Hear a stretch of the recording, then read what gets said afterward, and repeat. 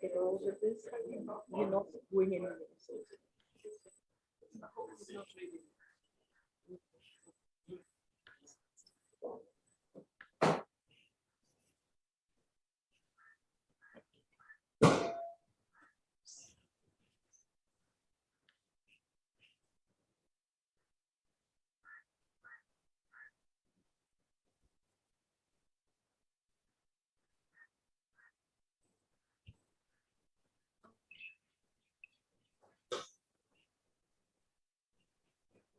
So, good morning. Most welcome for the conference. It's great to see you all here. So our topic is something which, so it's my great pleasure to also introduce Ananta Giri, will be introduced by Dr. Shruti Jain. Just a few words, the topic of this conference, Divine Human, is something very Indian and at the same time global.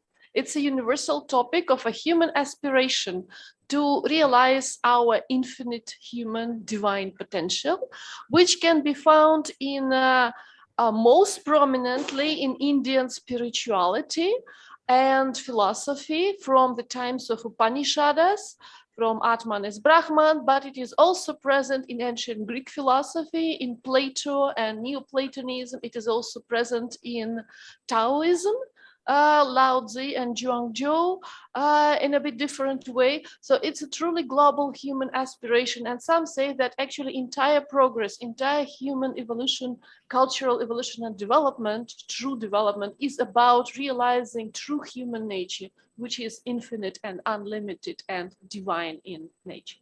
So it's my great pleasure to give floor to Shruti Jain. Thank you so much, Tatiana. I'm so glad to be at this conference. I would now quickly like to introduce to this August gathering our first speaker of the day, Professor Dr. Ananta Kumar Giri.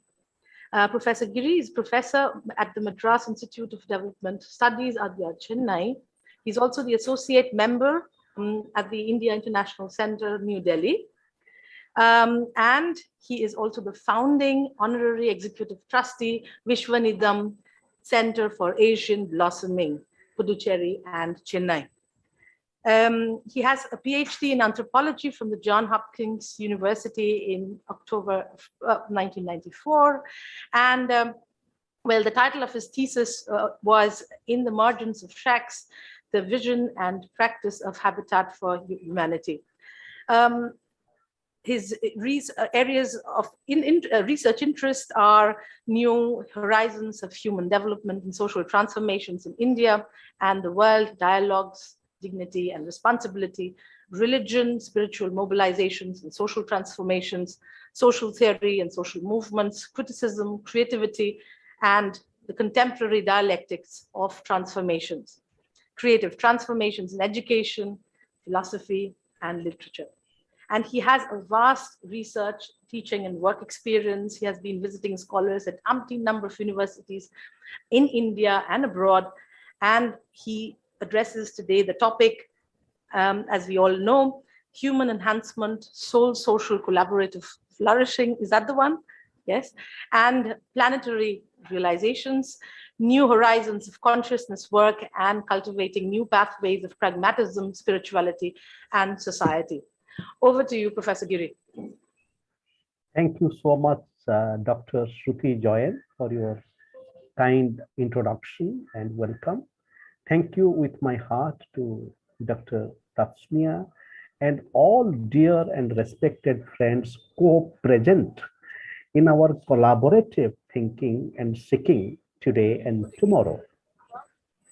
As Professor Dr. Giri? Yes. We are not able to hear you. Could you just a second?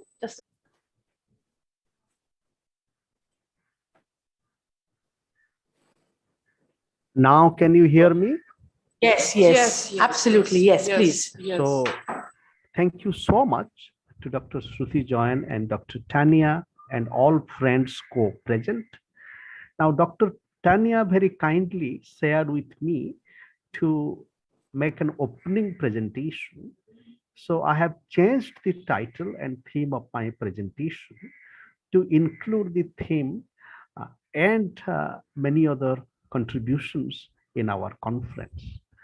And my paper comes just a bit within this new topic now. It is called With and Beyond Limits, Rethinking and Transforming Nature, Human, Divine in Indian and Global Philosophy, and the Calling of Trans-Civilizational Dialogues, Planetary Conversations, and Planetary Realizations. As we offer ourselves to this path of thinking and unfoldment, we can begin with these two lines from Sri Aurobindo. Sri Aurobindo is a court traveler with us in this conference, as suggested in many abstracts, including Tania's and many others. Sri Aurobindo writes in his epic Savitri, a cosmic thought spread out its vastitudes. Its smallest parts are here philosophies, challenging with their detailed immensity, each figuring an omniscient scheme of things, but higher still can climb the ascending light. Therefore, the aspiration that Tanya talks about, this is also how do we ascend light and embody and imagine vastitude, and how do we feel, as is also suggested in many presentations, how do we realize that we are the dance of infinite in between the finite and the infinite.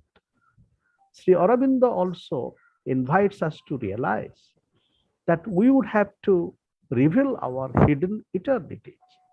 Therefore, when we're talking about the human and the divine, there is also a dimension of hidden eternity, as he writes, you shall reveal to them the hidden eternities, the breadth of infinitudes not yet revealed, some rapture of the bliss that made the world, some rush of the force of God's omnipotence, some beam of the omniscient mystery. Mystery is also a theme, as my dear friend Rico Sneller in his paper talks about mysticism and philosophy.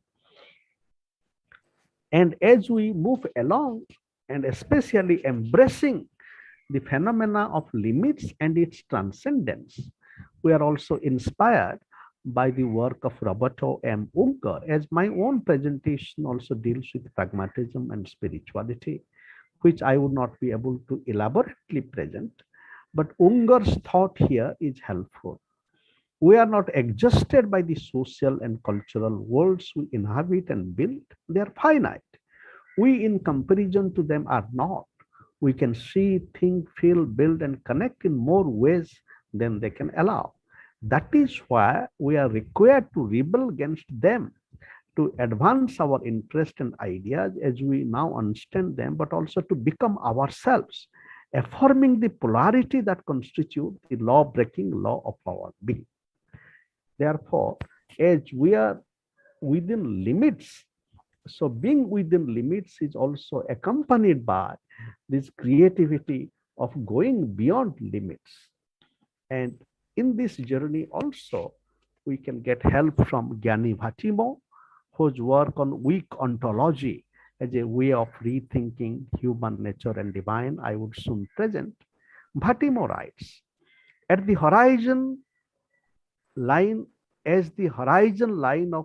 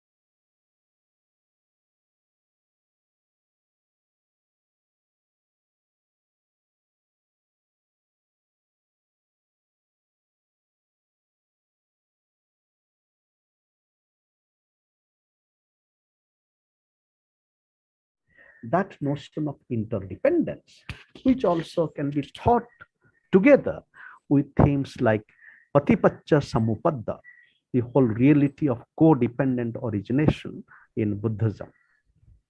So it is in this context, as we learn to be human, and this learning to be human from these traditions like also Advaita Vedanta, that in Advaita Vedanta, as in Confucianism, learning to be human is already part of a human divine formation. And of course, not forgetting the key place of nature. And Ubuntu also, when it tells us that my well-being is related to your well-being, there is a reality and aspiration of what I would like to call as overcoming the entrenched dangers of dualism. There are human and divine. In some way, there is a duality, but this duality is not dualism. Therefore, how do we realize non-dual realizations? So that calls for what I would like to call a new planetary Advaita, Advaita without boundaries, where the challenge of being human is to realize non-dual realizations in self, culture, society, and the world, with multiple implications. For example, self and the other.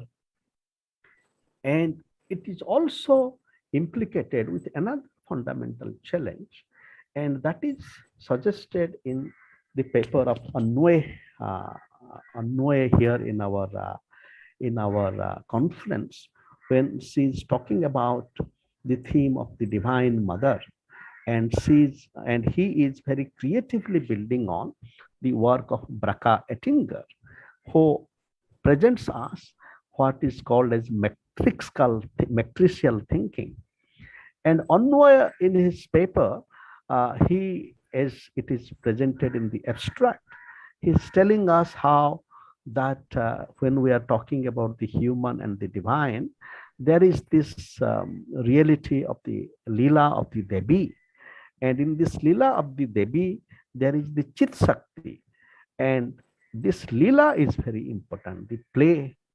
And this Lila and Chit Shakti, as Onway writes, she is not just the Divine Mother, but rather in whom we witness the integrative coexistence of the divine, the non-divine, and yet to be divine. So this is a very profound inquiry. And we can also learn with the deep work of Bracha Ettinger here, when she's talking about a maximal, and a matricial thinking, and the feminine and the significance of the Divine Mother, and border crossing and border linking. And here we can also relate to the deep significance of Tantra. Tantra as a way of realizing our human nature, both human men and women, Purusha and Prakriti, and also Tantra as that sadhana and struggle, both sadhana and struggle. Because the human nature and divine, as I would like to discuss a little later, now our existing configuration and organization of human nature and divine suffers from varieties of problems of humiliation, disrespect, and domination. For example, colonialism. Now, we cannot think about the human and the divine today without understanding that how human beings have been colonized on the one hand, and how nature has been colonized. And both our inner and external nature has been colonized. Later on, I will bring this to the question of crisis of science and the need for decolonial interrogation and reconstitution of human nature and divine. But coming back, so here we can cultivate pathways of a planetary Advaita and planetary Tantra, and also a planetary Sankhya in terms of Purusha and Prakriti. So as we travel further in this journey, as we relate and realize human and the divine, we also need to relate to nature. And here we can remember the work of Jürgen Habermas, for example, who in his work, The Future of Human Nature, he tells us about the work of weak naturalism in society and history. That nature is at work with us, but we are not just kind of helpless, toys in the field of natural determinism. So that weak naturalism is very important way, and that we can relate to weak ontology, and which I would elaborate from Gyani Bhatimo. Gyani Bhatimo is talking about that ontologically we are not just strong, as Martin Heidegger suggested, and that strong ontology of Martin Heidegger that is also accompanied by the kind of political brutality, political barbarism, and violence of Nazism. So weak ontology is a way of discovering our potential. And therefore, Bhatimo's journey with Christian spiritual tradition is that the path of Lord Jesus Christ is a path of not political mastery, but a path of love and service. So therefore, weak naturalism is accompanied by weak ontology. And that weak naturalism and weak ontology also can help us to realize human as weak humanism, because the modern tradition of strong humanism, as we know the limits of anthropocentrism, one or two papers in our conference is dealing with that. There is also a theme of non-anthropocentric way of relating to human and divine.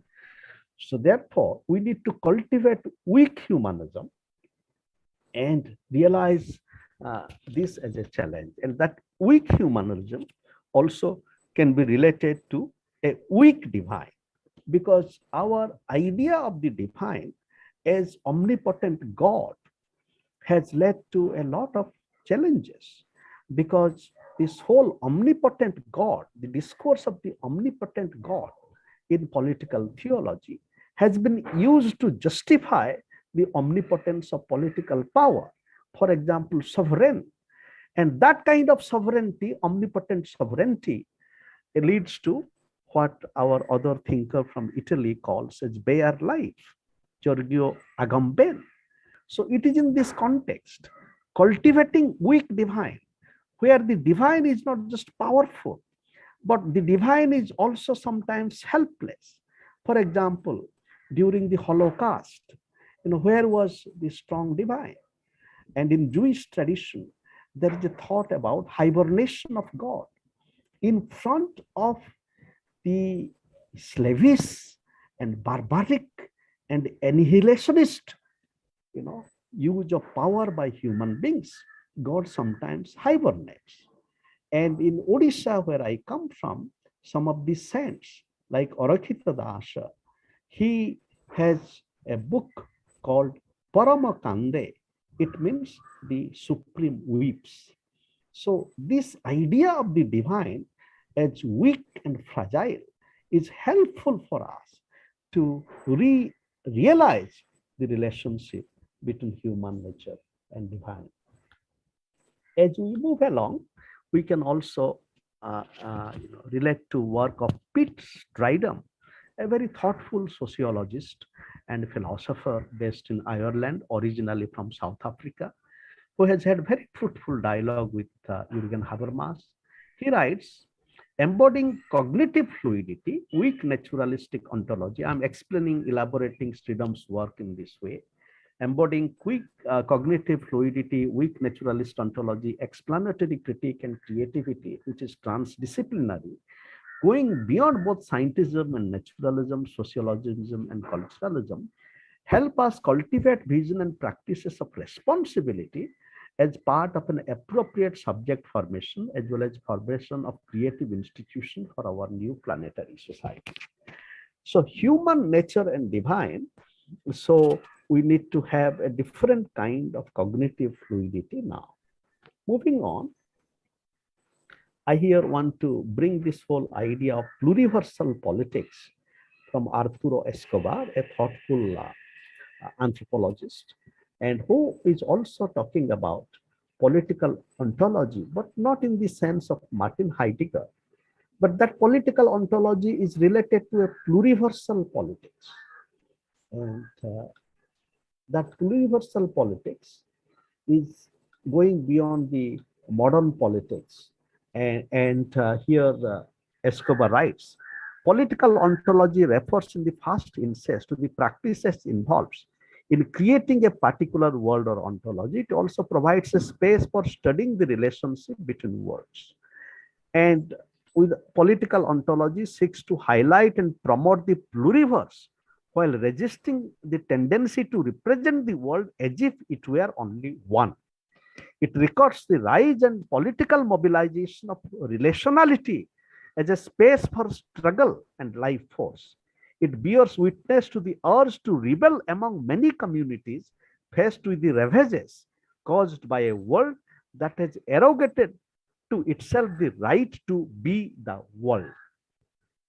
And of course, when to understand this pluriversality, we can also remember social movements like World Social Forum, which has been at work for the last 25 years, where there are many worlds possible. And coming back to the question of nature for a moment, now what is happening, especially during the Anthropocene, nature is returning the gaze to us.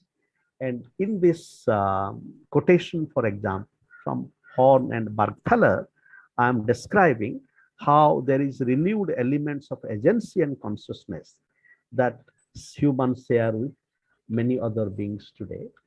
And Amitav Ghosh, the novelist, and how he's saying that today nature is becoming more and more animated. It is in this context these two writers are writing. Neither biopolitics of scarcity nor the biopolitics of abundance seems to be able to point towards a livable future. Then ultimately, this leads to the question of whether a different form of biopolitics can be imagined. A biopolitics which would not oppress or control life, but contribute to its genuine flourishing. Then we come to the challenge of towards an evolutionary unfoldment of human nature and divine. And for example, in our conference, the paper of Dr. Patra points to the need for confluence of science and spirituality. And it is in that spirit, this new evolutionary configuration also needs to deal with how we bring nature, human, and divine together. And the works of theologian and philosopher Raimundo Panikkar is helpful, where Panikkar talks about cosmotheandry. And Panikkar here builds up upon both the Vedic tradition as well as the Christian tradition. Panikkar talks about the need for diatopial hermeneutics, where we put our foot in one culture and another, and we can transform that diatopial hermeneutics to a multitopial hermeneutics, where we simultaneously have our foot and wings in nature, human and divine. But this multitopial hermeneutics also need to be multi-temporal hermeneutics. As I have suggested, our ideas of the human and divine suffers from the kind of colonization of enlightenment. So unless we realize the kind of the living present of the ancient, for example, when Sri Aurobindo is writing on the Vedas and the Upanishads, and Vedas and the Upanishads are not just things of the past, it is a living present within us. So it is in that spirit we need to discover these hidden remnants in human civilizations, which calls for another yoga with time and multi-temporal hermeneutics. It challenges us not to be a prisoner of the present, but travel and meditate simultaneously with past, present, and future. Science has been deeply significant in modernity and in our conception of the human, at least, and nature.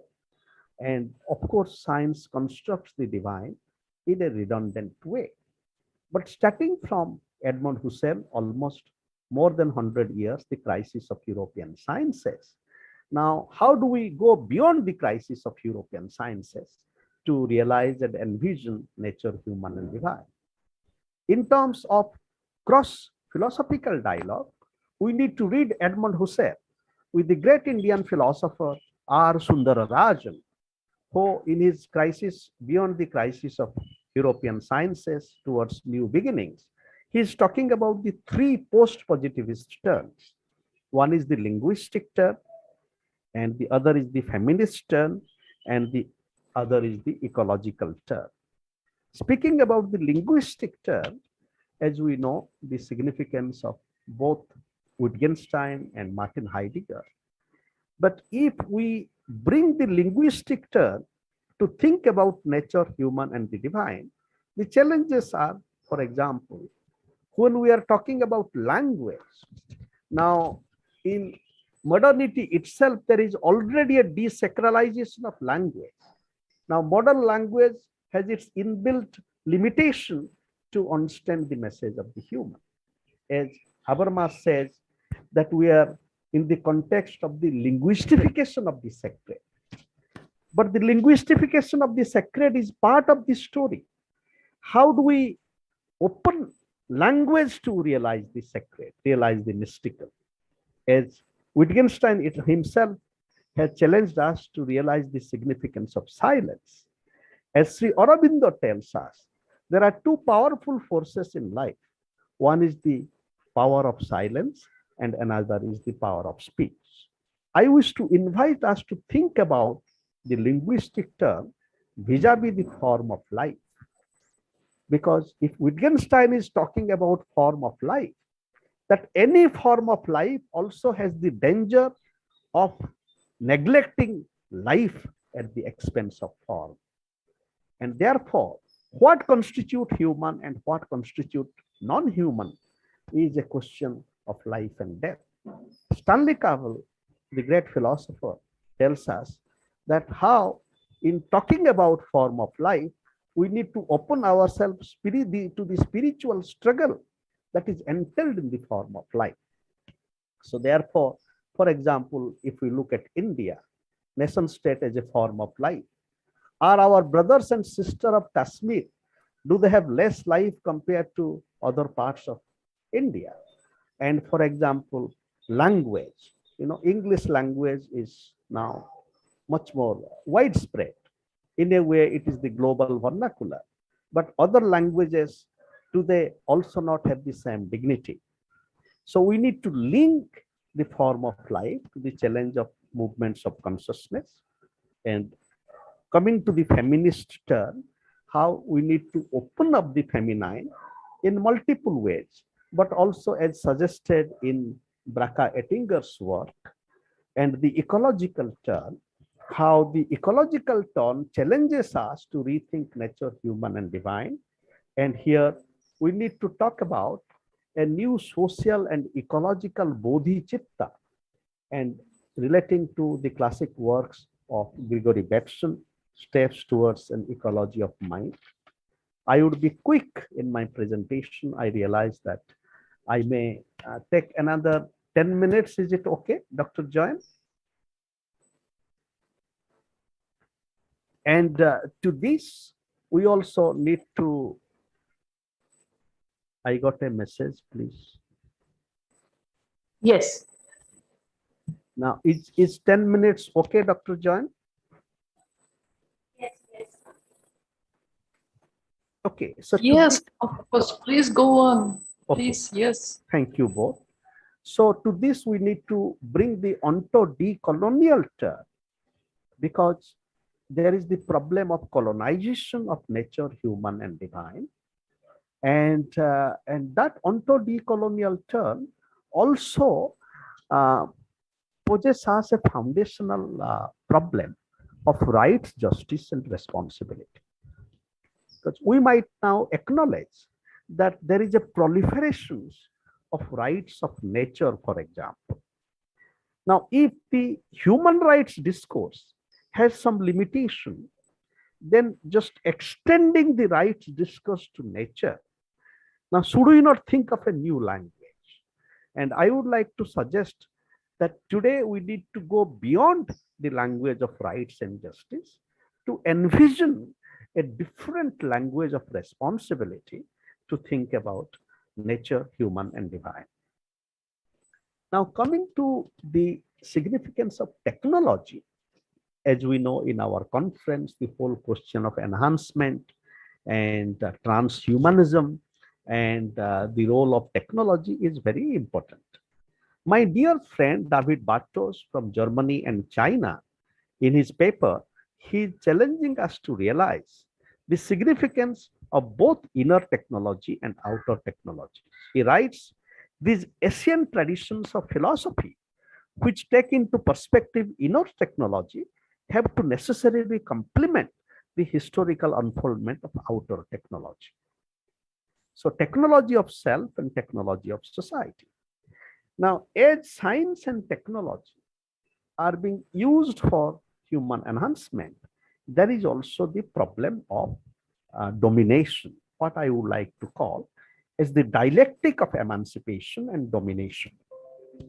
So how do we, when we are using technology, how are we aware of the regime and reality of domination, use of technology for domination? We should not forget that the atom bomb was used, and the atom bomb was used, it was dropped, not just for, bringing Japan to the knees.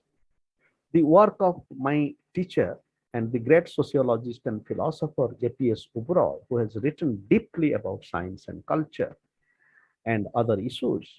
And he's writing that the atom bomb was dropped just to find the test result of what kind of efficacy the bomb has. You see how much brutality that our scientific consciousness can have. And of course, till now, those people who have dropped the bomb, they have never apologized. So coming back to the question of technology then, so how do we use science and technology and overcome the temptation of annihilation and domination and realize non-domination? In the School of Critical Theory of Frankfurt, I think the third generation critical theorist, Rainer Forst, in his work on transnational justice, he's talking about realizing non-domination. And in India, political theorist Manoranjan Mohanty, in his work on creative society, he's challenging us, how do we overcome varieties of existing domination? I would like to bring, therefore, the question of realizing non-domination as a challenge before the human enhancement today, which then challenges us to rethink the whole logic of violence and domination, political theology of violence, and how do we transform it into practical spirituality and sadhana for realization of beauty, dignity, and dialogue. In the process, the whole question of fraternity is very important. And here, the work of the thoughts and work of Pope Francis, Laudato Si, and his encyclical on mercy, and also his encyclical on fraternity is important. But when we are talking about fraternity, we are also invited with the challenge of sisterhood. My submission is that if we look at technological advancement and are sensitive to the problem of violence and annihilation and realize ahimsa, non-violence, building on the eternal work of Gandhi and others, so we can able to respond to some of these challenges. Then here, in the context of climate collapse, how we need to also do a new yoga of equality, justice, fraternity. Fraternity, sisterhood, and friendship. Gandhi, Sri Aurobindo, Sister Nivedita, Pandita Ramabai, but also a contemporary leader. Her name is Jill Carr Harris. She's a respected friend of mine of Ekta Parishad and Joy Jagat. How they're working on different issues like Joy Jagat, working from India to all over the world. And speaking about climate collapse, Shailesh Rao in his book Carbon Dharma, writes, reconnecting humans back to nature is about reconnecting human beings to reality by identifying and overturning all the absurd notions that underline our current civilization. It is also reconnecting humans back to our own selves. Nature is not just out there in the wilderness. Nature is within us as well. Put it another way, to dissolve the illusion that we are separate from one another and nature. And this spirit is also echoed in the work of Donna Haraway, and her work is very important. And how, our whole species, we are part of a co-species existence. And Haraway is saying that as we live in this co-species existence, now we live with troubles. Living with troubles, with creativity, contingency, and transcendence, we find new ways of realization of human nature and divine in non-domineering ways. And here in my own paper, I wanted to bring this whole question of human enhancement, soul social collaborative flourishing, and planetary realizations, which I am not elaborating. But coming quickly to, for example, the work of Dipesh Chakrabarty is how significant. And when Chakrabarty is talking about the climate of history in our planetary age, so he's saying that how we need to understand the distinction between global and planetary.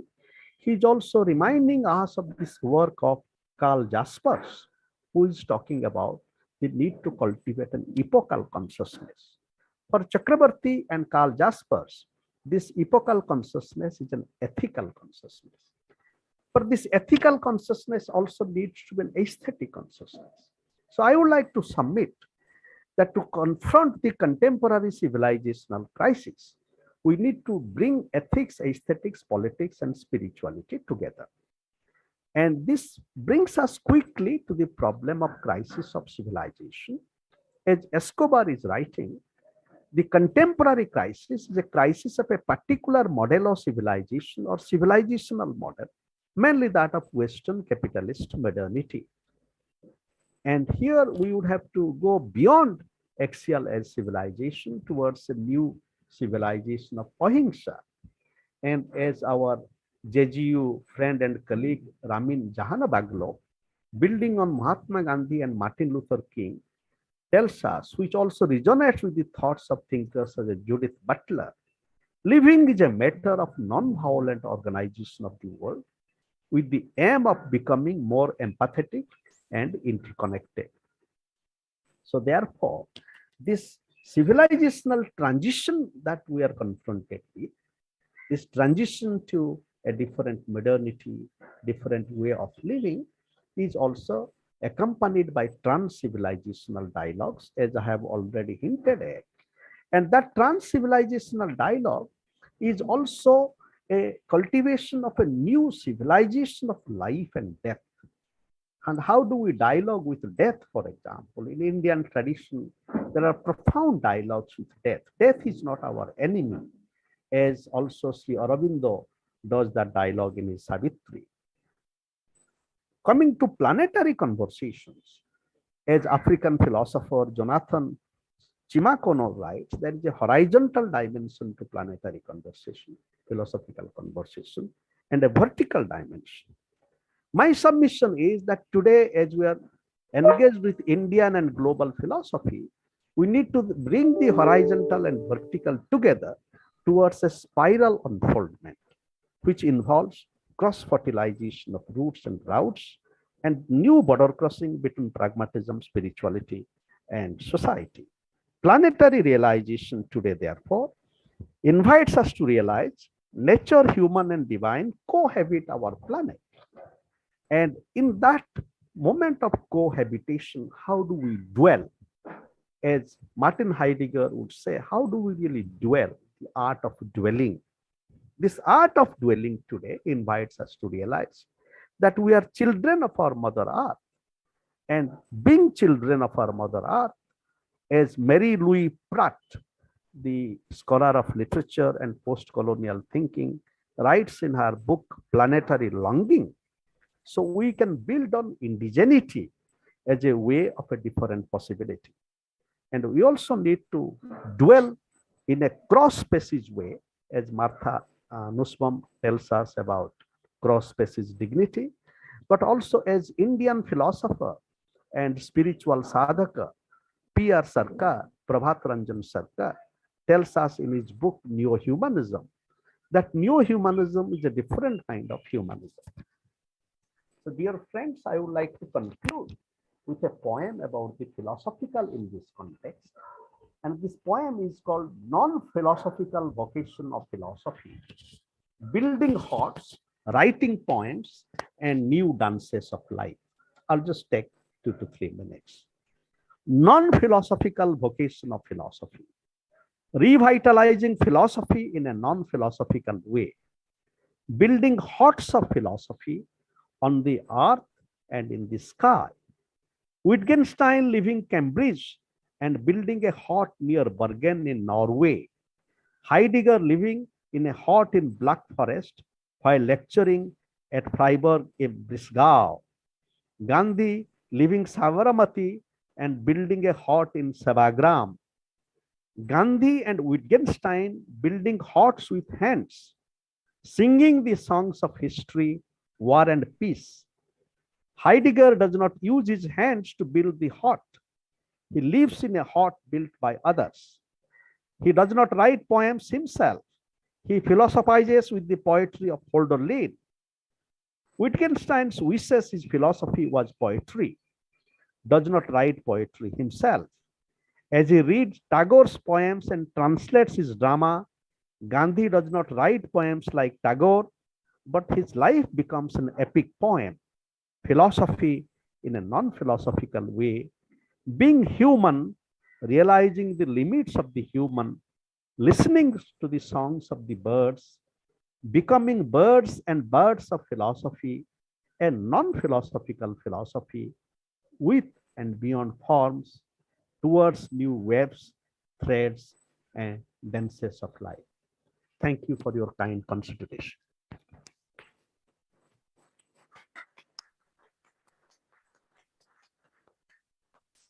Thank you, Professor Giri, for that very enlightening plenary speech. Rich, I would define it as a rich kaleidoscopic overview of the perspectives on the unfolding of human. To learn to be human is what you said.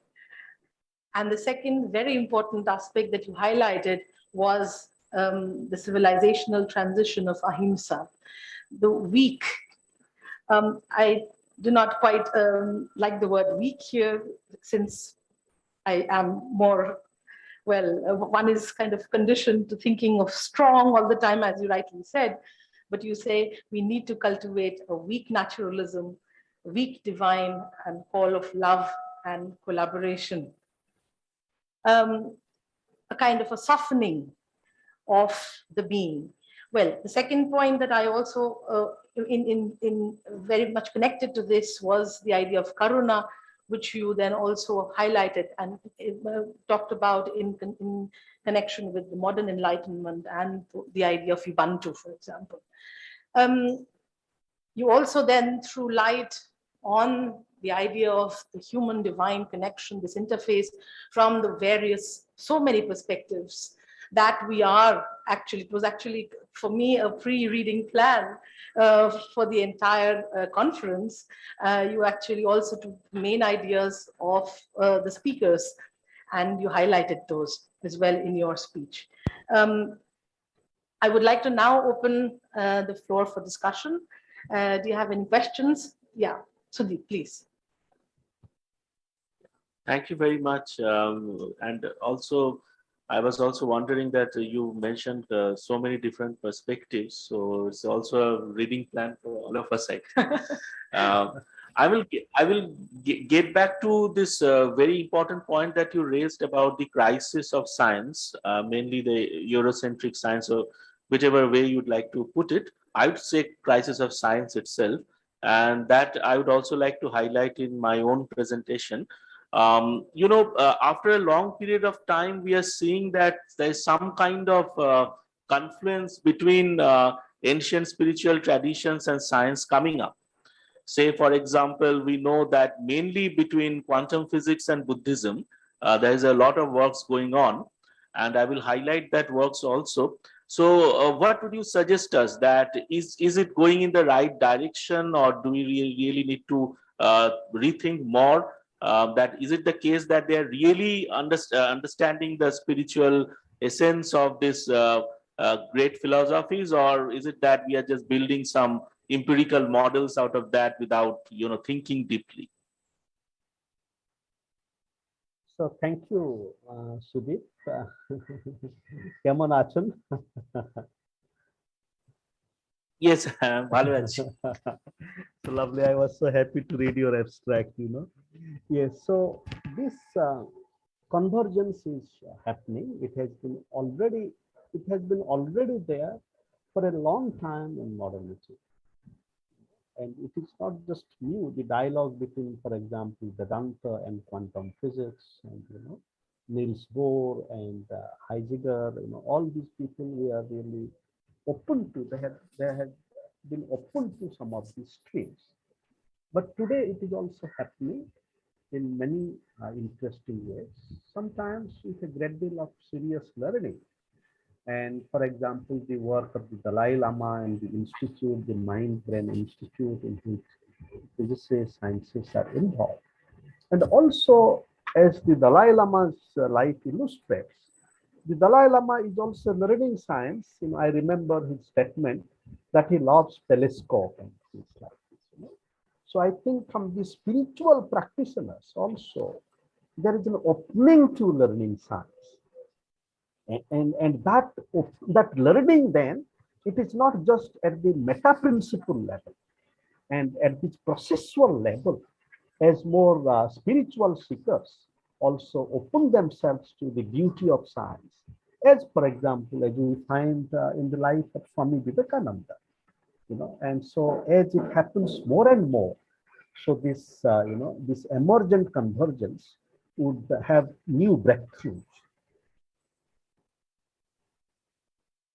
Thank you very much.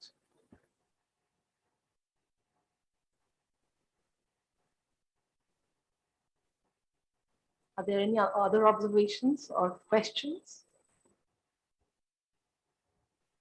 Thank you so much, Dr. Ananta, for your very insightful presentation.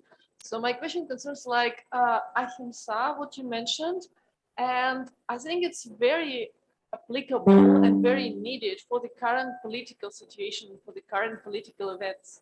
And maybe not just ahimsa, but also the alertness and wakefulness, in a sense of achieving a more mindful state of consciousness, because when the public retreats from participation in societal life, that's when the monsters take power and terrible things happen. And maybe the way to prevent political clashes, wars, and aggression is actually a wakeful mindfulness of civil society. So if you could comment on it, on ahimsa and the current political situation. Thank you. Yes, thank you, Chanya. This is so significant and deeply important. Kind of being awake and alertness and mindfulness in a way. Now, even if we have been caught in the spiral of violence, then even this processual mindfulness can help us to make a different turn. And we see that in human history, sometimes this processual mindfulness takes place. So, the way, for example, the war in Vietnam got ended. And today is also this brutality of war and invasion of Ukraine, and what is happening, the whole destruction of humanity now. So if we bring an element of processual mindfulness, okay, this has happened, but let us not do it anymore. And now nature and history, it teaches us in a very very difficult way. But before that, this alertness, is so important. And if we have possibilities to cultivate this alertness, that is so helpful. Thank you.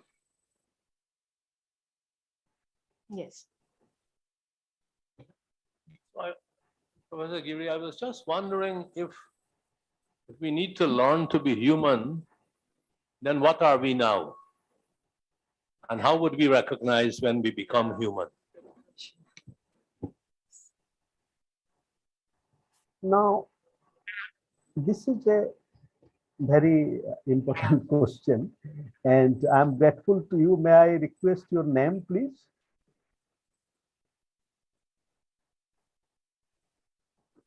My name is Naresh Singh. Thank you so much, Dr. Singh. Now, we are human, but being human is also an unfoldment. What kind of human we are? Now, because in all traditions, for example, in Indian tradition, in Sanskrit, there is a very beautiful sloka. It goes like this: Ahara nidra bhayamaitunancha samana etat pasuri naranam. Arthat ahara, food, bhaya, fear, and maithuna, this whole sexual union, is same as human and animals. Then therefore, yes, we are human, but what kind of human we are? So therefore, we need to learn to be human. Because we are born as human, that does not mean that we live as human beings. And in other way, there is also the production of humanity by state and society.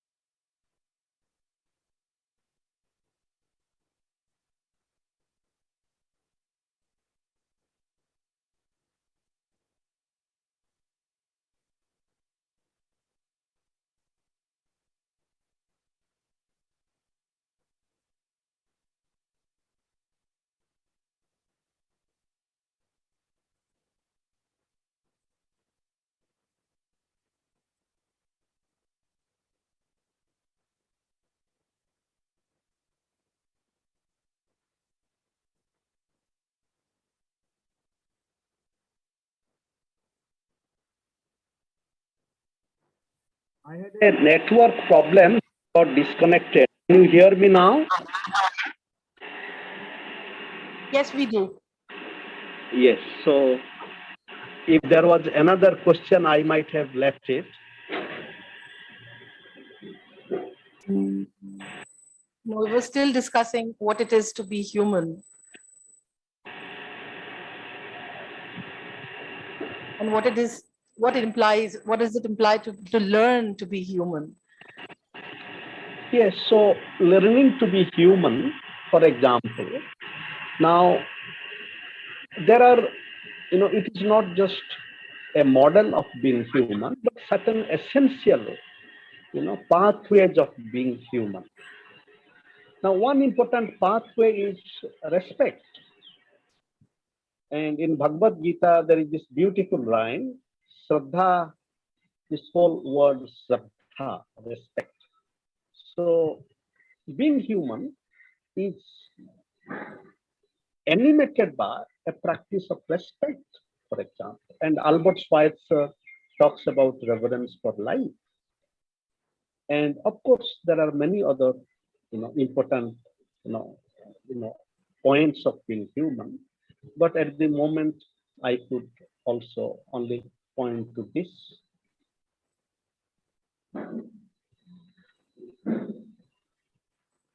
Thank you so much.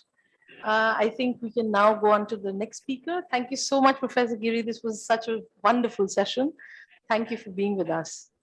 Thank you. So our next speaker today is Dr. Anvay Mukhopadhyay. I have the great pleasure of introducing him. He is an assistant professor of grade 1 in the Department of Humanities and Social Sciences, Indian Institute of Technology, Kharagpur. Previously, he was an assistant professor at the Department of English, Banaras Hindu University, and in the Department of English and Cultural Studies at the University of Burdwan. Dr. Mukhopadhyay has authored a number of academic books and 2 books on creative writing. His present work focuses on the interface between religion, gender, and philosophy. He works on the Indic traditions in terms of religious cultures, literary, philosophical, and scriptural texts, and performative traditions. Apart from these, his areas of interest include theories of performing arts, literature and cultural theories, ethnography, philosophy of speech and communication, myth and folklore studies, post-colonial literature, border studies, etc. His recent publications include, among others, The Authority of Female Speech in Indian Goddess Traditions, Devi and Woman's Planning, The Goddess in Hindu Tantric Traditions, Devi as Corpse, and Literary and Cultural Readings of Goddess Spirituality, The Red Shadow of the Mother. That was the book that inspired me during my PhD. There's another book that has just recently come out. Would you please just tell me the name again? Yeah, it's called Reading Without God. It's going to be published this spring in 2020. Right. Great. And so his critical and creative writings have been published in noted journals in India, Australia, and the USA. His works have been cited and discussed by reputed scholars in celebrated international journals published by Sage and Taylor and Francis.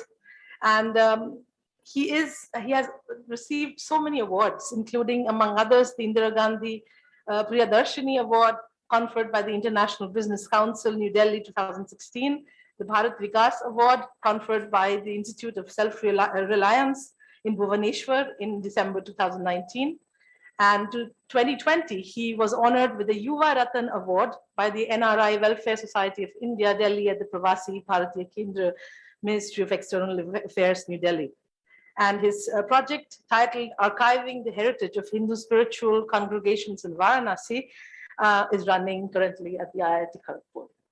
And today, Dr. Anvay Mukhopadhyay will speak on the topic, Dynamic Consciousness as Devi, Border Linking the Human and the Divine. Over to you. Thank you, Shruti. I, first of all, wish all of you a very good morning. And I thank the university for inviting me to this conference and also for, organizing this conference, which is a very interesting one. Because most often we think that philosophy of religion is something which is just related to mysticism and other worldly things. But it's something which, especially in the case of India, part of our everyday life. So from that perspective, we can see the relevance of this topic, the divine human interface, or rather the interplay. And that's why I bring in the notion of Leela.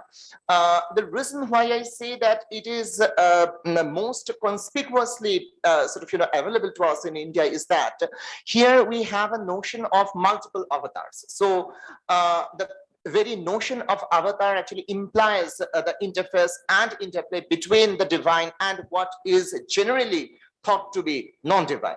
So that is a very interesting point, and I would sort of take you through a kind of panoramic view of these issues, but my presentation would be short. I won't take much time, and there are a lot of ideas which I would try to explain as far as I can, but I don't think that everything can be explained very quickly, because actually I always try to represent academically a tradition that has not been sort of, very prominent in the academia. That is the Shakta tradition and Shakta philosophy. That's why I'm working on that. So I will talk about the specificities of this particular religion, this particular religious tradition as a philosophical tradition as well. Now, to begin with, I would also thank Professor Giri for introducing certain issues that I have raised in my paper and that are also relevant to our understanding of the divine and the human from today's perspective. For instance, if you think about the very notion of the human, we often tend to take it as a philosophical universal.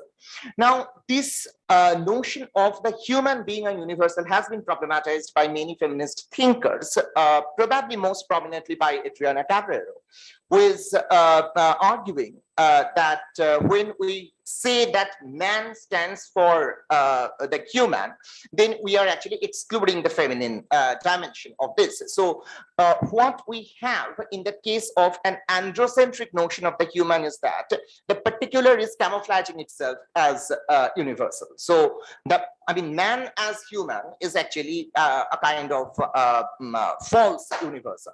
So she asks us to differentiate between the universal, the masculine universal, and the universal of the human, and she says that we must dialogize this discourse by bringing in the notion of the feminine. Now, in the context of the divine as well, this is a very important point of departure for me, because most often we tend to think that the divine is just a matter of abstraction and the gender has nothing to do with this. But as we know, if we think about the issue of theology rather than theology, we would understand that gender plays a very important role in understanding and conceptualizing religion, God, goddess, all these things, and the divine human interface as well. But in this paper, I will not just talk about this gendering of the universal of the human. I will talk about something which goes much deeper than that. And this is what I have tried to do in my previous works, and this is what I'm going to do in my work that is going to be published shortly as well. That is, when we talk about theology, we often tend to forget that that is not what we find in the Indic goddess traditions, because in the Indic goddess traditions, we have a much more complex network of belief systems, a much more complex web of perspectives on the human and the divine and the feminine. Why? I would come to that. While we may think that theology would just replace the theos in theology with the thea, that is to say, God with goddess, this is not what we find in the Indic goddess traditions. In fact, the Indic goddess is often perceived to be more than the divine. She is, as it were, the matrix in which the divine and the human and also the animal take shape, and they interplay. They get involved in a very complex kind of interface. So that is the basic point that I would like to raise. And when I talk about the dynamic consciousness as theory, I talk about the different philosophical traditions which have focused on this, the nature of the goddess as being the dynamic dimension of consciousness, rather than consciousness being some kind of still self-enclosed consciousness, something that you achieve in samadhi, for instance. So if you think about the Kashmir Shaivite traditions, you had the notion of spanda, you had the notion of the dynamics of consciousness, the sphuratma of consciousness, as it were, it blossoms forth. And from that perspective, you may say that even the divine Shiva, or rather the Parama Shiva, which is beyond the divine and the human, that kind of binary, even that absolute is like jada or insentient, unless it is energized by Shakti, the divine feminine principle. And it is not just a jada, it is something which is conscious and yet like the unconscious. So it's a very peculiar kind of idea, and it might baffle our logical thinking, but when we are talking about Shaktism, we are talking about a kind of philosophical tradition where binaries really don't matter, and where you have the synthesis of contradictory statements in the matrix of the great goddess. So and interestingly, this idea that the goddess, the Indic goddess, is the dynamic consciousness, is something which is not just unique to Kashmir Shaivism. It is something which you find in the Devi Mahatmya. So the goddess is seen as Chiti, or the conscious force. Then you have the same idea in the Lakshmi Tantra and in many other tantras as well.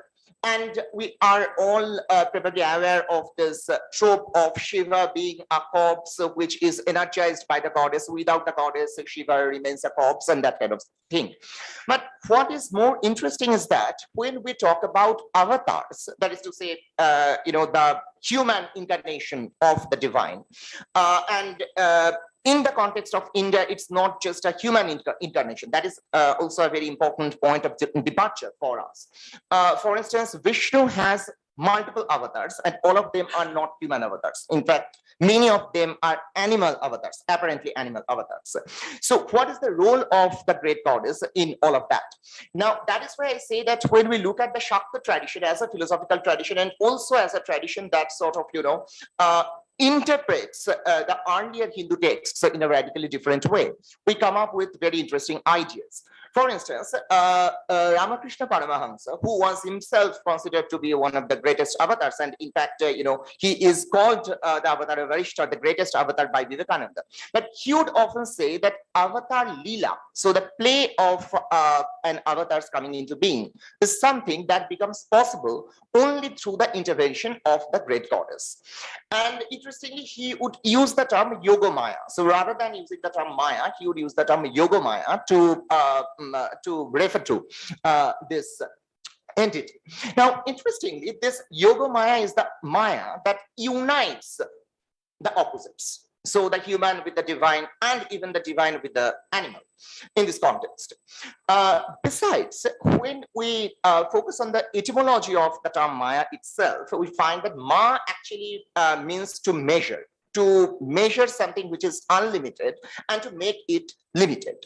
So we are talking about the limits and going beyond the limits and all that. So at the first glance, it might appear that the role of the great goddess in the Indic philosophical traditions is not a positive role. And in fact, if you go through a lot of texts, you will find that Maya is seen as a kind of negative force.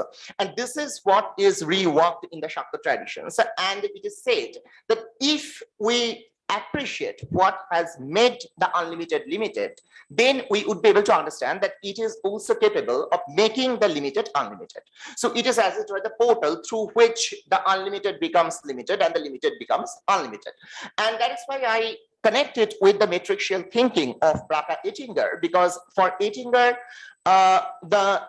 the trope of the matrix becomes very important. She says that so far we have talked about phallocentric language and all that, but what we have actually done is that in the process of critiquing phallocentric language, we have still not brought in the as a kind of central trope in academic discourse, in intellectual work. We have kept that, as it were, within the domain of nature. And she questions that, and that is why she begins this kind of matricial theoretical articulation. And she comes up with very interesting ideas. For instance, she says that if you think about the relationship between the child who is in the mother's womb, then what kind of relationship would you think about in this context? What kind of relationship is there between the mother and the child? Is it a subject-object relationship? No. Is it an object-object relationship? No. Can you really call it an intersubjective relationship? Even that is not possible, because probably the child can't be called a subject in the conventional sense of the term. And that is how she comes up with this idea of border linking between entities that are apparently opposite in nature, border linking between entities which are not just subjects or objects, and that's why she talks about transsubjectivity. Then she also talks about border spaces and all that.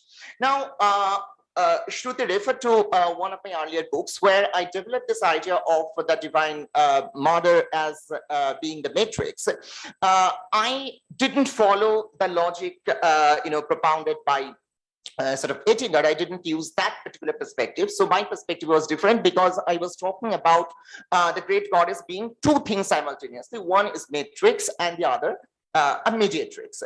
But both of these functions were similar in the sense that they were sort of trying to synthesize the opposites. So if we think about the goddess being the mediatrix between opposites, so then again she sort of breaks down these binaries.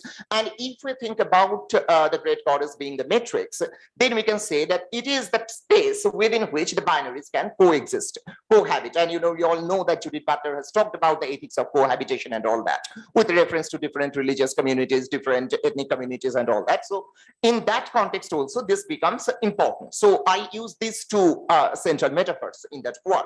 And when now I revisit my own work through the lens of Bracha-Ettinger, it appears to me that I can actually connect my idea of the goddess as matrix with Ettinger's idea of the matricial border space.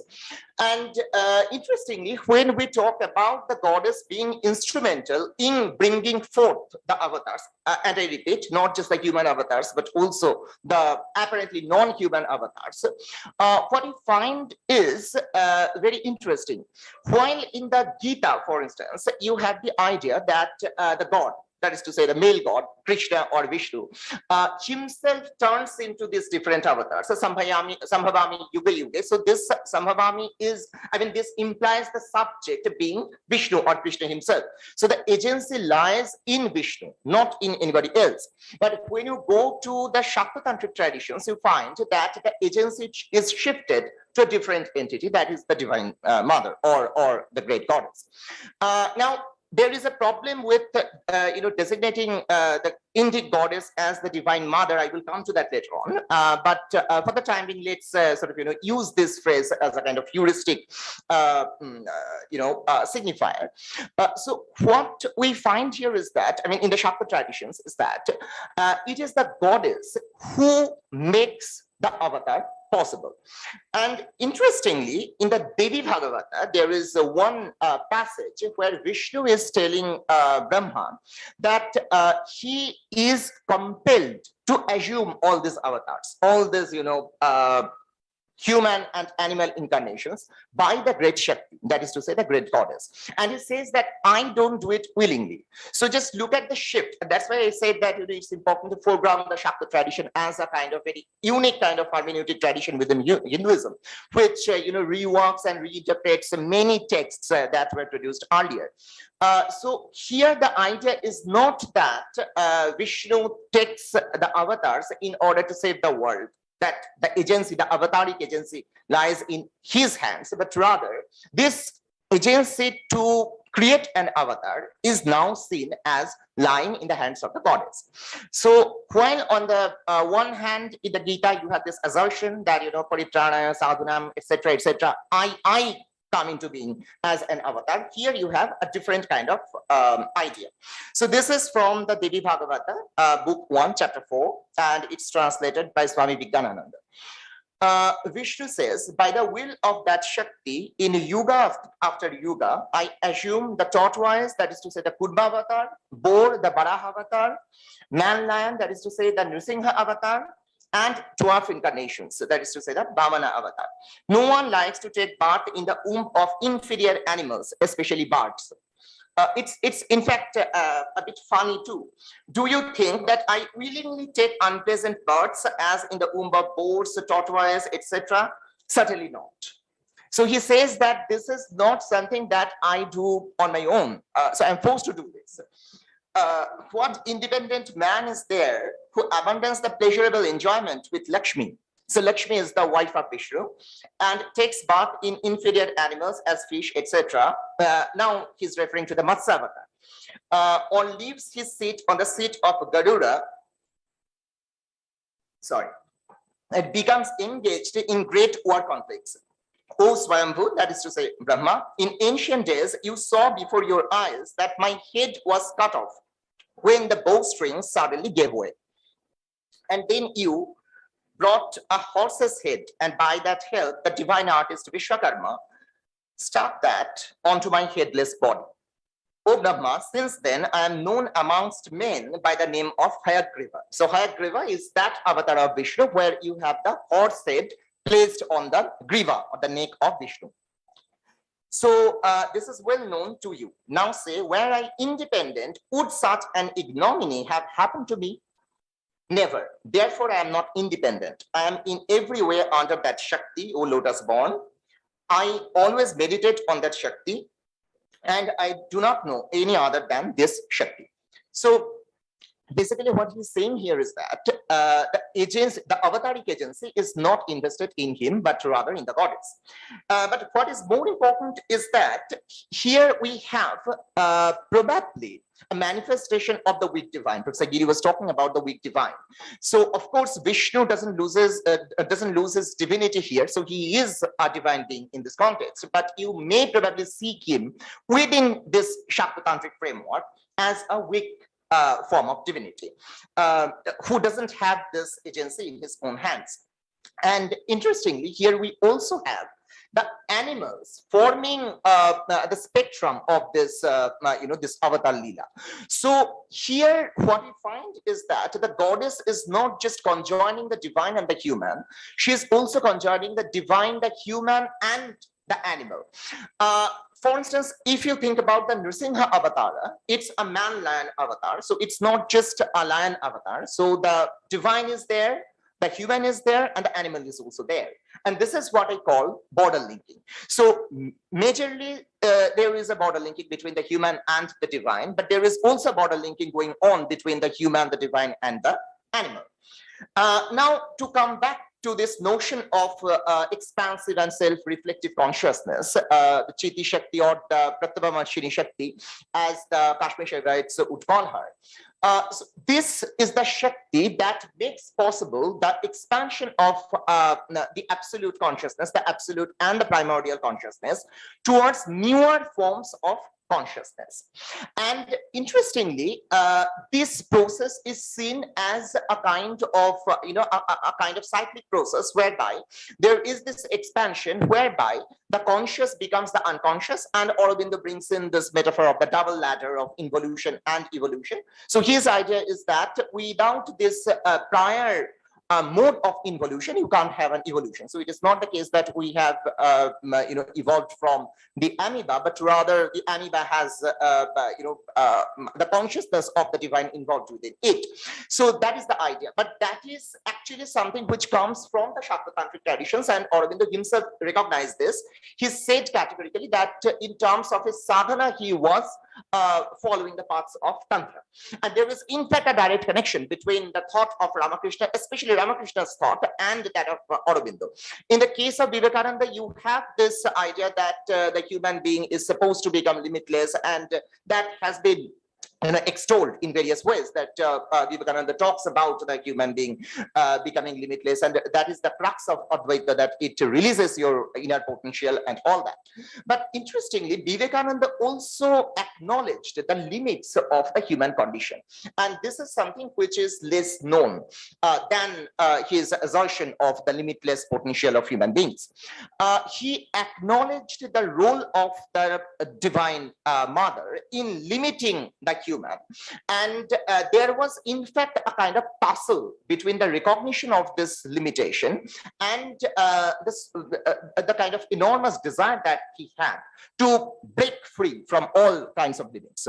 And on the other hand, you have someone like Ramakrishna who says that you have to acknowledge the agency of the goddess. You can't just say that she is limiting you and that's why she is an evil force, but rather it is by recognizing this limit that you can try to become limitless. So that limiting power of the divine mother has to be recognized, and that is why I'm saying that when we talk about crossing the limits or going beyond the limits, we also think about the a kind of more nuanced understanding of the limit itself. So what is the limit that is imposed on us by nature? And what do we understand by limitlessness? For instance, if we say that there is an inner potential in human being for transcending all limits, then how can we say that that is not something natural? So why should we believe that my body is part of nature and my brain is not?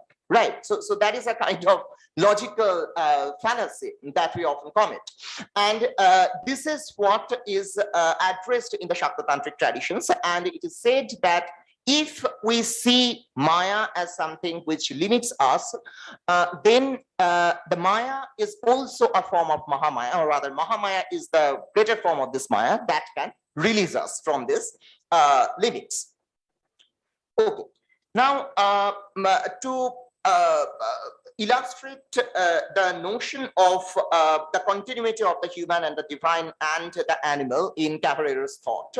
In her book, In Spite of Plato, Cavalera says that if we think about the Dionysian rituals, then we would find that in these rituals, you actually have the appreciation, acknowledgement first and then appreciation of the continuity of the human, the animal, and the divine. And she says that rather than seeing human beings and animals as quote-unquote mortals, we should see them as beings that are born. So she actually shifts the focus in philosophy from death to birth. That is her main project. Now, in this context, she says that we should also acknowledge the role that the birth giver, that is to say the mother, has to play in all of this.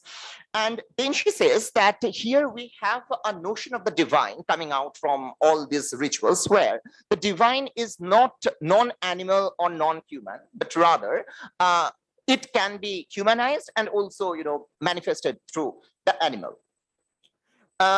Similarly, in the context of all these different animal human manifestations of the divine facilitated by the goddess as the avatar maker, so to speak, we have an emphasis on the continuity between these three categories. And in the context of Shaktism, we also have a kind of conjugation of dualities. For instance, we talk about material spirituality or spiritual materiality, because matter is not seen as just dead matter, it is seen as spiritual as well. For instance, if you think about, and this is something which I have explored in my book on the Satipitas, if you think about the material spirituality that is involved in the Satipitas, that is to say the portions, the different parts of the dead body of Sati that fell on the earth and took different forms, and that led to the Satipitas. So you find that there, these material objects are not just objects; they are seen as as spiritual entities. So apparently, they're material objects; they are parts of a corpse, but at the same time, they are also spiritually vibrating entities. So within that framework, as I said, the human begins to assume a very different kind of meaning. So the human here becomes something of a process, and probably there we can have some kind of idea that that learning to be human is a process of recognizing this processual nature of being human, rather than seeing it as a matter of fixed or closed ontology. So when and now I come to the last part of my presentation, that is to say the issue of whether we can call the Divine Mother the Divine Mother. Okay. Now, it is again a very interesting point, because when you look at the articulations of the goddess in Shakta discourses, you find that she is seen as someone who can be opposite things simultaneously. For instance, in the Devi Mahatmya itself, in the first chapter, you have a reference to the goddess being both Mahadevi and Mahasuri. So Mahasuri is the Maha-Asuri Shakti, right? So she is the great divine force, but she is also the great non-divine or even anti-divine force, right? And similarly, in the Devi Upanishad, you have the assertion that the goddess is both Brahman and non-Brahman. So here you have a greater synthesis than what you find in Advaita Vedanta. In Advaita Vedanta, there is some kind of residual dualism between Maya and Brahman, and that has been sort of, discussed the nth number of times. But that is something which is revisited in the Shakta-tantric traditions, and it is said that if you talk about any entity and its negation, then both of them are part of this divine matrix, which is again, divine within quotes. Because if the goddess is both divine and non-divine, or if she can accommodate both the divine and the non-divine, then how do you actually refer to her? And that is why I would end by saying that in the context of the Shakta-tantric traditions, the goddess is more than the goddess. So we are referring to her as the goddess, but she is not just the goddess or the divine mother, but she is both the divine, the non-divine, and simultaneously the yet to be divine. For instance, the evolution that is yet to take shape. And Aurobindo also talks about that. So there is some kind of looking forward to the future. So it's not probably a messianic future as in the case of Derrida, but it's a different kind of future. And that future is something that we all have to collaboratively determine by sort of, deciding whether to accept the limit or not. So there is one way to go about it. I mean, you can accept the limit and then try to, become limitless, or you can say that you should start by denying the limit. But that second option is probably not so feasible, because that leads to the negation of ahimsa or non-violence. Thank you.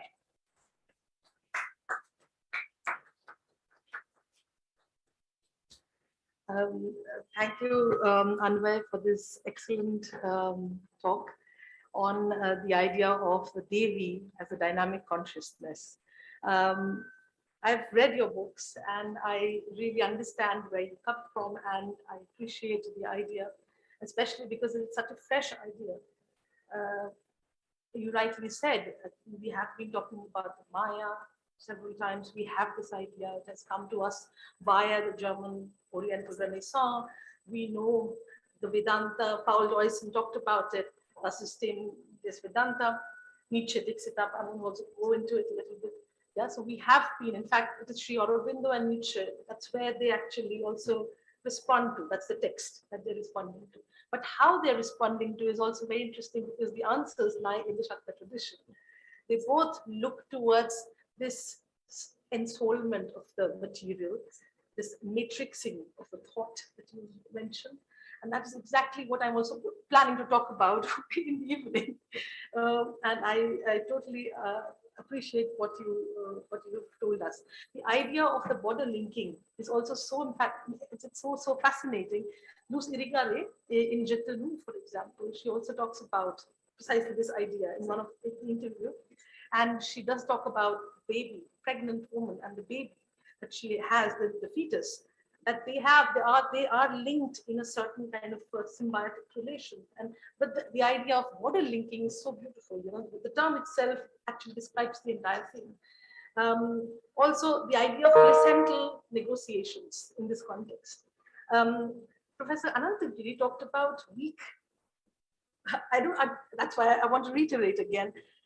There's this softening, this Enthärtung, as they say in German, of the conditions that we live in, for example, the fossilization that has occurred in our minds, the ideas that have, let's say, become enshrined. How does the Devi help us to get over this? Because I want to also understand the role of the Devi in terms of the cultural critique that both Sri Aurobindo and Nietzsche then also do. Second question would be mine, would be related to the idea of the animal. Yeah, Nietzsche says man is the bridge between the overman and the animal. Sri Aurobindo says man is full of divine possibilities. And at the same time, he talks about the animals, because the animals and gods, they're basically all constant, whereas the man is a transitional being, so to say. So what is this role of the animal? Actually, you have dealt with it. I mean, we've talked about it. We in fact also talked about the avatars and how the three, man, the non-man or the non-human and the divine, are within one. I don't understand, I'm trying to understand, I've told you this as well. How do I understand, for example, the swan of the Saraswati? How do I understand the mushak of the Ganesha? Or what do I say, I mean, how do I understand, for example, the camel of the Shama? These are the questions that I would like you to address as well. Thank you so much. Thank you, Shruti. Yeah, so it's good that you have raised this issue of the Vahanas, or the animal carriers of the divine beings in Hinduism. Now, we all know about the anthropological interpretation that they were probably totems and they were later on brought into the Hindu fold. But what is interesting in the context of the Shakta tradition is that you have a spiritual interpretation of this kind of iconography. For instance, if you think about this iconography of Durga slaying the demon Mahisha, riding a lion, then you have a tripartite structure, right? The demon is an animalistic kind of figure, so he's basically a human like an animal or something like that. So that person is being killed. On the other hand, you have the lion as the Vahana, as the carrier of the goddess and the goddess herself. Now, in the Shakto-tantric traditions of sadhana, and this is something which you find in, for instance, in the communities of sadhakas around, say, Satyadev and others, they would tell you that here it is not actually a tripartite structure, but it is rather the representation of a process, and that's why I talked about humanity being a kind of a processual phenomenon. They say that we start as human beings, we start from the level of the Mahisha. So we are all full of these energies, destructive energies and all that. So we start with that, and after that we gather positive courage. So it is not the case that there is an ontological difference between the lion and the Mahisha, or the buffalo and the goddess, but rather it is the buffalo turning gradually into the lion and then finally into the goddess. So that's their interpretation, and they say that it is this process which is reflected in this iconography.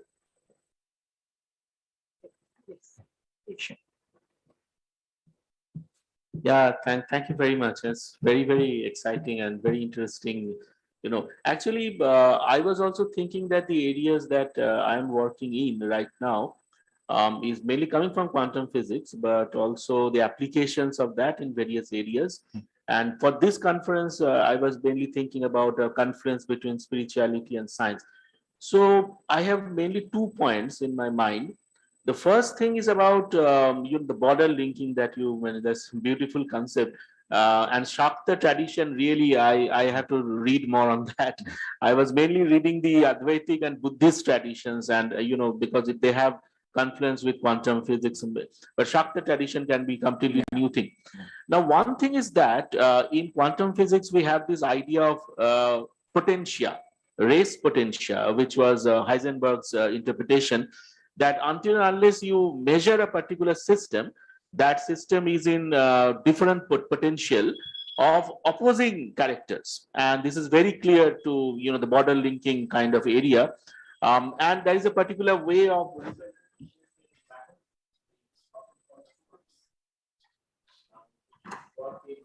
something called as Hilbert space. So I was really thinking that whether this can analogically relate to the border linking concept that you're talking about. And it goes beyond the simple binary logic. And also in one of my works that I'm doing with a very eminent scientist, Professor Partha Ghosh, where we are actually bringing in these non-binary logics, and we find that they are very much present in the ancient Indian tradition. To redefine quantum physics in a way. So that would be my one thing to know from you, that whether that can relate to the Shakta tradition, philosophically. The second point I was thinking about agency. In science, agency is also a very complicated issue. Like, say, if we look into our fundamental equations, we don't find the difference between past and future, because that is called as time reversal symmetry. But there is something in this universe that make it happen. We can only remember the past but not the future. But in math, it is absolutely possible. So where the agency comes from, we still do not know in physics, but maybe we can have some philosophical inspiration from these works. So these are the 2 points I was thinking. Thank you. Thank you. Yeah, and this issue of questioning binary logic is very important. And in fact, that is something which I am going to sort of discuss in another conference that will take place in Varanasi. It's the International Congress of the International Logic and Religion Association. So there I'm going to talk about, the importance of appreciating the multi-valued logic or many-valued logic in the Indic context. So there are a lot of things that I will explore there. But yes, in the context of the goddess traditions, you can think about this. And in fact, it tells you that there is a fundamental flaw in going by binary logic. Because, and that's why I said that, the goddess is often simplistically seen as the demon slayer, someone who kills the asura. But what you find in Shakta theology is that she is both the Shakti that is in the Asura and the Shakti that is in the gods, right? So it is a very peculiar kind of logic, which is of course not binary logic. So this is one thing. And secondly, yes, this issue of agency.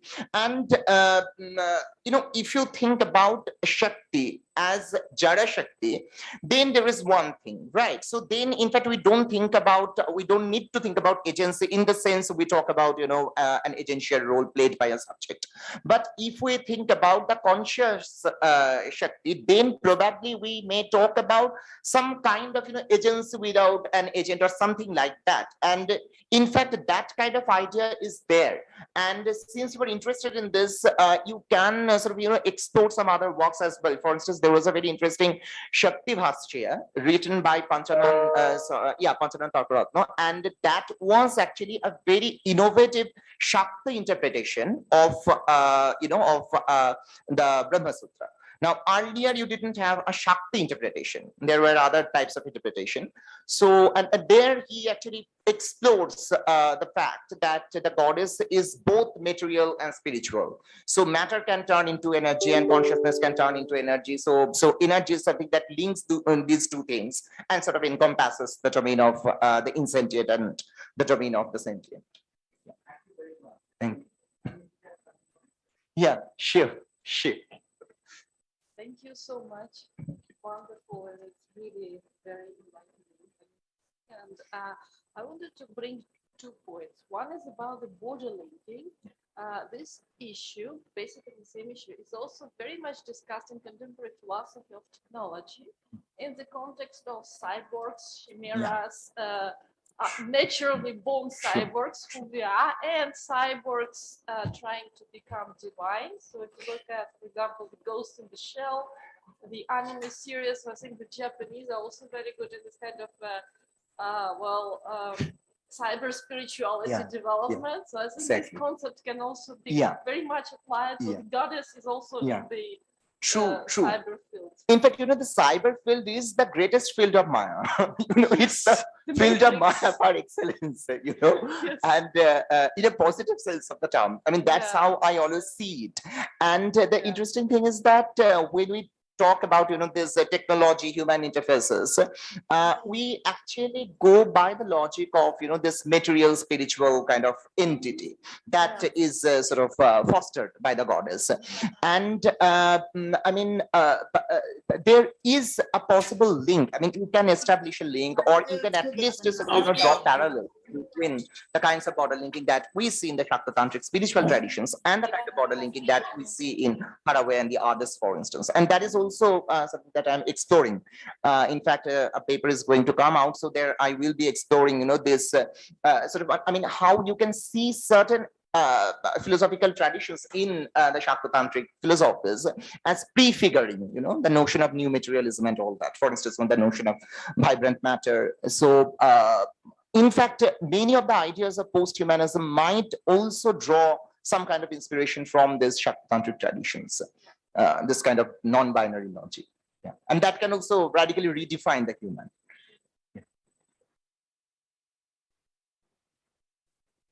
Also, if I may add, I've done my postgraduate studies on Vladimir Solovyov and on traditional sociology, and basically Sophia is, I think it's a different name for the goddess. Yeah, wisdom. She's Yeah, also true. the universal energy Wisdom. permeating everything. Exactly. And, Exactly. yeah. And you know, and in fact, it's very interesting to, I do comparative religion, in fact, and you will find that in the field of comparative religion, one religion is interpreted in very innovative ways by practitioners of another religion. For instance, if you look at some of the Hindu understandings of the logos, for instance, Gopinath Kaviraj writes about that. He in fact compares the concept of logos with Parapak, you know, the ultimate word that is seen as feminine in Hinduism, both in the Vedic traditions and in the Tantric traditions, as Andre Badu and the others have observed.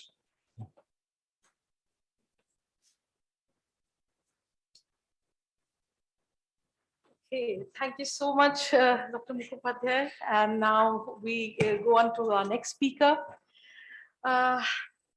This is our own Dr. Tatiana Kochetkova. We all know her, but for those of you who've joined us online and who don't know her, she grew up in Kyiv, Ukraine, and received her first PhD from Kyiv International University in 1998 on self in the speech acts theory. After her PhD defense, she joined Professor Everett van Zwerde, his Center for Russian Studies at the University of Nijmegen in the Netherlands as junior researcher, and completed her second PhD in philosophical anthropology in 2001. And in the same year, she was appointed as a postdoctoral associate in environmental philosophy at Utrecht University for Humanistic. She has been appointed as a lecturer in applied ethics and philosophy of technology at Fontys University for Applied Sciences and at the University of Twente. She is the author of several books and a series of articles on applied ethics and philosophy of man and technology. The title of her thesis today is, of her presentation today is Philosophy of Divine Human and Contemporary Transhumanism. The floor is yours, Tatiana. So topic which I want to address now is about basically relation between two great, oh, thank you, that's very helpful, yes. So relation between two great traditions. One is philosophy of divine human, and in fact there is not one philosophy of divine human, but there are many of them. So one tradition, the Indian tradition, even within India, there is a remarkable pluralism, yogic, tantric, Vedanta traditions, but also outside India, you have a divine human like Russian sociology, ancient Greek, mystical traditions of Jacob Böhme and Schelling. So it's a very diverse. And there is also, we now have transhumanism, which is a gaining force, which is a movement, which is about like, well, you can call it a movement, 2 decades, and which is, and the question is like, how shall we treat as a spiritual philosophers, what is the best or most justified attitudes towards transhumanism, one, another towards the technological possibilities of enhancing human being and human augmentation, because they go very much along with, for example, Amrita Siddhi Yoga, because the yogic siddhis, which were practiced by yogas, to some extent, there is remarkable coincidence, there is also remarkable difference. So the question which I want to leave open, I don't want to close this question by no means. I don't want to give the final answer, I'm not able to, but I want to address this big issue. What should spiritual philosophers or spiritually minded from Vedantic perspective and Platonic perspective, what shall we do with technology of human augmentation? Is it a very useful mean which can be applied? And if yes, what is the correct way? So how to apply it so that it would do good to humanity and that would promote divine human and not destroy it? Because it can also be very destructive. You know, it's like a knife in hand of a surgeon. You know, it can heal, but it can also be a deadly weapon. So what shall we do with it? So I want to compare these two traditions. And as a A quote which inspires me is Nietzsche: "Man is a rope stretched between the animal in a Superman, the rope over an abyss." And you can also say maybe the rope to Devi. So, and another is the human potential, that each of us contains unlimited divine potential, but the question is how to bring this potential to realization. All children are born geniuses, but 9,099 of every 10,000 are degeniused by grown-ups. This is Mario Montessori. So this is about the divine potential and reality. So the question, which I think the key question of all times, and maybe the most important question, which doesn't lose its actuality today, is what is the nature of human being? This is also both theoretical and practical. In dealing with the current political issues, in dealing with current like global issues, climate change, technology, it's important to understand this ineffable human nature in order to resolve them in a best way. So the question is like, in order to understand like what is a genuine progress, what is a genuine development, as opposed to degradation, it is important to understand who we are and what we are doing on this planet. So I want to look at human being and at the human situation in a way which is also kind of, well, in a way which is philosophical. So not relying on any specific tradition, but relying on our immediate experience. So the human condition, the concept of human condition was introduced by Hannah Arendt, and it means not the human nature, not what we are in the depths, but our situation in this world, our immediate situation. So the key features, events, and situations which characterized our existence here and now. So such events as we are all being born, being mortal, having a physical body which is mortal, growing up, having emotions and aspirations, being physically vulnerable, having physical boundaries, being connected to space and time, being defined in space, so having physical boundaries, and being limited in time. This all constitutes human condition. And human condition also includes evil, suffering, and mortality. The three elements, 3 points which were spotted by Buddha before he went to rebelling against human condition. And if you think about humans, is that the important aspect of human condition is being thrownness. What Heidegger defined as thrownness, in a sense that we did not choose, at least not consciously and not in this life, to be born here and now. We find themselves in this situation whether we want or not. We find themselves bind to this body and this physical place and so on. And this kind of thrownness, humans are eternal rebels. So one of the characteristics of human, unlike animals, that animals agree with their situation. Humans tend to rebel. We didn't choose our human condition, but rebelling against human condition is something specifically human. So if there is a boundary, we want to destroy it. If there is a border, we want to go beyond it. And that's what makes us actually human. So this awareness of our thrownness, it's also the need to transform it, to overcome death, to overcome evil, to overcome suffering, to overcome our bodily limits, to overcome our connection to time. Because so humans can be called the eternal rebel of reality, from Upanishads to Buddha, Plato, Sri Aurobindo, Swami Vivekananda, and even like thinkers like Helmut Plessner and Scheller and others. So this thrownness, the point is that human condition is also here, as you can see, Blaise Pascal, who said that human is a thinking reed. Reed is this plant, fragile plant, the most feeble thing in nature. So a human is but a reed, but we are thinking reed. So this is a contradiction between our inner world and our external situation. And this contradiction is something which each of you can spot in yourself here and now. If we remember how we feel when we feel good, we feel unlimited. Time is not a part of our world. We have our memory, and our inner world is basically timeless continuum. We are not bound by space.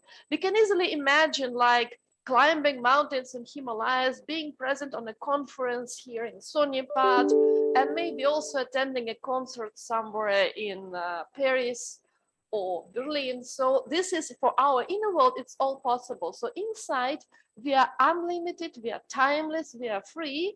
Outside, as a physical bodies, we are but fragile objects among other objects, and our body has its own logic, which we didn't choose and we don't know how to impact, or it can be impacted, but with many efforts and difficulties. So each our step has efforts. So this is our human condition. And much of spirituality, including the aspiration to divine human, is a rebellion against human condition. So what Sri Aurobindo describes as aspiration to divine human, it is not invention, it is a fact. It's a fact which we can find in ourselves and which was independently also postulated, for example, by Blaise Pascal, by Vladimir Solovyov, by Plato, and many others. So Vladimir Solovyov was a Russian thinker of the 19th century, born in 1853, he didn't know anything about Sri Aurobindo, just like Sri Aurobindo knew nothing about Solovyov, but his major theory was divine humanity. So that human and becoming one with divine. So he thought of the entire history as evolution, even coinciding way with Sri Aurobindo. The only, well, not the only, but the greatest advantage of Sri Aurobindo is that he had yoga. Solovyov was a naturally born mystic. He had mystical experiences, but he didn't have yoga, and he didn't left any school apart from philosophical school. So there were philosophers who were his followers, but the technology, the psychotechnology of yoga was unknown. And that's why this is what is a great kind of advantage and strength of integral yoga of Sri Aurobindo and entire yogic tradition. So the thing is that this is a contradiction within human situation, that we are external situation as a body and who we are as a thinking subject, as a stream of consciousness, that we are free, unlimited, and eternal also. We feel ourselves as eternal. This has also been seen in, for example, in Helmut Plessner, as postulated that human being is eccentric. Eccentric is not the same as eccentric. It's not like a normal concept of eccentricity. It means that Helmut Plessner postulated that animal is centred, in a sense that animal coincides with its nature. Humans can reflect on our own nature, we can oversee our situation, and we don't coincide with our situation. The question is like, where is then the human centric if it's not in here? Where? Helmut Plessner shall in nowhere. I would say in infinity, in everything. So we fall out of our limited center and we fall into infinite divine reality. So our true center is in infinity. That's why we can't ever agree with any limited manifestation. Every limited form is something which we want to overcome and go beyond. So the whole dynamics of human development, historical, cultural, scientific progress is a search for human advancement. The question is also, what is a vector? Like if we choose to apply, for example, genetic modification technologies, nanotechnologies, if we can change human genes, what kind of change would go along with this evolution, and what kind of change would actually prevent or destroy it? So it's important to understand the direction of human evolution, so that if we apply this technology, we apply it so as to go along with already existent evolutionary direction of it. So it's important. So the clash, which I wanted to say, is like the ancient Greeks visualized it as the hero and the fate, like Oedipus, the ancient hero, who is basically good, but who meets the tragic destiny.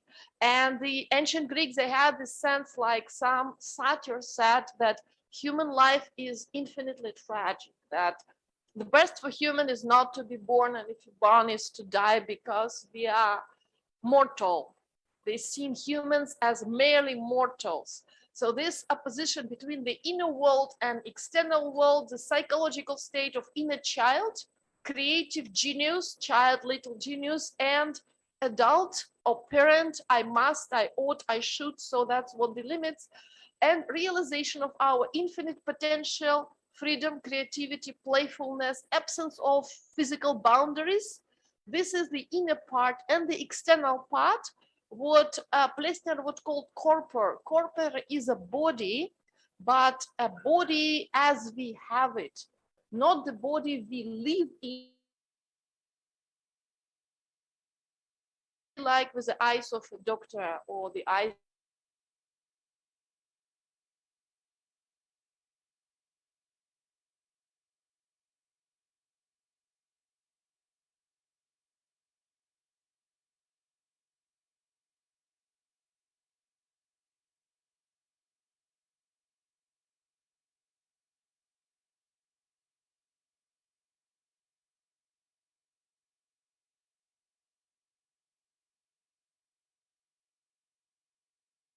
As Shirabit.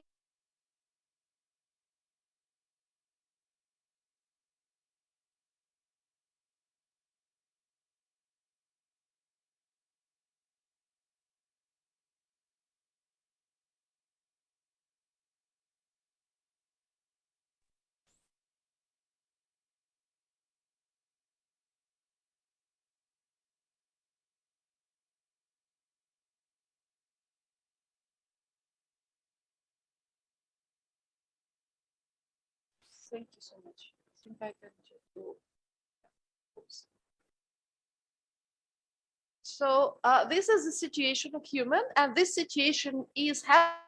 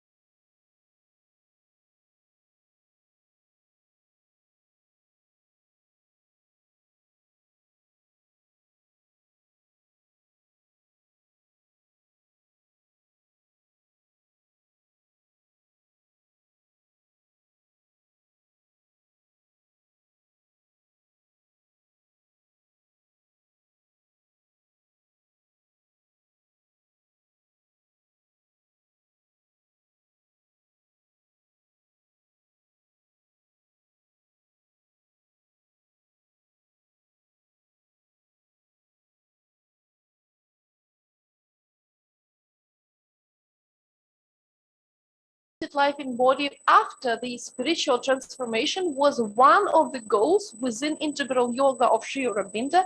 And not only integral yoga of Sri Aurobindo, there is also some texts written on Amrita Siddhi yoga, which were the Hindu texts, ancient tantric texts, which were also practiced sometime in Tibet, which also put like bodily immortality as a goal, or not necessarily bodily immortality, but unlimited viability of the body.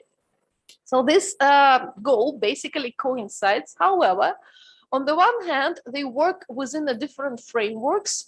And if you look at transhumanism, it wants an interdisciplinary approach to evaluating opportunities for enhancing human condition and human organisms through advancement of technology. So the idea like genetic information, anticipated future technologies. So what are the goals of human enhancement seen from transhumanist perspective? Radical lifespan extension, eradication of disease and suffering, augmentation of our physical, intellectual, and emotional capacities, and possible also like extension in the outer space, so living beyond the planets, beyond this planet. So if you look at it, transhumanists view human the way transhumanists and the way Sri Aurobindo views human nature. This is a quote from Nick Bostrom, one of the prominent transhumanists. They see human nature as a work in progress, half-baked beginning that can be learned to remote in desirable ways. So they basically see human nature as a process going to something unknown, to the greater unknown. If you look at Sri Aurobindo, he actually defined human life or the human being as a living laboratory in whom and with whose conscious cooperation she wills to work out the Superman, the God. So he defined human being as a living laboratory, which is very similar and very close. Or shall we rather say to manifest God? So in a sense, both see human being, both trends see human being as a process towards some purpose, as a directed process, and not as a given, not as an object, not as a static thing, but as a fluent actually. Contradictory. So this is Sri Aurobindo, the next step in human development. The animal is a living laboratory in which nature has worked out man, and man is a laboratory in which nature works out the Superman, the God. So you can see how similar they are in view of human nature. However, the limits are the following. So on the one hand, Sri Aurobindo, also Deepak Chopra, they actually, and yogis, they put the idea of achieving the transformation by means of consciousness practice, by means of meditation, by means of tantra and yoga. The means which apply transhumanists are different. They are scientific means. Comparing them, we would say that they may be working on a different aspect of the same thing. So it may be that the transhumanists start from matter and try to improve spirit working from the matter, while the yogis or the spiritualists start from consciousness and try to transform matter starting from the consciousness. So they start from different ends, but since we can see, for example, the Deepak Chopra, who said that we can impact our body by means of spiritual practice. But if you look, for example, at Oroville, at the current reality of integral yoga, it's hard to find anyone who succeeded in having achieved this kind of transformation. So it is possible that we need cooperation from both sides, and especially in buying time. And buying not just time, but buying independence from time. Because for spirituality, the most important is not so much how much time we have, but to feel free from the limits of time, because the pressure of time is a pressure which kind of prevents people from spiritual realization. So the idea of actually unlimited lifespan is something which can release the pressure from time. So here I wanted to leave it open, but I see the possibility of actually complementary approach when the spiritual philosophy works on consciousness, on inner transformation, and when transhumanism work on body, on preventing body from being obstacle to the divine life, because the current shape of our body is actually a problem for our potential. We die too fast. We can die on all kinds of reasons. We are prone to suffering. We are vulnerable. And all these things, all this entire human condition is not helpful. So I can see that on the one hand, the wrong use of technology can be limiting, but it may be, it's a hypothesis that with the right use, and if from spiritual perspective, we formulate the criteria of what is actually the most valuable human qualities, which are to be retained and enhanced. What constitutes real human? There is a possibility for fruitful cooperation. So the image which I want to bring is two climbing teams who climb the same mountain, but from a different side. So if you look at, for example, Kailash from north or south or east to west, you can see a different mountain. It looks very different, but in fact, it's the same mountain. So maybe it's the same problem, the same complex problem of human transformation, but approached from different sides. And perhaps there is a possible kind of cooperation in which the human enhancement, in a sense of giving us more time and eliminating most obvious and most undesirable reasons for suffering, like eliminating disease, for example, would be, or increasing our physical robustness, would provide humans for better situation to realize life divine, because the life divine should be a planetary project. Refer also to Dr. Ananta Giri, the need for the planetary project of human realization or human evolution. So thank you so much for your attention. Thank you. Thank you so much, Tatiana. Human being as a living laboratory. And on the other hand, we have the ideals of transhumanism, where we need technology, and we are dependent on appendages. I would like to just open the discussion, drawing examples from sci-fi, Marvel stories that we watch, and I'm a big fan of. The heroes that I naturally tend towards are maybe Superman, even if his outfit is skinny, blue, and a red cape, rather than Batman.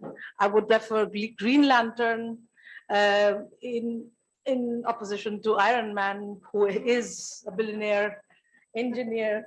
But I don't know why. And these are two models, and my preference doesn't matter. But these are two models of exactly this.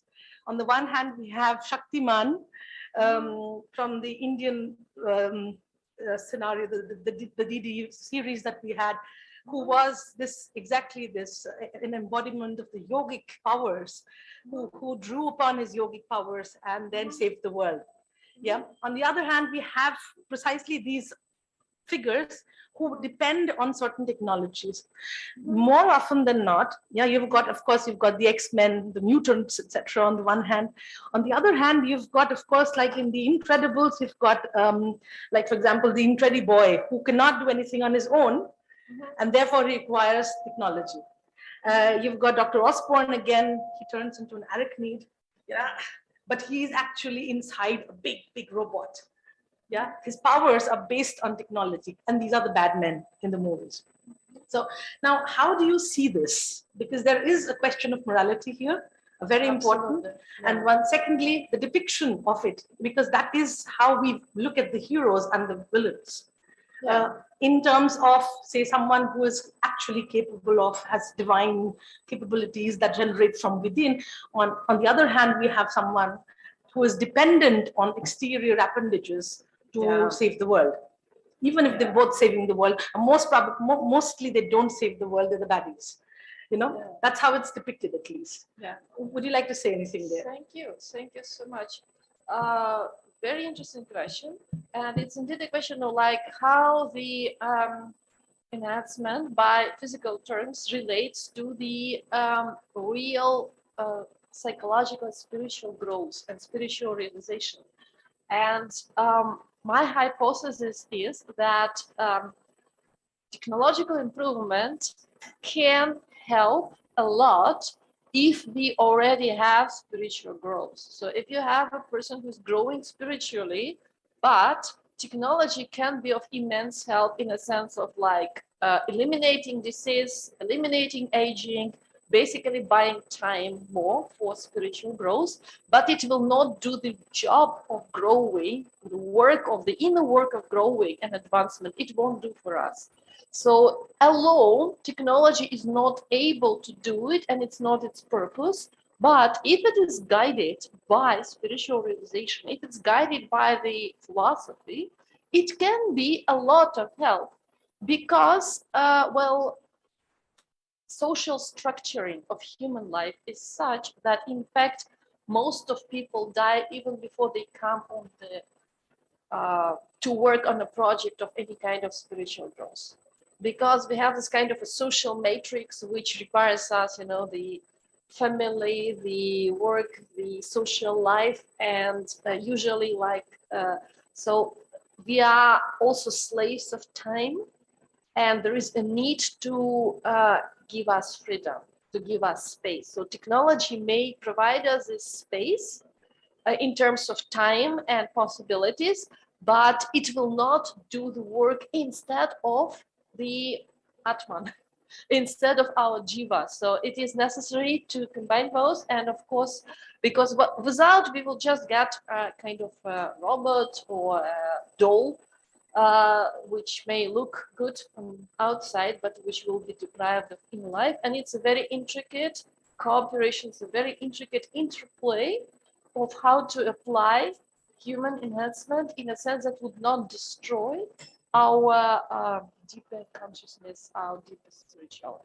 But I believe that we do have a real problems, like aging is a real problem, and aging maybe, and also disease. These are the two things, and also some augmentation may help. So but it's an open thing. I know that human enhancement and genetic technology, they can be abused. They can be abused by dictators. They can be very detrimental. So it's also an issue how to prevent their political abuse, for example. Thank you. Yeah.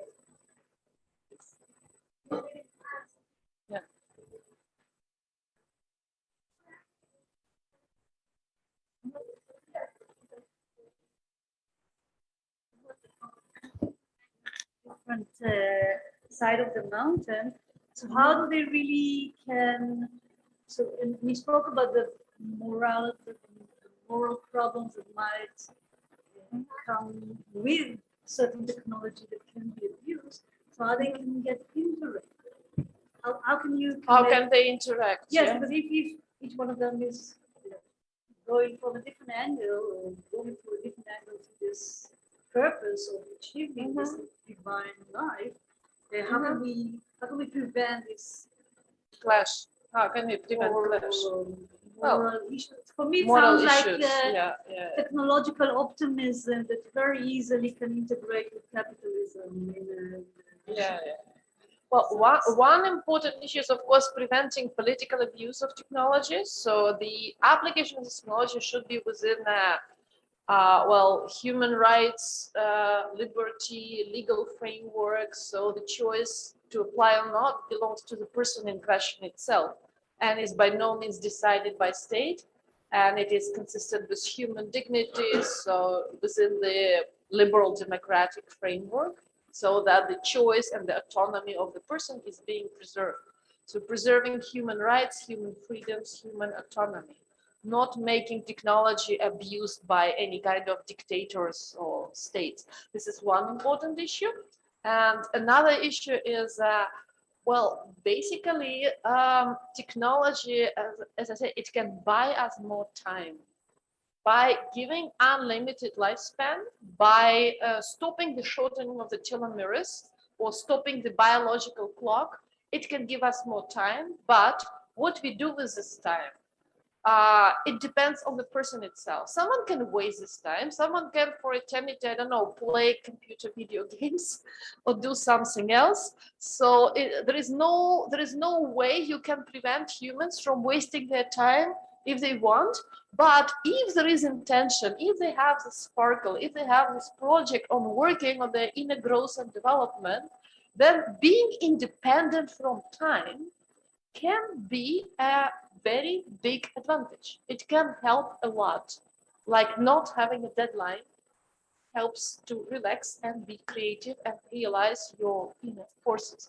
So I think it is a useful tool if applied wisely, but the lead should belong to philosophers. The lead should be with the yogis and not with the technologists. Yes. Yes, how do you do that? How do you do that? Because philosophers are not leading, not Hello. leading. Tanya and Dr. Joanne, this is Ananta here. May I offer a query? Okay, yeah. So, am I audible? Yes, you are. So, thank you, Tanya, so much. You mentioned about freedom from time and how it is very important and how technology helps. So it is in this context, Sri Aurobindo, for example, emphasized the significance of leisure and how one part of emancipation is emancipation of time. So we then need to put yoga with time, because this freedom from time is also freedom with time. And this freedom with time is also a new relationship with the temporal. So my query is that this freedom from time, it is multidimensional, it is structural, as we do not have deadline, but there is also an ontological dimension. Even if, so my query is that what are these different dimensions of freedom of time, and how do we really realize a new relationship with time, and which also can be new yoga with time.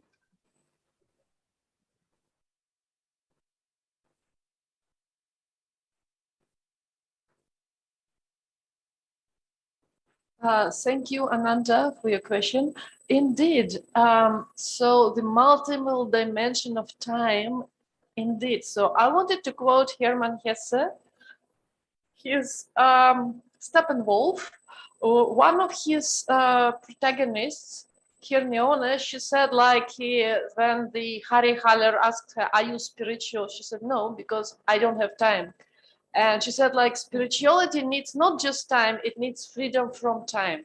So the question is not like how much time we objectively have, but how do we feel in relation to time? So can we feel free from constraints of time, the pressure of time, which is a form of social pressure, which is a form of a social matrix construction, this matrix which limits us and which kind of, well, shapes our life in direction which we have not chosen. But it is indeed an art and a question of how should people, how to use time for spiritual development and progress, and what can, so, but I do believe that the human body has a lot of inbuilt vulnerabilities and problems, and eliminating them would provide us in a better starting position for life divine. But it's just a starting position. It's not, again, it will not do the personal growth and it will not do the spiritual growth for someone. So it's maybe a difference between like information and wisdom. We can just quickly download information from internet, but wisdom or reflection is something which comes from inside. It comes from our inner world and not from outside. But if you can highlight if you can please a bit clarify like dimensions of time, what you mean by this. No, thank you, Tanya. And I was just exploring as part of that a new yoga of and with time. And what would be, and it is an invitation just to think together, what would be different steps and aspects of a new yoga of and with time. Oh, sounds very interesting. Sounds great. I'm looking forward to maybe in the book, which will be the proceedings of the conference, maybe we can more explicate on it, or if you can more explicate on it, would be great. Thanks. Thank you. Thank you. We're speaking about time and the pressure of time. It's only 11:45. So could you please, can we still go on, or do you want to do it? You decide. Okay, Sudeep, please, and then please, Alexander. Yeah, I think one central question I find is this, which also Ricky raised, that these two aspects. One is the transhuman approach, and the other one is the divinity approach, and how they can, whether they can at all kind of see eye to eye, or there is some kind of common place can be built.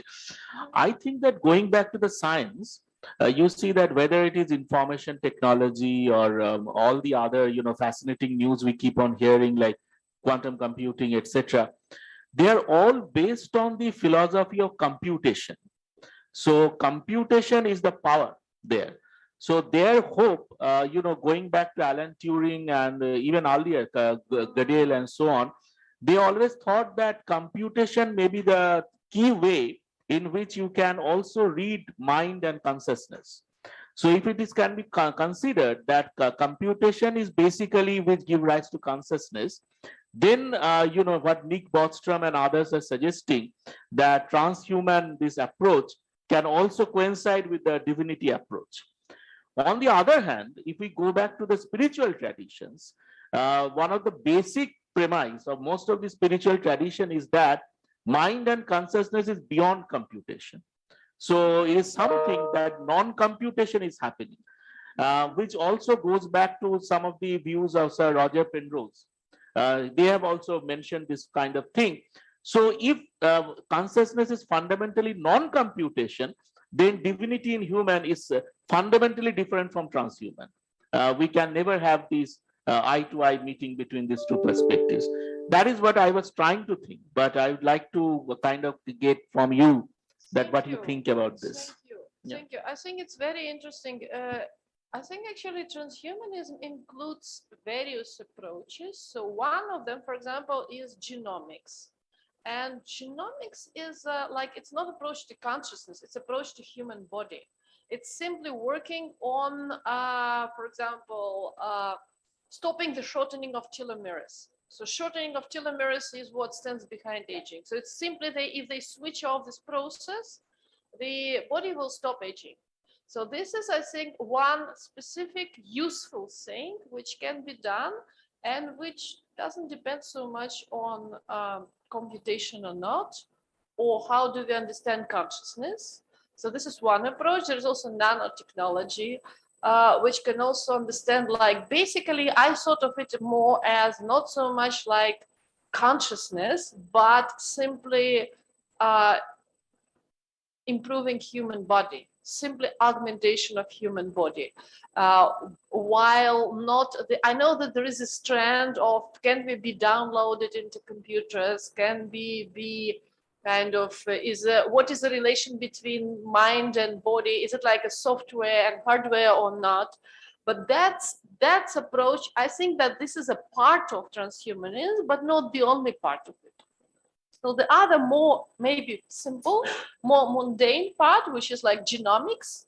Genomics can be very helpful for us also in a sense, like to giving a possibility to have, so the switching aging and updating human body, making it more like not for the, because human body as animals, we are evolved for just transmitting genes. But making body suited for the purposes of spiritual evolution.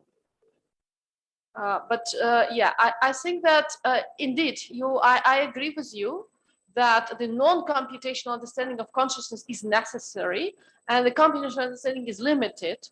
But I mean, beyond this computation, so there are other aspects which it can help a lot if it's used also for, if it is used within the democratic human rights approach, civil society, and if it's used for the benefit of human individuals. Thank you. Thank you. Thank you for the wonderful presentation that you have delivered and the questions that you have opened to this table and to the audience. I want to bring a new perspective about genomes and about playing with human DNA, because it is the perspective is that there is spiritual traditions with advanced esoteric understanding of human DNA. And it is not just playing with it without knowing its purpose, its function, and its potential could be extremely detrimental for the development of human beings, spiritual development. And just to give you some context here. Now, when we're talking about spiritual development, we shouldn't think, first of all, just as us present right now in this body. Right, so you could have, let's say, you could have you on a different dimension. You asked about dimensions, or a different harmonic universe, which you are placed in a very harmonious way in several different bodies, which have different purposes. So if you start playing with one body, with genomes and with DNA. You could jeopardize the whole plan of this collective, of its involvement. So maybe it's a step-by-step process, first of all, just to say. Secondly, I'm not sure that many of scientists are understanding, as I've said, how DNA affects our spiritual development and vice versa. Because, and there is a difference here in the term eternal body, which could be achieved through biospiritual, not enhancement through technology, but biospiritual evolution and practices which could eliminate problems that you have currently in your present body, but not through technological, not coming from outside, basically.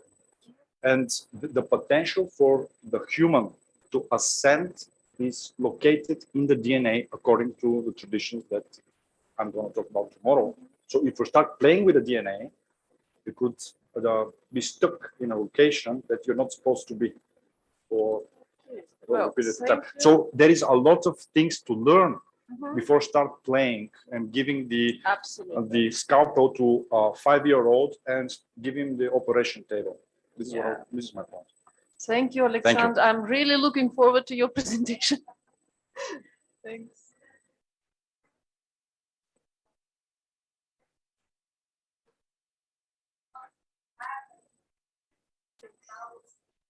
Someone is still trying to speak and who? I'm sorry, I didn't see you. Yes, we don't actually. We don't, because now I think it's Krishna would take over for the second session. Thank you so much. So, I mean, we can start the second session because we are slightly behind time. My name is Krishna Swami, and I will be the chairperson for this excellent session titled Science and Spirituality for Sustainability. So we have about, we have an hour and a half.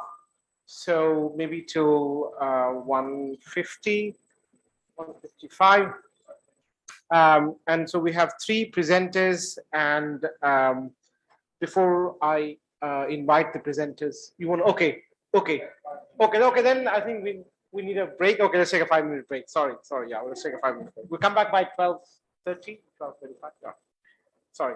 I was worried about lunch because they might close lunch, yeah.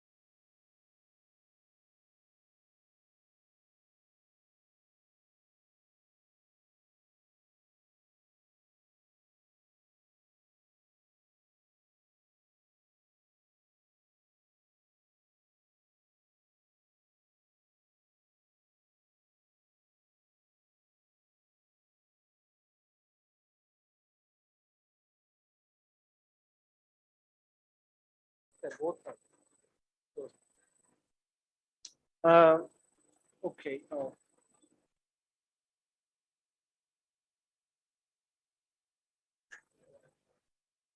Yeah. We're just waiting for the third speaker, Vicky. Okay, I see. We'll start in 2 minutes.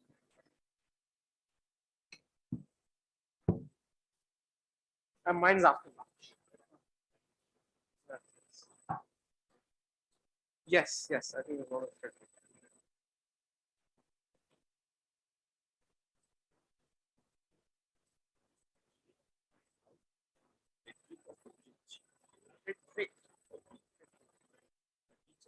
Nietzsche. So,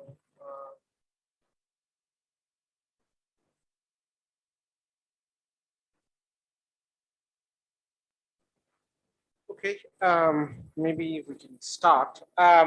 So I would like to invite all of you to the second session of the conference. My name is Krishna Swami, and I'm going to be the chairperson for the session titled Science and Spirituality for Sustainability. Now, I would like to invite Professor Sudip Patra, who is Associate Professor at General School of Government and Public Policy, and he's the founding member of the Center for Complexity, Economics, Applied Spirituality, and Public Policy. He's going to be talking today about expressing infinitude, confluence of science and spirituality. So, I mean, we have about an hour and a half, 20 minutes for each of the presenters and 10 minutes Q&A. Thank you very much. Actually, this is a bit about my affiliation. So I'm also affiliated to Laszlo Institute of New Paradigm Research, which is in Argentina, and they are also very much focused in these interdisciplinary areas. Okay, so actually, I would like to talk first of all about three main sections in my presentation. The first one would be a bit of brief history. And by history, I really do not want to go millennia, because we really know that there has been a very fruitful dialogue between science and spirituality since ages, and also a lot of battles too. But I would rather like to focus in a very specific period of time, that is between 1920s and 40s, when there was a rise of quantum physics for the first time, and quantum physics was the first one to challenge the earlier world view, which was so much traditional, at least in the mainstream science, I should say.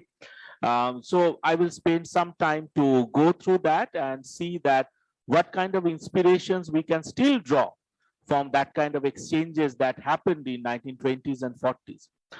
Then in the second section, I would rather go for a bit more concrete framework, because as far as I see, that if we really want to argue for importance of spirituality in its applications, whether it is in science or decision science or say various other things that we do at our center, CASP, policy research too, then perhaps we need some kind of concrete framework. And that concrete framework would like to kind of communicate with various practitioners to see that how we can really put that into use. So in the last section, I would be talking a bit about the applications, whatever I can, but then I'm sure that Professor Naresh Singh would be exploring that application domain much more from our center's perspective too.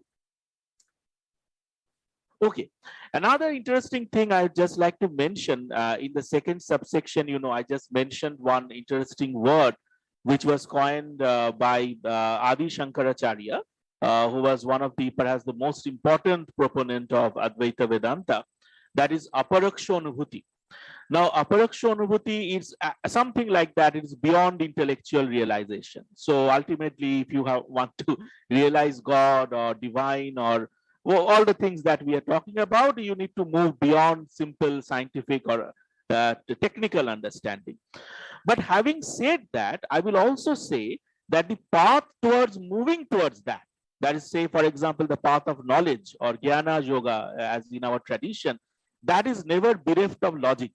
Rather, that is very much grounded in logic. That is very much grounded in science.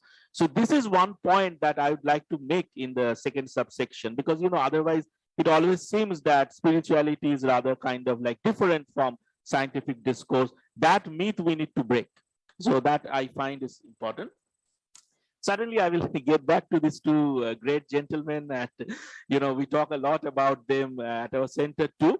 And the meeting of these two great minds, which happened about more than a century ago from now, that still remains a kind of like a milestone, because these two were coming from completely two different traditions, and they were trying to explore the links between spirituality and science. And we can still draw some inspiration from that talk. I will come back to this. And there is another very interesting thing, that is this book by this gentleman, Werner Heisenberg. You know, the name of the book being Der Teil und das Ganze, which may mean the part and the whole. So Heisenberg himself, as a founder of quantum physics, was very much interested in the complex whole. And you see that most of these spiritual traditions would actually like to come back to this holistic concept in different ways. So I found that this is a fascinating thing that we can learn still from the founders of quantum physics. Okay. So if I go to the first kind of section of my PPT,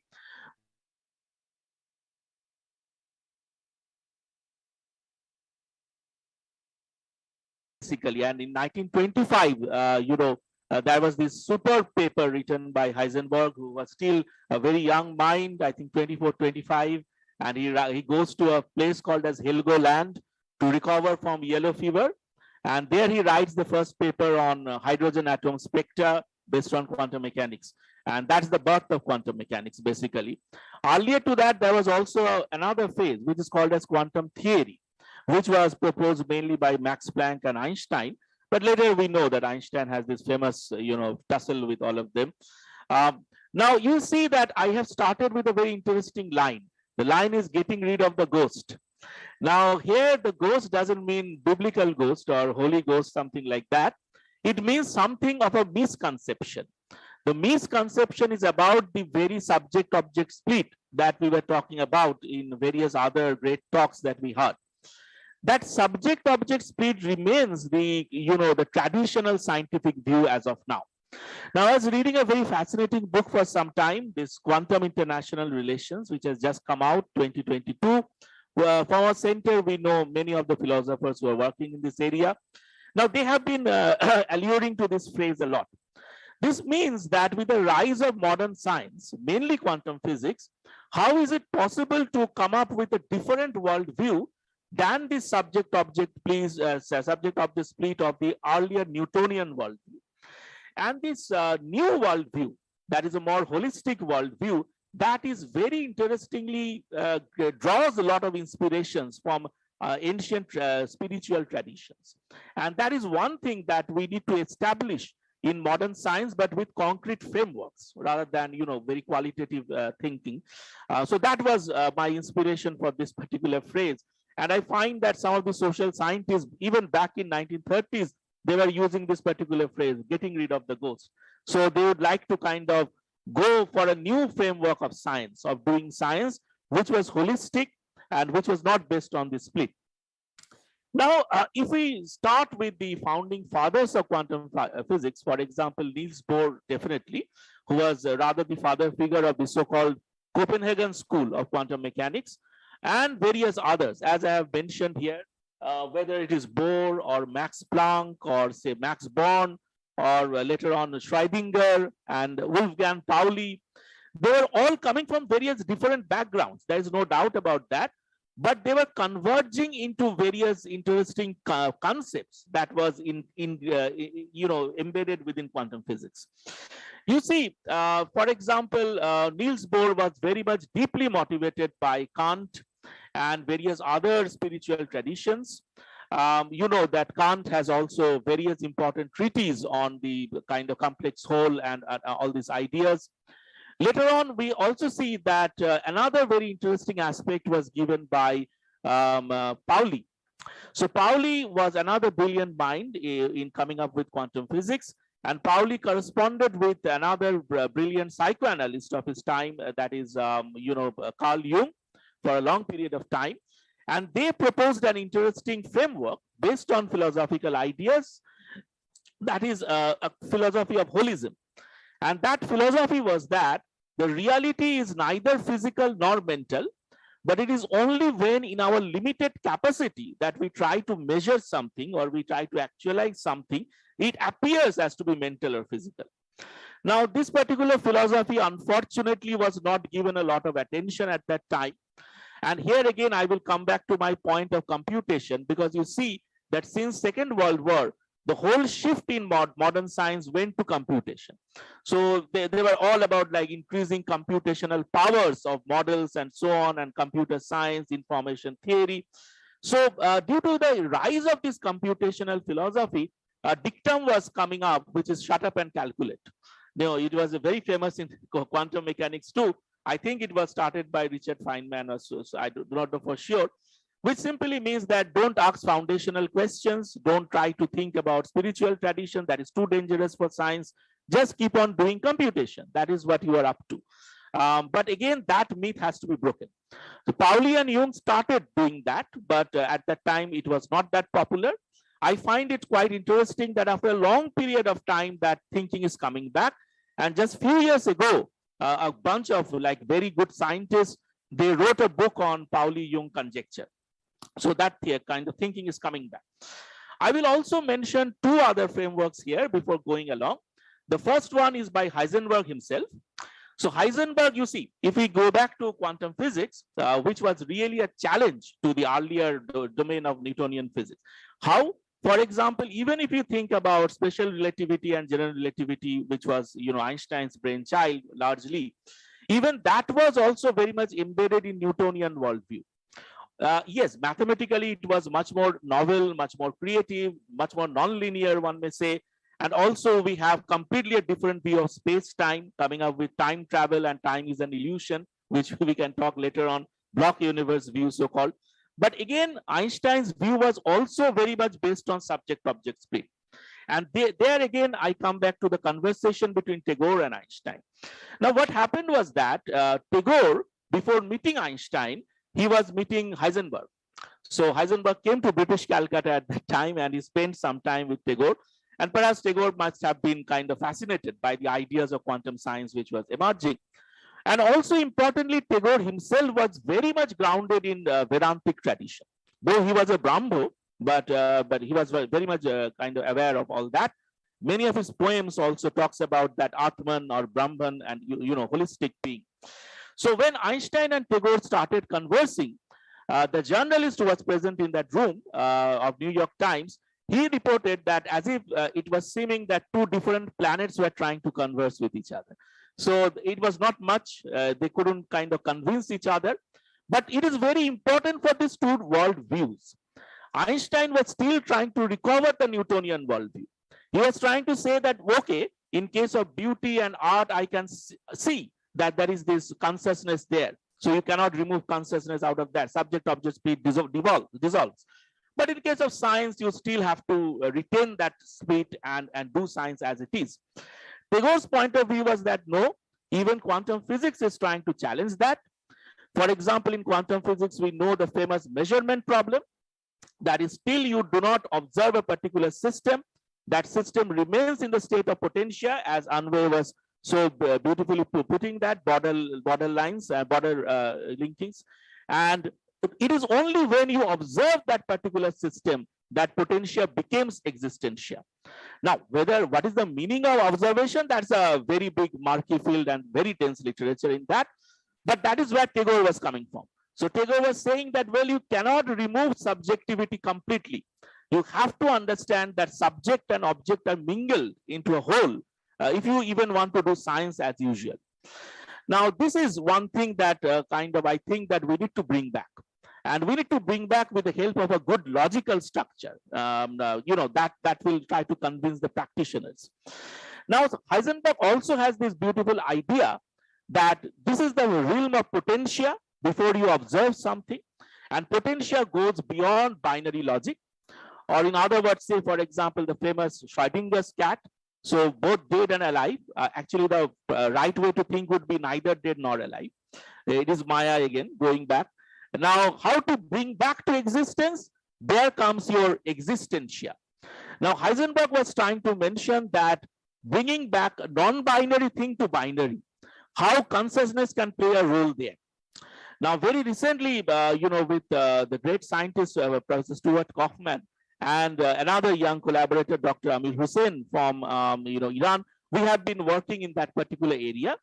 And we say that we really need to find that, is there any way to propose that consciousness actually is beyond physical space-time, but experiences are within physical space-time.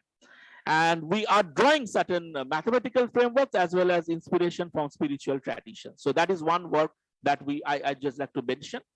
Apart from this, before going along, definitely we can bring in David Bohm and Krishnamurti, Jiddu Krishnamurti. I think that they had a fantastic, history of conversation for a long period of time.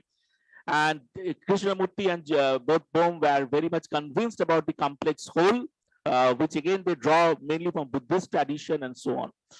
Now, going along then, this is this mythical Schrödinger's cat, sleep and awake, not dead. So now I come back to some other interesting aspects. You see, one particular aspect which has been talked about in some of the talks has been non-locality. Now, non-locality, very interestingly, is an integral part of science. Even though many people have thought subject-object divide, etc., but it was right there from Newtonian time. If you remember, even our high school physics, that Newtonian formula for gravitational attraction between particles is non-local. And remember that this means that particles actually attract each other instantaneously, wherever they are in this whole universe. That was changed by Einstein's gravitational theory, but that was there for a long period of time. So when Newton was asked that why you are proposing this, that why you are proposing that kind of action at a distance, he was very honest and he said that, well, I don't want to propose any explanation for this. This I just find it phenomenologically. So hypothesis non fingo, that was his answer. Now, therefore, non-locality is a very old idea. And on the other hand, we find that most of the spiritual traditions are based on this idea of non-locality. There are various interesting parallels between them. So we find that in quantum physics, for example, the most important thing that happens, and it has now become a multi-billion-dollar business industry, is entanglement. An entanglement of various kinds, temporal entanglement, spatial entanglement, they can all be harnessed as technology. Going back to our thinking about technology and transhumanism, etc., that is another central aspect. So whether that has some kind of connotations of spiritual philosophy, whether that can be some interesting interlinkages built between what we know about entanglement now and serious spiritual philosophy, that is still an open question. And now, very recently, I have been working with Professor Minas Kafatos, who has worked with Deepak Chopra also quite a lot. Now, Minas is a very renowned quantum physicist. Now, what we are trying to suggest is that there are certain general principles which should not be only confined to physics. Say, for example, principle of non-locality, principle of complementarity, principle of contextuality, which were noted by Niels Bohr. But now we would like to say that the same principles are at work in various other fields of human knowledge too, whether it is social science or decision science and so on. So this can be one way in which we can try to bring the bridge between this kind of domains and try to come up with some kind of fruitful frameworks.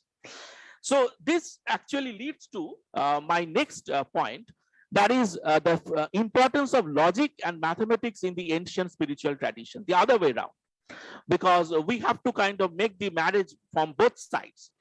Now, here we find that it is really a misconception to say that, modern science is different from spirituality and the twain shall never meet, that kind of thing. Nothing can be far from true.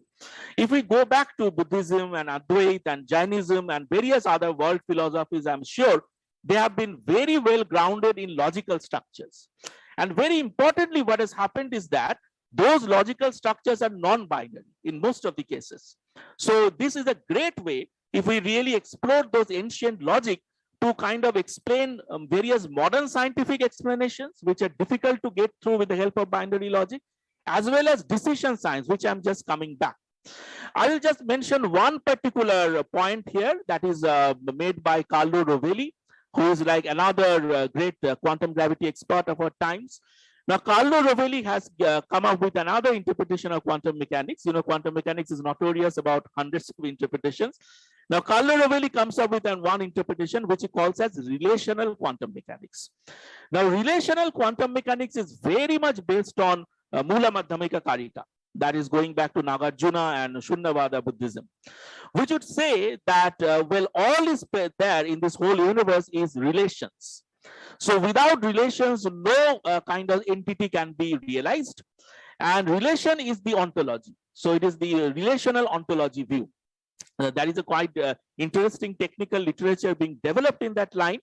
And I think that this is one concrete example where science and spirituality can really go hand in hand and try to come up with a kind of concrete measurement or concrete thing. Now then finally, I come to another my work, which I'm doing with a very eminent scientist, Professor Partha Ghosh. And the book that we have written is also being hosted by our center, basically CASP. We are trying to have some webinars on that book. Now, in this particular book, then, what we are trying to do is basically, given all this background, we are trying to come up with a concrete logical framework, which is non-binary and which has been kind of inspired by Jain tradition. Jain tradition was another spiritual tradition in ancient India. And we also find that Jains were very much interested in this question of infinity. And their answers were different from Advaita and Buddhist answers, etc. Now, here we are proposing that, first of all, we need to explore the meaning of logic, first of all. What is logic? Because without that logical base, nothing practical kind of suggestions can be made. And we have given some definitions of logic, etc. I'm not going to go through due to brevity of time. I will just say that Jain logic, which I would be very happy to explore more in the discussion section and also the chapter that will come out from this conference, is based on multimodal logic. Multimodal logic means that there are not only simply true and false, there are also another third aspect, which is often called as avakyam or undefined. So undefined itself becomes a truth value in that particular logic. And more importantly, all the propositions in this logic are contextual. That is, they get the truth value only within the context in which they are said. Now, this particular framework, we have tried to convert that into a mathematical framework, and we have applied not only to quantum physics, but also decision science. Wave-particle duality in quantum physics can be very easily explained with the help of this kind of a framework, non-binary framework, which was really a matter of problem for traditional science, because Niels Bohr was never totally accepted, even in the community of quantum science, because they were saying that, well, his ideas of complementarity, etc., they are very esoteric and they cannot be explained by standard Boolean logic. So one thing is that this traditional spiritual logical frameworks might help to understand that. Finally, then I would just like to come up to the last few slides. These are the mathematical frameworks. Yeah. Yes, this is the application thing. Now, in the application thing, you see that we are going back to our works in our center, CESP, where we are trying to kind of bring these ancient spiritual traditions and logical frameworks to some concrete decision theoretic framework. Basically, the work that I do is called as quantum-like framework. Quantum-like framework is a kind of interface between the kind of quantum physics and the human decision making. However, we would like to be kind of coming up with those kind of decision frameworks that are able to explain various kind of so-called anomalies which are not explained by the standard decision theory. For example, how human beings think in the context of radical uncertainty. That is one thing that we are very much into it, and quantum-like framework is based on that. Mathematics is based on Hilbert space modeling. I will be very happy to discuss about that later on. But this is one way in which we can really try to see that how these philosophies are fructified, how these philosophies can really work in making suitable decision models, which are then can be used by, say, policy thinkers. So policy thinkers, when they think about like kind of coming up with any kind of policy suggestion, given radical uncertainty, then this kind of mathematical or logical frameworks can be used. But I am just trying to say that not simply we should think in terms of mathematical setups.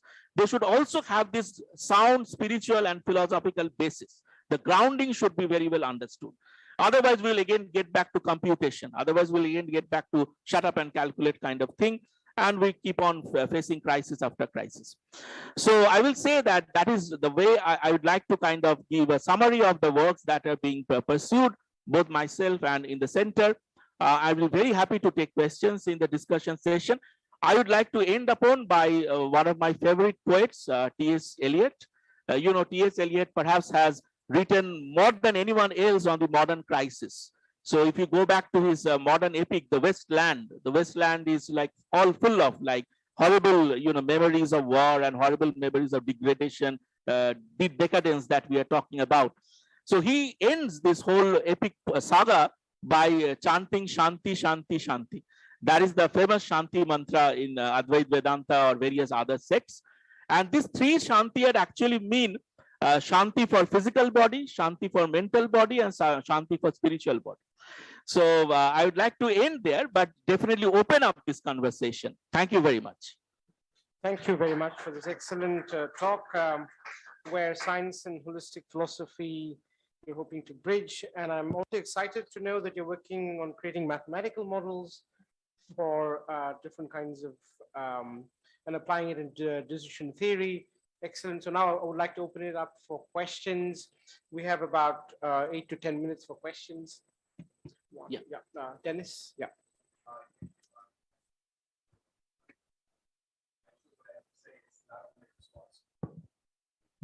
Your presentation just now, but it's a response to some other things that have been said, but I'll keep it brief. You're expressing a kind of a nostalgia in a way about the 1920s and 30s and what physicists were thinking about and how they were relating to others, and you present this kind of bad path that was taken with the focus on computational physics and so on. I thoroughly agree from what I understand of that. And I just sort of remind you, going back to some, or bring into this, a deeply unfashionable figure today. I'll mention another one later, but I'm thinking of Sigmund Freud. Okay, so in 1927, Freud publishes a book called Religion, the Future of an Illusion, where he talks about religion generally as being a kind of neurotic residue, right? And he also said memorably, what science cannot bring for us, religion cannot either, okay? Now, this is often seen as this very kind of unforgiving and perspective that closes off any possibility of crosstalk between science and religion. But I think he was onto something important there about rationalism or forms of rationalism in relation to religion and spirituality as not being mutually exclusive, but as actually conjoined, as you yourself have suggested. And you mentioned also, what you described as Vivekananda's practical Vedanta. And again, very significantly within Advaita Vedanta, there's this way of actually, among other things, taking into account the body and corporealness of both thoughts and what might be called emotional expressions or emotional experiences, like religion.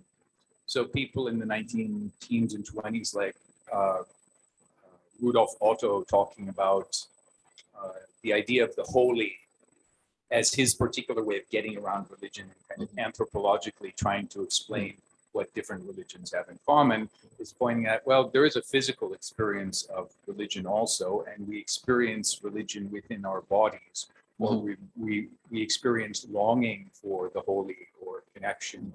integral experience through our bodies. So what about that? So not to make this too complicated and open-ended, but going back to the other discredited figure that I was thinking of, Marx, okay? Marx talking about not human nature, or even different forms of human nature, but Gattungswesen, right? As what we experience as human nature, and whether it's capable of reaching beyond something else, is something that is historically contingent. It depends on our particular location in society, the kind of society that we have. I'm sorry, I'm not making this into a very precise point, but I'm just wondering about this kind of maybe lost, not really lost, but marginalized tradition of 19th century, quote unquote, European rationalism feeds into this, given that many of people who are kind of represent the culmination of this tradition were very open to call them Eastern forms of spirituality, right? It was worth their while to meet Tagore or to have a conversation. You know, they were aware of the economics. So I think one thing I'm trying to say, I guess, is that the 1920s and 30s in particular were a very pivotal period in that way. And in some ways, I think there's a lot to benefit from, you know, whatever we might think about transhumanism and, you know, cyborg manifesto and so on. That's all interesting too. But I think there's still some more petrol in the tank, in a sense, from the 1920s and 30s about some of these key questions. Yeah, I think that that is the reason that why this period is so fascinating for me also, that I would really like to go more and more deep into that. I will also say that, you know, the rise of quantum physics has actually also shattered the earlier beliefs. There are a lot of beliefs which were also present in science and also in mathematics, for example. So if I go back to another area, like say David Hilbert, you know, David Hilbert being one of the, you know, the best known German mathematicians, genius and so on, whatnot. So David Hilbert's dream was that ultimately that kind of mathematics we can come up with, which will answer every possible question. So he was very much bullish on that we shall know, we must know. So that was his kind of you know, slogan. But quantum physics actually shattered all that, because there is this deep radical uncertainty which you can never get rid of. So we need to live with that radical uncertainty. And I think that it has been put in this way that, well, the ancient traditional religious traditions are not very comfortable to deal with radical uncertainty. But I will just kind of refer to Shakta tradition, which Anway so beautifully put, that these, you know, borderline cases and, you know, border links. Maya, the logic of Maya. So logic of Maya is uncannily close to radical uncertainty. And I think that that is also another way to bring religion and kind of the modern science together. So that is one thing. And another thing, you brought up Marx. I think that Marx is also a very favorite character of mine. Because I see that, you know, Marx is also a polymath. So it's a kind of so many things, so many perspectives he brought into. And one very important thing I always find is the theory of crisis in Marx. And theory of crisis in Marx has an analogy, at least, with the radical uncertainty, which later on in a different way, John Maynard Keynes also kind of referred to as that we have to bring in radical uncertainty if we really want to understand economics. It's not about this kind of, you know, rational choice models, which are like, you know, developed later on, Chicago economics and so on. So the quantum-like framework that we are trying to develop, that has this radical uncertainty as its foundation. So in that way, it will be very, very pragmatic too. So kind of use the mathematical framework to describe radical uncertainty. And it will also be towards at least the dream of Swami Vivekananda that he had to kind of realize practical Vedanta. So I think that these points are really very, very important you mentioned. Thank you. Thank you. Any other questions?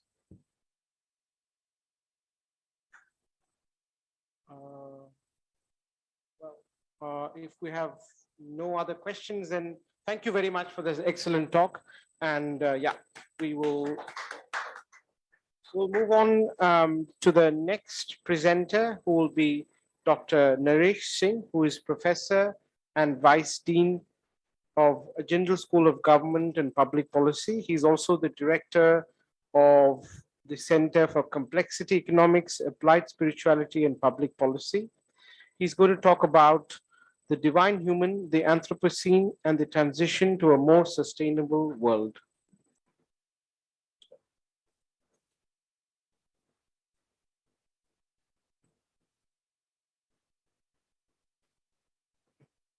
Right, so we, the chairman, I think we are in danger of missing our lunch if we don't keep on time. Huh? So let me see if I can do this in a succinct manner. Keep the time you have allotted and see how we can work. Okay. So, okay. So what I want to share with you is I love philosophy and I read and study philosophy, but I'm not a philosopher. So I use philosophy, and especially spiritual philosophy, for what one might consider an instrumental purpose. I would like to influence public policy in a positive way, and I like to see the world become a better place. So that's the approach I will take in this talk that I will share with you, but it must be anchored quite rigorously in the concepts that we are discussing in this conference. So, right. So let me make the case of why this, I believe, is so critical at this time. Gus Pitt, with whom I worked at the United Nations Development Program, he was the head of the UNDP in New York, global UNDP, and professor at Yale. He concluded after 30 years of work in the environment, and I worked closely with him as well, that he used to think that the major problems of the environment were climate change and species extinction, ecological degradation, and so on. 30 years later, he realized that those were not the top problems. Those problems were human greed, apathy, and selfishness. And he further concluded, and we scientists, or what was really needed was a spiritual and cultural transformation. And we scientists did not know how to do that. That kind of thinking I had even prior to Gus articulating it like this. And that is what drove me along the path that I will share with you. Further, a recent publication, 2020, talks about the focus on the external world. We are busy trying to fix the external world, but like someone beautifully said, we have seen the enemy, and it is us. And we are not dealing with that. So that's what that's why I think this work is so important, and I'm happy that Sudeep came before me and he laid the foundations, and Tatiana as well. I have some views which might be a bit different from other views here, and I'm quite happy to discuss them, but I'll share them with you. You know, the Rabbi Michael Lerner wrote a book called Revolutionary Love in the US. And he asked the question, what would public policy look like if the objective of public policy was greater love in the society, greater harmony in the society? What would public policy look like then?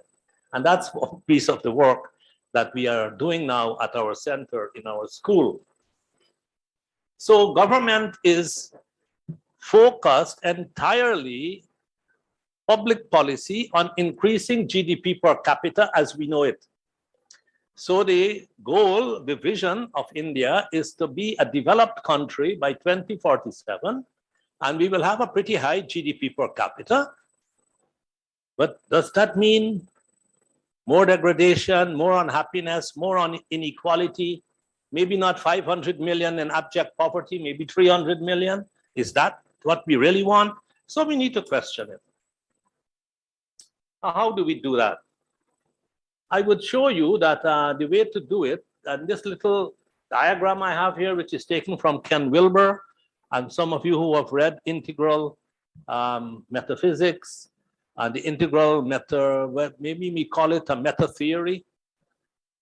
So what we are saying now is simply this, that we can't point. Huh? How do I point?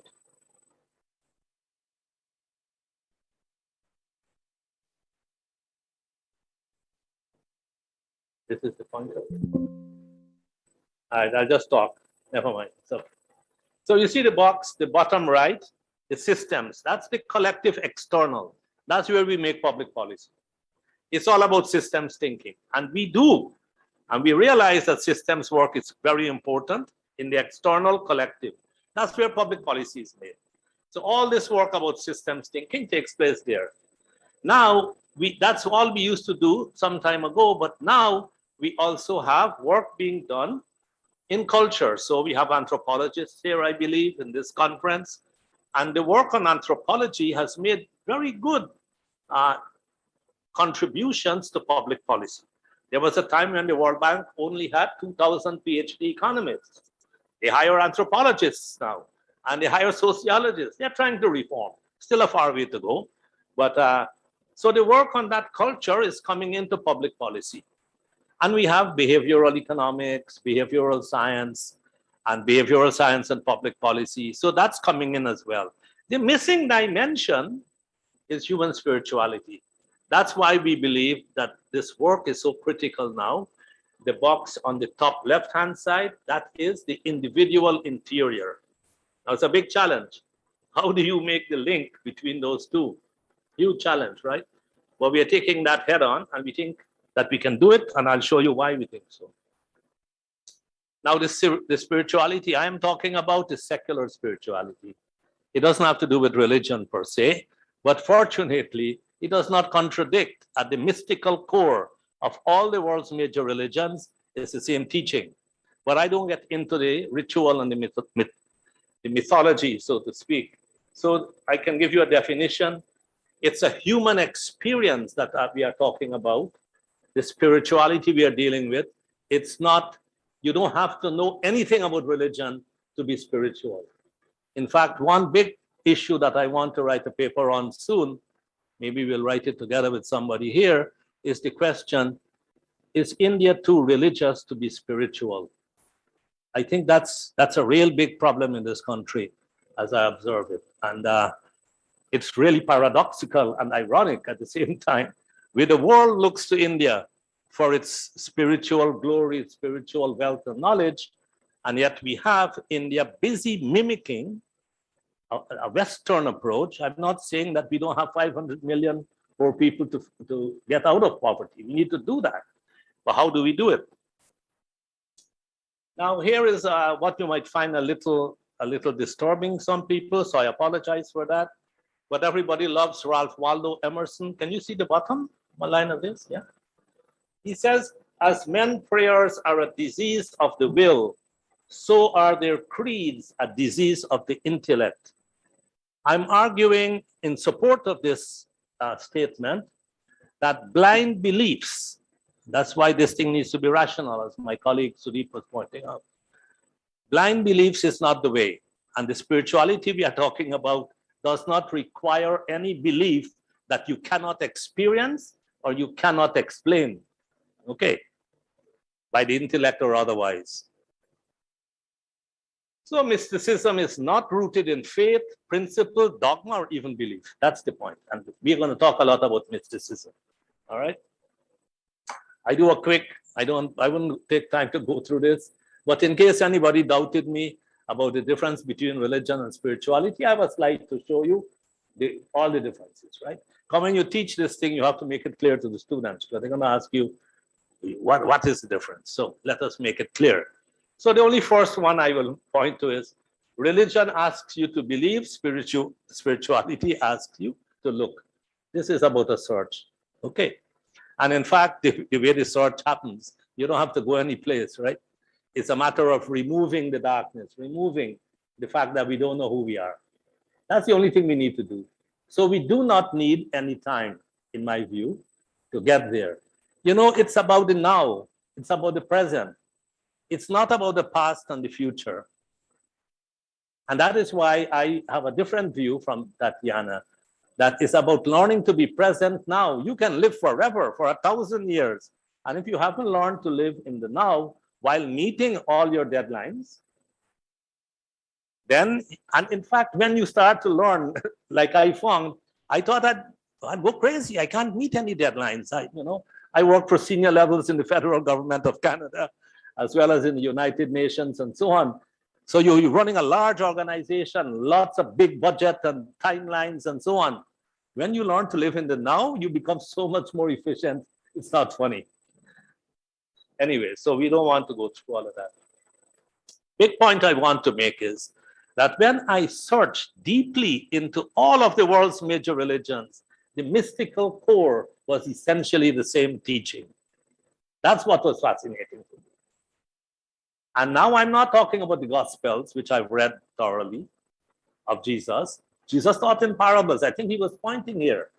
But I think the mystical core of Christianity is to be found in Meister Eckhart, in the Gospel of John of the Cross. It's in Father Thomas Keating, in his several books, Thomas Merton, the Desert Fathers, and so on. And when you read The Cloud of the Unknowing, it's the same thing about getting rid of this not knowing who am I. It uses the same question that Maharshi Ramana Maharshi uses in the direct path in Advaita Vedanta, in first self-inquiring, who am I? It's the same story. In Sufism, we end up at the same point. When you look at the mystical side of Islam through Sufism, the teaching is the same. You get statements like there's a lot of story about the beloved, and God is both the lover and the beloved, and you begin to understand that. When you look at this famous statement, apparently Lord Rama asked Hanumanji one time, saying, "Who are you?" And Hanumanji comes up with this famous response. He says, "Lord, when I don't know who I am, I worship you. When I know who I am you." That is it. That is it. I mean, once you understand that, it's the same teaching of the lover and the beloved. It's the same thing that we say when we say, "Lord, you are the love with which I love you."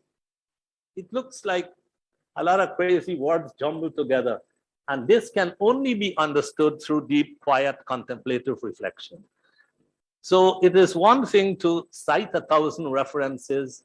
It's another thing to understand deeply what we are talking about. So we checked through Advaita Vedanta, Buddhism, Taoism, and so on. We went through and we looked at what they had to say. And I think it is really well summarized by Tattvamasi. If you get to that point of understanding, you're fine. And you know that you're in solid ground, because when you check all of the world's major religions, they teach the same. I don't know what, I mean, I can almost stop here, but let me show you why it's important for public policy, right? So people said, spirituality is a private, individual, inner thing. Public policy is a collective, external thing. How on earth would you make this bridge? Well, some of this country's most well-known spiritualists actually were activists, social activists, who bigger than Mahatma Gandhi or Swami Vivekananda. So that spirituality can be translated into policy and political action. We know that, right? Because it has been done. So how do we do it now in today's world? So how do we make it linked? And again, Sudeep has already gone through these links between science and spirituality. What we do in our research work at the center is that we ensure that what we are talking about is anchored as well in the best science that we have. That best science is not necessarily reductionist Newtonian science. That science comes from the most recent cognitive neuroscience research. It comes from complex adaptive systems thinking and complexity theory, and it comes from quantum physics. When we draw from those in-depth understanding, completely consistent with Tattvamasi, so then we know we are on solid enough ground to begin to teach this stuff. It is academic enough. So we have to answer questions like, is inner knowing valid social science? Can we publish this thing? Well, there is enough work now in Scopus Index journals our dear Vice Chancellor will be happy to hear, because you don't publish in anything but a Scopus Index journal, right? So, and there is enough work to show now that yes, inner knowing is valid social science knowledge, and it can be used in a social science research. So today's public policy challenges. Why is all of this important? I don't have to tell you about the Anthropocene, right? I don't have to tell you about climate change and inequality and that, and it goes on and on and on, long list. I just put them there for you to, just as a reminder. But how do we link it? Well, the link is quite straightforward, actually. It comes from a root cause analysis. If you take a simple one like climate change, then, and we know that climate change is caused by greenhouse gases. Greenhouse gases are caused by fossil fuel burning. And more fossil fuel is burned because our entire economy is driven at this point of time by fossil fuel burning. And our economy is driven by a blind faith in GDP per capita increases based on more matter and energy consumption. We are addicted to it. That is why this work is so important in my view, because we have an addiction. We have been talking for 30 years. We think we know the solution is to decouple quality of life from consumption. But the only way we know to do GDP per capita increases is through more consumption. So it doesn't work. So when we go through the in-depth analysis, we come to the point at human greed. So then we are told, well, you can't solve this problem because humans are by nature greedy. They will always want more and more than they need. That's the nature of human beings. You can't solve it. Well, I did end up in a dead end with this kind of thinking. I said, if that's the case, this is a waste of time. This is purely academic, theoretical, will not achieve anything practical in public policy. Until I figured out that human beings are, yes, by nature greedy, only until they continue to not know who they are. When you do not know who you are, when you do not know, and I just explained, right, like Hanumanji answered to Lord Rama, you will continue to believe you are by nature greedy. You will continue to have fundamental insecurities, fear, anxiety about the future, and you will continue to use the left brain, which is powerful, to grab. It's a grabbing part of the brain. It seeks security through more and more and more. So it's a having part of the brain. The being part, the right hemisphere, and I'll quote Ian McGilchrist, well-known psychiatrist, master on the emissary. So there is a lot of literature to support it. So let me, once we understand that, you see, you will not be able to make sound public policy and address the Anthropocene problems until you get to understanding who we are. And that's the revolution that we need. We now need a politics of being, not a politics of having. We teach our students political economy, which is all about how do we get more, how do we distribute better, which is fine, and so on, all about the politics of having, the politics of being. Thankfully, a book has just been put out by that same name, The Politics of Being. And so we got the name Applied Spirituality from Swami Agnivesh. I should acknowledge him. He wrote a little book called Applied Spirituality, and that's where we got the name. A lot of people ask us what it means. It means taking this understanding and reshaping public policy. That's what it means. So the master and the emissary, take a look at the book by Ian McGilchrist. He has just put out the magnus opus now, really summarized it well, summarized in some 1,000-page, 2 volumes called The Matter with Things.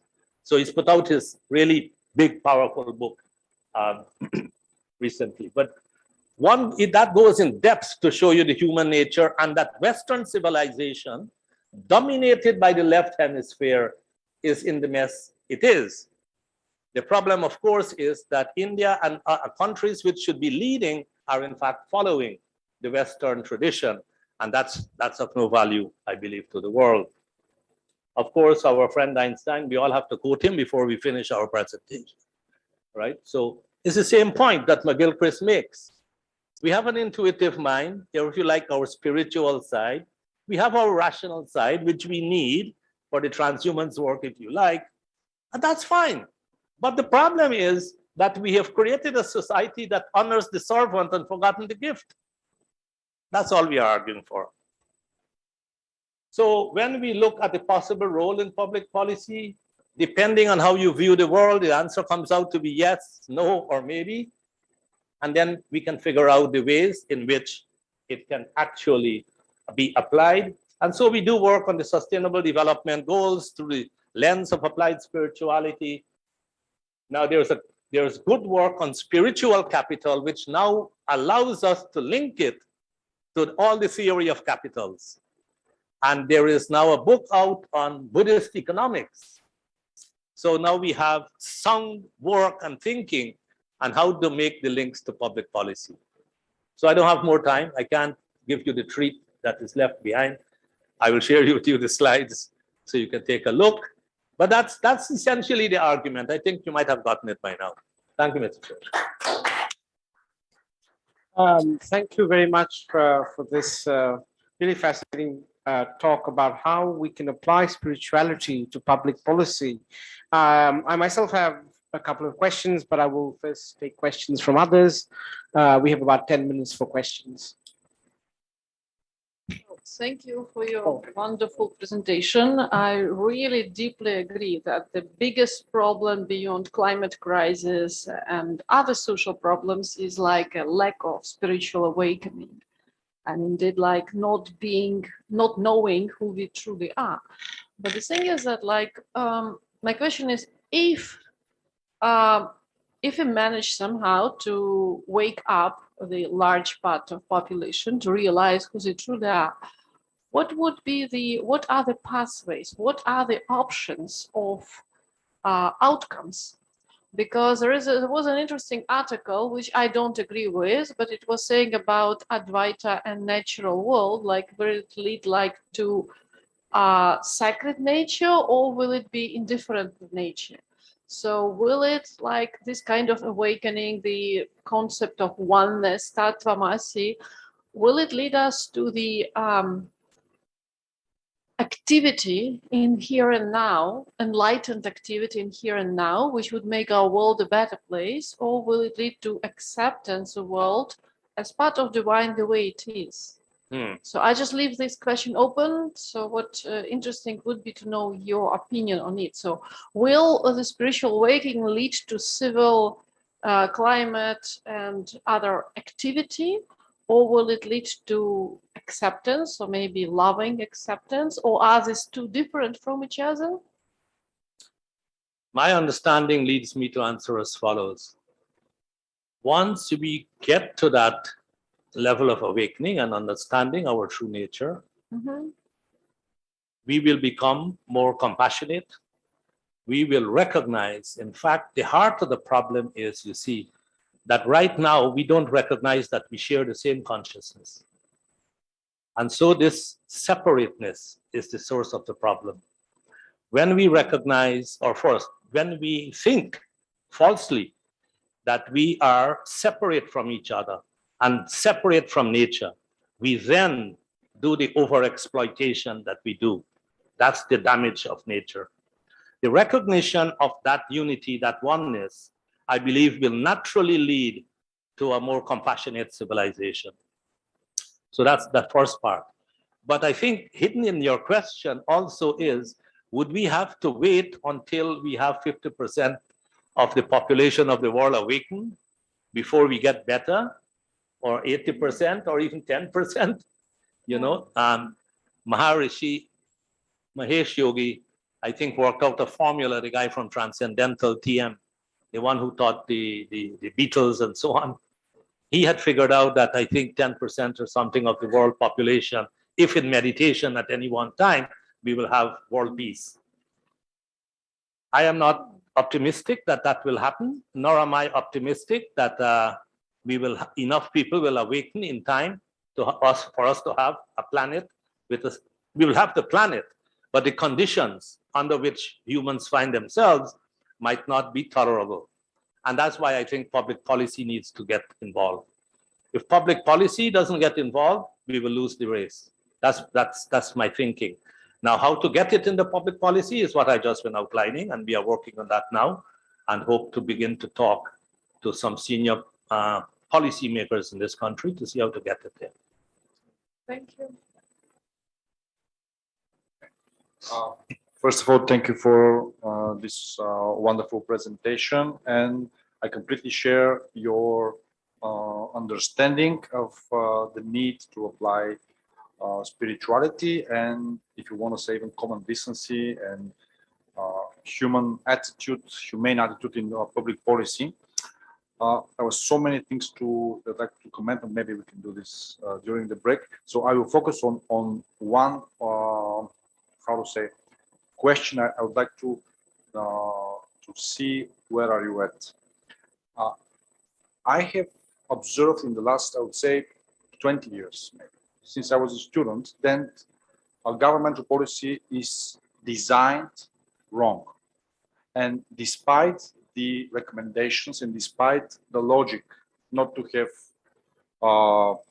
economic stratification in such extremes, not to impose harsh sanctions when you can work in a humane way to restore a behavior of people, despite the fact that all this is known, I have seen that policymakers and leaders of the system in which we are functioning, they prefer to basically to maintain economic prison. So the question that I'm asking here is, people at some point are going to awake, a lot of people, 10%, 5%, 3%, it doesn't matter. The system today is not going to allow them to have an opinion that can dominate the narrative, because the system is designed in a different way, especially in democracies, especially in democracies. So what do you think should be the approach? And we've discussed the book that I have written about holistic society. Should it be a bottom-up approach? So starting with small communities that have different principles and enlarge like this university, for example. I'm not talking about the principles, about the way that it is enlarged. Or do you think we should invest in leaders who at some point will understand how things could work? Now, having said that, we are aware how international trade and international finances work. They are predatory to its core, in its core belief. Yeah, I understand that. It is not a win-win situation. So you're either choosing supporting of egoism, or you are either choosing supporting of altruism, balanced altruism. So what is your take on this? My take is quite simple, actually. It's neither a bottom-up nor a top-down. It has to be done both ways. That's what I just was saying. That's why I have chosen to come to academia. I believe if over 4 or 5 years, you put out 500 students who can think differently, and they go out and that multiplies, we are on our way. Some of them might become prime minister, who knows? So that has to be done bottom up and top down. But we are locked in a predatory system. And I believe that if we are able to get some enlightened leadership, as well as some demands from the bottom up, it will happen. I don't see this happening for the next 20 years. We have at least 2 decades of work ahead of us. I'm happy to see the literature that's coming up from an academic perspective. Nobody teaches a course called Applied Spirituality and Sustainable Development Policy anywhere else in the world, excepting here at Jindal. So that's what we just started, systems thinking and sustainable development policy and so on. I, like Gospet, I've given up listening to all these technological solutions to climate change, for example. Yes, they are important, let's continue, but we got to do something else as well. So I can only be hopeful that this change will happen, but it will take about 20 years. And I'm optimistic that it will happen. because I have seen, I've lived long enough now, thank God, to be able to see change that I never thought would happen. So that way I'm optimistic that this entire predatory system you're talking about in this Anthropocene that we have is going to shift. It's going to crack, I believe, or it has some inherent contradictions. And since our colleagues loved Marx earlier in the earlier presentation, is because of inherent contradictions, it's going to crack. So even if we left it, it probably will change. I also believe that the nature of human evolution is spiritual awakening. It's not more biological. So we're not going to get a much bigger head, for example, that, as we evolve. Yeah, just a Short question, yeah. Yeah, just a short point actually. Mr. Chairman, I really want to hear your questions. No, I mean, some of them was already asked, but in the interest of time, maybe over lunch, yeah. Yeah. So just a short point to elaborate on what Professor Singh was just saying. You see that going back to the fanciful things that we teach our students, game theory, for example. The game theory is very much based on these individual methodologies. That is like selfish utility optimization. Now, there is one very interesting thing in game theory, which is like repeated games. Now, we know that there is one problem called as prisoner's dilemma, where two people, they could have cooperated and could have given rise to greater welfare, but due to selfish utility optimization, they cannot do that, and they end on being non-cooperating. Now, the standard game theory will say that, well, you can solve that problem if you keep on repeatedly interacting with the same guy. So if Alice and Bob keeps on meeting over and over again, there is a hope that there will be some cooperation coming up. But the problem is that that particular solution, which is often called as infinitely repeated game, and why am I bringing this? Because most of the environmental scientists are saying that we need to think about environmental crisis, etc., as infinitely repeated games played between rational agents. But even then, that will not work. That will simply collapse, because ultimately that is based on selfish utility optimization. So even if there is some cooperation emerging at some point in time, it will be so unstable that as soon as one guy defects, every system collapses. Everyone starts revenging upon each other. So there lies the concrete frameworks we are trying to build. That an infinitely repeated game, yes, we need that, but based on some other type of utility optimization, not selfish utility optimization.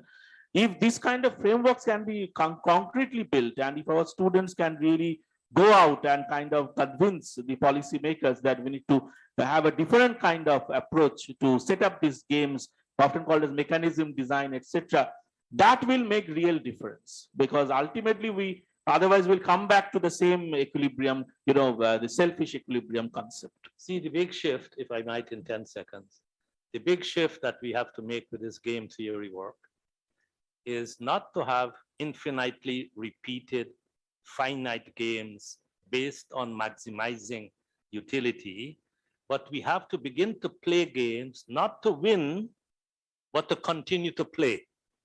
That's the breakthrough. How do you design games that you want to continue to play rather than to win? When you do that, you are in the game of sustainability. When you don't, you are in the game of GDP per capita increases. Huh? Thank you very much for that talk. Now I would like to invite Ricky Levy, who is Assistant Professor and Assistant Dean of International Collaborations, Jindal School of Environment and Sustainability. She's going to talk about non-anthropocentrism, ecological sanctity, and sustainability in Indian environmental thinking. Yeah, over to you.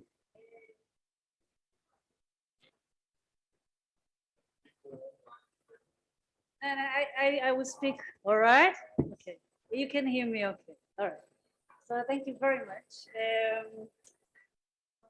So when the environmental crisis was started to be widely acknowledged, let's say in the early 60s of the previous century, there was a lot of different schools of thought that was starting to emerge. So he's saying that only if you speak into the mic will the people online can Yeah, hear. but then you have this is okay, yeah? Is that okay? Is it all right?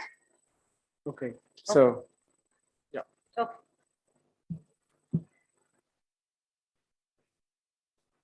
No, it's easier for me. Yeah, I said too much. Okay. All right. So let's start again.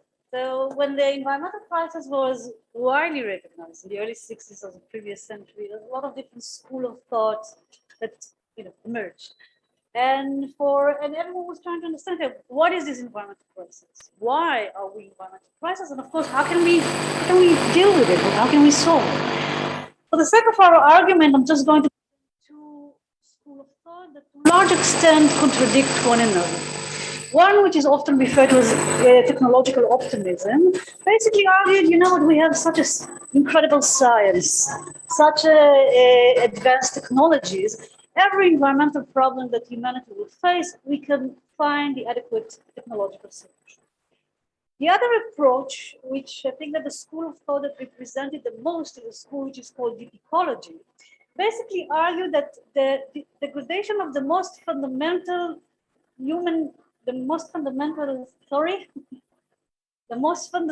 basic elements for human existence. The fact that we are witnessing the degradation of the water, the air, our food production system is a reflection to a much deeper crisis. It's an ethical crisis. It's a crisis of perception.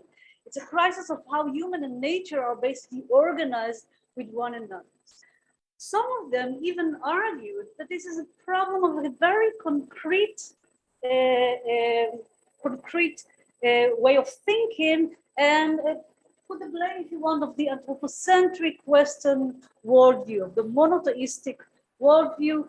And that echoed in the historian Lynn White very famous article, which is called The Historical Roots of Our Ecological Crisis, and says the following argument. Since the roots of the ecological crisis are so largely religious, the remedy must also be essentially religious, whether we call it that or not. We must rethink and refeel our nature and destiny. Especially in its Western form, Christianity is the most anthropocentric religion that the world has seen. In absolute contrast to ancient paganism and Asia's religions, it not only established a dualism of man and nature, but insisted that it is God's will that men exploit nature for its proper ends. So the main, let's say, problematic characteristic of this anthropocentric worldview that bothered these deep ecologies was the fact that what we are witnessing is a worldview that separates human from nature, that there is hierarchical order, that nature is subjugated to humans, that humans are the only one who have intrinsic value, okay? The only one that we can ascribe moral stand to it, and we relate to nature only instrumentally, meaning we just see it as a resource.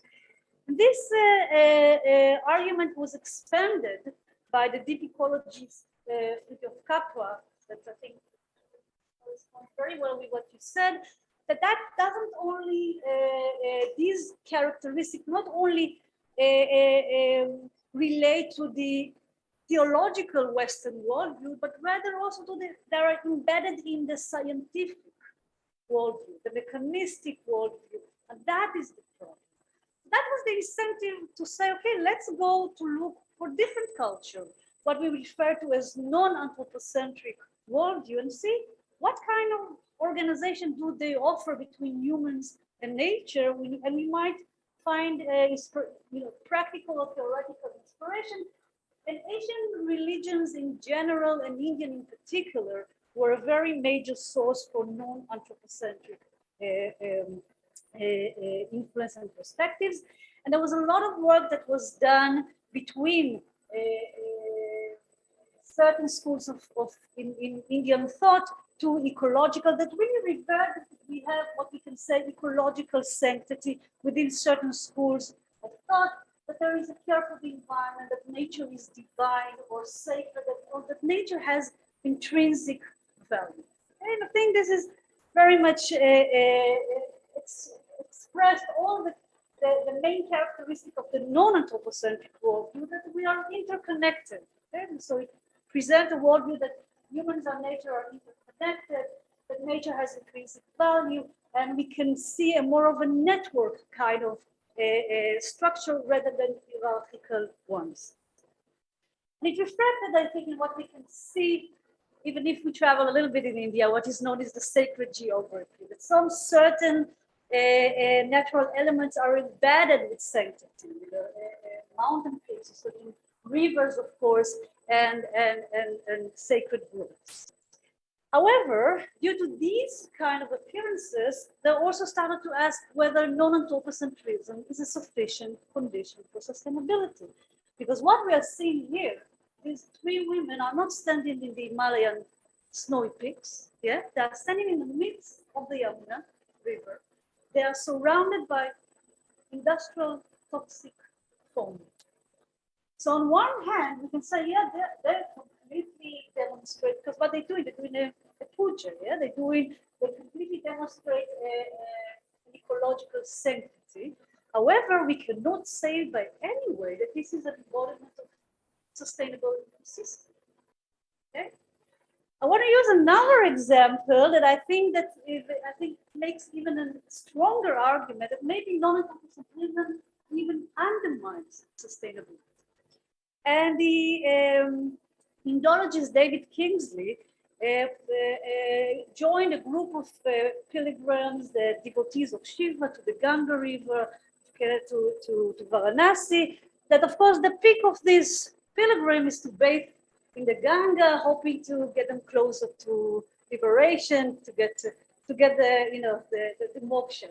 And that is the peak of and he says that during this traveling that he joins them, they definitely, the way they speak, the way they're eager to come to the Ganga, to see the Ganga, to bathe in the Ganga, they completely demonstrate an ecological sanctity. However, when they arrive to Varanasi and they see how the river is polluted, they differentiate between its inherent sanctity, the Ganga's inherent transcendental powers, to its physicality.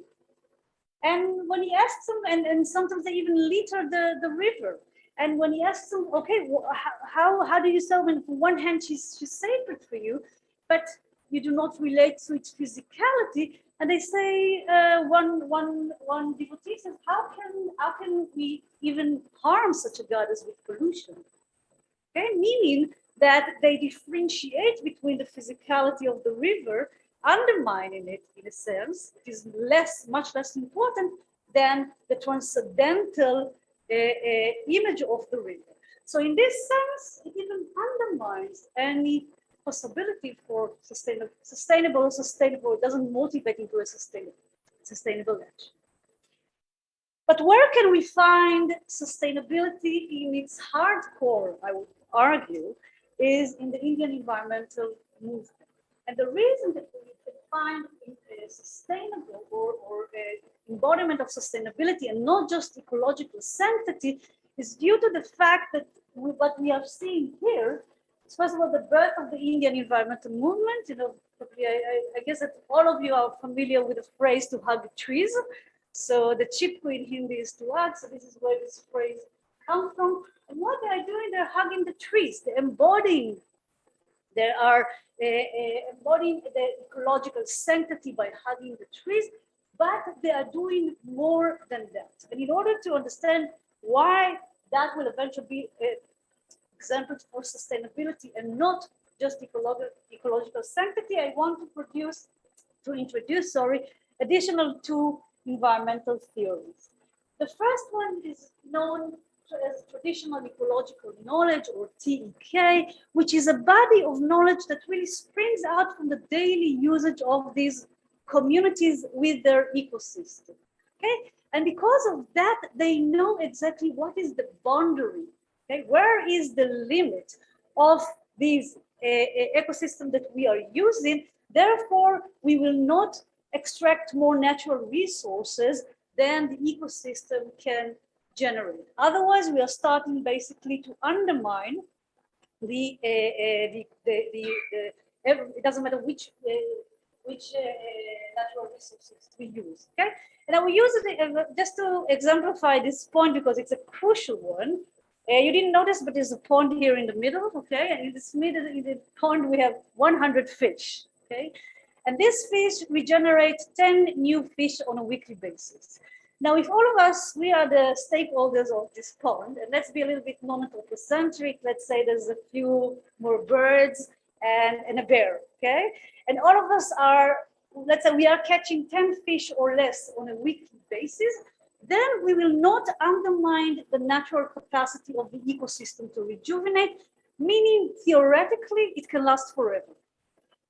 The problems start when we start to catch more than 10 fish on a weekly basis, right?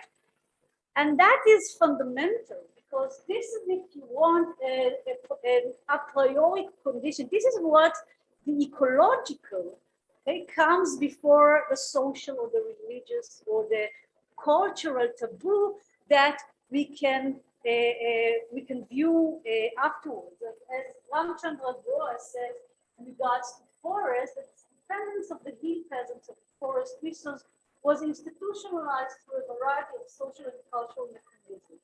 Through religion, folklore, and tradition, the village the communities are drawn a protective ring around the forest. Across the region covered in the study, in Malaya, there existed a highly sophisticated system of conservancy that took various forms, often built up or dedicated by local deities, and the trees around the spot were regarded with great respect.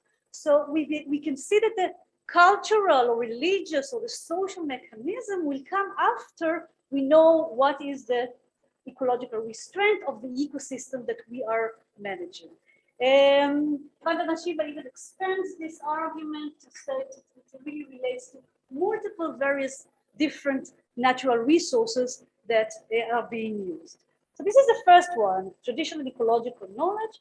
And the second one, if we came to governance, and I think this is very, very important, I think might correlate to your talk, that in the 90s came this, Elinor Ostrom, and said that given certain conditions, very important, she had these 8 principles, and one of them is knowing what is ecological restraint that I just demonstrated.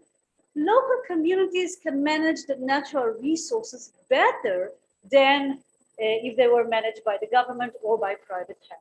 And in this, she basically undermined Garrett Hardin's conclusion that the commons has to generate strategies. Okay, therefore, the conclusion was that only they should be managed only by government or by private companies. So what we are seeing here, and if I will go back, if you want, to this image of the chipku, is to say that the reason that I can say that this is a sustainable and not just a manifestation of ecological sanctity is the fact that this is simultaneously a unified phenomenon. So they demonstrate a non-anthropocentric ecological sanctity. They do care about their forest, about the trees. Okay? However, they simultaneously have a very concrete and specific body of knowledge how to manage these natural resources, and that is manifested in a concrete governmental mechanism that, according the lines of Ostrom, which in many senses can be, in many occasions, I think it can also be a much more egalitarian mechanism of managing natural resources. And I think this is a reason why we can relate to it as a sustainable management of natural resources. We don't have the time, but I think this is what I do in my research, is basically to show that the same unified phenomenon can be tracked in Vandana Shiva's agroecological, small, medium scale of food production system. And in the work of Anupam Mishra, who is considered to be one of the revivers of the traditional water harvesting system. So the same mechanism we can see in these both in these two additional natural resources. If I just conclude, and I think that what I can see that can characterize the main characteristic of the Indian environmental movement, first of all, that we can see a call, a very active call to reclaim the rights on the commons. And the reason it is being done is because they know how to manage it, okay? And they can do it better than other forms of governance. The third point, which I think is very interesting and I think might correlate, because I think that in generally I am providing here a much more pragmatic vision to this, for this conference, is that we can see that every natural resource is simultaneously embodied a very holistic view of nature, because it is intertwined phenomena which is both ecological and sociological and economic. Okay? It provides us a more a multi-dimensional view of natural resources, which is very different from modernity, or viewing water or forest or whatever it is in a more one-dimensional economic or even technical, the technicality of managing the natural resource. And the fourth one, I think that this is why we see a lot of fundamental questions of environmental justice, of active democracy. What is exactly the role of civil society is pretty much embedded in the Indian environmentalism. This is it. Thanks again for that wonderful talk. So we have a few minutes for some questions. Anyone?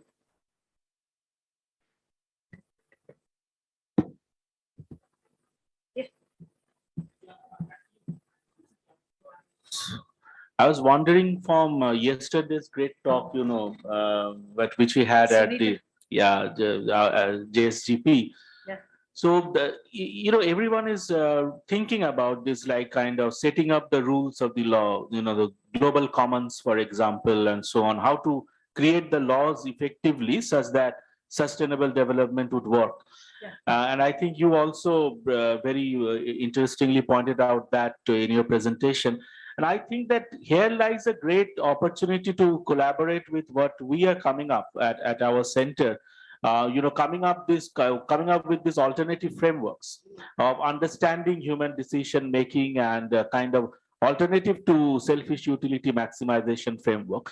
Because as far as I see, that if those alternative or those true frameworks, I should say, if they are not embedded within the rules of the law that are going to be written, or who will write those laws, then ultimately we again come back to the same problem. Say the tragedy of commons, which you just pointed out, the main theoretical reason was only because that human beings are typically, narrowly rational. And that is why there is a tragedy of commons. So we, in the framework that we are building for the commons, for example, we need to bring those alternative thinking.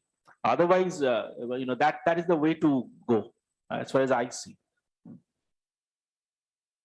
I agree, and I want to even connect this because I wanted to ask Naresh a question before, but we didn't have enough time. But maybe now it might be, my question will be clearer, because you mentioned, okay, what we need to do is Tatwamasi. I think that reaching to the point when you understand Tatwamasi or get into a higher spiritual level is a hard task. I'm not saying, of course, impossible. It's a hard task, especially if you want it to happen in a large scale.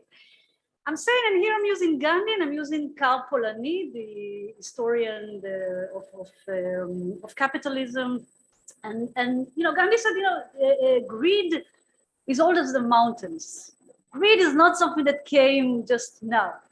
But what happened with greed is that from the 17th century, when capitalism as the dominant economic system started to control the world, greed always, or let's say prior to capitalism, every economic system basically knew how to restrain human greed. So economics was always part of a larger social, religious context. Okay, only in modernity and only in capitalism this is what Karl Polanyi called the disembedded economy. So economics was taken out of the other spheres of life, and not only out, it became the most important, that everything is subdued to that.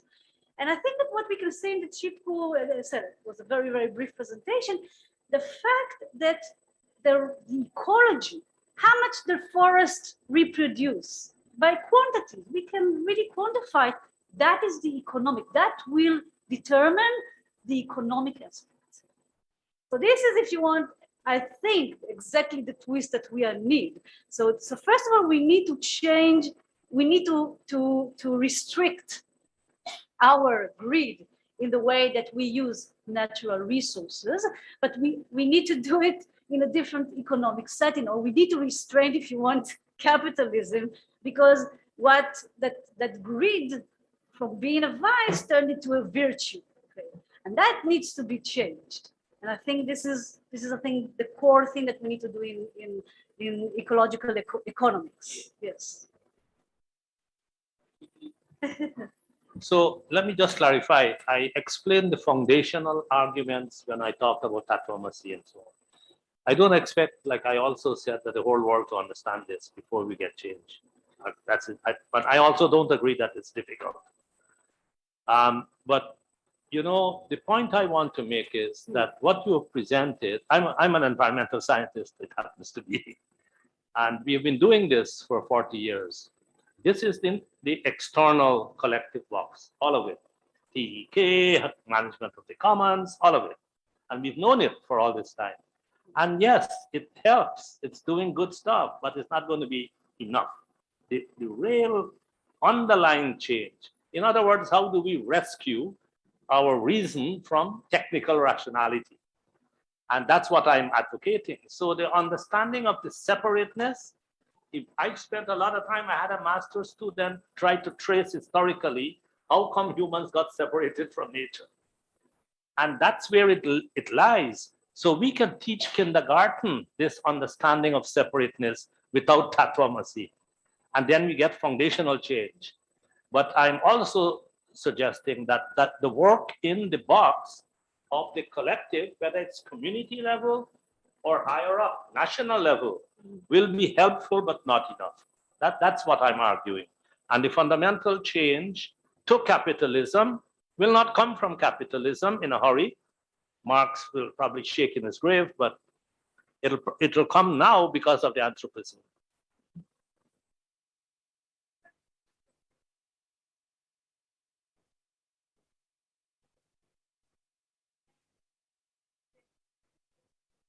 The restraint of managing, because everything is natural. Yeah, everything here is natural resources. Everything. Yeah.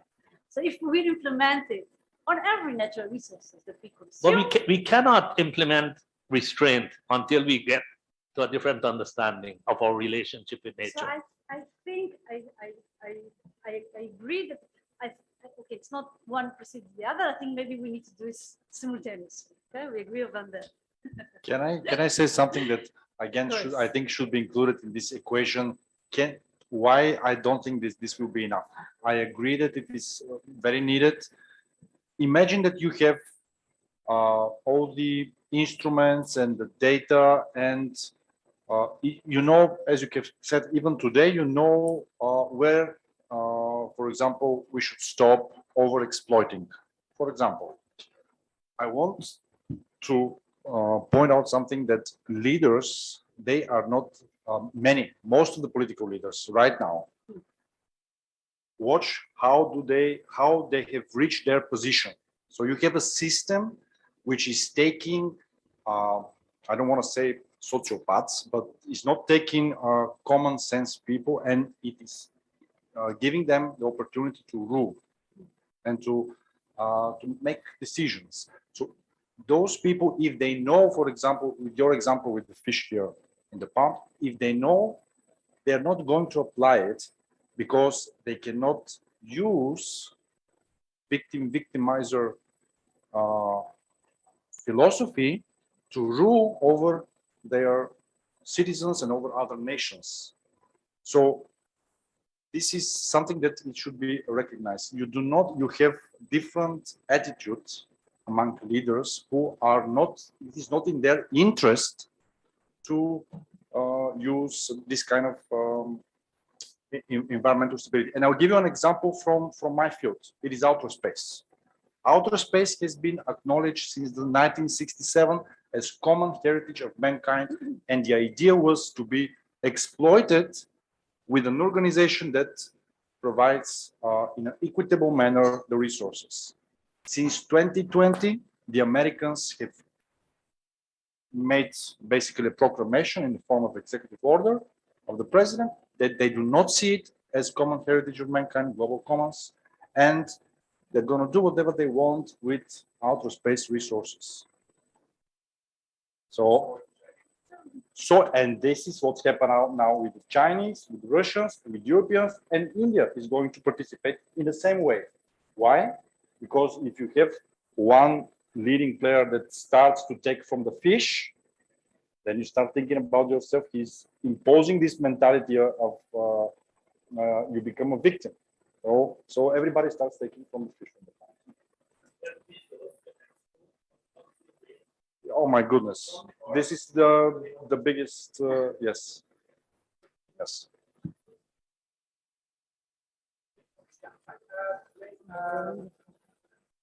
There's one online thing which yeah, there's one people who are sitting from their homes. Yeah, do you want to go on chat? Is that how we want to do it, or do you want to use the mic? They can use a mic if they have a question. Yeah, there's a question. Okay. Yeah. Sorry. I did want to say that yes, no, because my work is on what I call the environmental Gandhi. If I know that the Ahimsa is going to be, I think I would frame it in the context of Ahimsa, but I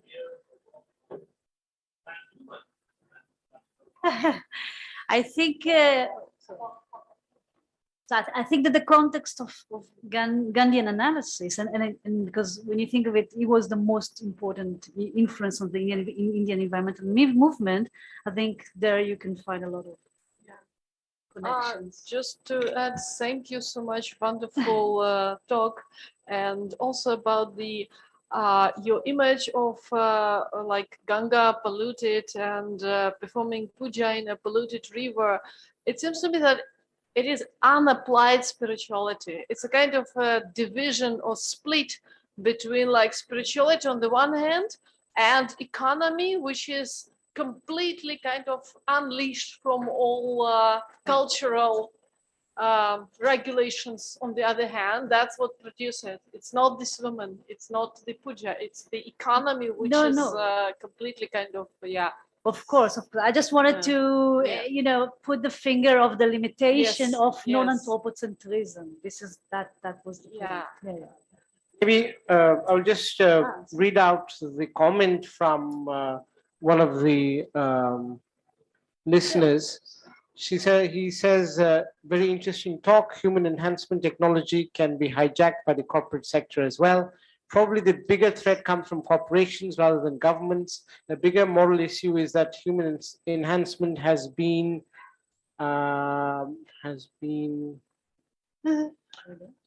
often framed from a utilitarian perspective, a perspective that focuses on individuals while sidelining communication ideals like interdependence, communal well-being, and solidarity. These utilitarian ontological assumptions behind human enhancement must be problematized. A related second issue is inequality. These technologies will definitely not be available to everyone. This will lead to further deepening of inequality along the dimensions of ability, age, etc. I wonder what the panelists think about this. I think. Interesting concern. Well, indeed, there is a various ways in which enhancement technologies can be abused, like being hijacked by governments or by corporations. Also the question of equality and justice and access to these technologies. So indeed, it imposes a crucial role of civil society, of transparent government, the rule of law, the observance of human rights, the international community, the global civil society. So the role, it's extremely important to preserve democracy, to preserve rule of law, and to preserve deepen democracy, because democracy has also like various dimensions. Because if it happens in a authoritarian or totalitarian society, the use of these technologies can be just an end of human being. It can be disastrous. So hence, the democracy, law, and civil society is absolutely important. Yeah, freedom, liberty is absolutely important, crucial for very survival of humanity. Let me just add quickly 2 points. One is the law of the corporation mandates the corporation to produce profit for its shareholders at all costs, right? That's the law of the corporation. So the law has to be changed. And that's the government corporation relationship that has to be changed. But that will not be enough. The corporation itself has to change. Now, how would that happen? There is good science, good news. If you look at this book called Putting Purpose into Practice, put out 2 years ago at the Sade School of Business at Oxford, it redefines the purpose of practice, and it is put out by a bunch of academics and CEOs. That is important, because if it's just academics, it might just remain academics. And they argue that the purpose of business must be to make the world a better place, and in so doing, make a profit. I have never heard anything so revolutionary coming from business itself. Note we can Just okay. perhaps just one point that I'd just like to kind of continue with this, that one very important concern that he has also raised, the online comment, that now we are reaching that kind of a position where these big corporates can really be much more powerful than even the governments. And if we read some of the books by Yanis, Yanis Varoufakis, I think he was the finance minister of Greece and also taught at Birmingham University for a long time. So he has, in one of his books, he says that when you accept Amazon, for example, or all of these big empires, this is beyond market economy, simple. I mean, what we teach our students till now, how market is about invisible hand. And Joseph Stiglitz says that invisible hand is not there because it is not there. And that is one part. But the main thing is that Amazon and others are not playing on market economy at all. They have they have moved beyond that. So therefore, this old kind of idea that no, they have to be regulated somehow, and again the system has to be brought back into equilibrium, that will simply not work, because they are beyond regulation. They are regulating the regulators. So in that case, the only thing that might work is the alternative frameworks that we are discussing. Otherwise, the old system of getting the capitalism to work, that will simply fail. Yeah, that is what I think. Maybe we'll wait for lunch because they might close lunch. I'm really sorry. We're going to discuss over. Yeah, let's discuss over lunch. Okay, thank you. So let's meet at 2:45. I have a quick lunch. So 2:45. 2:45. Yeah.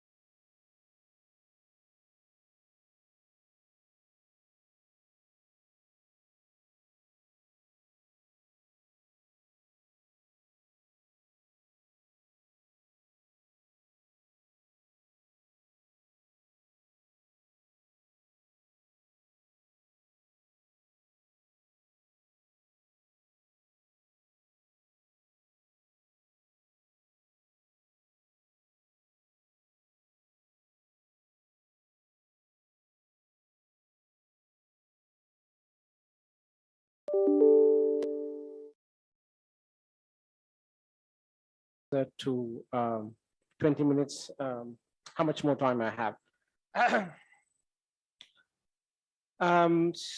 Yeah, so today I'm going to talk about Superman. It's a contested term. It's had a kind of a questionable history in Europe in the 20th century. And Superman, as you know, comes from Nietzsche's concept of Übermensch. And much of what I'm going to say today also has Nietzschean undertones. So I'm going to use the term Superman. I mean, I might also use the word overman or superhuman. I don't want to get into now the exegetical debate about what the right translation is, though that is a big industry in itself, and a lot of people have said different things. But I'm not going to get into that. Just to clarify, I'll be using the term Superman, overman, superhuman interchangeably. Okay, so in today's presentation, I'm going to talk about what an overman is and how it's related to human action. I'm going to talk about self and time. I'm also going to talk about panpsychism, and I'm going to talk about a particular term that I would like to use, which I've not put in fully. I'm going to talk about what I call naturalistic cosmopolitanism. Anyway, but let me tell you, I mean, I want to take all of you on this philosophical route, where I'm going to start with certain remarks on the nature of the self and the nature of time and how they are related. And I'm going to use those insights to build a particular concept of what overman is.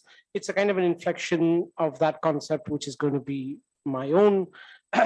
So anyway, just as an introduction, overman is a concept that comes from Nietzsche in his also Sprach Zarathustra. And different people have interpreted that particular concept in different ways. Nietzsche, as you know, was very cryptic, so it gave way to a lot of post-Nietzschean interpretations. I can name a few: Alexander Neymars and Bruce Detweiler talk about the Übermensch or the overman as a kind of a literary aesthetic ideal. And then you have, I mean, they talk about it as a kind of an archetypical artist.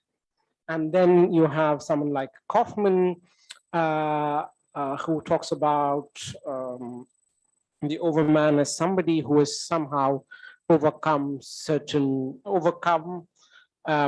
struggles within himself. So he talks about it as a kind of a process of self transformation.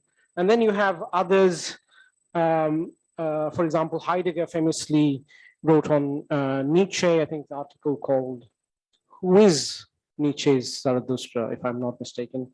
So for Heidegger, the overman is someone who's understood the idea of the eternal recurrence of the same and lives according to that idea. And Heidegger goes on to criticize that idea as being too metaphysical. But then you have somebody like Derrida, who talks about, who says the overman is a woman. And then you have Deleuze, who thinks of Nietzsche as an affirmative being, and so on. Anyway, this is just to give you an overview of what different other prominent philosophers have said about Nietzsche's overman. So I'm also one more county heard from, right? So, but I mean, anyway, that's not the end of the story. I mean, a lot of Nietzschean undertones exist within transhumanist and post-humanist debates, from people like Bruno Latour, Donna Haraway. There's a lot of literature which talks about what kind of essence we can attribute, or maybe non-essence that we can attribute to human existence. given the fact that not only has God died, but human beings as a concept has also died. Anyway, so my own objective is to present the Superman as a panpsychist being par excellence. There's a certain cosmological vision that accompanies a panpsychist view. Within panpsychism, we know there's the idea that everything that exists thrives and is driven in some way or the other. In short, everything is alive. That's panpsychism. And one of the famous proponents of panpsychism historically is Leibniz, but we will not be talking much about him here. So, I mean, what does that view entail? What does panpsychism entail? What are the conceptual commitments that that we are forced to take if we are a panpsychist? And these are things that we will discuss. Anyway, so ultimately, I will end the story by saying that panpsychism, Nietzsche can be interpreted fruitfully as a panpsychist. And if you interpret him as a panpsychist, there are certain, for want of a better word, Nietzsche wouldn't like it, let's say ethical implications or deontic commitments that we will have to undertake. And if we undertake that, we will become, we will evolve into a cosmopolitan society, a state which I would like to call naturalist cosmopolitan. Anyway, okay, that's the that's my objective in this presentation. So where can we start? I'm going to start from the future. So why do I do that? Why do I have to start from the future? First, I need a kind of a guiding thread to get into this maze of this idea that Superman is. It's a contested idea. It's a difficult and confusing idea. And two, I've noticed that futurity in different debates about Superman, overman, or transhuman refers to, there's a constant reference to the future. For example, Donna Haraway talks about it, and a lot of, even Nietzsche talks about it, Derrida talks about it. So a lot of these people who talk about any possibility of self-transformation do talk about, have something to say about the future. So that's why I want to talk about the future. Anyway, it's supposed to be a goal that we reach, right? So there's a implied reference to future. Now let's take our own common sense idea of what the future is. We think of future as a point in time. You can mark a future moment on a line. It can be spatially represented, as a lot of mathematicians can show us. And I want to talk a bit here about our relation to our future in terms of how we existentially relate to it. So I want to start with this. I want to say that the future is something that haunts us all the time. We usually think of the past that haunts us, but the future haunts us. And I want to explain what I mean by this. I think our future haunts us in two ways. One way is through our intentional actions, and another is through our ontological assumptions regarding the integrity of ourselves. And both are related, and I will explain how. Let me talk about the first aspect of the future and how it's related to our actions. Now, we go about our daily lives possibly thinking that the future is open-ended and also indeterminate. After all, our choices make sense to us only because we think the future could have been different. As much as it is intuitive to think the future is open-ended and is always a step ahead of us, the future also acts in the present, right? It's in the present in some way, but how is it in the present? And I think it's in the present because it acts through our intentional plans and our daily behavior. We think of, for example, we think of the future all the time, right? Many of our intentional acts projects our will and effects into the future. Obviously, the possibility of doing something or anything cannot make sense if we don't already presuppose a future. I'm ensuring my life, and I'm saving for the future, and I'm doing things for the future, like my preparing for this conference, and my planning to go back home. Everything has a reference to the future. So in that sense, the future is actively present. Now, the next question you can ask is, in what sense is it present, right? Not present in the sense in which moments of time are. After all, each instant once passes is gone forever, and future instance, the moment they become present, are not future anymore, right? That's why they are present in a weird, ghostly way, and that's why I said the future is like a ghost. But it still has an impact, as I just showed you, how we plan our actions and our behavior in ways in which we presuppose or refer to the future. So if we act for the future, then obviously the future, or our conception of the future, must have some motivational force in our daily behavior. The fact that we think of the future or have a conception of the future implies that there is a certain forwardness, if you will, to our practical selves, right? So that's the first idea, of first sense of the future that we have, how the future is related to our actions. The other the other way in which the future is kind of present in our daily lives is because the ontological assumptions that we make about the continuity of ourselves, right? We think of our past selves and our present selves should somehow cohere with our future selves. So we somehow we're obsessed, and I don't know, rightfully or not, but we want to think of ourselves as the same person. So, and we think of it in temporal terms. We think of it as somehow we have to exist in a continuum where the past and the present and the future make, there's some line where we can draw from the past to the future. So that's our ontological assumption, right? Now, ontology and intentionally are connected and both are connected because the possibility of acting out our intentions and desires has a functional relation to what kind of future self we want to build. To a certain extent, our personal identity, we think, is in our hands, and we can build our identity through actions and intentional commitments. That is, the person I want to be can be constructed out of directing my intentional dispositions in particular ways, right? And in some ways, we believe there's a certain agency that we give ourselves. We can shape the present so as to determine the future. We are agents of self-change.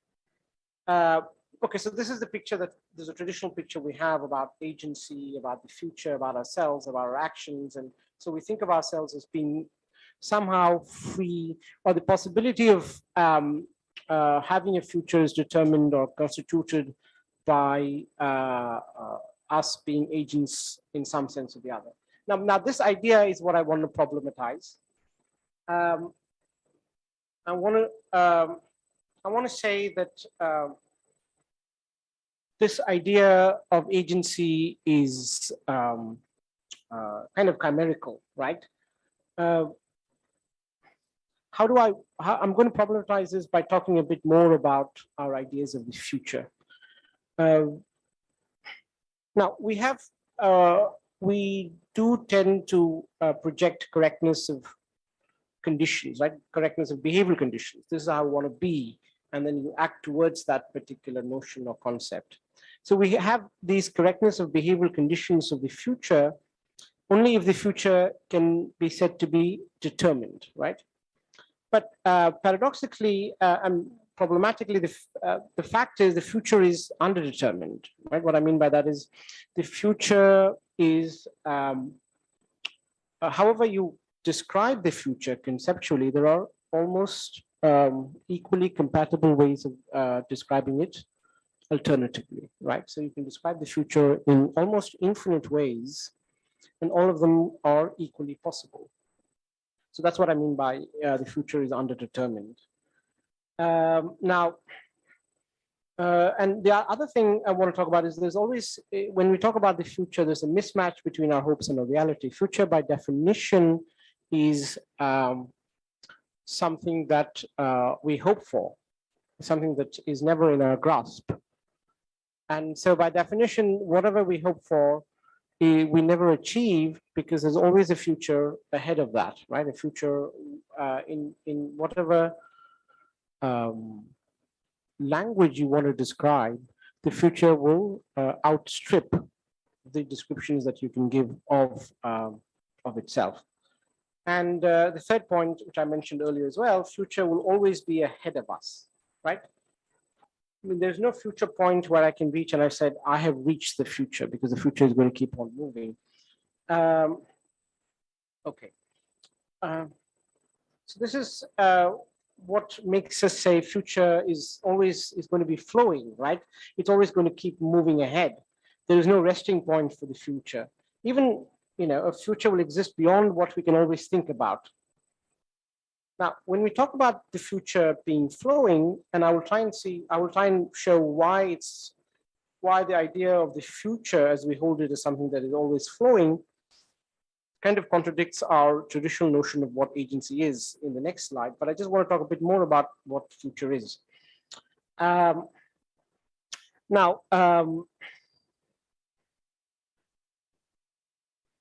So I have 6 minutes. Okay, so I can probably, yeah.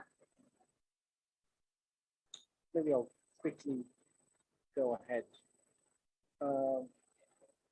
Now, okay, maybe I'll skip some of the things I want to say.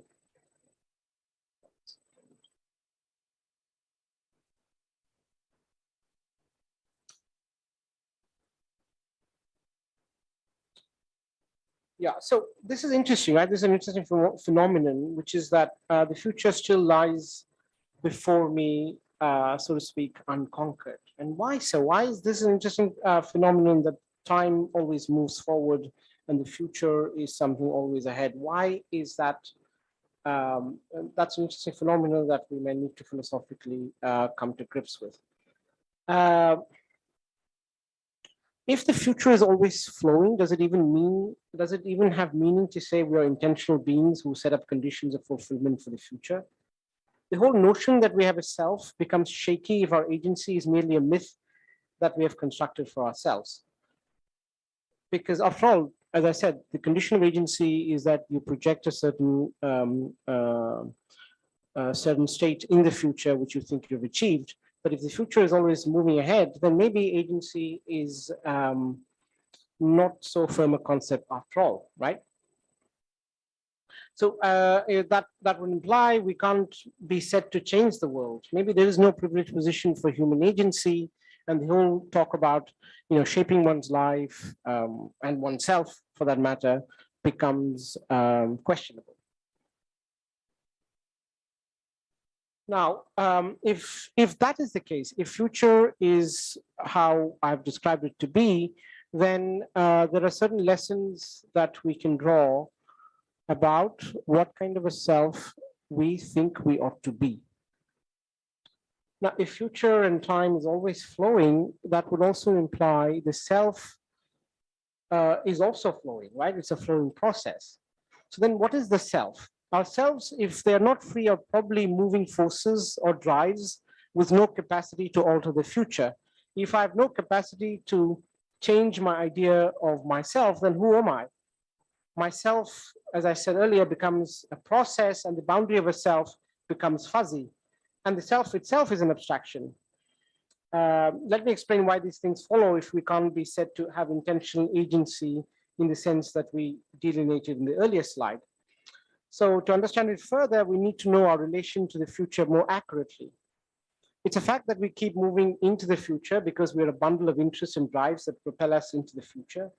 The question that someone like Nietzsche, for example, asks is, why does time flow? Or more importantly, why are we propelled into the future? The crucial question here is not what is the future, but rather why is there a future? In other words, by understanding what the future is, we can't be said to know why we intend the future or move towards the future and almost automatically flow into the future. You may understand what your future is, but can't explain why there's a future at all. But Nietzsche has an answer. He says that it is in our primal nature to keep moving towards, keep moving and keep always moving towards the future. Our being is to become. To say the thing in a different way, ourselves are always on the move because we are creatures, as I said earlier, of drives. We are a bundle of interests jostling and fighting, so to speak, to move ahead. And given how our drives are always fighting, there's an agonistic angle to our existence, right?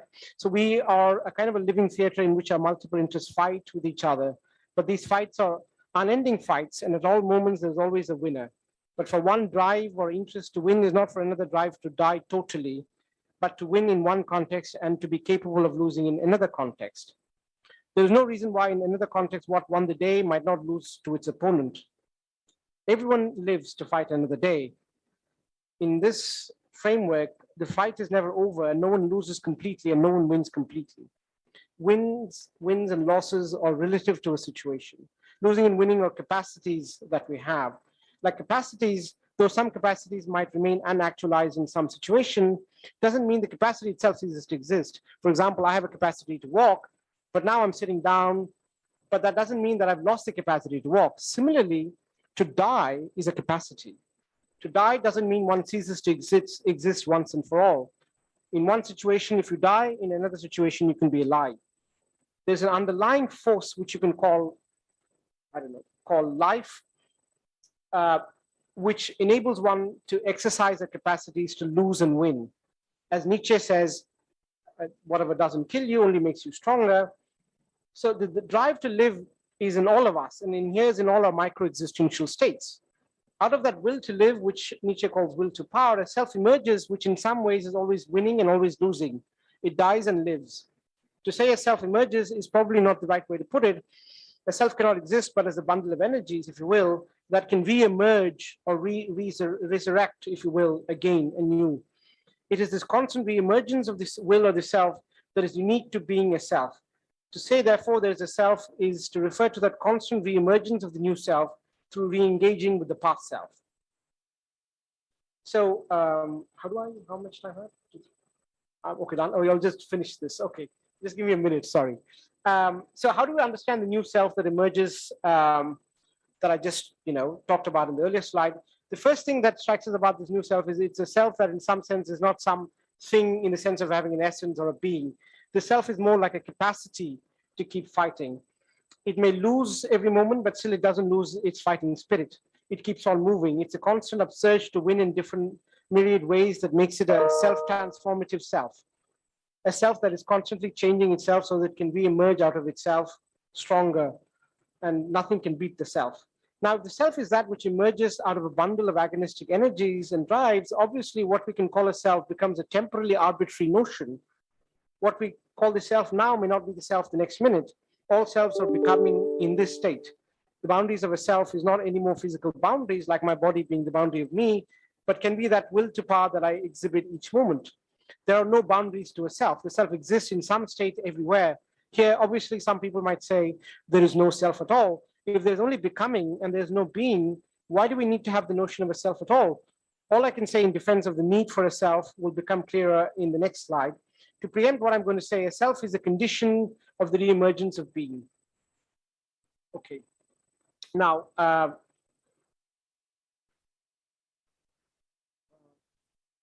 so I just said in the earlier slide, and this is my last slide, that the self keeps changing or transforming itself all the time. Oh, sorry.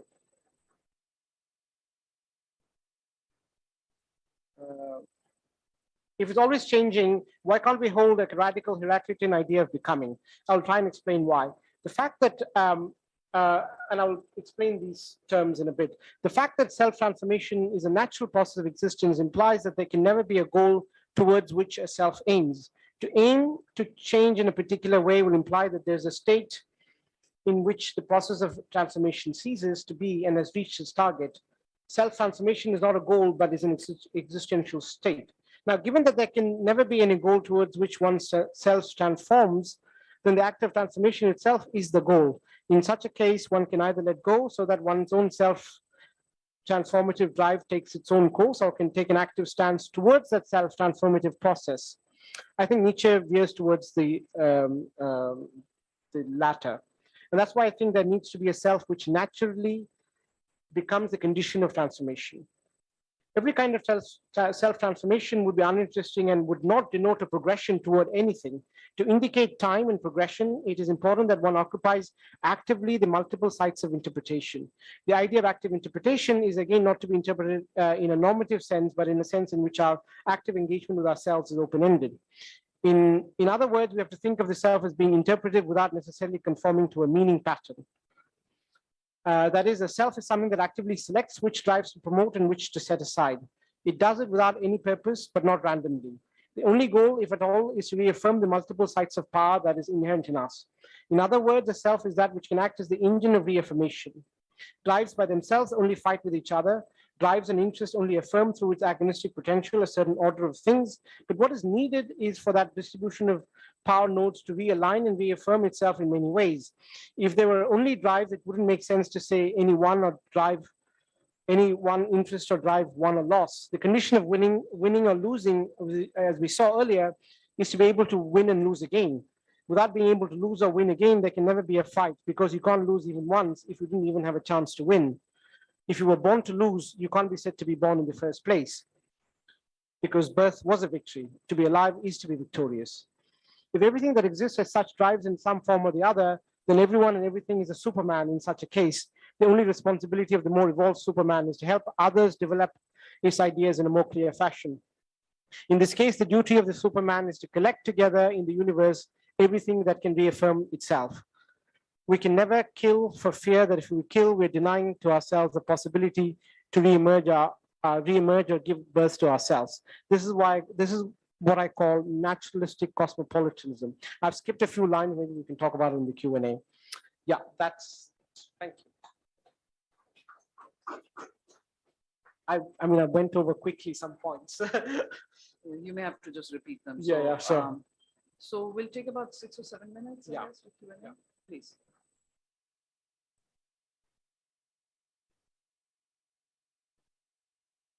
Yeah, thank you very much. I think this is a fascinating topic, which actually some of us have been thinking for quite some time.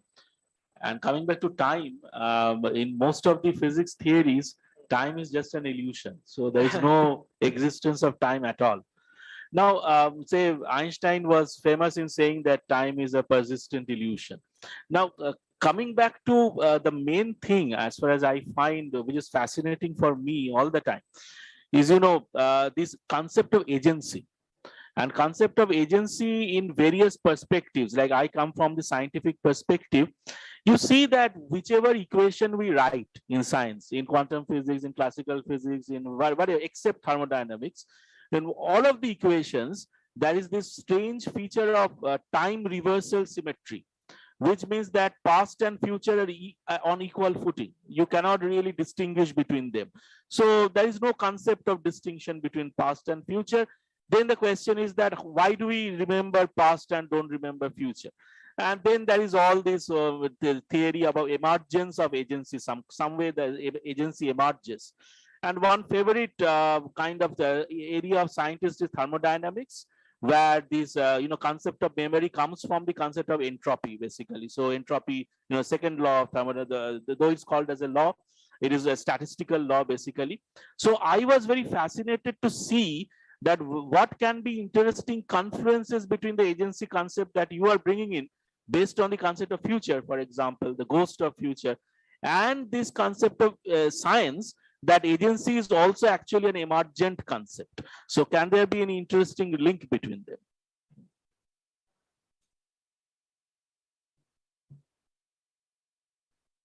Yeah, I think emergence is an interesting idea. I think I do hint at it in the last slide. I think that everybody, because I talk about a panpsychism, I think we're all in different stages of emergence in terms of how much we are able to direct our interest and drives. So depending upon what state you are in terms of directing your interest and drives and impulses, then you can be in some state of emergence. Yeah. So yeah. Quickly, one point. There was a very interesting debate between Einstein and Bergson, I think, the philosopher, on the reality of time. So that might also be very well related to this concept of. Oh, I mean, yeah, I don't know that debate very well, but yeah, I will look it up. Yeah, thank you. Another question, maybe? I just wondered whether there was any other option but to win or to lose. Any other option but to win or lose?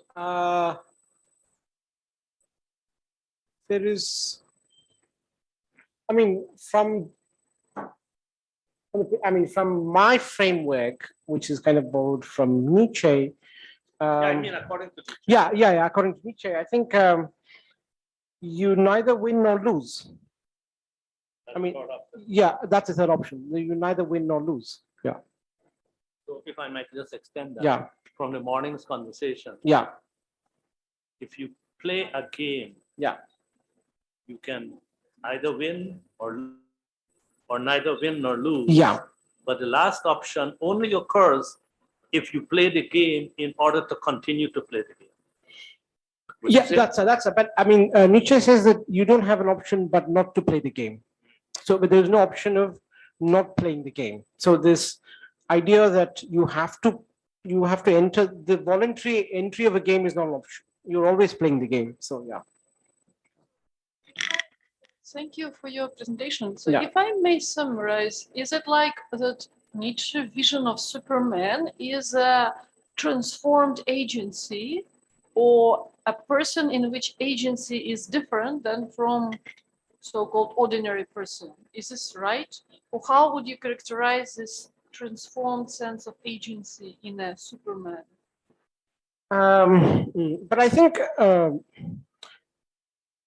a transformed two things in my panpsychist interpretation. Everybody is a Superman. Everything is a Superman at different stages. Possibly, I mean, I'm thinking aloud, possibly the realization that you're a Superman is the only difference between a Superman and, what degree of realization you have in terms of how much superhumanness you have, possibly. Okay. Thank you.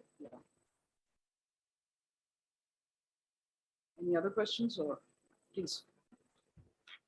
I was going to ask a question around that idea of the future haunting the present in relationship to Mark Fisher's ontology and his later abandonment of that in the face of the foreclosure of capitalist realism.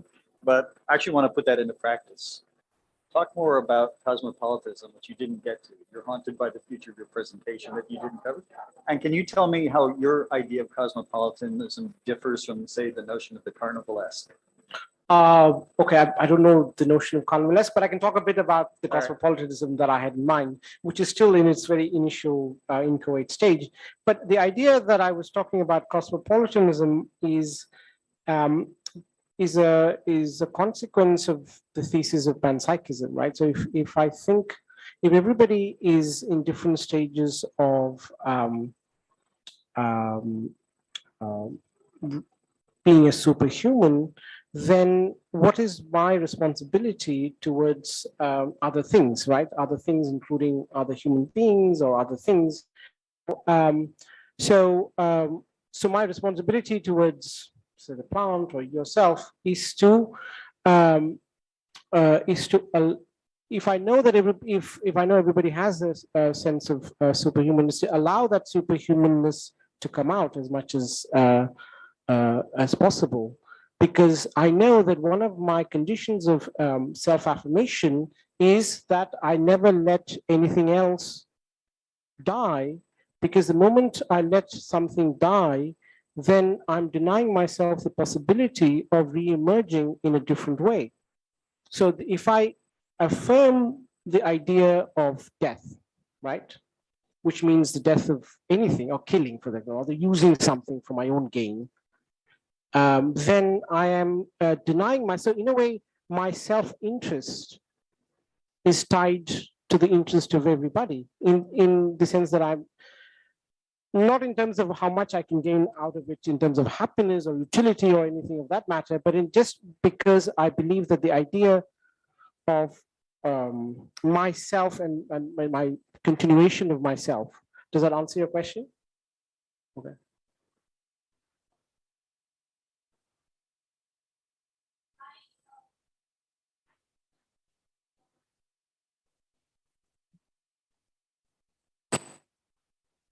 Okay.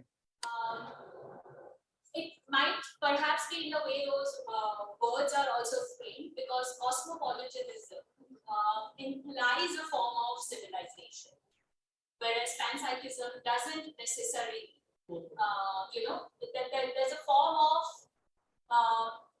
to be cosmopolitan is a very different form of awareness of others around you, and I mean others in a very generic sense here.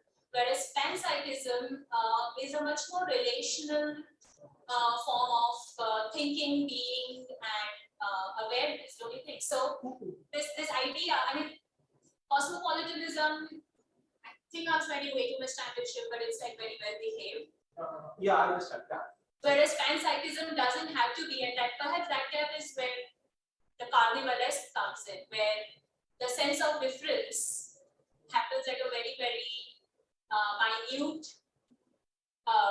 minute scale, and the spaces that one needs for the other agencies to play out, which are different from your agencies, and then the world that gets made, right? No, I mean, it's a valid point, but I would maybe not agree with your assumption that a cosmopolitan is a kind of an evolved state or a devolved attitude.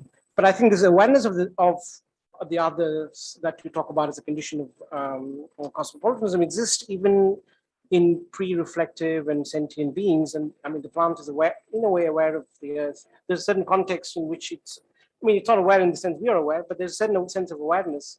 So that way, it's also, it exists in a cosmopolitan world, maybe not aware of it in that way, but it is aware. The fact that the very fact of existence implies a certain sense of contextual awareness. So cosmopolitanism maybe,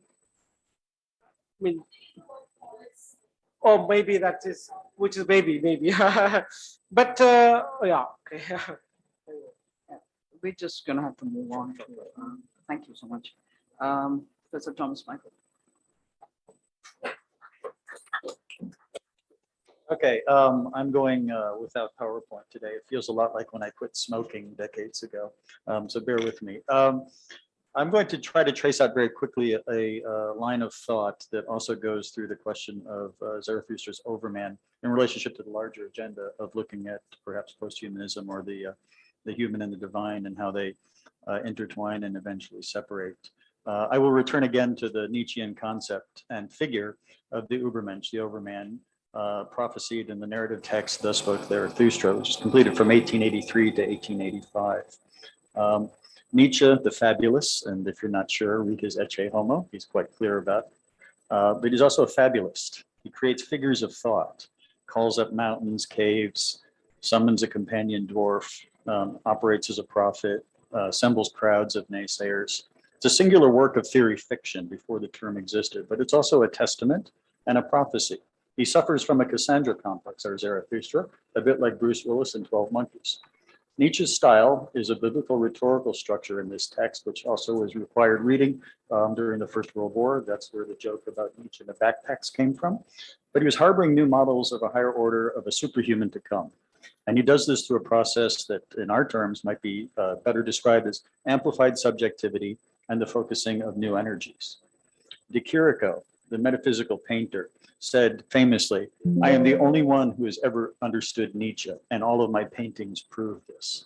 He also said that Thus Spoke Zarathustra sounded to him to be a copy of The Adventures of Pinocchio, calling attention to its fantastical qualities. It is time for him to come to this idea of the everyman, or the last man is the technical term, where present tense is characterized in the past tense.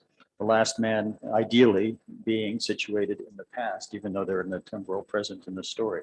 The last man is something like a hangover that is seeking to be forgotten or moved beyond. The overman functions more as a dream, very explicitly as a higher type of evolution of values achieved through self-overcoming.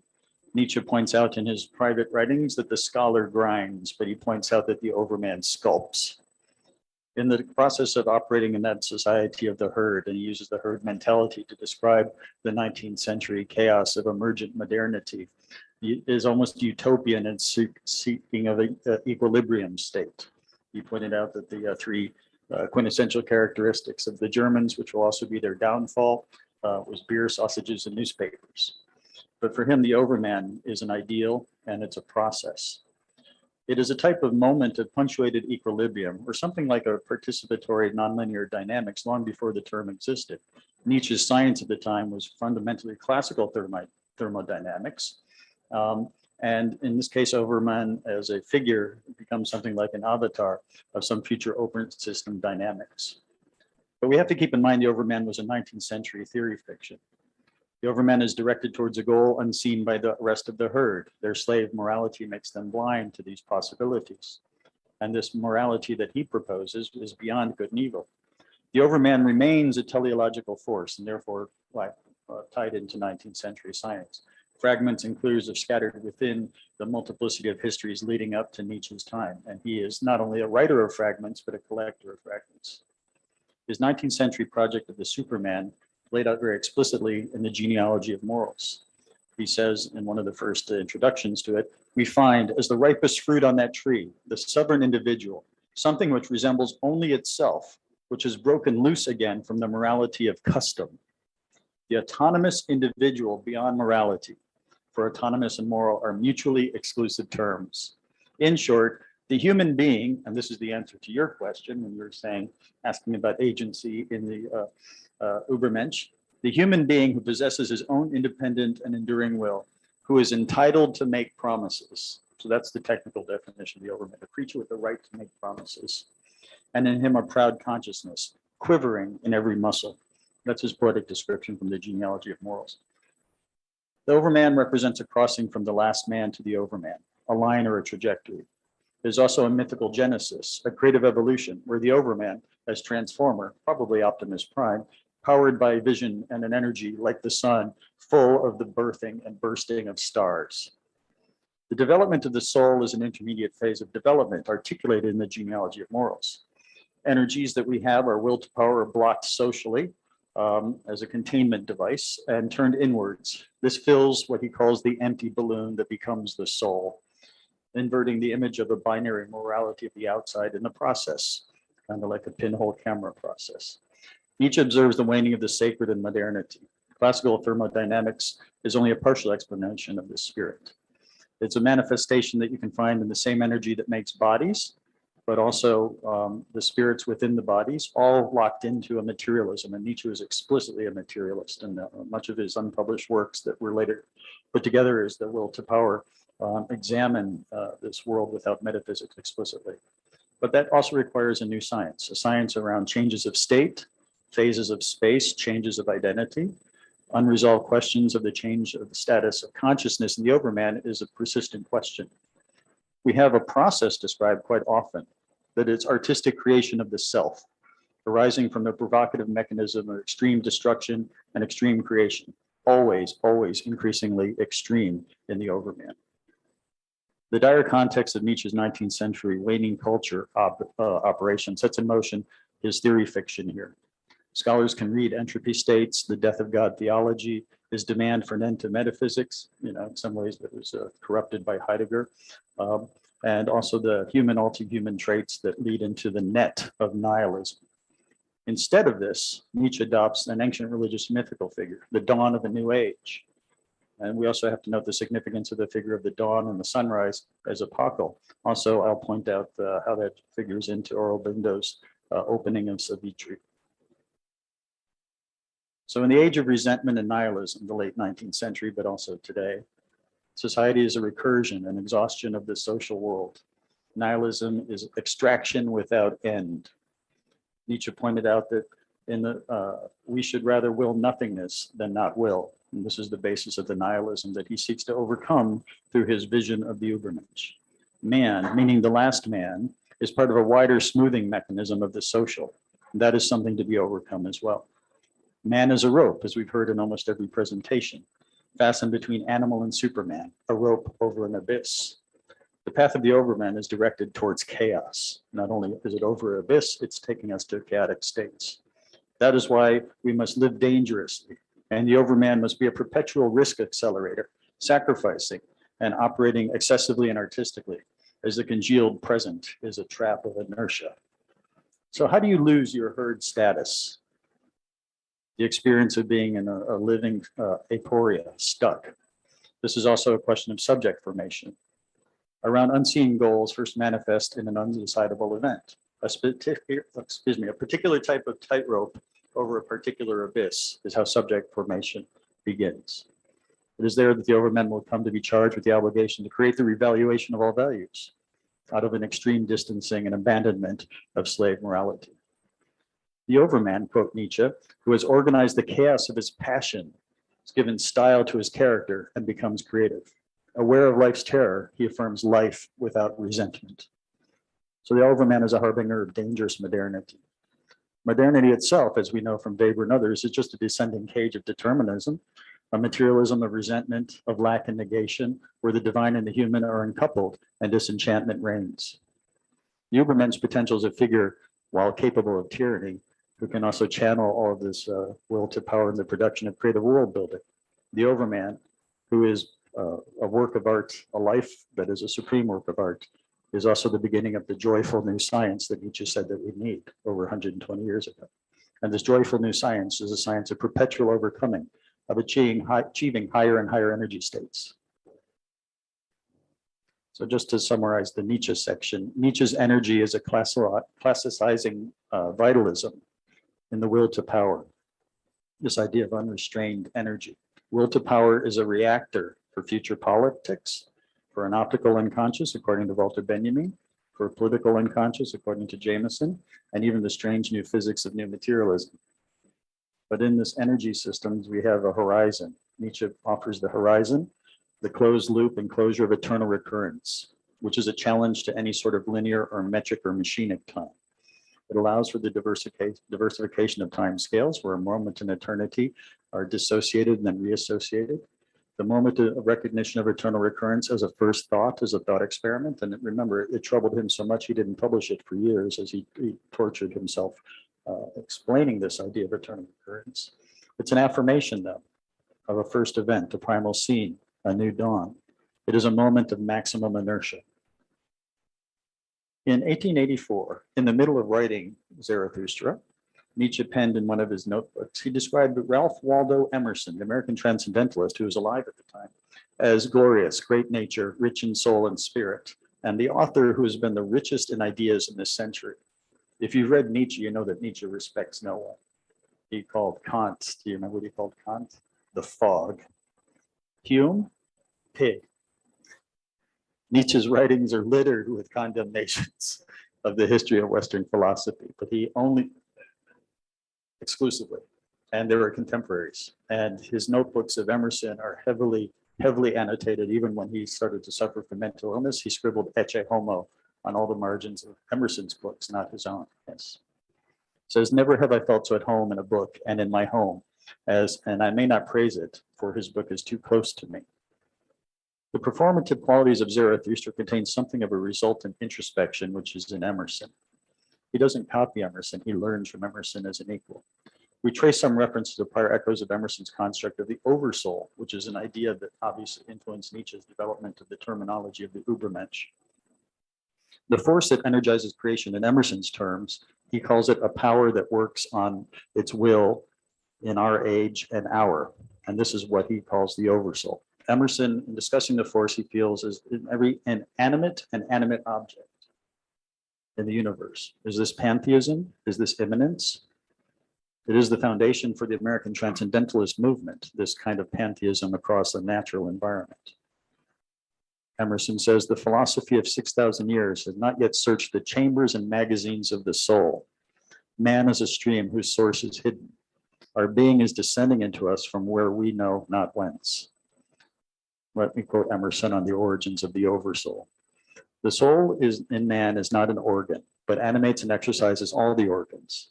It is not a function like the power of memory, a calculation, a comparison, but uses these as hands and feet. It is not a faculty, but a light. It is not the intellect or the will, but the master of the intellect and the will. It is the background of our being in which they lie, an immensity not possessed and that cannot be possessed. From within or from behind, a light shines through all these things and makes us aware that we are nothing but the light is all. This is Emerson's description of the oversoul, and you can see how influential it was on Nietzsche. But also it will be influential, as I'll show, if time allows, on Aurobindo.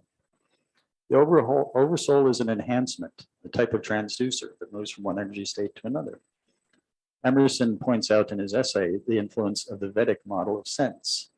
We are, quote, as Vedic thinkers, long affirmed, simultaneously observers and participants in reality. We animate what we can, says, and he calls himself the Hindu of Concord, and we see only what we animate.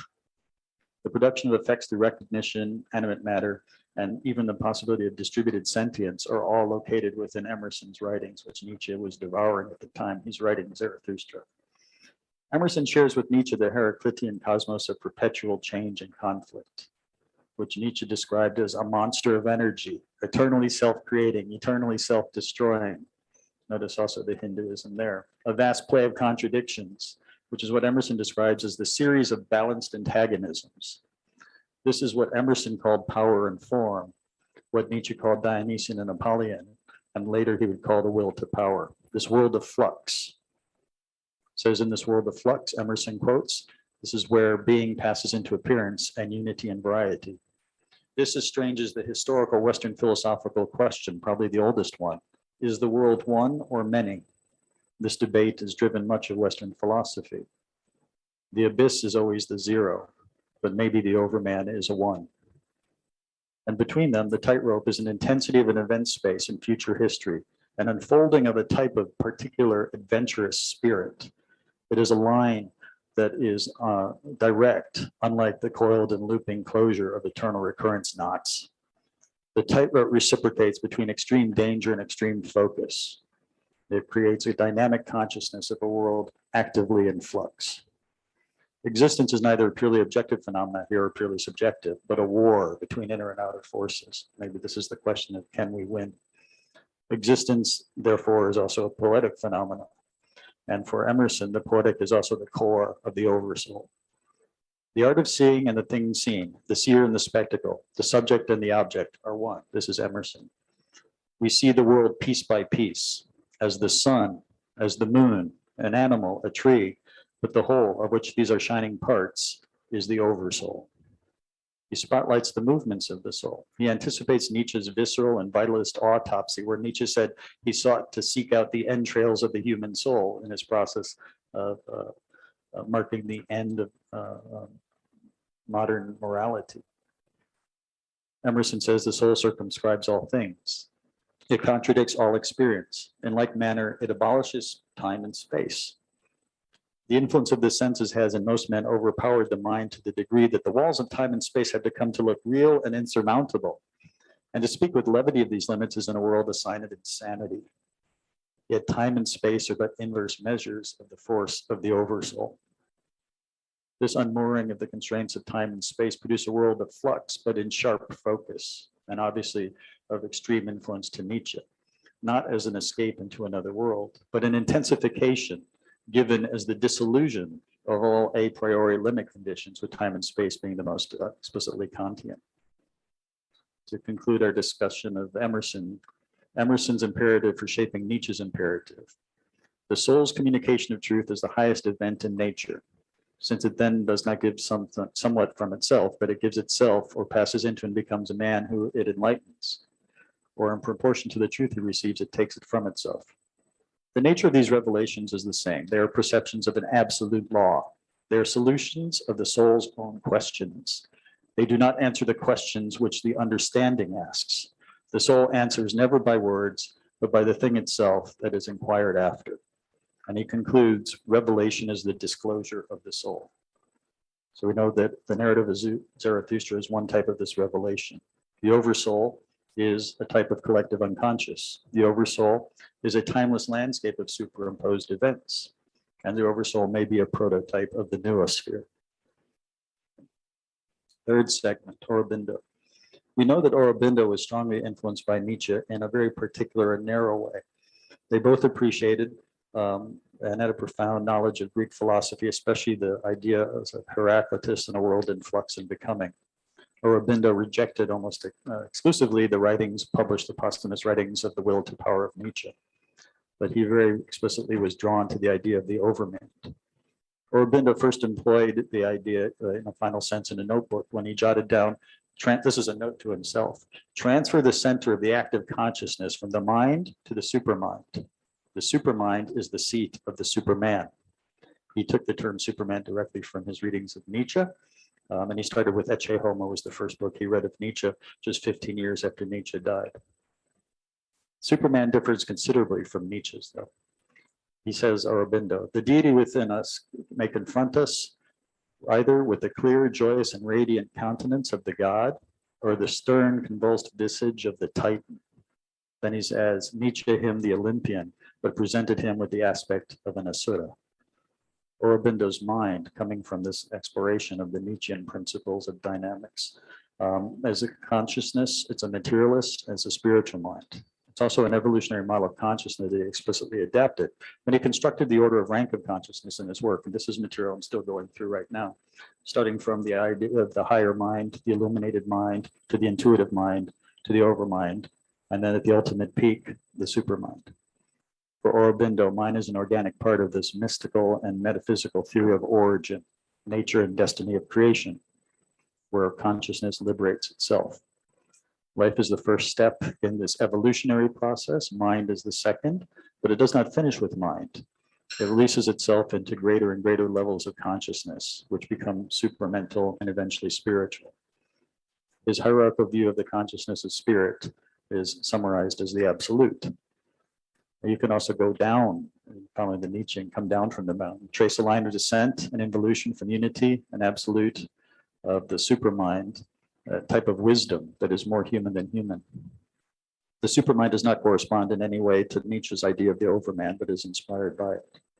The supermind, going to the lower level, descends into an overmind. The overmind accesses and distributes the wisdom of multivalent multiplicity of the world.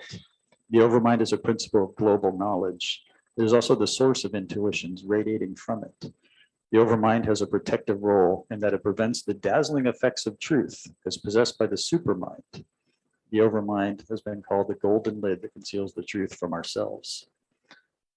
I'll skip this section for time, but I just want to add that the supermind as an absolute would definitely agitate Nietzsche, but it would charm Emerson. And just in closing, so we're going to run out of time.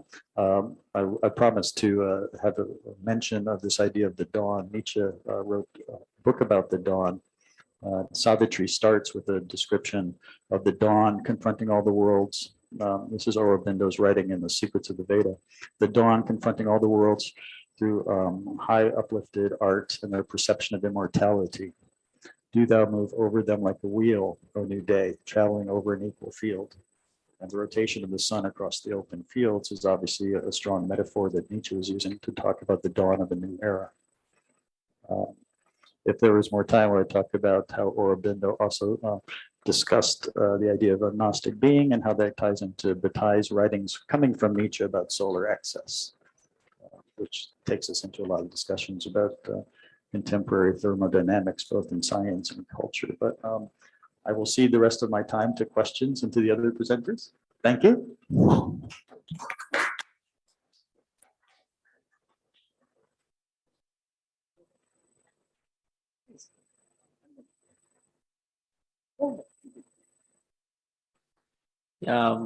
Thank you very much, Hans. There's very various ideas, so it will take time to also to reflect on so many things.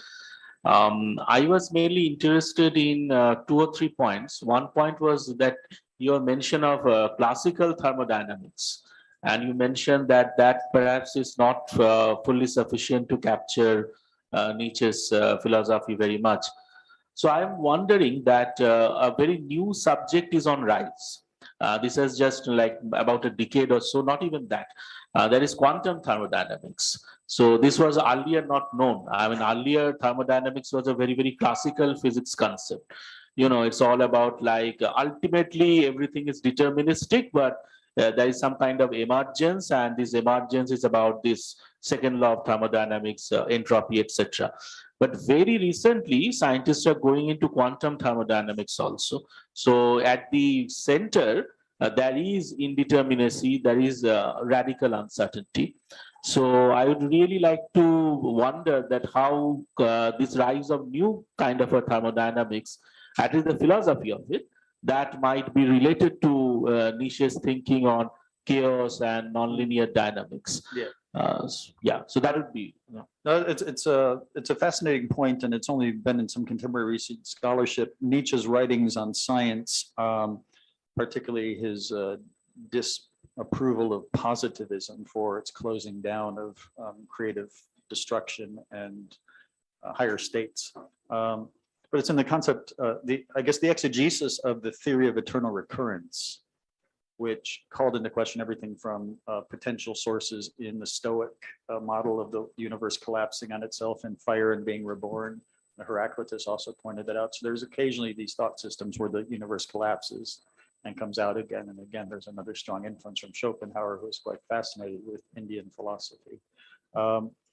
But Nietzsche's understanding of science and his writings about science are quite sparse. It's the second and third generation interpreters that pointed out the theory of eternal recurrence, which has to do with a nonlinear notion of time. And it started off as a simple ethical imperative. What if you had to live your life over and over again an infinite number of times? You know, when Nehemiah pointed out, would you remember or not? That fundamentally changes the question. But Nietzsche was saying, would you affirm everything, even the tragedies, even the losses, as part of this ethical imperative? There's at least 20 different interpretations in the generation coming after Nietzsche of what this might mean. But that raised the question, because when Nietzsche stopped writing in 1890 and when he passed in 1900, the Bergson and Einstein debates changed science at a time where Nietzsche was oblivious to it. So that's a proxy discussion, but people are coming back and finding in Nietzsche all of these codes that potentially lead towards the end and the exhaustion of the classical scientific models. Although he wasn't focused on it, he may have recognized some of the symptoms in his aesthetic appreciation, but also his absolute condemnation of modernity. He really hated mechanized society. Yeah. Thomas, if I may, just using the only time my prerogative as chair, I'm going to ask half a question, which actually was on the back of what you said, Shrudeep. I was wondering if, when you first started talking about, thermodynamics and so on, if you also meant it in a sort of figurative sense, because there's one part of your topic that you didn't really get to. That's the excess. Yes. So the idea of an overflow. And Oh, so yeah, on. yeah. So that becomes more explicit. The section I didn't get to, which is still being written, was looking at another close reading of Nietzsche done by George Bataille, who was also associated with the surrealist groups. And Bataille, in his magnum opus, which is called The Accursed Share, argued that a radical form of materialism, distinct from other scientific or political models of materialism, what he called base materialism, which is in many ways, he also called it a Gnostic materialism, that there's no escaping from the system and it's perpetually in flux, and that the sun, to oversimplify his argument in Accursed Share, the sun produces a surplus of energy and all of the energy in the earth comes from that, but there's no way that humans can contain that energy. So there's always an excess of energy. Any plant or animal, any living organism will use that energy for growth. But if there's ever a surplus, then they start to do weird stuff. And this is what his 3 books, and he thought he was going to get a Nobel Prize for this, because this is a radical approach towards anthropology, physics, and economics. And he should have got the Nobel Prize for it. But one of the things he pointed out is with that surplus, this is where violence comes from. This is where eroticism comes from. This is where ritual comes from. And in many ways, it talks about the hyper acceleration that we're seeing today. And, I've always fantasized on, if you really want to call attention to all of the waste and expenditure and how we gratuitously celebrate images of our own self-destruction, which Nietzsche would probably approve of, but Bataille was quite excessive in favoring those most violent and aggressive components of Nietzsche's writing. Let's form a research center called the Accursed Chair that just runs television shows of what's going on, because in all ways it seems to prove this. There is no way to control the surplus of energy that comes to us, and all of it in some ways is derivative of the sun, and much of it is used in non-productive, non-creative, but often in realms that become coded as the sacred. And that's the paradox in Bataille. His base materialism does not accommodate anything that is holy or sacred other than through conscious acts of humans. And I'm oversimplifying it. And so the sacred also comes entirely from excess and surplus. In fact, what you says about the excess energy reminds me studies of Chizhevsky, who studied the solar activity, and he wrote a book, the earthly echo of solar storms. He found out like about every 12 years there are cycles of hyperactivity on sun, which were coinciding with the periods of civil unrest, revolutions, and wars on the earth. So he connected like human violence and unrest with solar hyperactivity. So is it something? Bataille says yes. If I may, yeah, if I may just continue, yeah. Couple of minutes, you and then you can finish. Yeah. Now, you talk about Emerson and Nietzsche, which is a connection, interesting connection that Stanley Cavell makes as well. And I just wanted your remarks on how you would look at Nietzsche's views on ethics. I mean, both of them advocated a sense of perfectionism, but Emerson, at least Nietzsche, was very much against any kind of moral theory, values, and so on. But I think Emerson possibly was either agnostic about the possibility of a perfectionist ethics, or maybe he allowed the possibility of a perfectionist ethics evolving. So it seems to be two different directions in which these two people have taken that idea of oversoul. Or so yeah, next. Yeah, no, absolutely. And I'd forgotten about Cavell's work. It's been a long time since I've read that. But, clearly, when Nietzsche is describing that inversion process, that the whole principle of beyond good and evil is that there's a binary morality system that exists in the precursors for the overman, the elite, and that they only have good and bad, and that which increases their power is good, and that which decreases their power is bad. And then Christian morality, and remember his father was a Lutheran minister, so he knew Christian morality quite well, inverses that process when you prioritize the soul and what he calls the real world, meaning the spiritual world you can't access. So he completely decried that whole argument, but also that master morality, as he called it once, of good and bad versus good and evil, is also something that would have to be revalued as the process, the revaluation of all values that Nietzsche pointed out was the project of the overman. Whereas Emerson, as an American transcendentalist, believed in such things as the virtue of work, because it comes from also a Protestant value system, but also in the American transcendentalist movement, a much stronger sense of respect of nature, which you don't find in Nietzsche. A much greater sense of heroic individualism. And I can say that as Americans, they always tell us from kindergarten, we're unique and special, every single one of us. I don't know how it works in Indian kindergartens, but I'm sure it's not the same story, right? We'll talk about that after the break.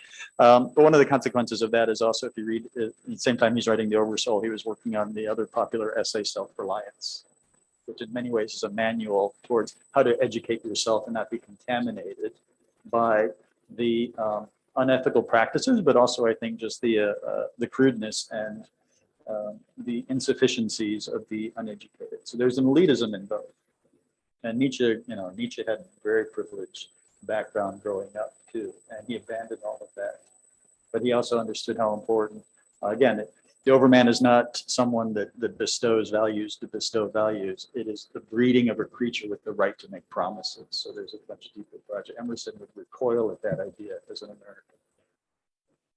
Just one last, I'm sorry. It's a very brief one. Thank you for the presentation. I just want to understand more about the relationship between soul and oversoul, particularly Nietzsche. If you No, Ah, Emerson also. Yeah. So I don't. So Nietzsche's attack was mostly around Christian morality. He had to take that down to clear the field for the emergence of something better. He was trained as a classical philologist, not even a philosopher, but he believed very highly in these Greek ideals. And he came up with a very perverse theory of Greek aesthetics, his first book, which got him fired from his department chair job, which he got at age 24 with no PhD. He got thrown out of the academy soon afterwards. It was called The Birth of Tragedy. It was actually about the death of tragedy and these two impulses he finds, Apollonia and Dionysia. And so those things get carried into his project. I think of the Overman as an artistic recreation, the self-improvement and the evolution of the individual, and then takes the rest of a society with by recreating the world differently. The soul, articulated in Beyond Good and Evil and Genealogy of Morals, he sees as, at one point he called it something in his notes like the human appendix. It was useful for a time, but now it's just there as a vestigial organ. And I'm paraphrasing that. So he abandoned a lot of the rhetoric after, he said he intended to analyze the entrails of the human soul. What he meant was a deep project to analyze morality without using data sets to try to figure out how it will end and how quickly he could accelerate the end. So the soul became a symptom of something else, resentment. Emerson's idea of the oversoul was actually getting much closer to a pantheistic and transcendental notion of an integration of nature, and that the highest aspiration of man is actually something shared with others. So you can find, Jung will find traces of that in the idea of the collective unconscious. The oversoul is a much more polymorphous, because it's a one essay. And in many ways, it's him coming to grips with pantheism, but also some aspects of the Vedas. And it's all secondhand information that he's dealing with too. So you've got two non-experts articulating definitions to mobilize them for their own projects. And, that sounds like what scholars do, right?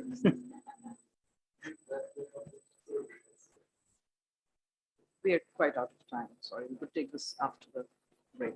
Dr. Sandberg.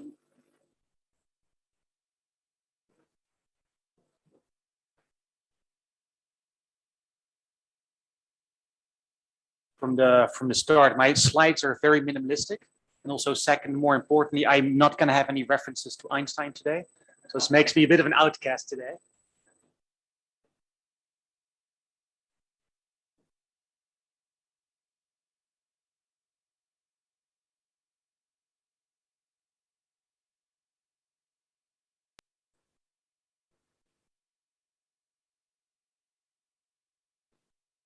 Okay, so thank you everybody for having me here. I met some of you earlier today already. To the others, nice to meet you. My name is Robert Zandbergen. I'm a philosopher. I specialize in Eastern and Western philosophies. On the Eastern side of things, it's classical Chinese philosophy and Taoist philosophy of mind in particular. On the Western side of things, it's Nietzsche, Schopenhauer, and Freud. So all very happy people. What I'm researching nowadays and what I'm going to be talking about today is the cloudy interface between transhumanism and anti-natalism. Because this is a conference on transhumanism, I'm not going to be talking much about it. Can everybody hear me, by the way? Okay. So earlier in Tanya's presentation,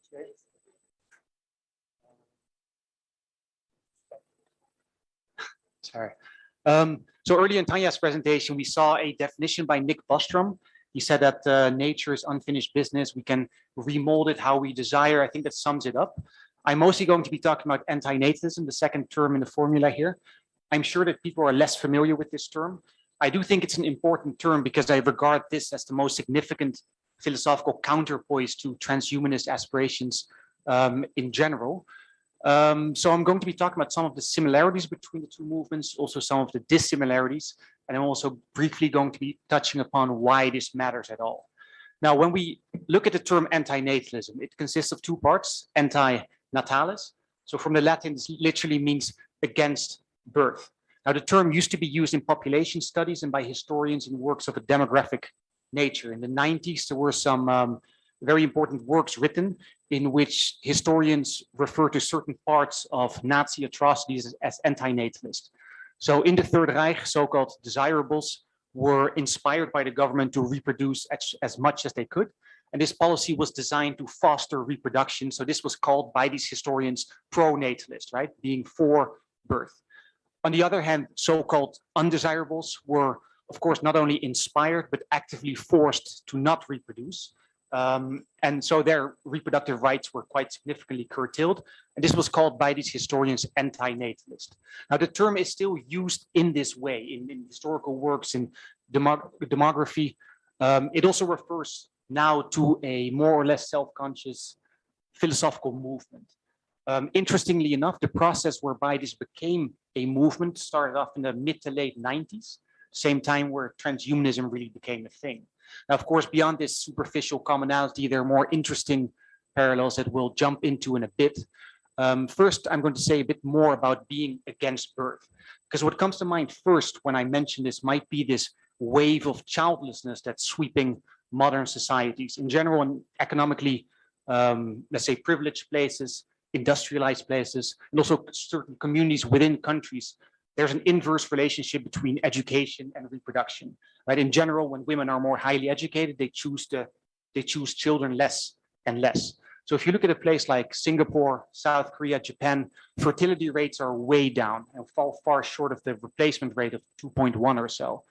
Now, technically, when you choose education over children, you choose a career instead of children, even if you just want to party and have fun and not have kids, technically you would be an anti-natalist, right?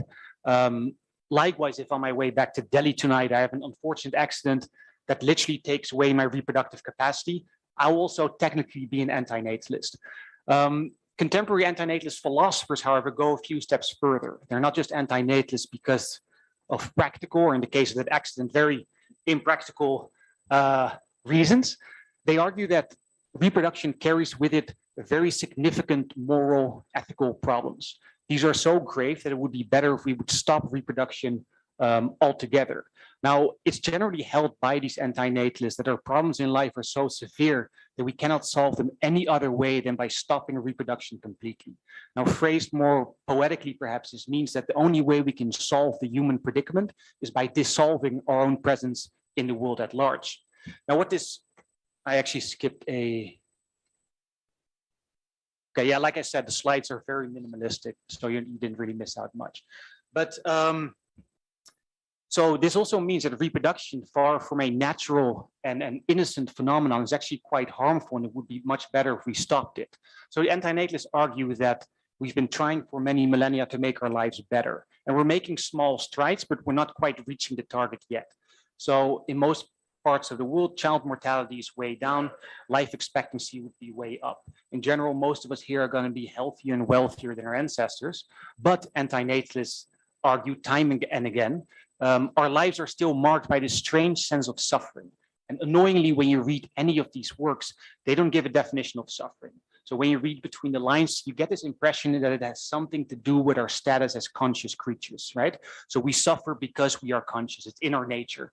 Now, because we are natural sufferers, anti-natalists argue the only way we can get rid of suffering is by getting rid of us as the sufferer. Otherwise, suffering is going to keep popping up time and time and time again. Now, the reason that this is so is because reproduction actually leads to the reproduction of more and more suffering. You give birth to a creature that is necessarily going to suffer.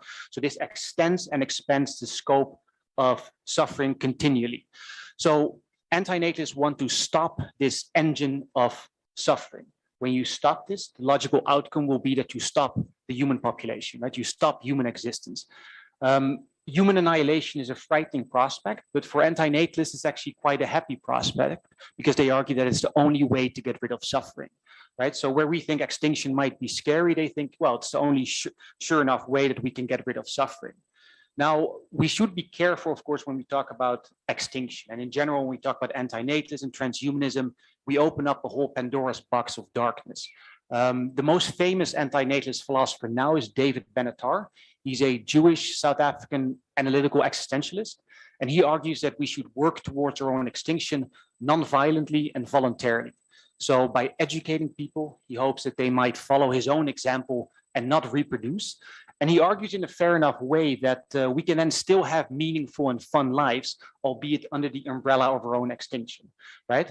Of course, when we all stop reproducing, humanity will die out in around 100 years. Probably even faster, because when you have only a segment of old people, no young people to sustain them, people will probably die a little bit faster as well. Now, this is, of course, a bit of a gamble. You want to get rid of humans in order to get rid of suffering. I joke sometimes that antinatalism is the vastly extrapolated fear of failure.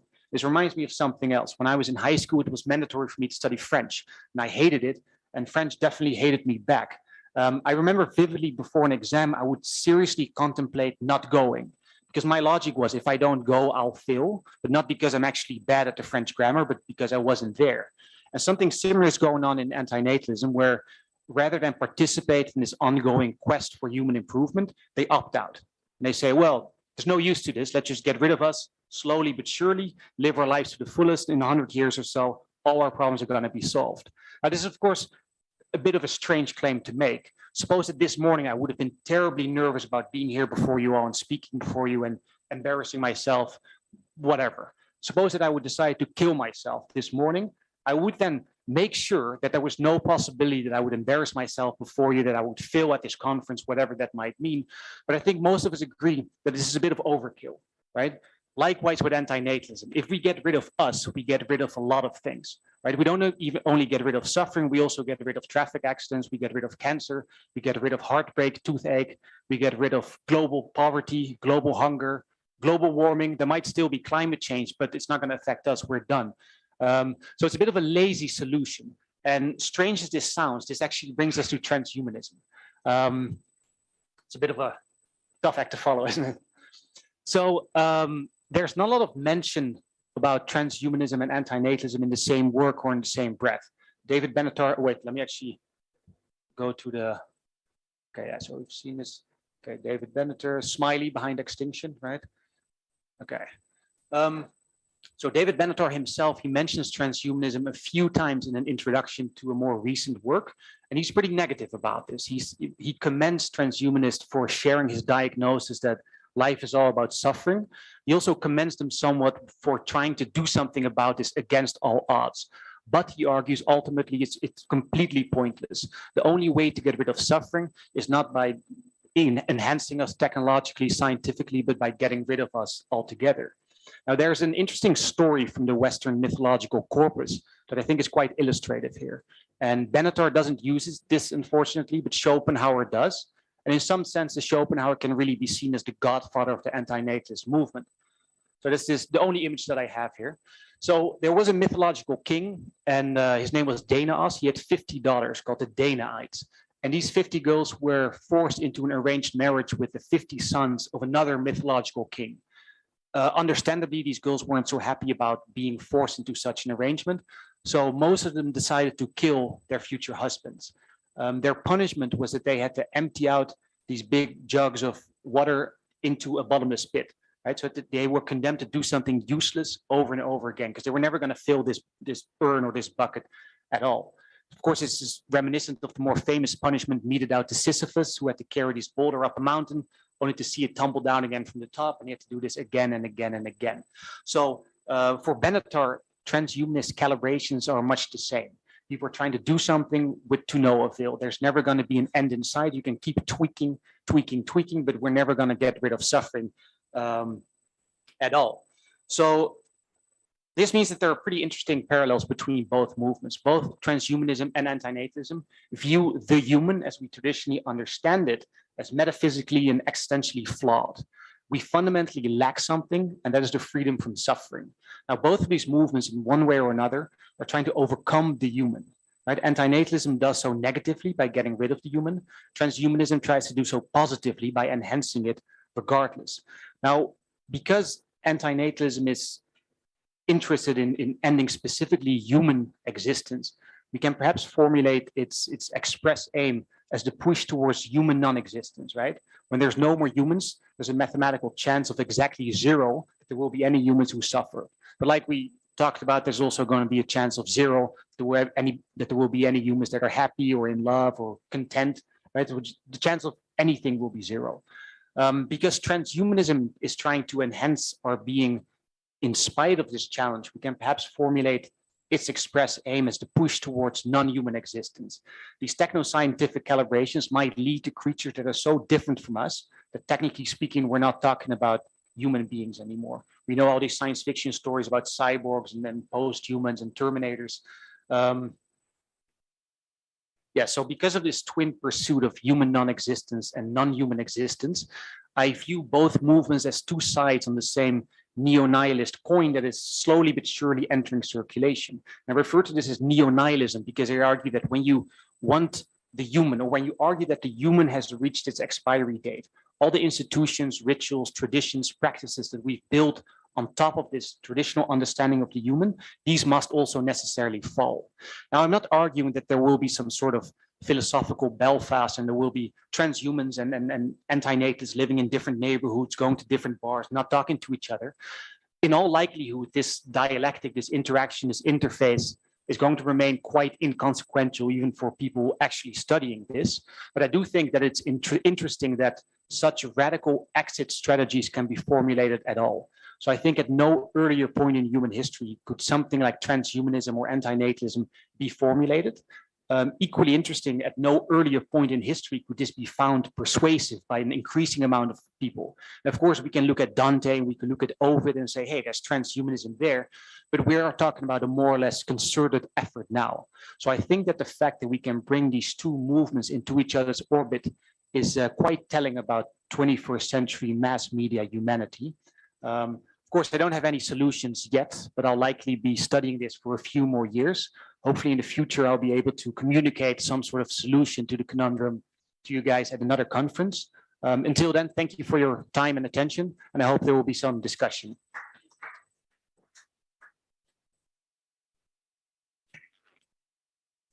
Thank you. That's Krish, want to start off? Thank you very much for that talk. And I think you're veering more towards natalism. Is that you're veering more towards natalism? That's right. Like personally, you mean? Yeah. I'm honestly not sure. Okay. I'm still trying to figure this out. Yeah. Okay. Fine. So, so if I were to argue for antinatalism, right?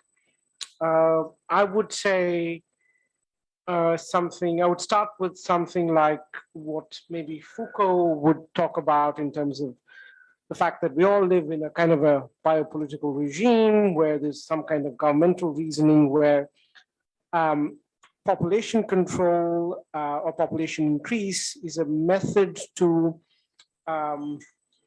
fortify in different ways power, right? Or distribute power in different ways. So if that is the case, the only form of resistance that I have to that kind of a biopolitical regime, if that is true, is to die. So that would be a defense that I would make. Would you have anything to say to that? Is that a good defense? Yeah, I think there's an interesting relationship between like pro-natalism and certain regimes. Of course, Gaddafi famously said that Europe would be conquered not by the sword but by the womb. And in general, many places like Nazi Germany, the focus was really on reproducing for certain people, like we talked about. So I do think, yeah, this relationship between power and pro-natalism is pretty scary. At the same time, the relation between power and anti-natalism can be even scarier when you actually force people not to reproduce. So I think in general, when you're either way or either or, it's going to be pretty dangerous in the hands of a regime.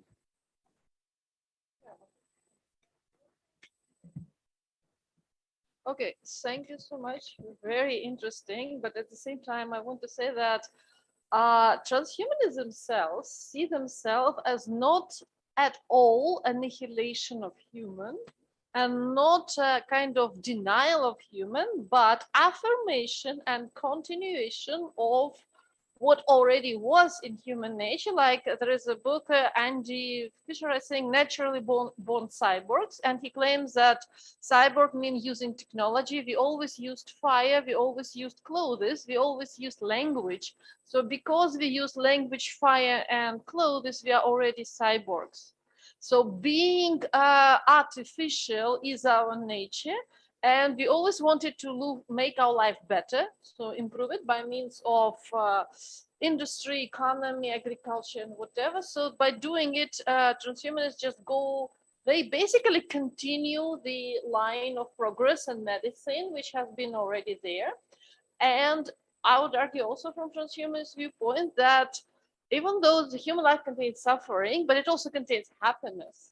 And if you calculate on total, then it also has meaning. So the point is not about avoiding suffering, but the point is that even if it has some discomfort, but it has a meaningful discomfort, I would say, like comparison.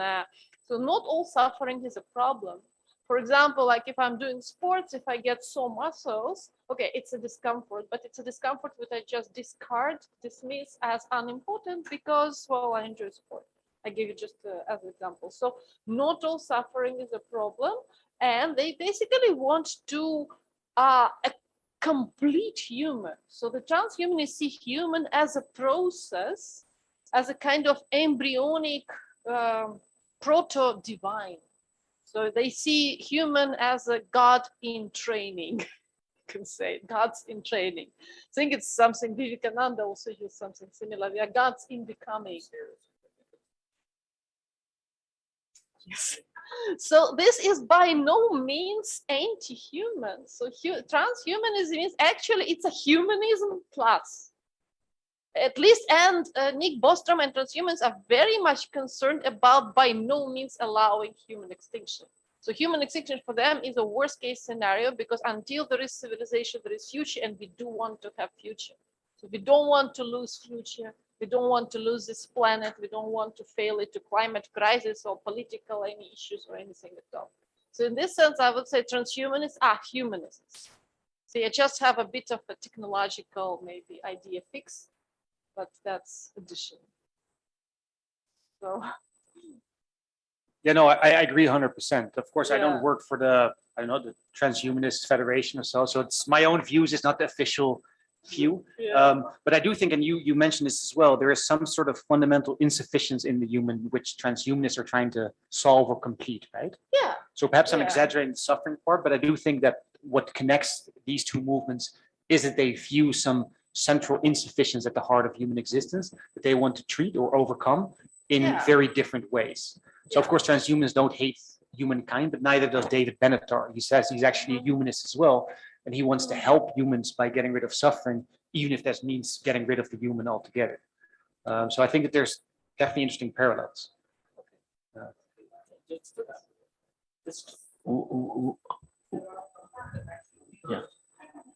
But don't they throw the baby out with the bathwater?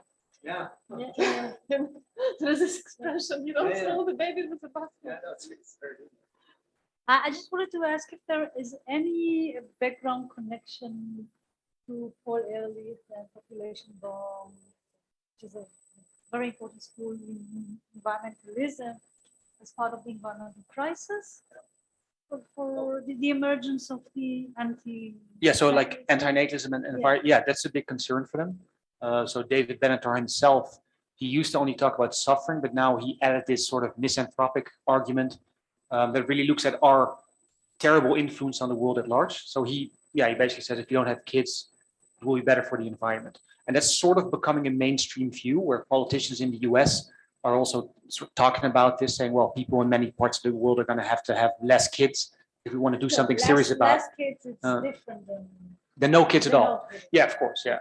Now, there's certain anti-natalist policies. You can choose to have less kids, or you can personally choose to not have kids. But there's also the wider argument that thinks that all of us have to really stop having kids. So there's definitely a connection between what you're studying and what I'm studying. So, yes, right. So two quick ones. The first one is on to pick up on the environmental argument. Soon after I did my own PhD in environmental science, giving a talk on the fact that humans can change the environment, natural environment, to such an extent that it's not longer suited for humans, but they couldn't do much more in terms of damaging the planet Earth. And therefore, the conditions would not be good for human species, so some other species will become the dominant species. And I was asked, what might that species be that might become dominant instead of humans? And when you look at the biology of animals, the group Insecta, cockroaches would become the dominant species. And that could be fine, right? Because this arrogance of humanism that we must always remain the top species, maybe we should get rid of that. That's just a statement. comment or not. But the 2 points I would like you to comment on are: one,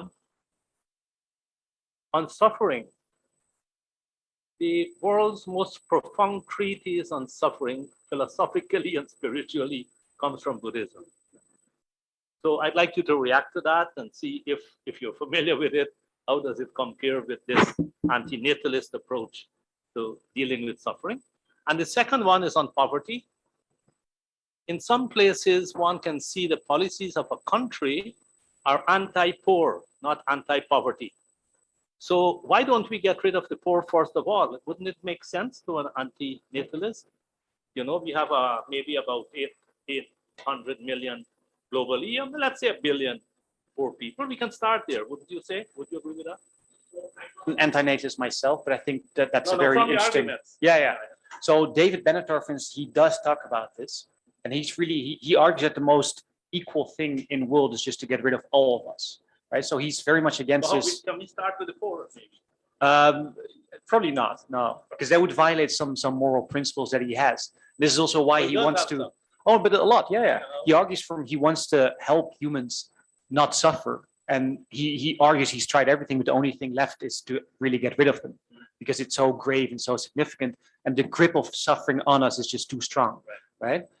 But he's very much about equality and all that thing. So it's like he really wants to help all of us and not just get rid of the poor. I'm sure there are people who think that way, right? But he's not one of them. And he's actually, he follows this humanist tradition as well. And he just argues it's run its course. We have to. So that's on suffering, right? Yeah, my knowledge of Buddhism is not very significant. Probably it would be useful to have a comparison of the anti-natalist vis-a-vis. Yeah. Yeah, actually, one thing, there is one Indian scholar, actually, Ramesh Mishra, and he calls Buddhism some sort of proto-antinatalism. And also certain parts of Brahmanism. So that's an interesting take you might find interesting to read. It's a pretty short book.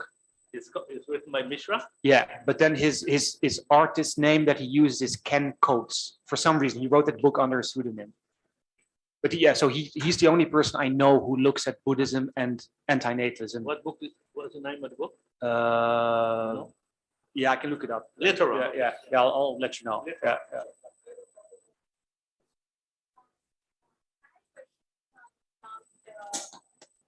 What role does the relationality play? Because it's, I mean, even if you buy into the argument, sure you take humans out and take separate out by logic and extremism. But then what happens?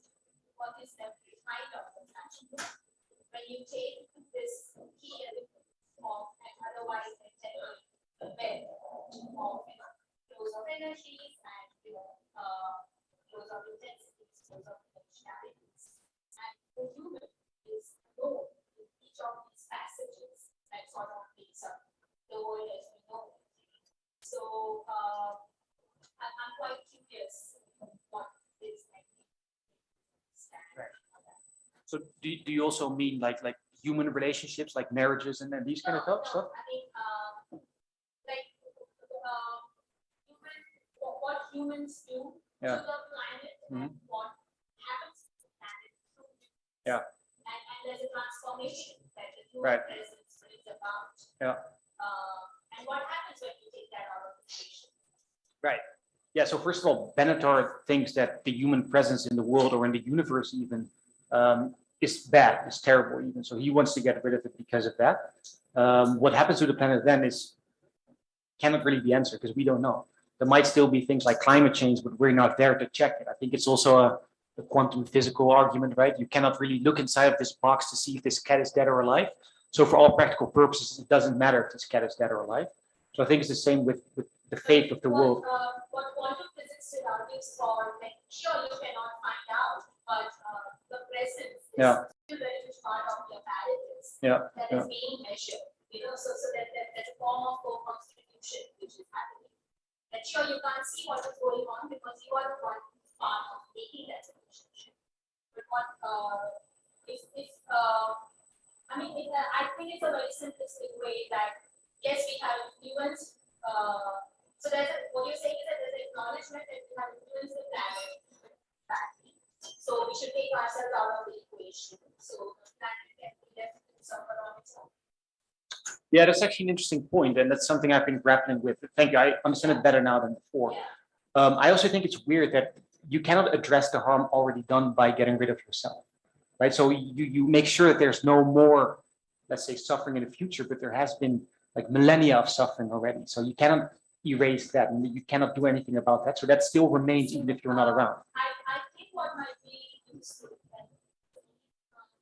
the kind of speculation that I'm always from Donna having who talks about Right. the figurations within which we hold the human and the planetary together, and any form of change in those figurations forces us to relook at the human and the planet. So there might be something, perhaps this argument can be better, because what Tanya pointed out, right, that transhumanism is essentially a very different figuration of the human. Whereas the anti-natalism doesn't, and somewhere even Rosy argues for how do we understand the human? So getting rid of the human is a very simple thing, but how can we get rid of something without even knowing what is it that we are getting rid of and what will be the consequences of that absence? No, I also think that's why I think it's a really big gamble. Things like the decision to annihilate the human species should not be made on a whim, especially because there's no one to check what it's actually like. So you're making a tremendous gamble with, at this point, 7 billion lives and many more billions of lives in the future. So I agree, it's a bit of a weird gamble. Sorry, Thanos. Oh, I've not seen that. Right, okay. I'm sorry, we ran out of time a while back, but can we just have a couple of questions, one from you and the last one? I just want to make one comment, maybe ask, because this is a conference that has to acknowledge spirituality element in humanity as a whole, in the human being. So this particular philosophy, this system, doesn't address the issue that the fact that humans are not going to be on the planet, they're not born. First of all, they stop exist. So this is the first point. So they will be somewhere, not born, and it doesn't acknowledge. It doesn't resolve the problem of both problems that you've mentioned. The first one is suffering of human beings as beings not born, and second one is the problems here that the planet is facing because of us. So both are not. What are your thoughts about humanity? Does humanity exist if they're not? If the beings are not in a human physical form? So if I understand you correctly, does humanity exist even if that ordinary process of reproduction is taken out of the equation? Yes, you don't have human beings on the planet. Yeah. But according to, I don't know, your beliefs or knowledge, yeah, there are souls, human souls that are sure. present somewhere else. They're just not being born. Right. So what happens with them? Yeah, I have no idea. David Benatar is not spiritual at all, so he probably has no interest in these matters. But I think it's very interesting to think about. I think if there's no more humans left, there's no humanity, right? There's a trace for no one to find. But yeah, I do find that a very interesting question. I'll definitely give it some more thought. But Benatar, don't call him about this because he's not going to enjoy that conversation. Just one brief remark, if I may. So I would also add to your question, like Greta Thunberg would put it, what about the rights of unborn generations to exist and to live, to be happy? So they try to fix climate change in order to leave the earth for the future generations of humans. So that's kind of unethical to deny this future generations' right to exist. They didn't give their consent. No, this is something that's picked up by a lot of critics as well. His thing is, okay, these unborn kids, when they will be born, they're going to suffer. And that really outbalances any positive input they might have on, say, fighting climate change. So he actually sees it as very bad that people that are born are not asked for permission to be born, right? Nobody here wanted to be born. It's not as if we were, unless you believe it, of course, but it's not like we were in some waiting room. Your number came up like, okay, I can go to Earth now. So he finds this more problematic than taking away the rights of people who would otherwise live. And he actually has quite a technical asymmetry argument for this as well in his main book, which I can highly recommend. But he does address this. Yeah, but I would, the answer would be also transhumanist to this, Mhm. like, you know, okay, we are thrown into existence. We didn't choose it, but if you really don't like it, you know, a adult person can choose to not exist. So isn't it more logical and isn't it more just to ask people themselves and let them themselves decide whether they want to exist or not, instead of deciding instead of them? That would be like taking away their right to live. Yeah. From right perspective. I agree 100%. Yeah.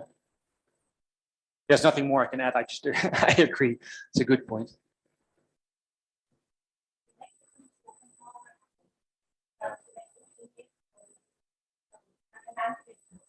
Yeah.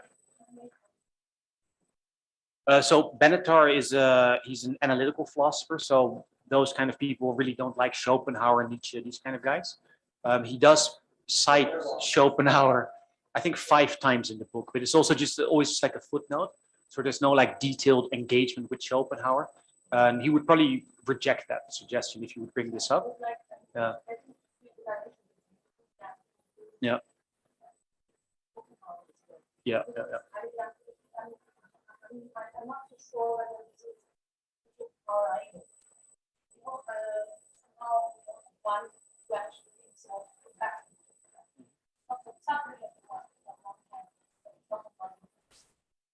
Yeah. Where does that come from? What is it? The giving birth in a certain circumstance. That's what happens to Nietzsche. Nietzsche believes marriage under what circumstances people generation is not ready. Perhaps those are the circumstances that we actually perhaps want to see that. I do not understand. I suppose that transhumanism is the solution to anti-humanism. Not really the solution, but I think they balance each other out. They're sort of on a seesaw together, because, like I said, both focus on some human insufficiency, but they deal with that observation, that diagnosis, very differently.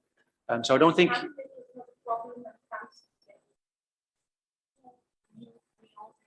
I see both as problems and both as solutions. So I don't think we should choose either one of them. And then to go back to the thing you said about Schopenhauer, to my knowledge, Schopenhauer doesn't say anywhere, hey, don't have kids. But he definitely shares with people like Benatar this pessimistic, misanthropic outlook on the world, where he says, you know, life is all about suffering. And he mentions time and again, non-existence is preferable over existence, right? And that's something that Benatar really mentions throughout his work as well. So there's more of an implicit connection there. Maybe that's why Benatar is also very adamant about not recognizing that. But yeah, it's definitely something to be studied more in the future, I would say also. So, yeah.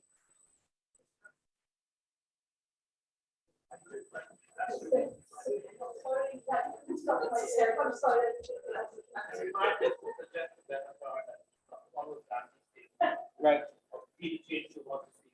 Yeah, absolutely. Yeah. No, and he's Oh, no, actually, I have very recently become father. So, congratulations. And he's a very cute boy. So it's very difficult to convince my wife on anti this. Yeah. Yeah, you're a bit late to the game, I guess. So that is one point. Yeah, then perhaps. But actually, I was really wondering about one particular point, mainly on transhumanism. That is the question of free will. You know, free will. that whether transhumans will have some free will or whether we have the free will to become transhumans. Because you see that this particular question has been hotly debated in science literature and also philosophical literature. So what might be your reflections, when say both of you, on how transhumans think about the question of free will?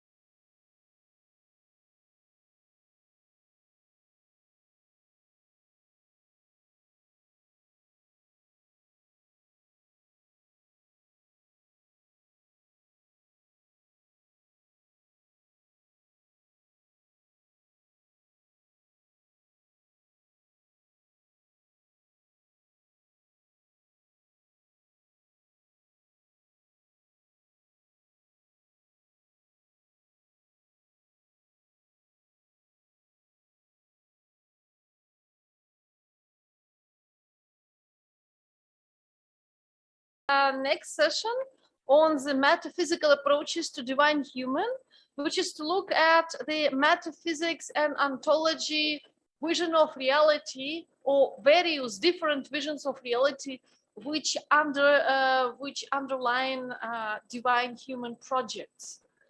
We can speak probably about the multiple divine human projects. So I will give a floor to Rico Sneller. We know Rico, like I think about almost 20 years. So I first met on a conference in, it was a conference of the Societas Etica, which has conferences in different cities in Europe. Rico Sneller is a writer of various books in philosophy and mysticism. Rico worked for a long time at Leiden University, and currently Rico is working for Academy in Amsterdam. And he recently wrote his book on synchronicity. So recently his recent publication book was on synchronicity, experience of synchronicity. So I'm very happy to give a floor to Rico Sneller. So please, the floor is yours. Thank you, Tatiana. Can you all hear me well right now? Can you hear me well? Just make a sign with your hands. If you can you hear and understand? Can you hear me? Yeah. Okay. Wonderful. Yeah. Please communicate with your hands if there's something wrong. Okay. Because I feel very, very honored to be part of your beautiful presence. I've been watching the previous lectures. I'm so honored to have been invited by you, by Tatiana. Also very happy to see Robert Sandbergen, who I know for some years already. Good to see you in India. I've been to Jindal 4 years ago, and I am looking forward to coming back one day. I would like to talk to you about the subject of shamanism, and I will approach it from a philosopher you may be unfamiliar with. His name is Ludwig Klages, a German philosopher. His work has been hardly translated, but I'd like to share some thoughts with you from Klages, because this thinker allows for a philosophical approach of shamanism. And I take shamanism to be a form of human enhancement. So let me go to my screen, share screen. I hope it works. Yeah. Please let me know if something goes wrong. I do, wait a minute. Bestand. 1 second. Yeah. Okay. There is my screen. Shamanism and Metaphysics. That is the title of my presentation. Please, Tatiana, or so, let me know if something goes wrong. So the main question I'd like to ask in my presentation: can we account for shamanism in a philosophical way? So we know shamanism is a phenomenon, anthropological phenomenon. It still exists in many places of the world, and many people in non-shamanistic societies in Europe and Asia are very much interested in the phenomenon in a more modern way. But my interest is not so much in practicing shamanism for my own sake, but rather on how to account for shamanism at the background of philosophy. Now, I discovered the work of Ludwig Klages. You see him, a young picture, 1872 till 1956, a very, very important German philosopher who has been unfortunately completely ignored and neglected today, since main interest goes to Heidegger. But I think that he counterbalances Heidegger as a philosopher. So please, after my lecture, search this name on Google for yourself. It's a very interesting thinker. I would like to draw attention to his thinking as a possible background to understand shamanism, and not just shamanism, to understand the human being. because I take shamanism to be an expression of human beings' ultimate capacity. What is shamanism? Can you still, I hope you can still see me forwarding the slides. Shamanism, I define shamanism as mediated and mediating ecstasy. Mediated and mediating ecstasy. It's mediated insofar as ecstasy is realizing itself in a human being. We call that person a shaman. But on the other hand, shamanism is also mediating. It may bring about an altered state of consciousness in someone else. Mediated and mediating ecstasy. That is how I define shamanism.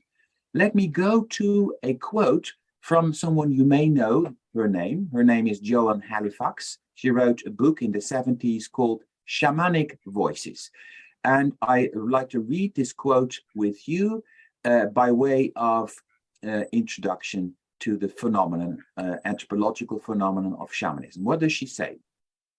She says, the shaman, a mystical, priestly, and political figure emerging during the Upper Paleolithic period and perhaps going back to Neanderthal times, can be described not only as a specialist in the human soul, but also as a generalist whose sacred and social functions can cover an extraordinarily wide range of activities. Shamans are healers, seers, and visionaries who have mastered death. They are in communication with the worlds of gods and spirits. Their bodies can be left behind while they fly to unearthly realms. They are poets and singers. They dance and create works of art. They're not only spiritual leaders, but also judges and politicians, the repositories of the knowledge of the culture's history, both sacred and secular. They are familiar with cosmic as well as physical geography. The way of plants, animals, and the elements are known to them. They are psychologists, entertainers, and food finders. Above all, shamans are technicians of the sacred and masters of ecstasy. End of quote. So what I just read to you, you may be more or less familiar with it already. I think not so far away from you. For example, in Kazakhstan, which I visited last year, there are still shamans on the countryside, in China, in Russia, in South America, and perhaps even in India, albeit under perhaps another name. So this is the phenomenon I'd like to shed a light on, of course, in light of the conference's main theme, the theme of human enhancement. Now, please allow me to interrupt myself with another quote from a thinker who is very dear to me, and I think Tatjana is already familiar with this person, Karl Duprel, and perhaps Robert Sandberg as well. I just only would like to resort to one single quote. Karl Duprel was a 19th century thinker of mysticism, a predecessor to Freud.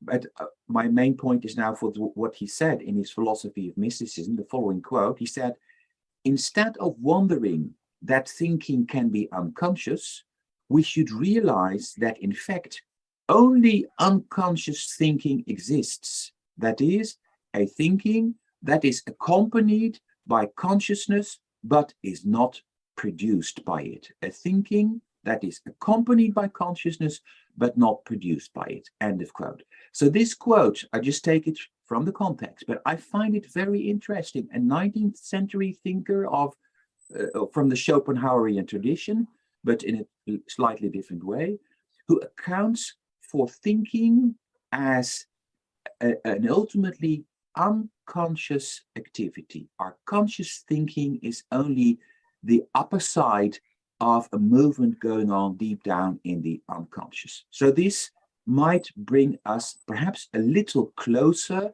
to the phenomenon of shamanism. But I leave it at this quote for Karl Duprel, because I'd like to turn now to my main subject of discussion, the thinker, the philosopher of Ludwig Klages. Here you have a picture of his main work, Der Geist als Widersacher der Seele, the spirit as the adversary of the soul. Well, I can tell you this book contains 1,500 pages. And not only that, if you start reading it, should you know German, it's extremely difficult book, extremely difficult. His sentences are extremely long, but I made my way through it. I lectured about it many times in the past and in the present, and it's worth reading. And of course, don't be afraid. I will only present maybe one or two quotes from Klages, but I'd like to focus on the essence of his thinking as a way to approach shamanism as an ultimate possibility of human enhancement. So that is the background against which I present Ludwig Klages. So this is a picture of his book. Now I'd like to turn to Klages' ontology. Klages, I already introduced him a little bit, 19th, 20th century thinker. He should be situated in between Schopenhauer and Nietzsche.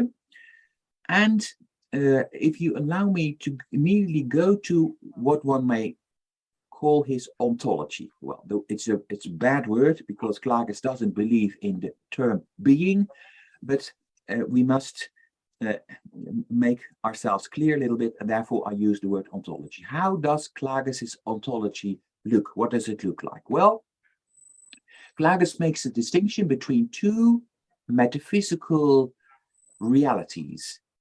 Let's call them metaphysical realities. I could also say two levels of human consciousness. The first one being what he calls spirit. Spirit.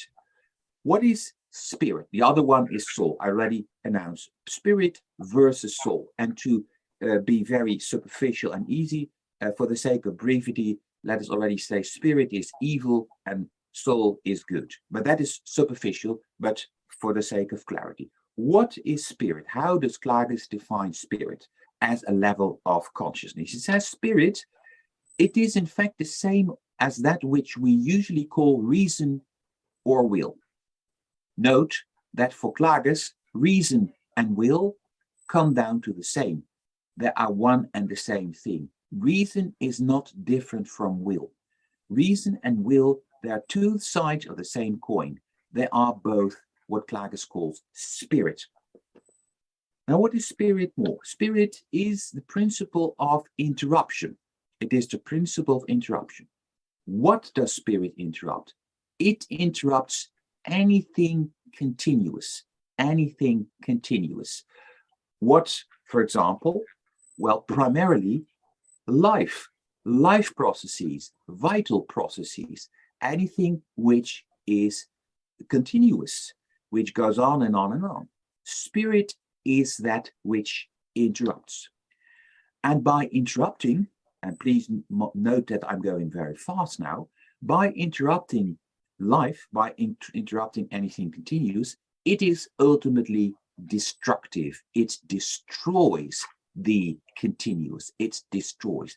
And for examples, only take a brief look at the history of mainly Western thinking, which issued in the age of technology, which is rampant in this world and tends to destroy nature, climate, anything. So that might be seen as a posthumous confirmation, if you wish, of Klages' interpretation of spirit as a destructive principle, which has disguised itself under the veil of reason or will in Western thinking, and today under the veil of global thinking. Now, what is facing spirit? The soul. The soul is the principle of life. It is that which consists of affectivity, of affects, of our instincts, both in animals and plants, and of course in human beings. Let me tell you that Klages was one of the first thinkers, maybe the first thinker, to give a positive picture of instincts rather than presenting instinct life as the machine part of the human being. Instincts are connections to the soul, to life, to being itself. Life is the ultimate reality, and our instincts are the pathways which connect us to it. The soul is the faculty, this is a definition, to undergo life without any interruption. Another word for soul, it is the principle of continuous self-experience, the principle of continuous self-experience. Anything in us which is continued when we experience it without us retrospectively reflecting upon it. A third and last characteristic of soul as the principle of life, and that brings us a step closer to what I'd like to address as shamanism. The principle of soul is finally the susceptibility to original images. Now you may ask, what would that be? Original images. Now let me tell you, in Klages's ontology, life or being does not consist of things or objects. On the contrary, things and objects like tables, trees, computers, screens, stars, stones, everything, these do not exist. Things and objects are superficial reductions of life. Preceding to those are what Klages calls images. Images are the original entities of being, of life. And the soul is that which is susceptible to these original images. Now let us go into that a little further. Let me first give you some examples. I admit these examples, I partly draw them from Klages, and you may find them perhaps a little bit romantic or over-romantic. Well, you should know that Klages, as a 20th century thinker, was highly drawing upon the German romantic tradition from the 19th century. But should you yourself be unromantic, I invite you to take other examples, because the examples Klages gives of original images are not exhaustive. You could mention more. Well, Klages, when talking about original images, he is thinking about the primordial connections revealing themselves in nature. For example, a thunderstorm connecting heaven and earth, sea, sky, mountains, anything in one images. Or take another example, a waterfall, or a sunset, or a sunrise, or a misty, foggy countryside view. Well, those kinds of things could be seen as original images. These precede objects, beings, things. These precede anything concrete. These are original, according to Ludwig Klages. Deep down, images are the foundation and the basis of being itself. And it is not spirit, it's not mind, it's not reason, but it is the soul which has access to these images. Now, you may ask at this point, how come that I didn't notice? I am a philosopher, I'm a psychologist, but I'm unaware of those images. Well, you can perhaps already surmise what Klages's answer might be. His answer might be, well, if you have no idea, if you have no clue of what I'm talking about, it might be that you're identifying consciousness with reason. And reason is a phenomenon of spirit. The essence of reason is that it fractures reality by interrupting it, reducing it to concrete, isolated pictures, which are subsequently being ontologized or objectified into things or objects. We should go beyond that approach. And for that, we need to reconnect with soul. Soul as a deeper level of consciousness. Now, this connection with soul, it requires, well, I just heard someone refer to wounds. It requires us being wounded. It requires a destruction of this level of the spirit, a disruption of the ego shell, which is produced by spirit. I surreptitiously introduced the word ego or ego shell. You may be familiar with this word already from the rich Indian tradition. The ego is only the superficial layer of consciousness, and it is not even superficial. It is also something which blindfolds me to reality. It is a construct created by spirit, which has introjected things into consciousness and reconstructed the perceiver into a thing, rather than into what it always already is, a soul. So the ego is a construct by the spirit. It should be done away with. It should be disrupted in order to get in touch with soul, in order to get in touch with life, in order to get in touch with original images. Now, this process is a non-conscious process. It's non-conscious.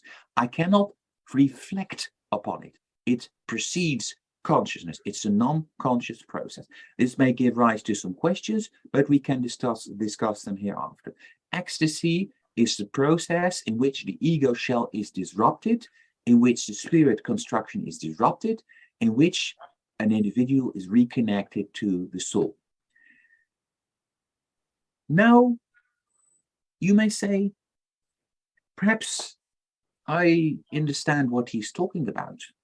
Maybe this ecstasy is that which is experienced by the shamans who, out of their faculty to get in touch with the original, with life itself, allows them to see the future, allows them to have information about the unseeable, about what is yet to occur.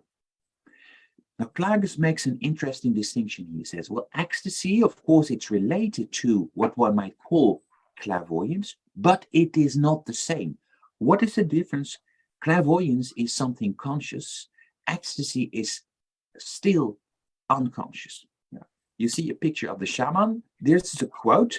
I translated it myself from the German. Sorry for the complex phrasing. In red, I put what is important to me. I read it along with you. Ecstasy, Klages says, is not already in itself clairvoyant. In its accomplishment, most similar to the self-forgetfulness of those lost and drunk of happiness, temporarily leads to the extinction of consciousness as such in a surge of life waves stirred up thoroughly. It inundates those seized by rapture with a sea of images, depriving them of the slightest possibility to reflect upon it.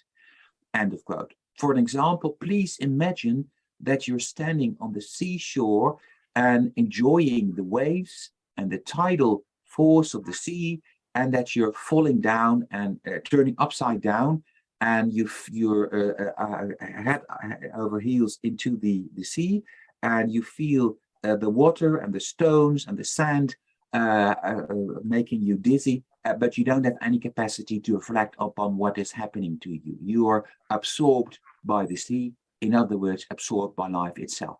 That can be equated with ecstasy. It is the deepest state a human being can have, but it is not identical to clairvoyance. Clairvoyance, or what we call that way, is subsequent upon ecstasy. It may follow ecstasy as its initial state of recovery.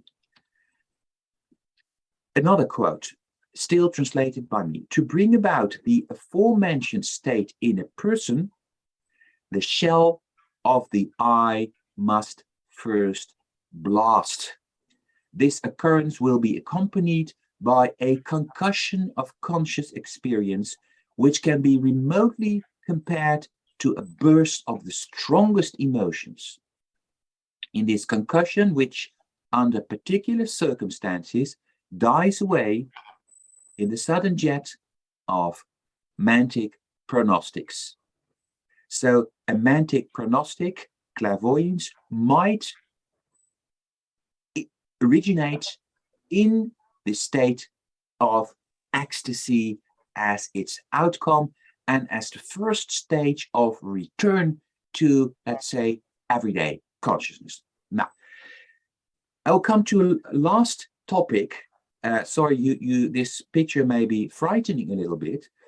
I'd like to address the topic. I know it's a huge topic, too big, in fact, to be discussed in this short presentation, but I'd like to briefly address the question whether this ecstasy or shamanistic reconnection with original images does not come down to pathology, to what we usually call psychosis.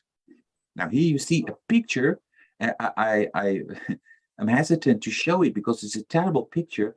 It's about a famous case of a German girl, Anneliese Michel, in the 50s, 60s, 70s, who went psychotic. Not just psychotic, but she was allegedly possessed by evil spirits. That's at least what she herself said. She was giving voice to devilish voices issuing inside her. Very strange, because she was originally she was very sensitive girl, very intelligent, and also very religious. She was Catholic. She has nothing to do with the devil. Anyway, these devilish voices came out of her. She went to psychiatrists. The psychiatrist couldn't heal her. Then she was submitted to exorcist practice in the Roman Catholic Church, which almost succeeded in freeing her until it finally failed. And then she was given back to her parents, after which she soon died out of starvation and dehydration. You can find many descriptions of her on the internet. It is one case among many. And what I myself read a study of her case by an American anthropologist who compares her disease with phenomena in many non-Western societies in which this occurs far more frequently. So it is very intelligent to decontextualize such cases and put them in an anthropological framework, and to re-ask the question, is shamanism, is possession something pathological, something that should be healed rather than taken seriously as an original phenomenon? Let me quote Jean Houston, an anthropologist from the United States. I have a few slides to show. I'm very sorry, but I have just to say, like, if you can, in 5 minutes, it's a bit so. Okay. Do I have 5 minutes? Yes, 5 minutes. 5 minutes, yeah, okay, you're right. I don't need more than 5 minutes. So I leave this quote. In this quote, Houston suggests that what we call psychosis might in many other cultures be seen as an indication of shamanic faculties. Reread the quote after this presentation if you wish. So what we call psychosis in Western societies, it might be seen as a sign of shamanistic faculties if only these faculties are led, guided by a supervisor and not being distorted by a psychiatrist. Now, I come to a conclusion. Yeah, you are clairvoyant, Tatjana. I've come to a conclusion. Sorry for being so brief about these major topics. My point is that the concept of psychosis is in fact weak. Why? Firstly, because it ignores the overall nature of consciousness. And I think any modern psychiatrist would have to admit that they don't know what consciousness is at large. It remains a secret. And also, the concept of psychosis is weak since it lacks any cosmology. It lacks a frame or a setting within which it could be contextualized.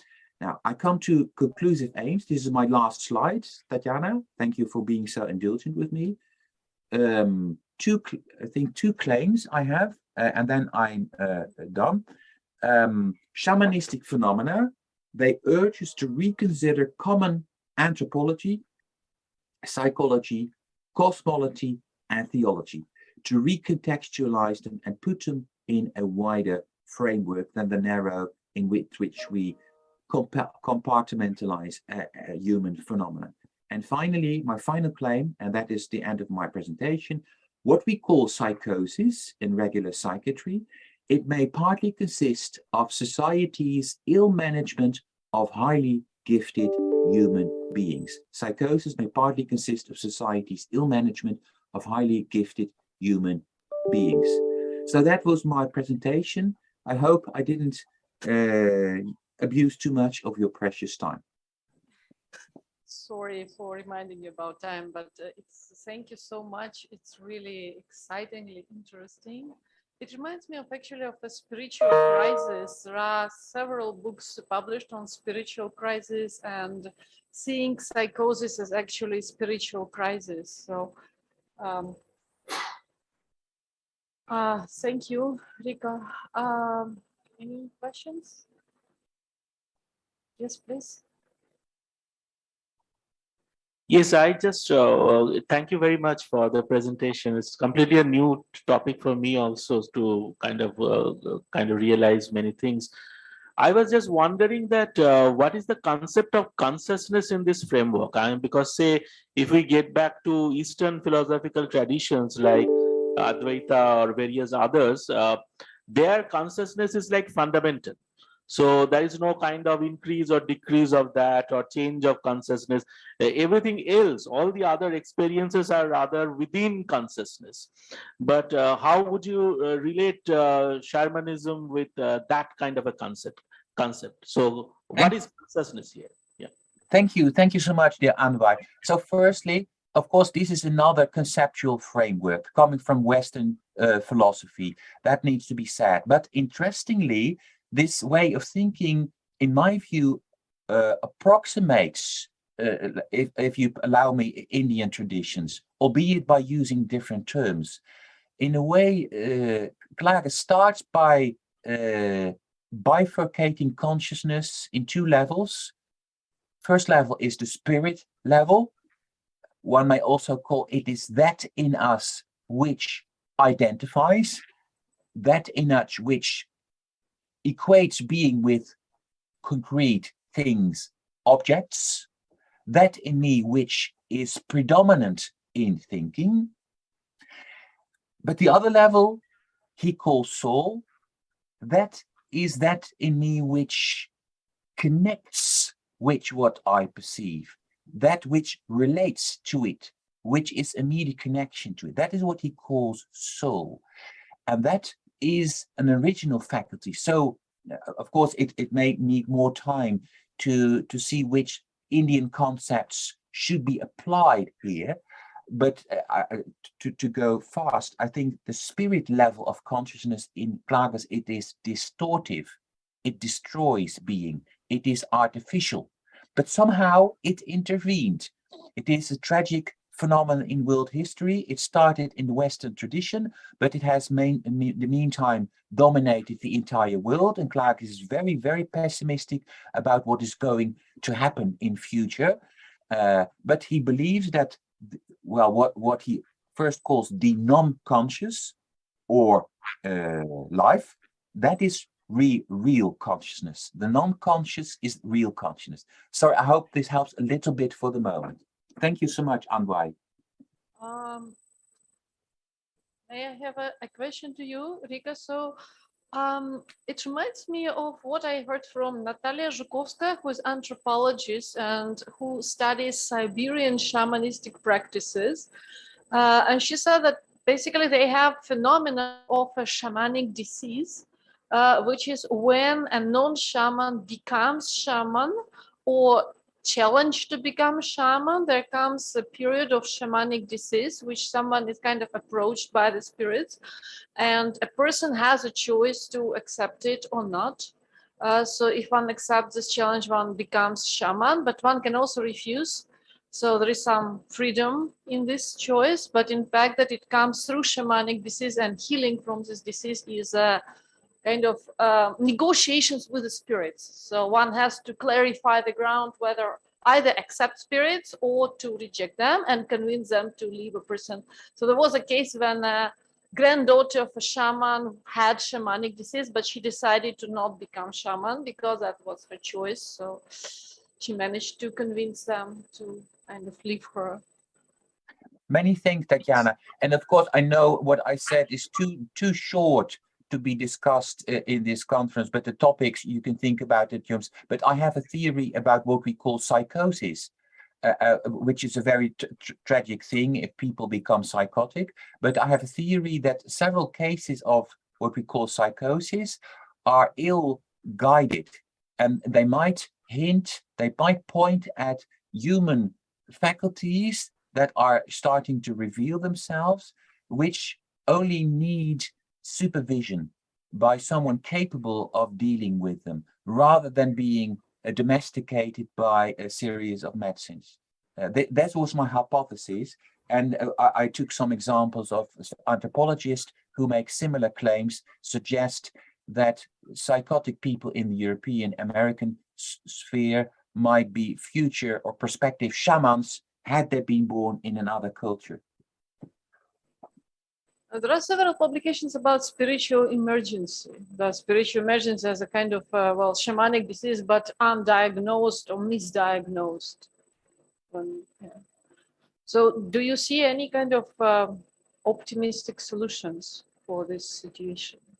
Well, I think it's very optimistic that there is a wide interest for shamanism outside of the so-called original territories like Eastern Siberia and Latin America and in Europe. And I don't know about India, but India is already complete in my view. Sorry, I have a romantic picture of India, but say in the impoverished Western world, many people are interested in shamanism as indicative of hidden human faculties. Tatiana, I remember that in your comment on Robert Sandberg, you referred to hidden human faculties, which can be enhanced in one way or another with technical means, or perhaps with spiritual guidance. And it's a hypothesis, nothing more than a hypothesis, that shamans are testifying to hidden human faculties that largely go unexplored in societies dominated by a scientific or scientifistic framework, which is very, well, impoverishing, I think. So we need a cultural change to liberate our shamanic potential. But I think your conference, Tatiana, is a step towards that direction. Thank you. Thanks. Thank you so much, Rico. Thank you so much, dear friends. I'm very grateful. I won't bother you anymore. Thank you. And I wish you all the best. Namaste. And I'm very grateful to have been virtually in your midst. God bless your beautiful country, India. Thank you, Tatiana. And thank you, Rika. Well, thanks. It's my great pleasure to give floor to my colleague, Dr. Indrani Bhattacharjee. Indrani has her doctoral degrees from University of Jadavpur University and the University of Massachusetts. Amherst, she has taught at Azim Premji University, Bengaluru, and also at Bridgewater State University and Tufts University in the United States. So she has a specialization in analytic philosophy, as well as, so she also has a research interest in early philosophical thought of Rabindranath Tagore, as well as her teaching and expertise and research expertise includes philosophy of the later Wittgenstein, philosophy of education, epistemology, and aesthetics. Thank you, Indrani, for being here. So please, the floor is yours.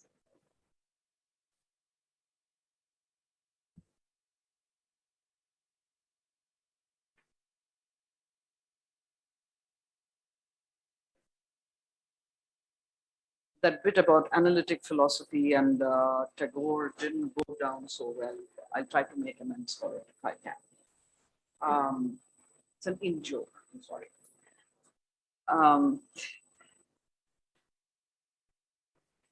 Right.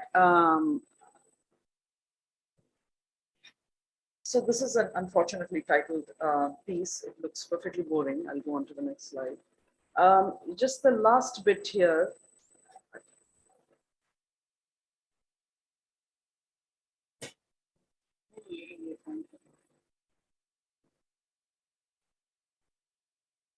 Here in my reading of Tagore's claims, I focus primarily on the creation of the self and its relationship with the world, which it freely transforms through acts of the will. Already there's so much going on that I didn't really get to the last bit. At the same time as it is impelled by the world into, etc. There's a lot going on here in the abstract.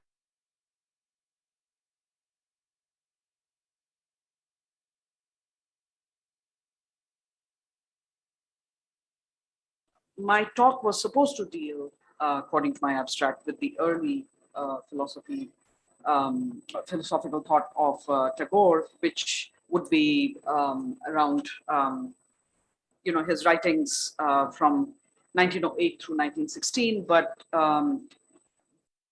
the sources that I've selected here, the proof texts that I've selected, actually go far beyond that period.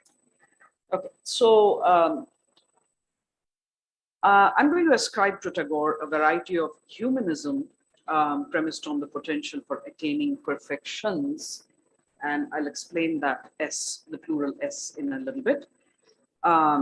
And the potential for attaining perfections, according to Tagore, is inherent in human nature.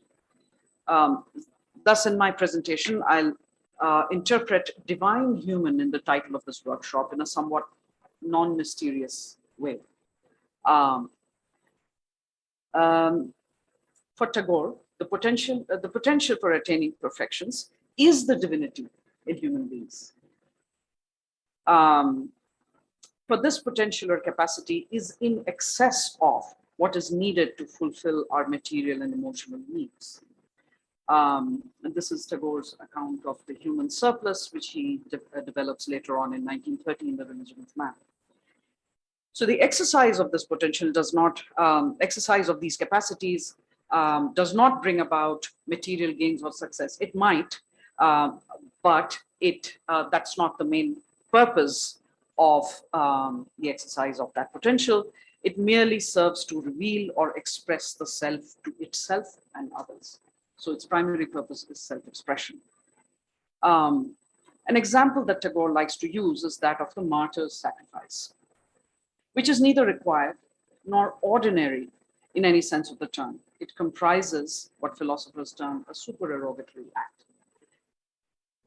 But in its execution, it reveals the unique personality, which is a technical term for Tagore, of the self that chose martyrdom in the first place.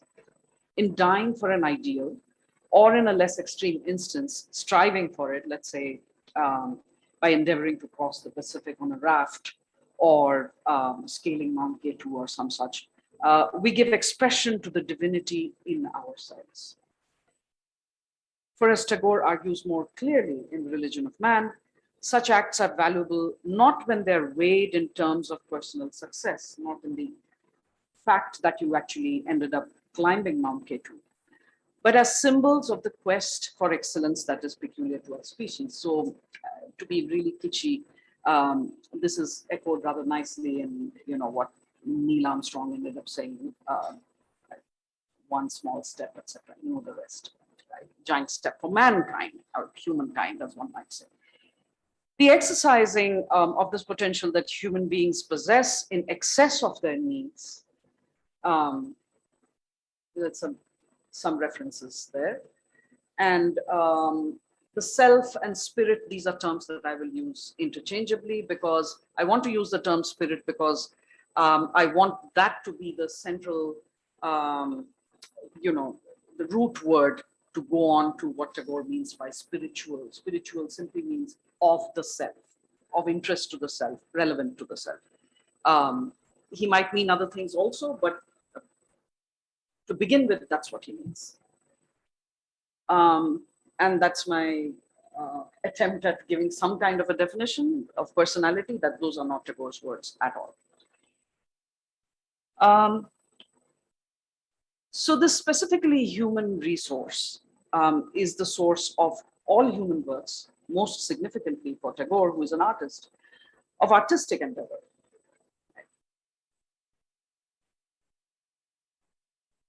Oh dear.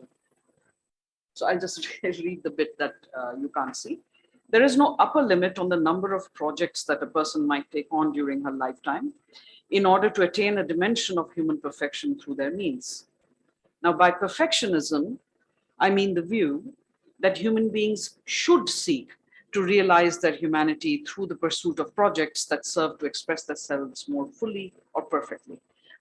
This could also, perfectionism could also be merely a descriptive view of what human beings tend to do, but I think Tagore also means to say that we ought to do it, to seek perfection, or various dimensions of human perfection that are available to us. So Tagore's perfectionism does not prescribe an oppressive one-size-fits-all standard to which all must aspire. Since it presupposes individual freedom, the standard is interpreted differently by different agents. So in what way does this pursuit of perfection capture our divinity? I'm around here, parallel with the divine creative act, etc. This is an idea that you find in the West as well, but this is interpreted, given a particular interpretation by Tagore. So Tagore thinks that the excess or surplus that characterizes human nature and human action parallels the sheer abundance produced by the divine creative act.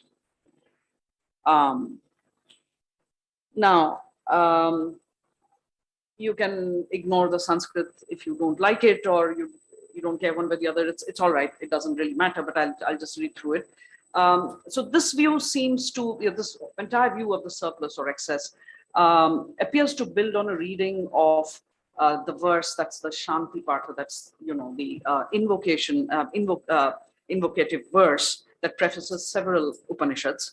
I couldn't find it cited in the various sources mentioned here because Tagore, among other things, is lousy at citation, he's not a scholar, so he doesn't really care about citation that much.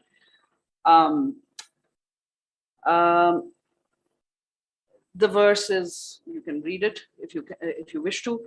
What it means is, and this is a very inelegant translation, I find that there is no elegant way to translate it because the ideas that it talks about are essentially paradoxical. So perhaps this is so fundamental. So that is complete or full. That meaning some absolute reality. This too is full. This could be anything, some object that you have before you, in particular, an object that you may have produced as a result of your artistic endeavors. This too is full. And this is supposed to be the artist's realization. From fullness arises that which is full, yet the full doesn't get depleted in any sense. So this is so fundamental, perhaps, as to be axiomatic for Tagore. Probably that's why he doesn't talk about it as much. Doesn't talk about it at all, actually. So quite like an artist, divinity gives itself to the world that it creates. For Tagore, divinity has no gender. He sometimes calls it an it, sometimes it's a he, a she, mother, father, friend, lover, all kinds of things.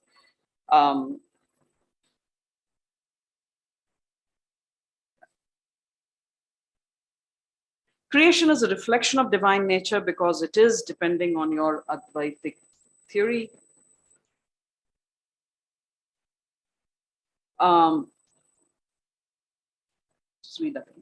Creation is a reflection of divine nature because it is depending on your Advaitic theory, and that's actually I'm glad it's covered because that's a mistake. It's either an emanation or a projection, etc., of the absolute reality or Brahman. It's not identical with it. That was the mistake I'd made up there. In the same way, the artist's creation, I'm sorry, huh?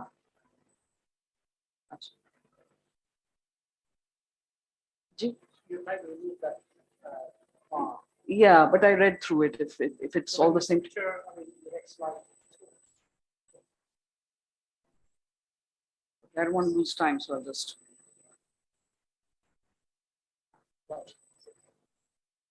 So creation is a reflection of divine nature.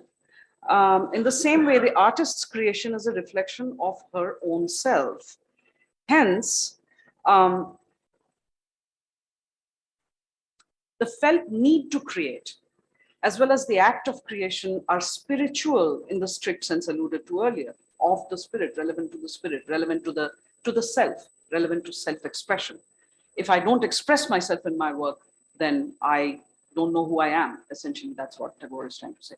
So by extension, all work, to the extent that it is creative, I'll give an example in a moment, has lasting value insofar as it addresses the spiritual urge or drive to express.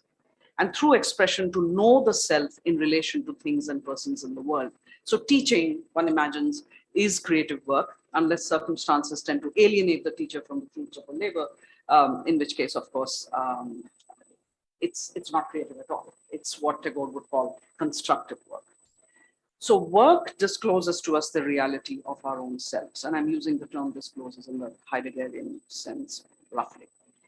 At this stage, a few words on Tagore's conception of the divine are in order. Tagore has a reading of Advaita Vedanta that is not sectarian in the usual ways known to scholars of that system of philosophy. That is to say, he's neither a Mayavadin like Shankara, not quite a Ramanujite, although when he comes to the conception of God, he espouses a panentheism that resonates with Ramanuja's view. Panentheism is the view that the divine pervades the universe as well as transcends it.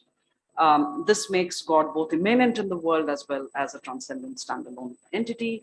He comes to this view, and this is quite interesting, he comes to this view through his own interpretation of the Upanishads, part of which form the liturgical text of the Brahmo faith that he was born into.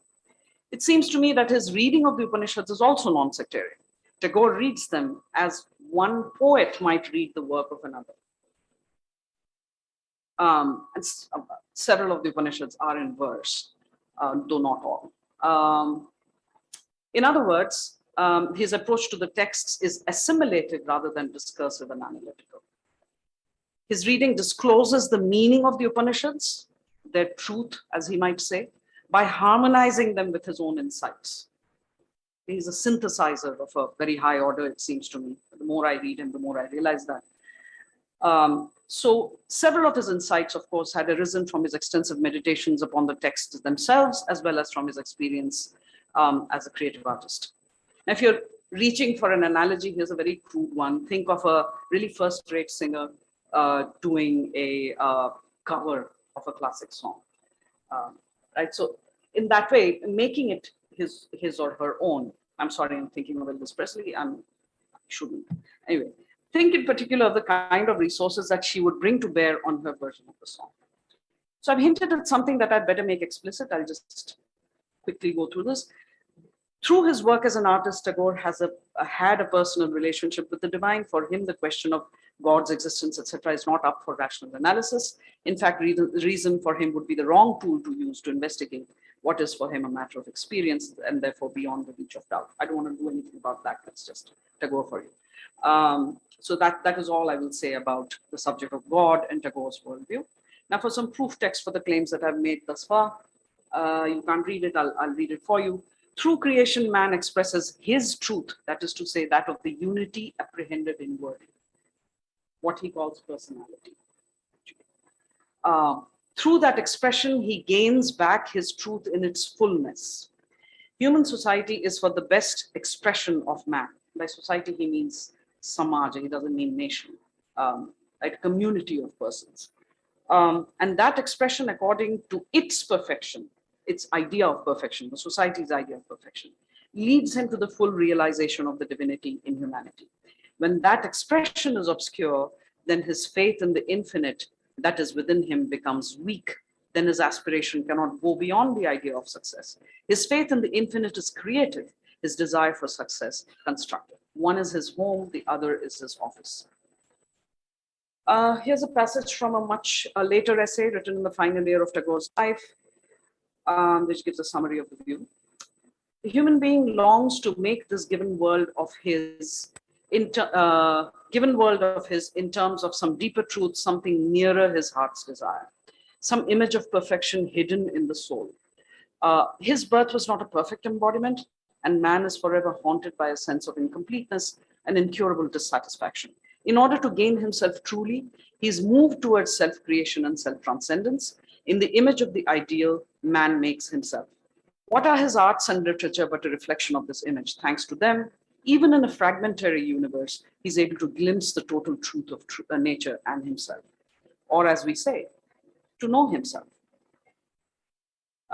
He plays a bit fast and loose with the terms real and true, needn't bother us here. So the next, my final section, is called Fullness of Personality, some addenda on pedagogy.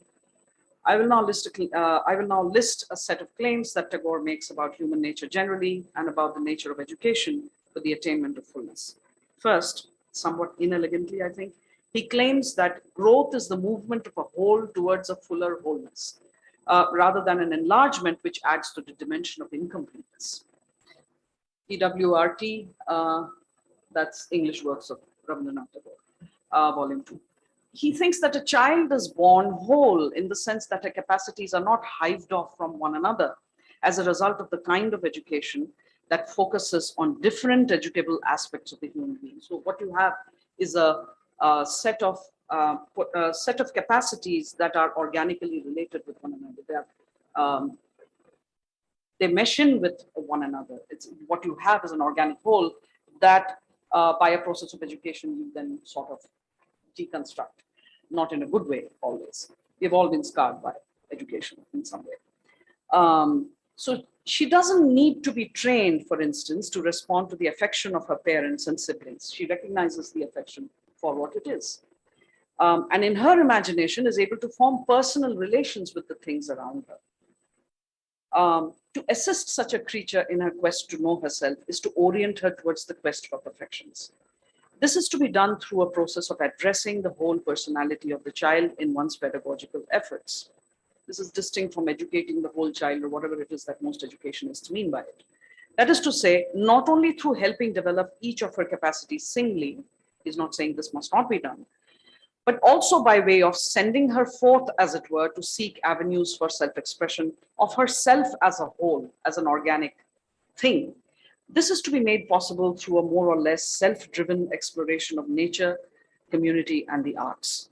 The fuller wholeness that the child is to be propelled towards would exist in the shape of ideals and exemplars, but these would only provide the possibilities that the personality of the child would reshape through her unique mix of human capacities. This is where it comes closest to Emerson's view also of education.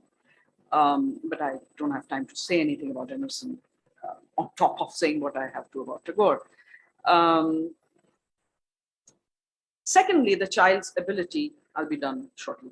The child's ability to respond to nature, to art, and to other human beings overlies an important truth about human nature, namely, that aside from interpreting information that is conveyed piecemeal by our senses, we are also capable of responding to anything that speaks, as it were, to the spirit. Interesting ontological questions arise concerning the items to which such responses seem possible. Mereological questions really, do we respond exclusively to single objects, to animate things? Do we also take in entire vistas, gatherings of people, symphonies? What is the principle to be applied in this respect?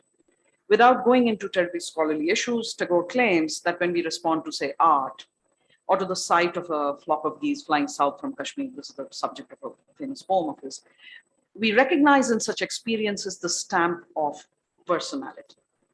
In the case of art, it's the artist's work, which you would recall is a reflection of the artist's personality. This speaks directly to our personality. To relapse to my Elvis example, you listen to Elvis, you like the way he sounds, he seems to speak to you directly. That is because it's the personality of the singer actually transmitting something to my personality as a whole. You can proceed to analyze this further, but the first impression that you have is of the whole thing. In the latter, in the case of our being moved by a scene in nature, we recognize, or so Tagore claims, a divine artist, or at least an infinitude that is both the Advaitic conscious witness, the Sakshin, as well as a personal friend, in Bangla, Bundhu.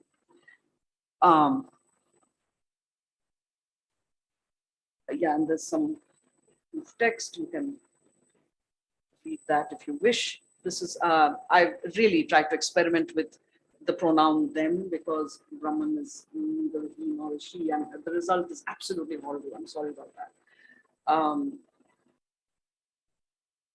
So essentially what Brahman produces, is, he calls that, Brahman sacrificing itself in an act of joy. It's a joyous creation, right? And that's what artistic work also is.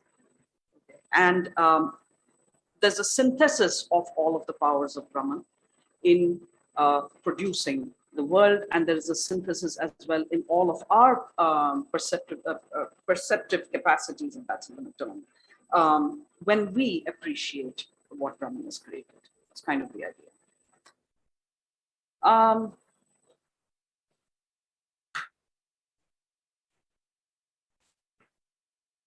However, we might choose to understand this parallel between divinity and our creative selves. Tagore's chief point here is borne out by the intensely personal nature of aesthetic experience.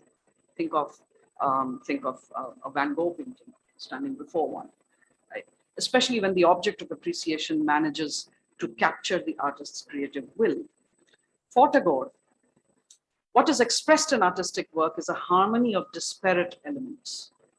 Implicit in this is the argument that harmonies do not come to exist by accident. They necessarily bear the stamp of a disciplined craftsman. So this is kind of relevant. Materials are savage, they are solitary, they're ready to hurt one another. They're like our individual impulses seeking the unlimited freedom of willfulness. Left to themselves, they're destructive. But directly an ideal of unity raises its banner in their center. It brings these rebellious forces under its sway, and creation is revealed. The creation which is peace, Shanta, which is the unity, Advaita, of perfect relationship. Generalizing from the specific example of art, we can read into this a set of norms for designing and executing actions that bear on the world around us. This world includes other people and animate and inanimate things of various kinds. The assertion of individuality is desirable insofar as it is checked by moral and aesthetic ideals. The perfect relationship that Tagore speaks of is ultimately spiritual. If we fail to become or rare human beings who cannot form, or worse, have no notion of being able to form bonds of the spirit, then harmony, peace, or love would forever be ideals cut off from the world of human beings. Yet, as Tagore has argued, these are not ideal like Platonic forms. It's not like you can never reach them. In fact, they attain reality in the deeds of human beings who seek immortality through them. And if people who have read Wittgenstein would recognize that awful borrowing that I have done. Indeed, right? They're real indeed. Okay, that's all I have to say. Thank you very much for listening.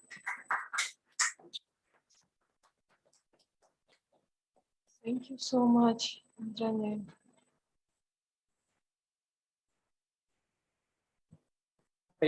Thank you, Indrani, for that talk. I'm going to ask a question which may be kind of, redolent of scholastic philosophy in Europe in the Middle Ages, but I just wanted your views on it. You're talking about in the beginning divinity within human. How does it inhere? What kind of inherence? Have you thought about it, or can you explain? Is there some kind of inherence at all that is that we can ascribe, or is it? Yeah, I was just wondering. If at all, it's a good question. I don't know if it's a appropriate question. No, yeah, certainly. As I said, it's a scholastic question. Sure. I don't know if it's appropriate here. So. Well, it's also a Nayayika question, right? Inherence, So this is not substance and property, substance and quality inhering in substance. That's not how it actually works, even though the only substance there is, as you know, is the soul, is the spirit, Brahman, Atman, call it whatever you want.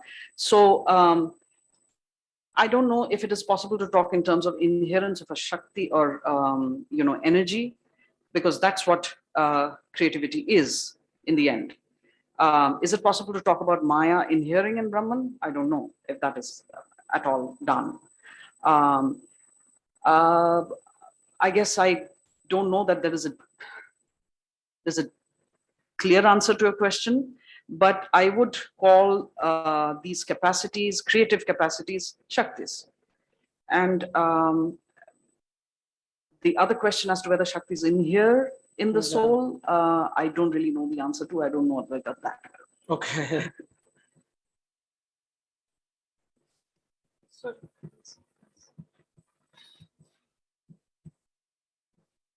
Yeah, thank you.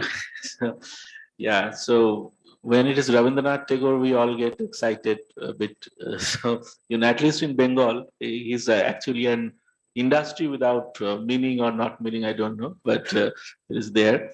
Actually, I would like to know from you, from your own research, basically, I'm not Tagore's, that two things.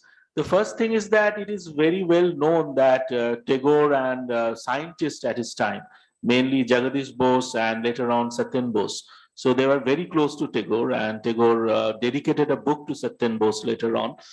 So how would you like to think about their relations and how that motivates your own research on Tagore's realizations? That is one point. And the second point, more specific, is that have you thought about this very interesting episode that Wittgenstein was kind of influenced by Tagore's drama Raja? And there's a funny story that when Vienna Circle brought in Wittgenstein and thought that he will be very much pally with them, but they found that Wittgenstein actually turned around on a chair and started reading Raja. So, so how would you like to relate your own research to these two dimensions? I mean, of course, I'm excited by the whole Wittgenstein thing, and that's such a Wittgenstein thing to do anyway, right? Yeah, it seems to me, I mean, to be very crude about it, this is your early Wittgenstein, just, getting cured from his early stage, so to speak. And he is still thinking in terms of the distinction between saying what is sayable and showing and so on. And here is a work in which this man gets so close to actually, I don't know, is it showing anymore, or is it saying the unsayable? That he's stunned by this work, and his first response to Raja was, "Oh my God, this man is a faker. This man is, he's faking it. This can't be for real. He hasn't had these experiences." So I'll just leave it at that. But the first point about science, and yes, of course, you probably know that Tagore wrote Vishwapurichoy, which he dedicated it to Satyen Bose, but he also was deeply interested in science. But for him, and I suspect for Jagadish Bose, the powers that the Shaktis that science studied were, Shaktis that pull things apart from one another. They are not responsible for harmony in the world. It is actually, the harmony is imposed again by the author of the world. Right. So there has to be because when we look at the stars in the night, we don't realize, and there's an example from Shantiniketan, his book, the book that I'm working with, we don't see the great balls of fire that they are and so on. We don't see the terrible activities, the sunstorms, and we don't see all of that, right? So they look shanto, they look peaceful. And so on. So how does that come about? So there are two aspects, as it were, to the same reality.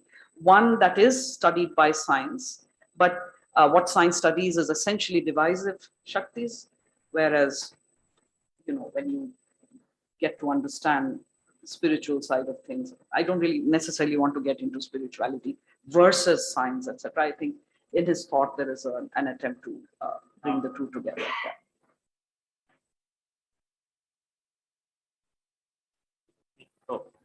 Right. No, I enjoyed that talk. Thanks very much. One or 2 points is good. You ended up on that science note.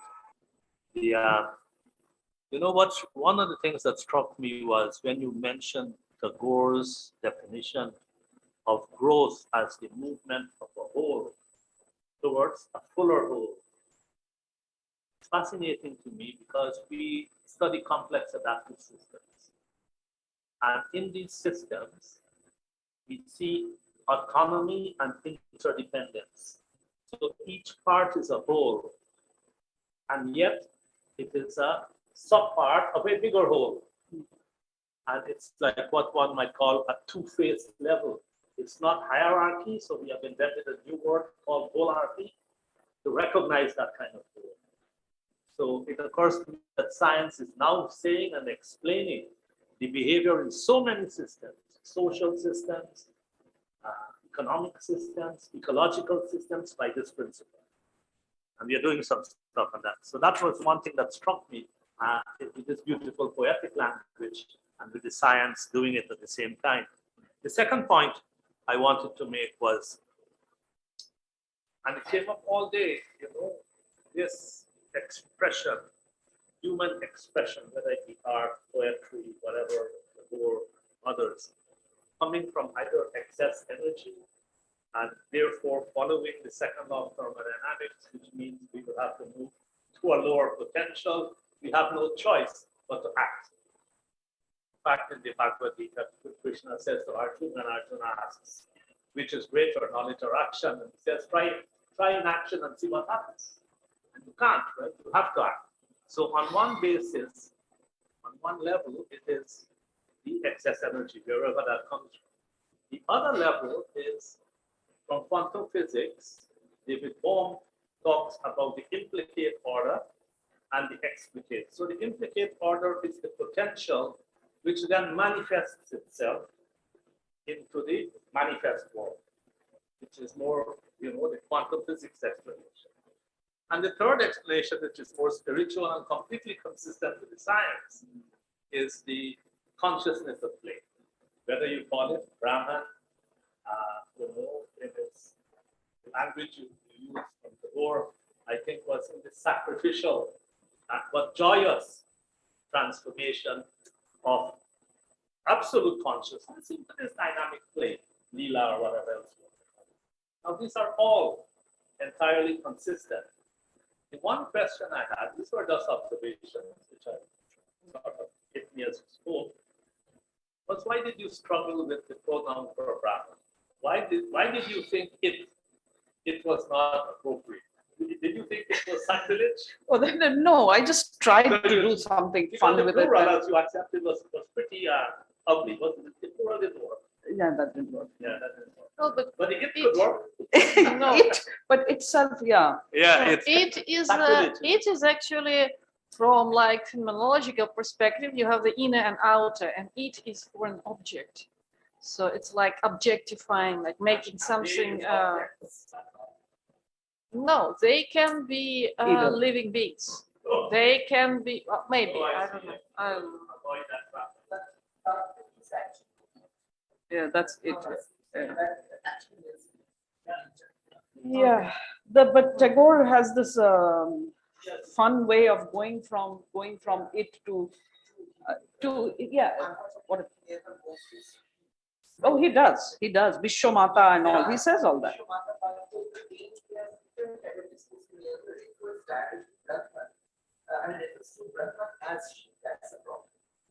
Of course, has this feminine figuration of divinity. Like, you know, so Shonakana, Shadapoa, etc., etc. So that's there. But he never explicitly refers to Brahman as she. Well, interestingly, I mean, I don't know about Brahman, much, but about human nature, he says actually, you know, we are each. If you read Shantiniketan, book 1, the last, I think 12, it's called Prarthana. There he says clearly, within us there is both a man and a woman. Yeah, that's and it's the inversion of, as it were, the Apollonian and Dionysian. He says, the man, sorry, this is all very gendered, but the man gets resources, money, food, whatever from outside and brings it to the woman within us and says, okay, now organize this stuff and live well. The woman who does the organizing is the inner artist. So the artist is not a guy. It's just the opposite of, so yeah, I mean, that was kind of cool. Also figures it in terms of masculine identity most often. So, so there is actually a lot of tension between these two poles in his ideas. He's also trying to speak in English, which is a problem. Yeah. And also, I think another of his very important construct was Chotoami Bora, small island. Oh yeah, let's not even go there. Yeah, sure. If I may ask you what you thought about what you thought about Tagore and artists and vision of the relation to creation as art, reminds me a lot about Henry David Thoreau, his fairy tale in which he said about an artist who was so much consumed by his art of creation that he forgot about time and he forgot about external world, and then time stopped for him and he got extra time to complete his creation. It's actually a very, do you know any connections between Thoreau and I know, well, I know connections, well, I have discovered connections between Emerson and Tagore, and I suppose Thoreau is a kind of a disciple of Emerson, anyhow. Yeah. So there is a lot that is common in transcendentalism, New England transcendentalism. One of the, I guess, roots is really in Emerson's reading of, you know, the Hindu scriptures. So, yeah, so that there is a lot of, you know, this business about having more time to complete your creation. So in some sense, the creative act is also based on your imagination. So having time or not having time is not even relevant to that. So that's how I would read that from a Tagorean kind of perspective, but I might be a bit off there as well. Not trying to interpret. No, the point of fairy tale was like by focusing on one specific creation, on one specific painting and trying to make it perfect, the artist achieved enlightenment and perfection. So he was doing nothing but one specific work of art, but he dedicated whole of himself to this work of art. And this work of art, just one small piece of the universe, became equivalent to whole. There are views within the Tantra, actually in the Tantric literature, which has to do with this kind of concentration and somehow going backwards from an object of the senses to its source, which is both its ultimate cause and the only spiritual reality there is, the only reality there is. So in a way, there's a process of involution whereby you go back to that. So things like that have been said also in this part of the world. So just a resonance, not necessarily a connection. I have a question. I was just trying to formulate the question. I'm still struggling, but maybe when I utter, probably it will come well. Satisfaction, yeah. So when Tagore wanted to build his Institute of Rural Development, he has this letter written to the Englishman in that he was trying to tell our mind has various faculties, and in order to see the growth of a child, we should make sure that all the faculties of mind should be taken into consideration in training. Otherwise, what happens? Imagine a human being with long hand, or one of the body parts is very long. There is a sense of aesthetics in his pedagogy or understanding of education, and for some reasons I think understanding is important, faculty of understanding, but for him faculty of imagination is very crucial. Like Kant, he did not subvert understanding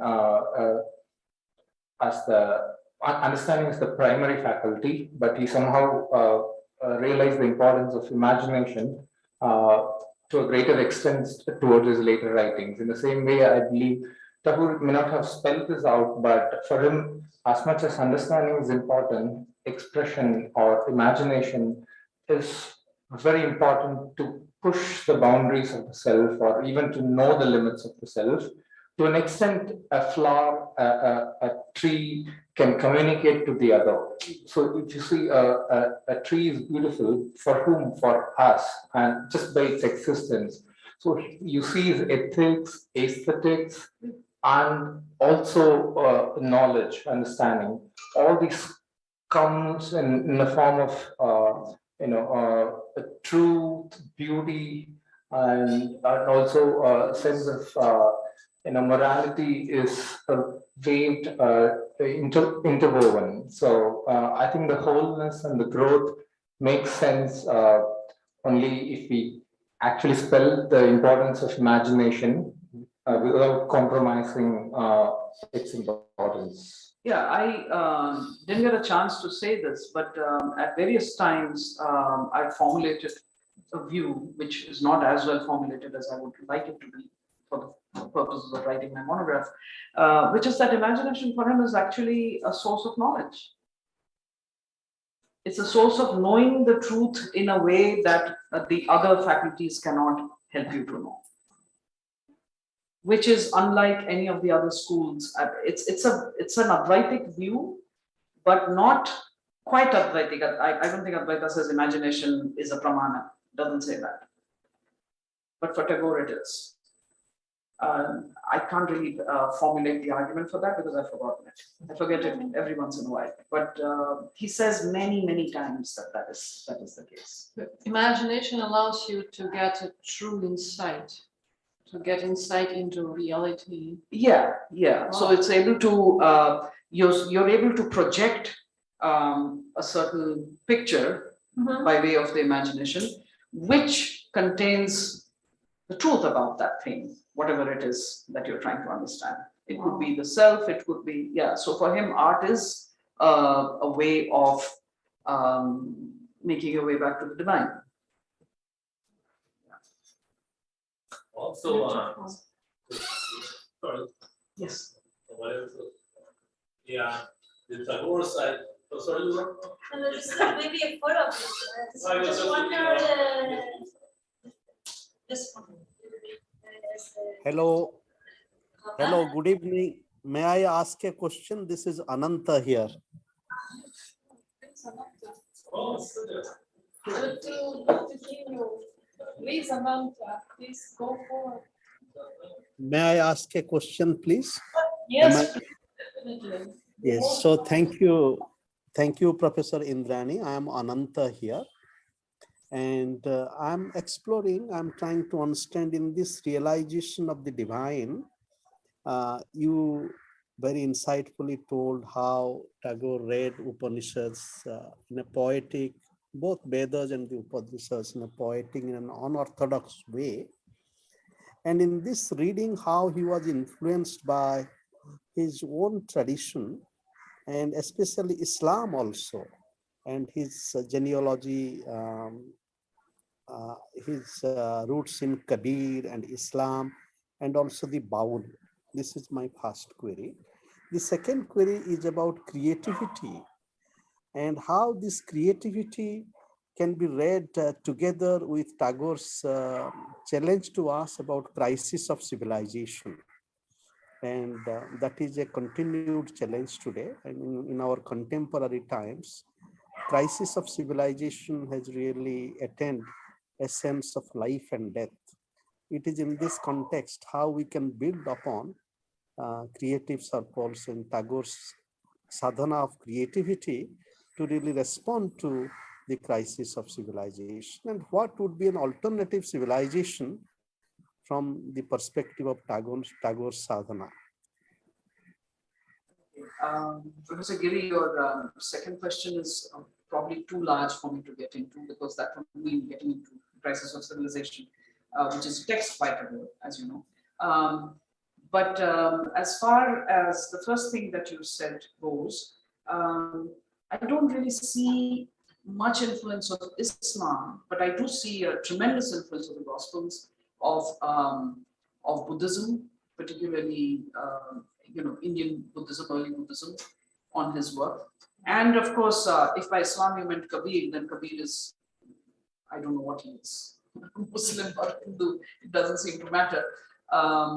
And there is, of course, you must say perhaps also Gaudiya rationalism, right? That's also a very important source of ideas for him, because for him, Chaitanya is a humanist over and above everything else in his message of love and embracing people from all castes and creeds and what have you. He actually is valuing humanity over everything else, I suppose. And as for the crisis of civilization, there are things, there are little hints that are contained in today's talk as well, but I'd be happy to get into a conversation with you offline, as it were, about that, because I did write something about this, and we can talk further if you like. Thank you for your questions. Do we have time? Oh, well, thank you. I just want to ask a follow-up question regarding the imagination. I just wanted to ask you if it's a board, there is any logical order between the imagination and other faculties? Will it be a priori more important than other faculties or not? I haven't come across any text where he says anything to that effect. It seems to me that it's not a question that he would consider it as something for the pundits to figure out. This is not for me. But he does think the imagination is extremely important, much more important than has been thought before. I don't think I can give a more definite answer than that. I think last point that on that imagination and knowledge, we always also put Here again, Albert Einstein. So Einstein was very much vocal about that imagination is greater than knowledge. But here perhaps Einstein was mentioning about descriptive knowledge. I mean, what is like we read in text and so on. But in this case, when Tagore says that imagination is valid knowledge, that means a different kind of knowledge than what Einstein was thinking about. Because he kind of elevates that in the level of knowledge, both are the same. So his account of spirituality, or the spiritual, is itself something that you wouldn't find in most of these Western countries. Thank you so much. Thank you for your questions.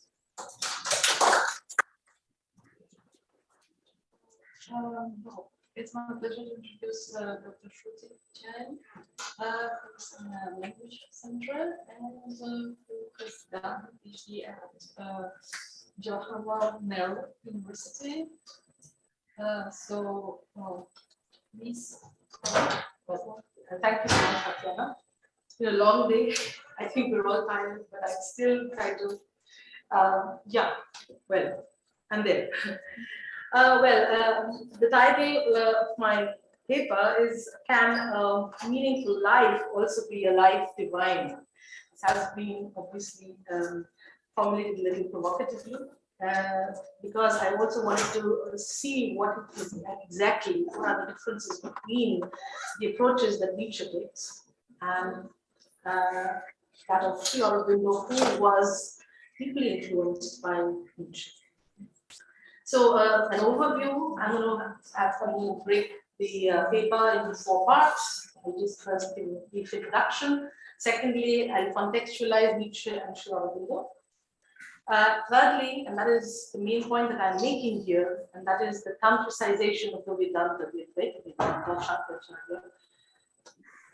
the principle, the feminine principle as meaning of life. And number 4, the trap of language. Well, so introduction. So as the title of my paper suggests, I intend to explore the question whether a meaningful life can also be a life divine. This inevitably leads to finding answers to questions such as, what does it mean to lead a divine life? How does this differ from the life of asceticism and penance preached by various belief systems that existed before the advent of science? And what, pray, is the meaning of a meaningful life? Can a life led devoid of God, Brahman, or any other worldly metaphysical solace be as valid and effective for the spiritual upliftment of humankind as a life that is solely dedicated to do God's work on earth? Will the subject not care about divinity and still be doing God's work on earth? While answering these questions, I aim to illustrate two different modes of spiritualities, which on the surface appear to be opposed to each other, but possess similar qualities when it comes to conceptualizing human life in its everydayness, especially through their treatment of the feminine principle. On the one hand, I shall discuss Nietzsche's goddess spirituality, which calls upon humankind to create their own values and make their own meaning in life, to live a fulfilled life. And on the other hand, I shall deal with Sri Aurobindo's divine spirituality. Both, I propose, follow a model of tantricization of the Vedanta by working with the feminine principle as the meaning of life. Contextualizing Nietzsche and Sri Aurobindo. Before we proceed to understanding the Nietzschean or Bindonian thought paradigms, the contextualization of their thoughts would be in order. For the first time, the term meaning of life, Sinn des Lebens, was introduced at the end of the 18th century by the German romantics novelist and Friedrich Schlegel. Romanticism tried to grasp the mysteries of life on the basis of mystical sensible experiences, called for a return to the immediate naturalist sensuality, and appeal to poetry, which could become the voice of the universal, its divine mystery and emotion. They contrast the everyday phenomenon of life with its deep sense of spirit. Based on this contrast, Friedrich Schlegel writes in particular about the meaning and orientation of inner life. However, the Romance concept of meaning of life does not acquire conceptual definition, but has a character of intellectual artistic intuition. Later, we also see Kierkegaard and Schopenhauer thinking on the idea of meaning of life. According to Volker Gerhardt, however, it was Nietzsche who first used the formula of meaning of life, Sinn des Lebens, literally. Question of meaning constitutes, in effect, the basic philosophical problem that dominates Nietzsche's philosophy from its beginning through his later works, a project of revaluation of all values. Nietzsche, who makes his madman run around with a burning lantern in a Broadway light and announce the death of God, belongs to a tradition in German thought and psychology that broke away from the old order of theology, hence attempting to bring about a secularization of culture and space. He looks at the world not from the vantage point of the cosmos, but from the inner perspective of humankind, trying to find meaning while being in the world in and through the body. When Nietzsche reported in 1882 that God is dead, he articulated no more than the truth, the sociological fact that Western culture has ceased to be a religious culture. When a traditional structure is in terms of which the meaning of life has been defined no longer commands belief, and when nothing takes its place, the result is nihilism. Understood in Nietzsche's sense, he says, and I quote, "What does nihilism mean? That the highest values devalue themselves. The aim is lacking." Volker Gerhardt writes, and that's a German, well, I've already talked about it, and it basically says, von der Natur, der Wirklichkeit und der Welt lässt sich nur aus der menschlichen Binnenperspektive sprechen. So that's the inner perspective. Aller Sinn liegt in der Welt, weil er ganz und gar den Menschen als sinnlichen und nur insofern sinnschaffenden und sinnverstehenden Lebewesen zugehört. So it's Sinn des Lebens, meaning of life. In the lucid account of Nietzsche's and Sri Aurobindo's cross-cultural response to modernity, Lawson rightly observes the connection between Nietzsche and his reception of German Oriental Renaissance. And that's a very important connection here, because that's how I also just basically want to focus on the text of the Vedanta. Not only his reception of Schopenhauer and Wagner connects him to Indian thought, but his response to Paul Royson's System, the Vedanta, is most striking for the present context. While Nietzsche finished reading Royson's book, he expressed his delight by writing to his friend Franz Overbeck, and he says, well, Royson's Vedanta work is ausgezeichnet, it's excellent. Übrigens bin ich für diese Philosophie beinahe das böse Prinzip. I am the evil principle for this book. In their analysis of Shankaracharya's Vedanta, both Sri Aurobindo and Nietzsche agree with each other. Sri Aurobindo too sees in Shankaracharya's a certain one-sidedness. He writes in the letters on yoga, and I quote, "It is the knowledge of the Supreme as realized by the spiritual mind through the static silence of the pure existence. It was because he went by this side only that Shankara was unable to accept or explain the origin of the universe except as illusion, a creation of mind." And that's very interesting, explanation. And that's why, I've been trying to connect it to the track of language. It's basically there. Because even Shankaracharya, later on, Vivekananda criticized Taoism's interpretation of Shankaracharya's Vedanta. That's there, it's also there. But this is precisely the text that people were reading in the West. And this seems to be a very, very standard text today.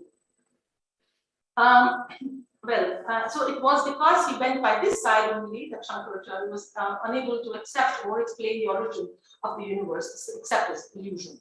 Unless one realizes the supreme on the dynamic as well as the static side, one cannot experience the true origin of things and the equal reality of the active Brahman. So this is not just the passive Brahman or the Brahman that is not inaccessible, that is beyond the realm of this world, it's just the active Brahman. Nietzsche and Sri Aurobindo both saw in the existing knowledge systems of their times a sterility that was human life meaningless, and therefore vehemently critiqued many existing values, the ascetic ideal being one of them. But while Nietzsche thought that the dependency on a metaphysical being for answers of life sufferings and an otherworldly hope for signs of decadence as an impediment in the spiritual advancement of mankind, Sri Aurobindo, on the other hand, infused the tenets of Vedanta with the quality of practical wisdom in it. While Nietzsche chose a path of self-overcoming and reevaluation of values and engaged in their semantics reshuffling with the hope of creating new meaning in the service of life in the here and now, Sri Aurobindo, while responding to his immediate context, it was the British colonial oppression, the Acadia that had seeped in spirituality didn't seem to work, developed a rather complex system of integral yoga that introduces Shakta tantric elements in the system of the Vedanta and introduces the concept of Lila, a divine play of the supreme consciousness, which occurs only with the intervention of the mind. Point number 3, the tantricization of the Vedanta. So Sri Aurobindo, as I just said, develops the other side of this yoga by introducing the practice of Shakta Tantra in order to propose a path that could make the subject realize the supreme in both its dynamic and static forms. For only the two together, the Vedantic and the Tantric truth, unified, can arrive at the integral knowledge. The idea of Leela is hence introduced, and I quote, "All is her play with the Supreme. All is a manifestation of the mysteries of God, the miracles of the infinite. All is she. All are parcel and portion of the divine consciousness." That's what's on the mark. Now she manifests herself, Sri Aurobindo says, as Maheshwari, Mahakali, Mahalakshmi, and Mahasaraswati in the everyday human lives, interacting and mixing with the aspirations of humankind, being the companion, the friend, the muse who uplifts by all means, inspires towards perfecting the self, and aids in freeing the subject from ignorance and generating meaning in life. Further, the central concepts in Sri Aurobindo's yogic psychology can be related to the traditional chakra system of the Tantra. And that's the next step, that's the next point here. However, Sri Aurobindo's yoga differs in that this path slowly develops the chakras in somewhat generalized way from the top down and not from the bottom up, as in the classic Kundalini yoga. He proposes rather a model of a double ladder of a simultaneous involution, the descent of the divine consciousness, and the evolution, the ascent of human mind to the supermind. And this we see basically a beautiful example in the epic poem Sanctity. So I'll just quote this, a few lines from the poem, the epic poem, where you see The soul, the ascent and the descent of the soul has been depicted. A mighty movement rocked the inner space as if a world were shaken and found its soul out of the inconscious, soulless, mindless night. A flaming serpent rose released from sleep. That is the coiled serpent, the kundalini that is released from sleep. I skip 2 lines, and then this touches her, and then it touches her centers with its flaming mouth, and then reaches at the crown, the Sahasrara. It joins the eternal space. However, it doesn't stay there. It comes down. That's very interesting. So, and that's the imagery that you can actually understand. This is really very telling this. What is it the soul see at the Sahasrara?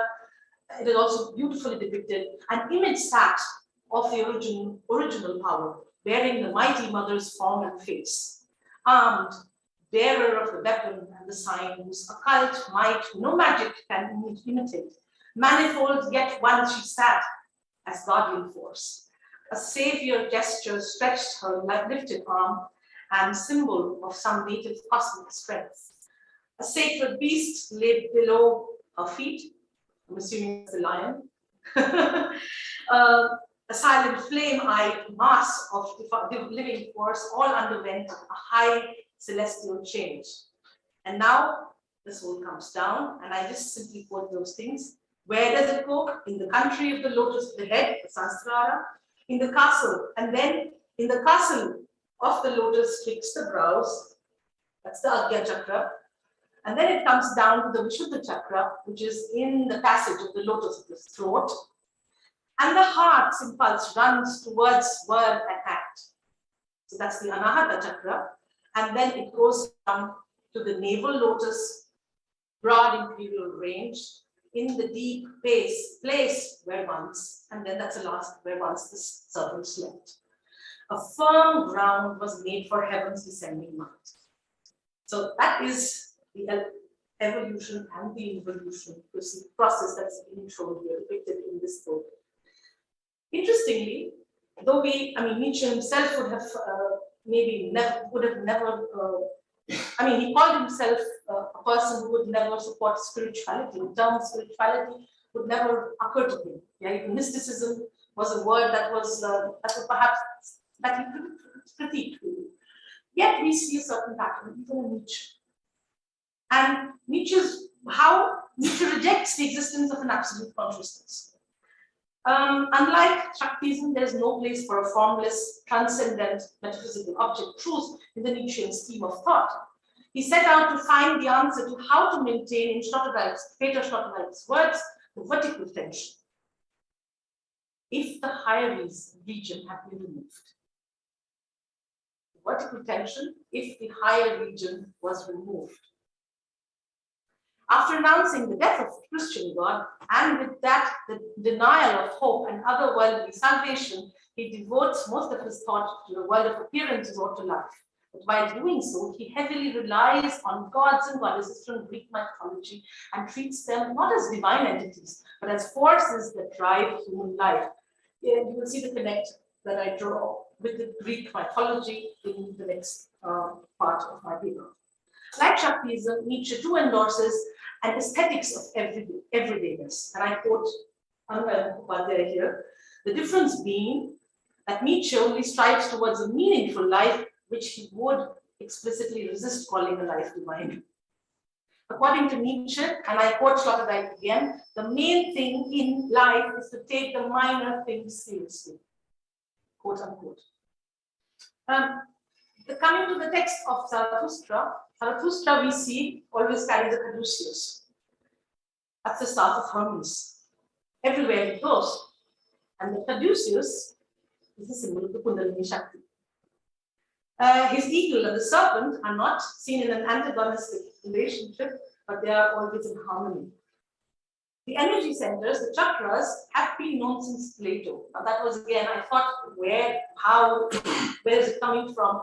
In Plato and his Timaeus, Plato looks at the 7 areas in the body that the soul must pierce to achieve self-realization. So, Opsopaus, well, he has then also done a very interesting analysis here, and he equates the Korufe to the Sahasrara, Encephalos to the Agya, there's a Trachelos to the Vishuddha, Phrenis to the Manipura, Duster to the Swadhisthana, Gonadis to the Muladhara. And yet, Nietzsche, so there is a certain background there. I can see that already in the history of thought there. And yet, Nietzsche is critical about the Hinterwelt. The world is von den Hinterweltlern, from the hinterworldly. It has been translated in many ways. Yeah, and what he basically means is the world, the backworldly, that has also been translated. I think Thomas Common had translated as the backworldly. And now, Del Caro, he says, well, let's stick to the hinter, and then we say hinterworldly. Because that's what does it mean? It basically is the world behind. So my interpretation would be perhaps this is the spinal cord, the rückgrat. This is perhaps the Wirbelsäule. Might be, because this is also the promise that ascetics, that's practice, that's a traditional practice, right? So that is my reading here. And their supersensuality, salvation in the hereafter, the contemplative body, the deification of ecstasy, and above all the resulting corruption or all consequences of his preaching about this interwelt, right? Because that's a critique. And that's why he says intellectuelle Redlichkeit. It is intellectual honesty that I would prefer. Even the Shaktas would admit that the Kundalini experience can make the mind heavy. So what Nietzsche does is he tries to psychologize this. He does not follow this in the way, but he psychologizes the idea of the interwelt. And the 7 chakras then become the 7 solitudes, in my reading of the Nietzsche thought. Well, and in the diaphyram, Dionysian diaphyram, the Feuerzeichen, the beacon, Nietzsche describes what can be interpreted as a mystical experience of a fisherman and refers to the 7 solitudes. So I'll just quote 6 solitudes he knew already, but the sea itself was not lonely enough for him. The island let him rise. On the mountain, he became the flame, the 7th solitude. Searching now, he casts a hook over the head. Lost marinos, wreckage of ancient stars, you seas of the future, unexplored sky. Now I cast my hook towards all solitary ones. Give an answer to the impatience of the flame. Catch me, fishermen, on the high mountains, my 7th ultimate solitude. It is evident from this poem that the fisherman is unable to know the 7th solitude. Yet another set of notes from the year 1883 throws light on what Nietzsche exactly meant by the 7 solitudes. And there is a good quote there. He says, Nietzsche's first solitude is that of shame and weakness, and silence before a great thought. The 2nd solitude is that one that has lost all grounds of consolation. The 3rd solitude is the solitude with temptations. The 4th solitude is the awareness of sacrificing friends. The 5th solitude is that of the supreme responsibility. The 6th solitude is the solitude in eternity beyond morality, the created and the good. The 7th solitude is that of the sick, of getting tired, getting ill, getting still, and that which is sanctified by suffering. Nietzsche clearly states that all these concerns are signs of the will to suffer, the deepening of the pain. At another place, and this is very interesting, I feel, the 7th solitude is interestingly equated with the decapitated head of Medusa. 7th solitude, lastly, Medusa head. The figure of Medusa, as represented by Ovid in the 4th book of Metamorphoses, is characterized by a dyadic development. First, she appears as an innocent girl in the temple of Athena. Later, she transforms into a terrifying monster. Medusa's terrifying eyes are unforgivable. Not only do they turn the other person into a stone, but Medusa herself is not spared by her own gaze. Medusa's gaze thus contains both a critical and a self-critical element, which we see in Nietzsche as well. Nietzsche associates the medium of Medusa's decapitated head with the 7th solitude. This dyadic state of the outer and inner critic seems to be the final state of Nietzsche's spirituality. It consists of both an outward critical gaze as well as a self-critical gaze that is willing to overcome the outward gaze. Medusa's head can gain another dimension when compared with another Indian Shakti, the goddess Chinnamasta, who, according to Shankar Narayan, has her head, a seat in the head, in the place between the eyebrows and the Agni chakra. She's the power of will and vision. In contrast to Medusa, whose head was severed by Perseus, Chinnamasta cuts off her own head and nourishes herself and two yoginis with the blood flowing out of it. Chinnamasta symbolizes, according to the Shakti tradition, a very high state of yogic consciousness. The head is considered to be the seat of human ego and the I. By severing it with her own hands, Chinnamasta shows her willingness to overcome any one-dimensional dogmatism. Nietzsche, too, is vehemently critiqued dogma, be it the dogma of the sciences or of the sacred. His writings seem to contain criticisms of both. And Medusa's head is likewise a double-edged sword that cuts through such dogma. That's one example that I wanted to share with you. I then go on to, how much time do we have?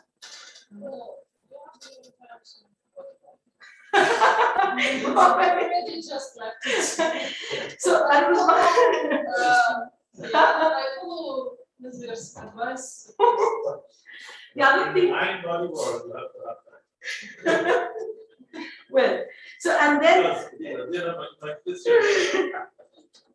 Okay, I would then now go on to the next point, and that is the way Maya, which is traditionally looked as illusion, as the world of appearance of Maya, is compared to the dream world, and just as a dream would disappear when one awakens, so is the world of appearance is also unreal or false. That's what is said. So, but the Shaktas, they would see it differently. Instead of treating Maya or the phenomenal world of becoming as illusion, Shaktism treats Maya as Maya Shakti, as an immanent, creative, operational force of the absolute consciousness. And that's what Sri Aurobindo also takes. Hence, a Shakta acknowledges Maya as true, sees it as an inseparable part of the supreme consciousness, and steers the sadhana through its many layers.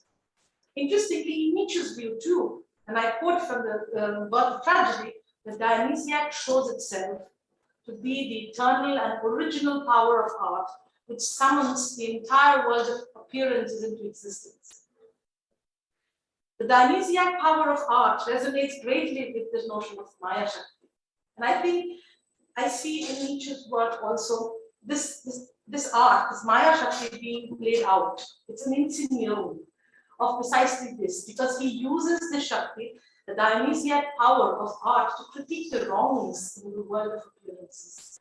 And that goes throughout, be it the critique of the ewig Weibliche, because Nietzsche calls himself the first psychologist of the eternal feminine, be it the critique of metaphysics. Yeah, there is a certain thing, and then he has his own way of doing it. A very important technique that I also wanted to highlight here is the technique of Jivanyasa, which is infusion. It's a very important technique followed by the Shaktas. In this technique, the sadhaka infuses his body with the life of the Devi, the mother of all, right? And that's how the entire thing actually works. So there is basically the mantras that are chanted during the sadhana are physical descriptions of the goddess. So the repetition of the sounds and the focus on the yantra, which is the yantra. Yeah, the fully realized sadhaka sees the same thing, the blissful projection of the self as the goddess. This radical bifocal vision, born of sadhana, confirms the Shakta universe is a holographic projection of the goddess's high consciousness. This makes me, I start thinking, how is it in Nietzsche? What is he doing there? Is he following a similar technique? And I think I would say yes, because in his seminal commentary on Heidegger's reading of Nietzsche, Spurs, Derrida declares Nietzsche to be woman. Derrida writes, he is a thinker of pregnancy, which for him is no less praiseworthy in a man than it is in a woman.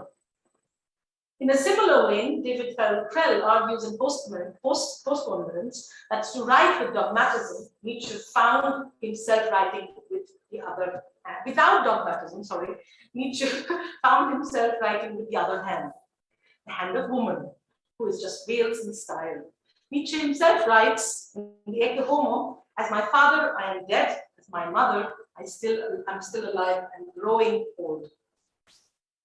So one might be tempted to drop the direct parallel between Nietzsche's style of writing and the Shakti path of infusion. Although Nietzsche does work towards becoming a male mother, and spiritual pregnancy is indeed a very important motive in his writings. It's vital to understand that there is a basic difference, of course, regarding the imbibing of the goddess. There are certain, the rituals, etc. We don't see those here. However, Nietzsche, what he does is he rather strives to give a psychological meaning to the female deities who possibly emulates. In doing so, he unveils various archetypes, creates interesting topoi from the Elysian mysteries, and deals with them artistically. The archetype of the old woman, for example. So there's one example that I want to give you, the old woman, and that's the infamous quote, you go to women, do not forget the wig. Well, it is an old woman who says it. But the old woman, well, it could be the archetype of Hecate, the goddess Hecate. And by looking into the iconography of Hecate, one learns that the wig or the robe of Hecate, traditionally symbolizes the umbilical cord, or represents her role of bringing souls into the underworld and helping them to be reborn. These are very interesting things. He works with these topoi. He creates plots. There's a certain emplotment of the goddess, in Zarathustra especially. Yeah, and you can actually see these things. So whereas you would think, well, Nietzsche is misogynist, and on the other hand, you see, well, there is something more to it, and we're not able to see it. So that's his style of writing, and that's his style of veiling his writing, the style of veils and veiling reality, and yet wanting us to understand what it is all about. Now, another pole very closely related to Hecate is the figure of Baubo, who is also an old woman and takes a comical crouched position, showing her genitalia to make Demeter smile as the goddess was desperate during her unfruitful search for her daughter Persephone. Poor. Besides mythic connections, Baubo's crouching position clearly referred to delivery and underlined the generative power of the feminine. A similar posture is seen in the statues of the ancient goddess Rajagori, who is equated with Aditi, the mother of the universe.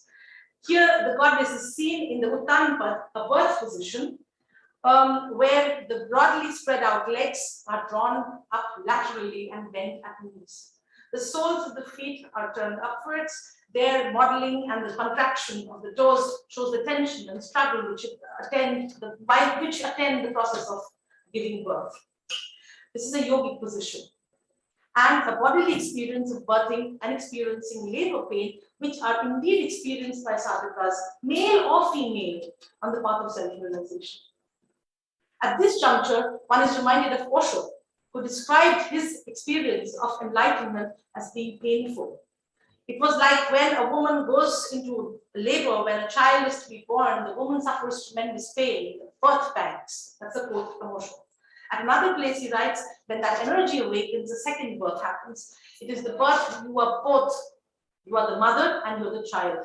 You are taking birth and you are also giving birth. Your birth is happening through you. So the pains can be very, very severe and intense. Clearly, Zarathustra is the mother and gives birth to himself. Because his children never come. They never come. It is himself he's trying to give birth to. Look at the biography too of Nietzsche too, tells us how Nietzsche underwent tremendous pain ever since he was 13. Is it possible that he too might have been experiencing such transformation in life, but resisting interpreting it as divine? Well, he just says life is a principle, a feminine principle. He says, yes, life is a woman. It is a consummation with life that Zarathustra seeks. Alle Lust will Ewigkeit. That's what he says. And the conclusion, I would like to just simply say, what is it really? And is it not a trap of language? What is it?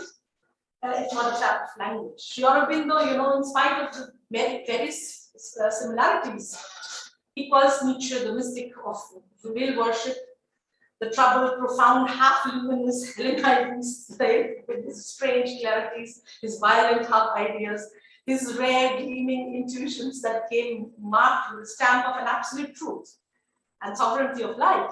But Nietzsche was an apostle who never entirely understood his own message. His prophetic style was like that of the Delphic oracles, who spoke constantly the word of the truth, but turned it into untruth in the mind of the hearer. What is this? This is very interesting. You know, it is really the social context. And he does give it. I mean, he does understand that he was actually addressing the European inheritance. He basically says this is because of the European inheritance, and that he's addressing his crowd, the audience that he's addressing is essentially the Western world. Yeah. But in spite of that, he somehow does not give Nietzsche his due. I mean, I feel Schioldinger is unfair sometimes. Because if I wanted to take a Nietzschean critique, if Nietzsche were alive and he had read Schioldinger, he would have said, well, suggesting what is language? You know, suggesting, now he would say, so this brings us to the trap of language, and I'm quoting this because it's the term that Nietzsche uses on truth and lying in a non-moral sense, suggesting that language itself can become a tool that conceals rather than reveals truth. Nietzsche writes, is language the adequate expression of all realities? What is a word? It is the copy in sound of nerve stimulus, but the further inference from the nerve stimulus to a cause outside of us is already the result of a false and unjustifiable application of the principle of sufficient reason. Is there a perfect match between things and their designations? Is language the full and adequate expression of raw realities? Nietzsche warns us against falling into the trap of the age-old convictions and practices. His resistance to naming is his will to make meaning-making. It is his way to provoke and challenge the predictable patterns of metaphysical evolution. His re-evaluation of value stems from the creative pangs of spiritual pregnancy and some of new future. I hence argue that in practice, in the experience of everydayness, in the here and now, a meaningful life and a life divine are not divergent. Thank you for your attention.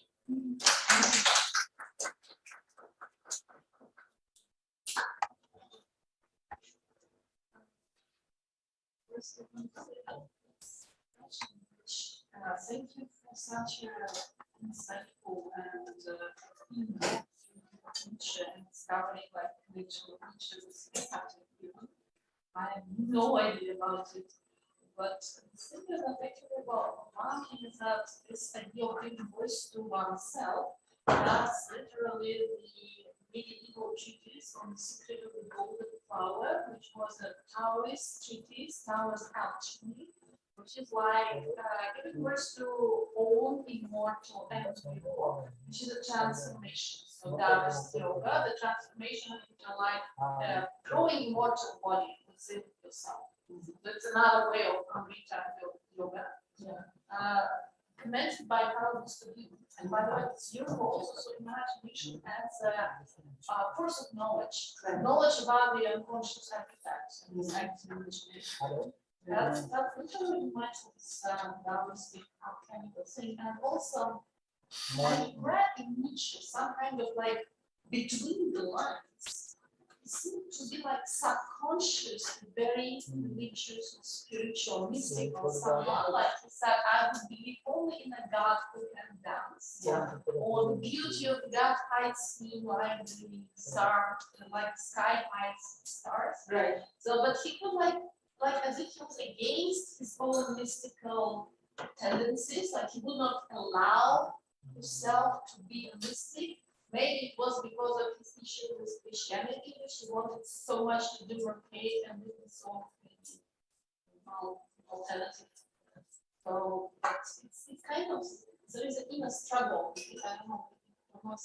But he likes to maintain that struggle, I feel, you know, and that is that there might be reasons for this, but I think that inner struggle is important. That tension, that metaphysical tension that he wants to create, that vertical tension.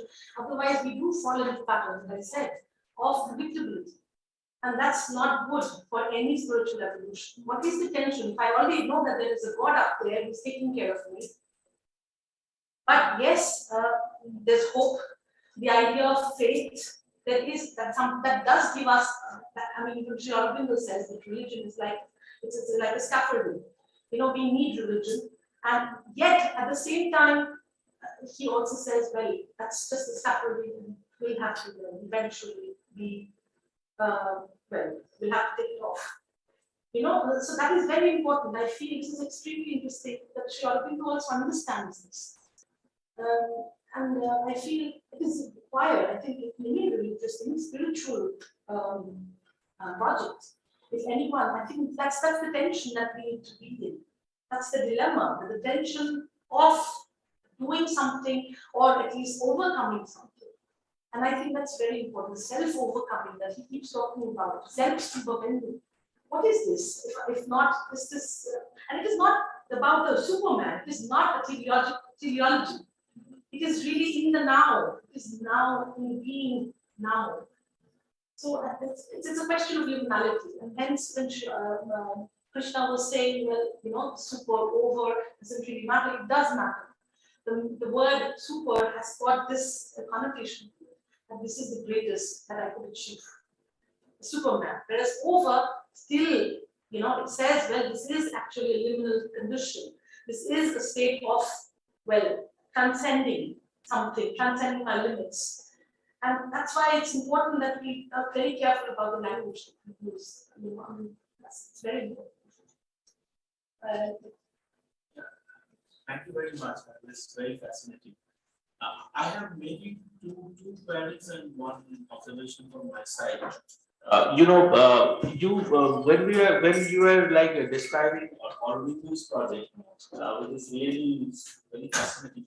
I was also thinking about this process of involution and evolution that you mentioned, which is also has a very scientific parallel with, you know, what Professor Singh also mentioned earlier, hinted at David Bohm's work on say, order, you know, enfolding and unfolding. That is one perspective. Perhaps you might also try to explore, bringing the science perspective. But another very interesting thing was, I think Anyway may also comment on that. You know, the perspective of Ramakrishna Paramas. Because you see that Ramakrishna Paramas has a very interesting theory. So he was trying to kind of interpret Vedanta, but he has his own kind of style of Vedanta.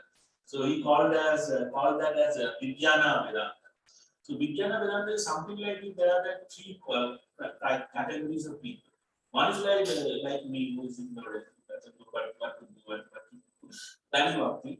And the second is Jnani. Jnani is knowledgeable. Okay, by Jnani we mean that perhaps one realizes Brahman, more like Adi Shankaracharya. But then he is caught into this binary that only God is real and God is false, so don't worry about the God and realize the God. But then there is another thought category. Thought category is that what he calls as, you know, Vijnana. He said these are these people who realizes God and then comes back. Yes. And comes back again to explore in society. So maybe that has this parallel of involution and evolution. Absolutely. That is it. Yeah. And Zarathustra, in fact, you know, it starts with the entire book starts. In fact, you can read the book in a cyclic way, and it will not even end. You know, you can start it actually anywhere, and it will. This is very interesting. But anyway, I mean, for linearity's sake and for logical understanding, what we do is, you know, it starts at the point when Zarathustra says, it is an ode to the sun. And it says, well, you know, I am so full of knowledge and overflowing with knowledge and overflowing with the honey. It is that, it's like, no, he says, would you please help me with the, it's the overflowing with what? I'm forgetting it. There's a certain, it's like he gives the metaphor of a container that is overflowing with honey. So I think it's the knowledge that he says, I'm forgetting it, but it is overflowing and wants to share.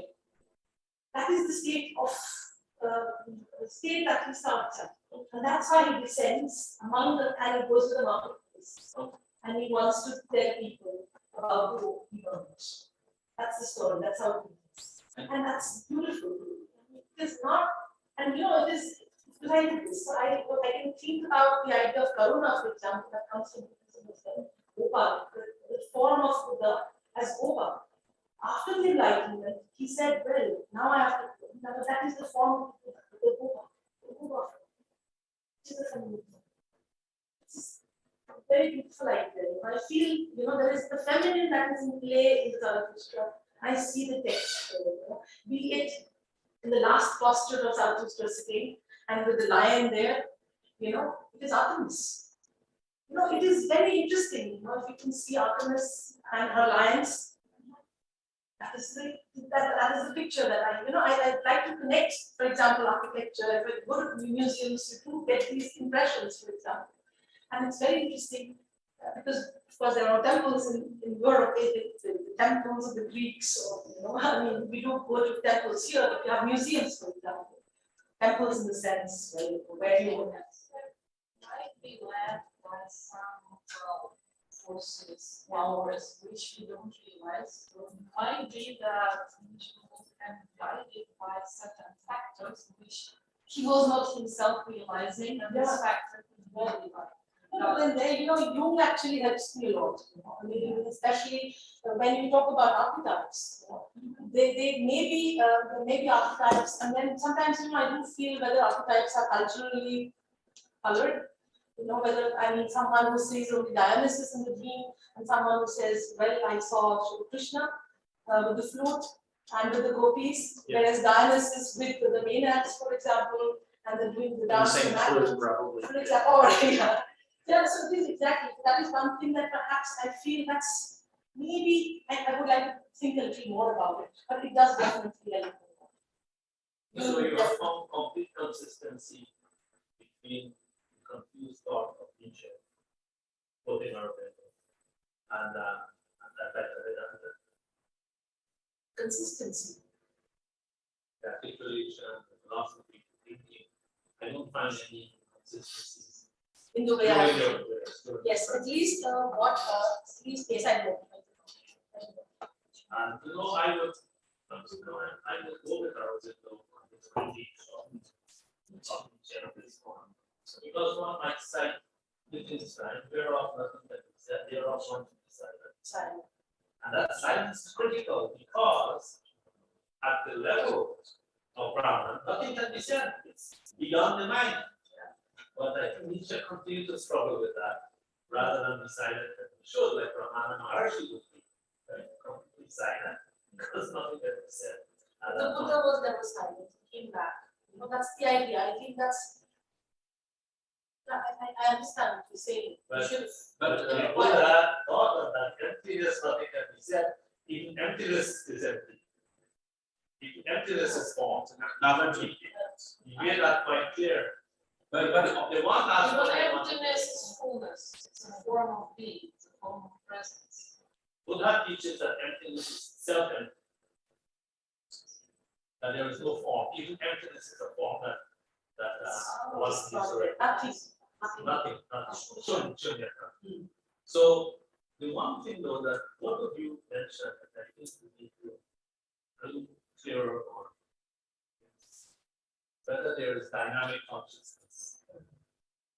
Because when you say dynamic consciousness, it could create a bit of confusion in the nature of Brahman and the nature of the Leela and the nature of the mind. So manifestation, which is emanating from the consciousness, whether you call it through a play or through the outpouring of honey or the joyous sacrilege of the great joy of just overpouring. In that movement, like Krishnamurti would explain, that movement makes it not Brahman. Yeah. Movement. Yeah.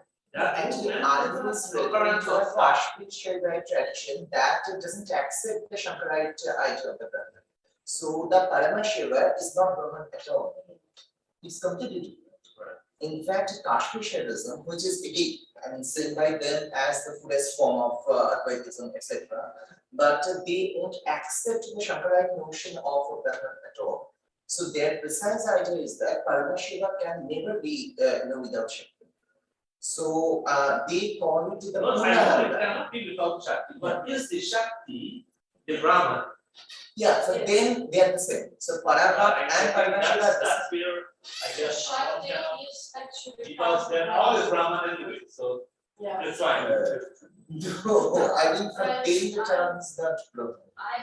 I haven't seen this insightful discussion. We have the speaker Nila. Yes. So, but I really enjoy it. It's really great. I hope we will be having like we have also tomorrow session. Yeah, tomorrow morning at 10. But we have to also go to our next speaker. So I'm out actually, but thank you so much. It's really insightful discussion. I hope we will be able to continue it. Let's get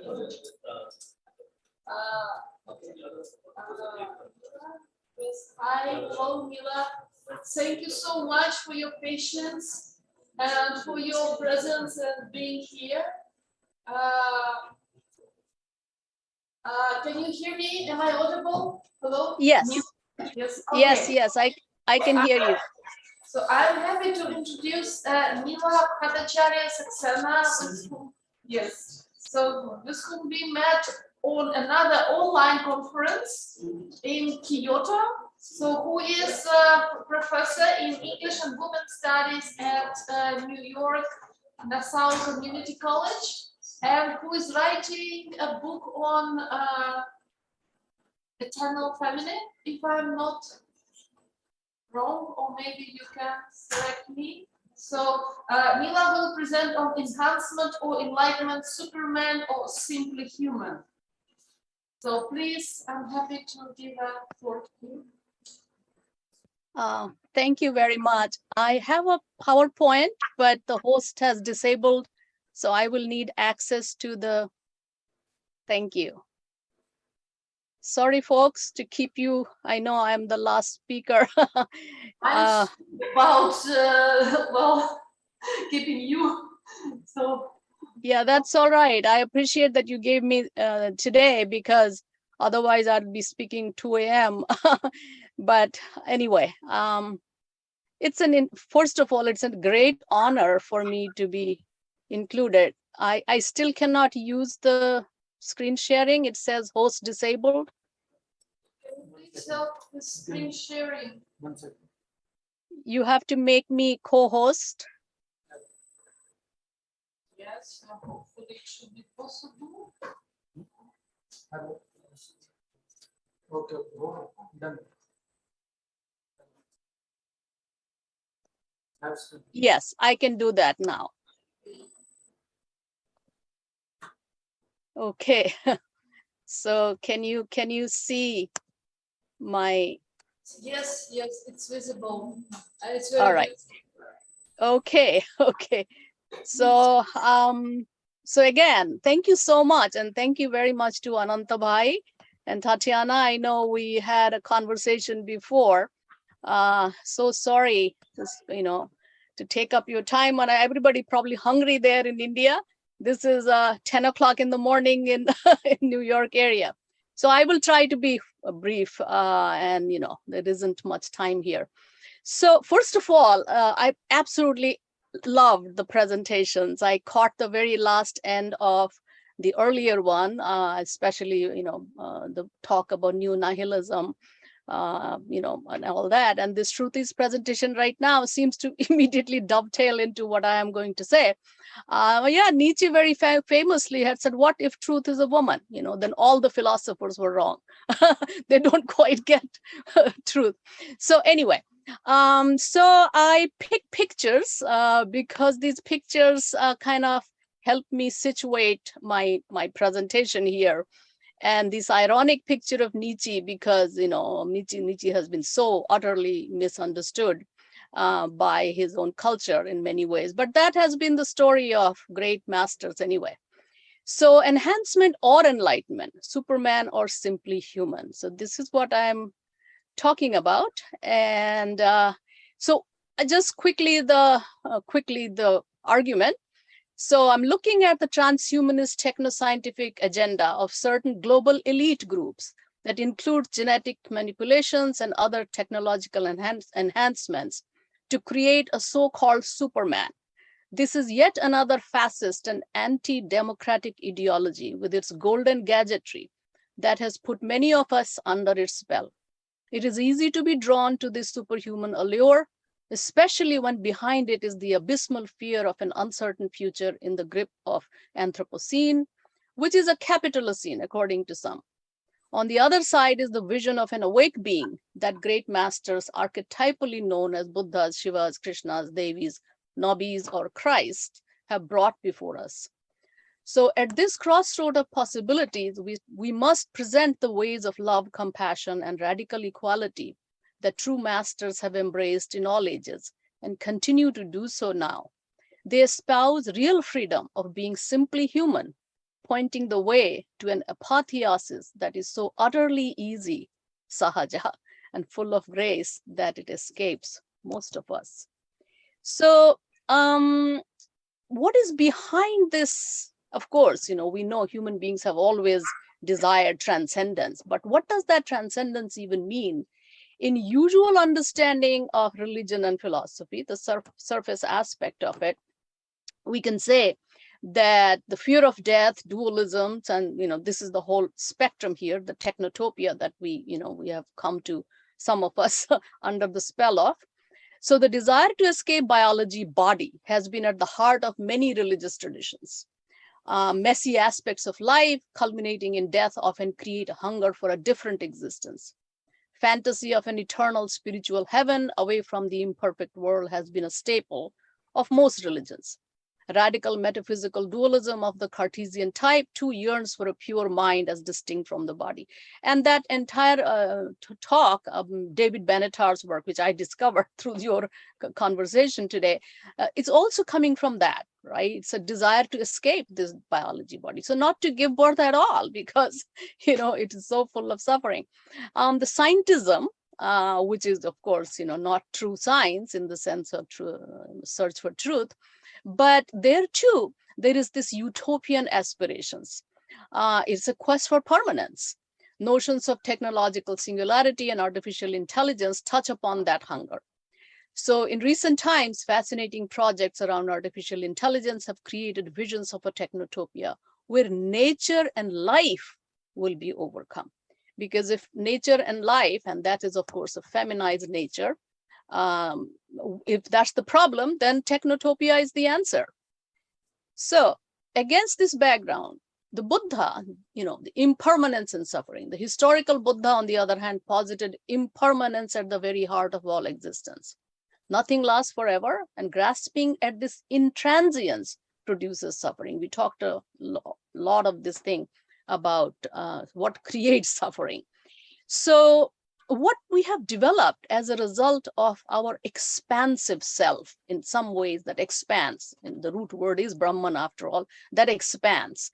So our techno-scientific consciousness is also a result of that. And we can see that some writers, and here this is a story that I teach in my class called There Will Come Soft Rains by Ray Bradbury.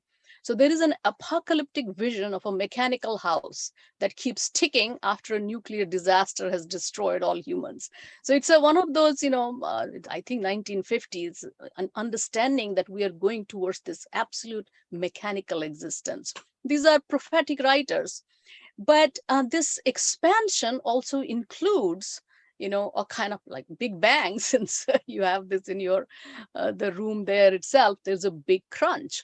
And since the earlier paper about both Sri Aurobindo and Nietzsche, invoked the Shakta tradition. So there is Prakasha and there is Vimarsha, there is Big Bang and there is Big Crunch. Both are part of that rhythm. But what has happened with this techno-scientific consciousness, it has reached a point where self-destruction seems to be part of this extreme expanse. If we do not return to the root, which of course is from the Shakta, Buddha, Tantric, all Tantric perspectives, is the womb of the Great Mother, which is Shunyata. So that's a whole other conversation here. But what we have created as a result of this expansive consciousness, this life under this Anthropocene, So this extreme extraction of Earth's resources, and this is, our hungry ghost self that is never satisfied. And so the wholesale destruction of our home. So it is a consequence of this particular way. And of course, it is called capitalocene because capitalism is more than an economic system. It is a violent way of organizing nature. And I think the project of enhancement is yet another manifestation of the same impulse. So here we are living in this, world of where we are eating microplastics at the bottom. This is a kind of a satirical presentation of what we are eating. So from microplastics, and we are eating microplastics and we need antidepressants, right? Because this is what has happened when we have reduced ourselves to this mechanical world. And our technologies, fascinating as they are, they have begun to invade our inner worlds. And this is an article that says that having looted, plundered, and denuded the natural world, it has now turned to extracting and exploiting what's inside our heads. And the mystery is why we continue to allow to do that. Because it has so much allure, so much allure. So this transcending life, matter, death, this whole thing, the fear of death, has led to this thing called, this waiting for technological singularity. So in that, this is a well-known book now, Singularity is Near. And of course, Kurzweil, I heard him speak at a conversation in New York City, and the absolute confidence that technology is going to solve all our problems. It's fascinating that his father's death affected him, Kurzweil. So leading him to intense desire to create an artificial life form that will forever keep his father alive in the form of his mind. So he hopes to transcend death as an AI or artificial intelligence. So he has carefully preserved his father's memories, musical work, and other paraphernalia to transform them into an AI. His passion has led to many helpful technological advances that enhance the lives of people who suffer physical disabilities. Now, there is a difference between using technology, scientific knowledge to reduce suffering and to altogether literally transcend life. So you can see in a film, I mean, since I teach literature and I use film, there's this film called Transcendence, which is based on Kurzweil's work. And there is this thing that, you want to, I'm not going to read because there is not enough time, but the whole film actually is looking at this thing about how we can transcend life. And in the end, it's a fantasy. It's like solving ecological problems with these nanoparticles. Well, we do not know. But the question I'm posing, will AI transcend murder, right? So the dangers of such future haunt both science fiction, science fact, thinkers. So what is happening here then, that the machines will take over the human worlds, either will turn into mere slaves or will eliminate us altogether. So then we look at ourselves. After all, the whole conference is focusing on this becoming, this divinity in human being. What is this divinity? So Harari's work that some of you may be familiar with, Homo Deus. So we are this, but what kind of God are we? Is this God, is this mechanical, Deus machina kind of thing? So it's like I'm playing with this word, beware Homo Deus. What we can really do, we can actually self-destruct. But if we be aware, develop our awareness, that is the awakening intelligence that I'm talking about. Actually, I have published an essay called AI as Awakened Intelligence in Theology and Science. And this presentation is part of that. So if you look at this whole Superman syndrome, right, and the technological singularity, and I'm not going to go over, Nietzsche because we've already discussed, but what is this Ubermensch? The Superman is not a model of superhuman power, right? And we know this technological singularity. The reason I'm saying this is part of an elite world, which is only for a few. And this entire thing has nothing to do with ethics. It is all about power, unrestrained power. But Nietzsche, of course, it's self-overcoming. It is not domination. So look at a film like Lucy, right? It kind of presents that an ambivalent case where a superhuman intelligence reaches a kind of power singularity because artificial hormones and drugs can enhance, exponentially increase her brain capacity. So you see these dystopic visions in all these, various articulations of that. Now, so there's another film that called Her. So a different singularity beyond violence. So actually this film plays with the Buddhist idea of a bardo, a gap between life and death, as well as the silence between words of everyday language. And it's very funny that in that film, Alan Watts plays as a Zen master there, and you can see what happens in that film, and the possibility of this awakened intelligence that transcends the limitations posed by human ignorance. So that is different from the limits of our being.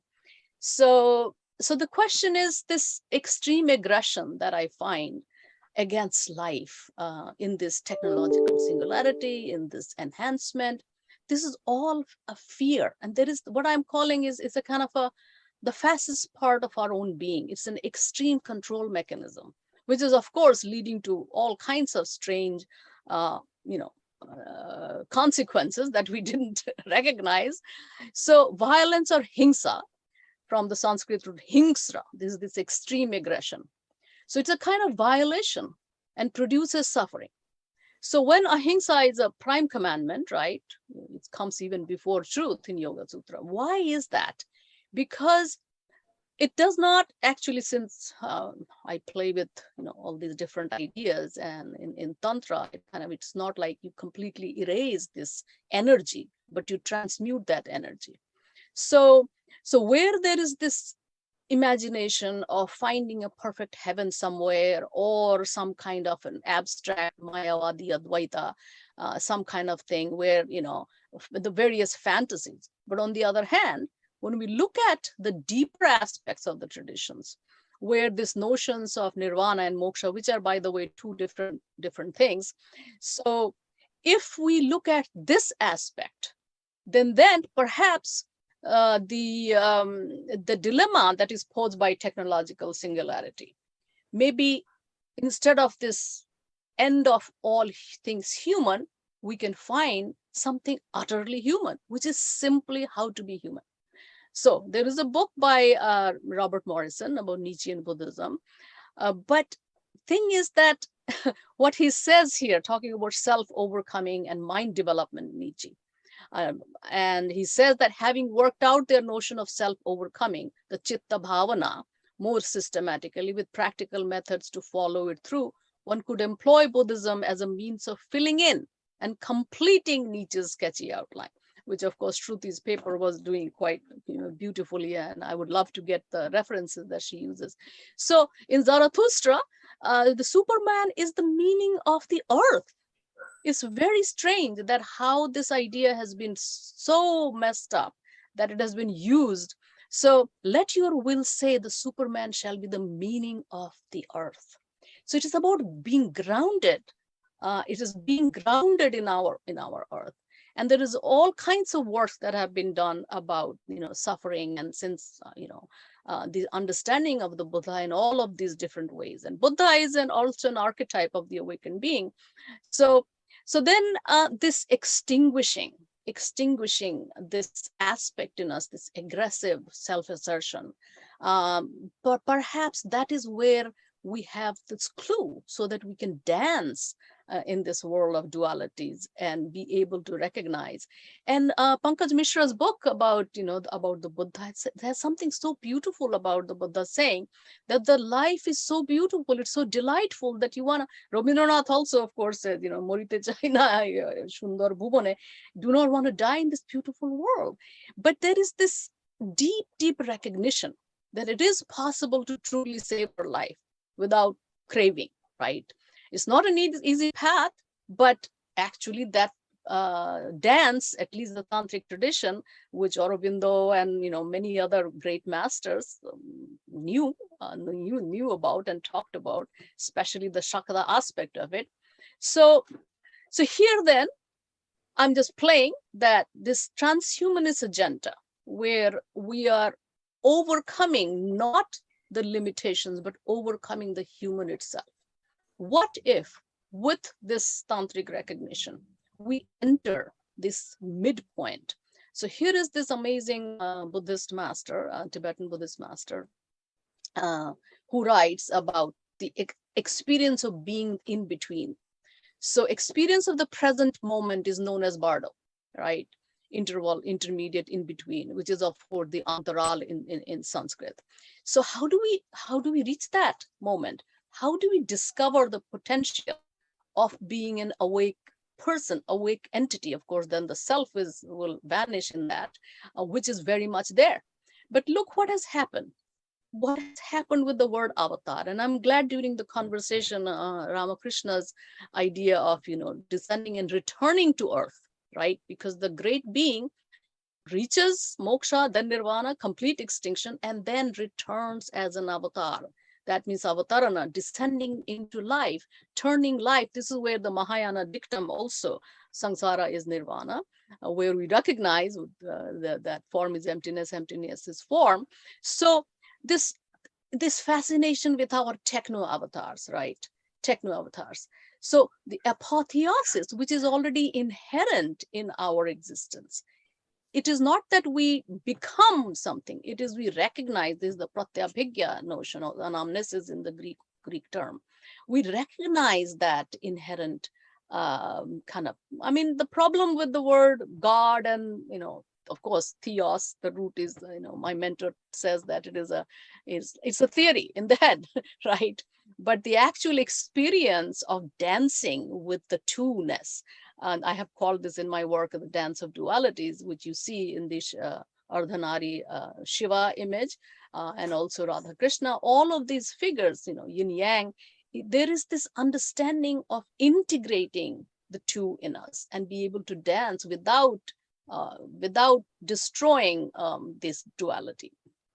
So I would like to talk a little bit about the amazing scholars and philosophers that are actually coming out of scientism and looking at consciousness very differently. But by the way, the word consciousness is also tricky, as some of the conversation showed. So the word consciousness and awareness, I'm using the word awareness, which is where the subject-object distinction kind of vanishes.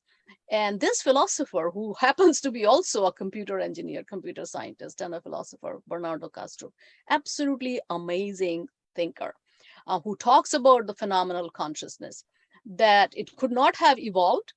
It can only have been there from the beginning as an intrinsic, irreducible fact of nature. The faster we come to terms with this fact, the faster our understanding of consciousness will progress. And he talks about that how, the materialists do not get it, about our subjective experience and how we are actually, and he uses some fascinating understanding that each one of us is actually a part. He uses the dissociated personality metaphor in an absolutely incredible way, that we may be all be alters of universal consciousness. That once we recognize that part of that unity, perhaps this sahaja, spontaneous awakening that the Taoists call wu wei will happen. And it is very much there in the Indic tradition. It is very much there in the tantric recognition, the tantra yoga, which of course is foundationally, which I have called gynocentric with a capital G, because it kind of looks at the divine feminine and all these things. So does Rishi Aurobindo. And now I'm using the Shri. So this evolutionary imperative, where this expansive consciousness, reaches its apogee and then descends into life. So expansive consciousness also goes into Vimarsha, this, that is the womb of the mother, that the Buddha's tradition called nirvana, which of course is not enlightenment, but endarkment. That means returning to the source, into absolute extinction of the, the delusory sense of separateness or the self as a separate entity. And then it descends into life. So this is where this apotheosis, it's like a revelation. It is, unfolding of that already existent. So Sri Aurobindo, I'm using the word Sri because in his name, like, the name itself, the beauty of the cosmos is inherent. So celebrating his 150th birth anniversary, I'm just using this little thing about aesthetics and beauty. It is not necessary that every man should be an artist. It is necessary that every man should have his artistic faculty developed, his taste trained, his sense of beauty and insight into form and color, and that which is expressed in form and color made habitually active, correct, and sensitive. So this development of imagination, we had this conversation, the imagination, which is the root of our creativity, which is the root of actually recognizing our own,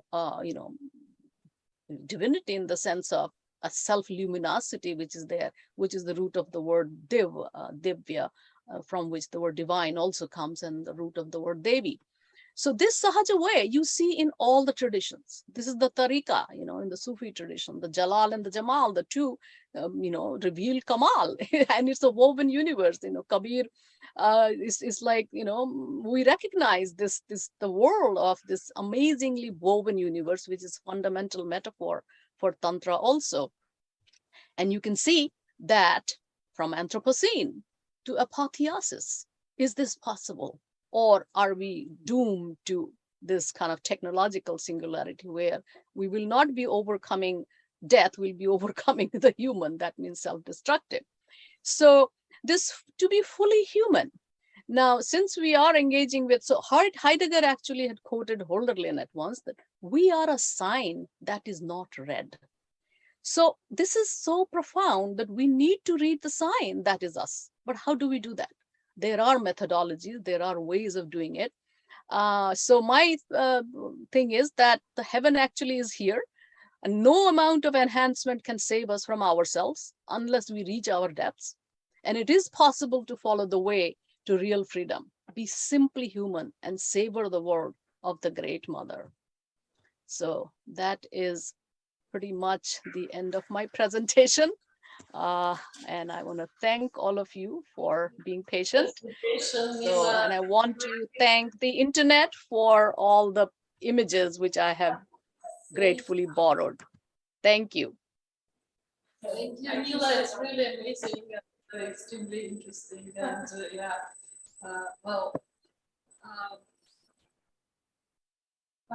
you know what? Thank you so much, Professor Bhattacharya. May I call you Nila? Is it that easy? It's easier. Yeah. So you know what? Can you hear me? Can you speak into the microphone? Otherwise, it's hard to hear. So Nila, you know what? I mean, when you talked about the violence and ahimsa, right? That is something that I'm still not really, have not been able to reconcile with the ideas, and the will to power in Nietzsche. That is one thing that I feel, does the Übermensch, what is it? Is it really one of those, as Sri Aurobindo says, is it an asura, tyrant? Or is it really someone as close to Gandhi, for example, who would be? Because you can interpret it both ways. So the will to power actually is, for me, an element of resistance. It has an element of resistance in it. You would have said, well, will and power, willpower, right? But Nietzsche somehow says will to power. There is something interesting about this preposition there. As if there was some kind of a movement, or there was some kind of a purpose between the will and the power. And this purpose, I think, is the place where we give the meaning. So it can turn into fascism, it can turn into both ways. Would you agree with me there? Yes. Yeah. Well, that is the strange paradox, right? Strange paradox. Think about who understood Jesus, right? The misreading, if we want to use Harold Bloom's thing, misreading has been the human thing. We seem to just misread the great masters. Doesn't matter one way or the other. But yes, you are absolutely right. Will to power. Now, see, the thing is that Nietzsche did not have a guru, right?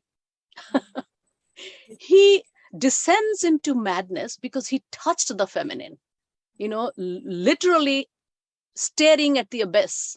Yeah. So the problem, and again, the earlier presentation about shamanism did, right? This psychosis. This is why Tantra was kept under very strict control of the great master, because it is going to dissolve you completely. And if you do not know, and that's a danger, you know, what is Kali? You know, this is Durga is going to show up. She's going to cut off your head. Yeah. So then the will to power will actually dissolve into, see, think about the triadic structure, right? Ichha, Kriya, Jnana. You know, people, see, the trouble with Advaita and all the Jnana people is actually end of all knowledge. Vedanta, if you truly look at Vedanta, that is end of knowing, end of even seeing, video, right, the root word. But that's not how we see. We get stuck in that power aspect. So until the will is dissolved into the Ichha of the Great Mother, where there is no, that's when the spontaneous, the sahaja arises. So this is why I cited that work, that Nietzsche's work is incomplete, right? But he touches upon that, and you presented, I would really love to see your paper, the full thing. It was very hard to hear everything like that. So, but it is not complete because it's coming from a tradition that did not give him the structure. He touches, it's very ironic that so many people say, oh, he's anti-woman and this and that. Yes, there is misogynistic comment, but he is engaging with that feminine. Now, the problem, because in the exoteric, I have written a book called Absent Mother God of the West, there is no understanding of the divine feminine. So when the feminine has been erased from that, at least the surface consciousness, you can't figure that out. But absolutely, we need to be very vigilant about the allure of the will to power, because that's where this entire enhancement, the whole technological singularity is coming from, because it gives us such thrill. While this tantric and the Buddhist, the whole tradition is about subsiding, it's calming. When the Shiva and Shakti are together, it's a dynamic, it's a dynamic samadhi, right?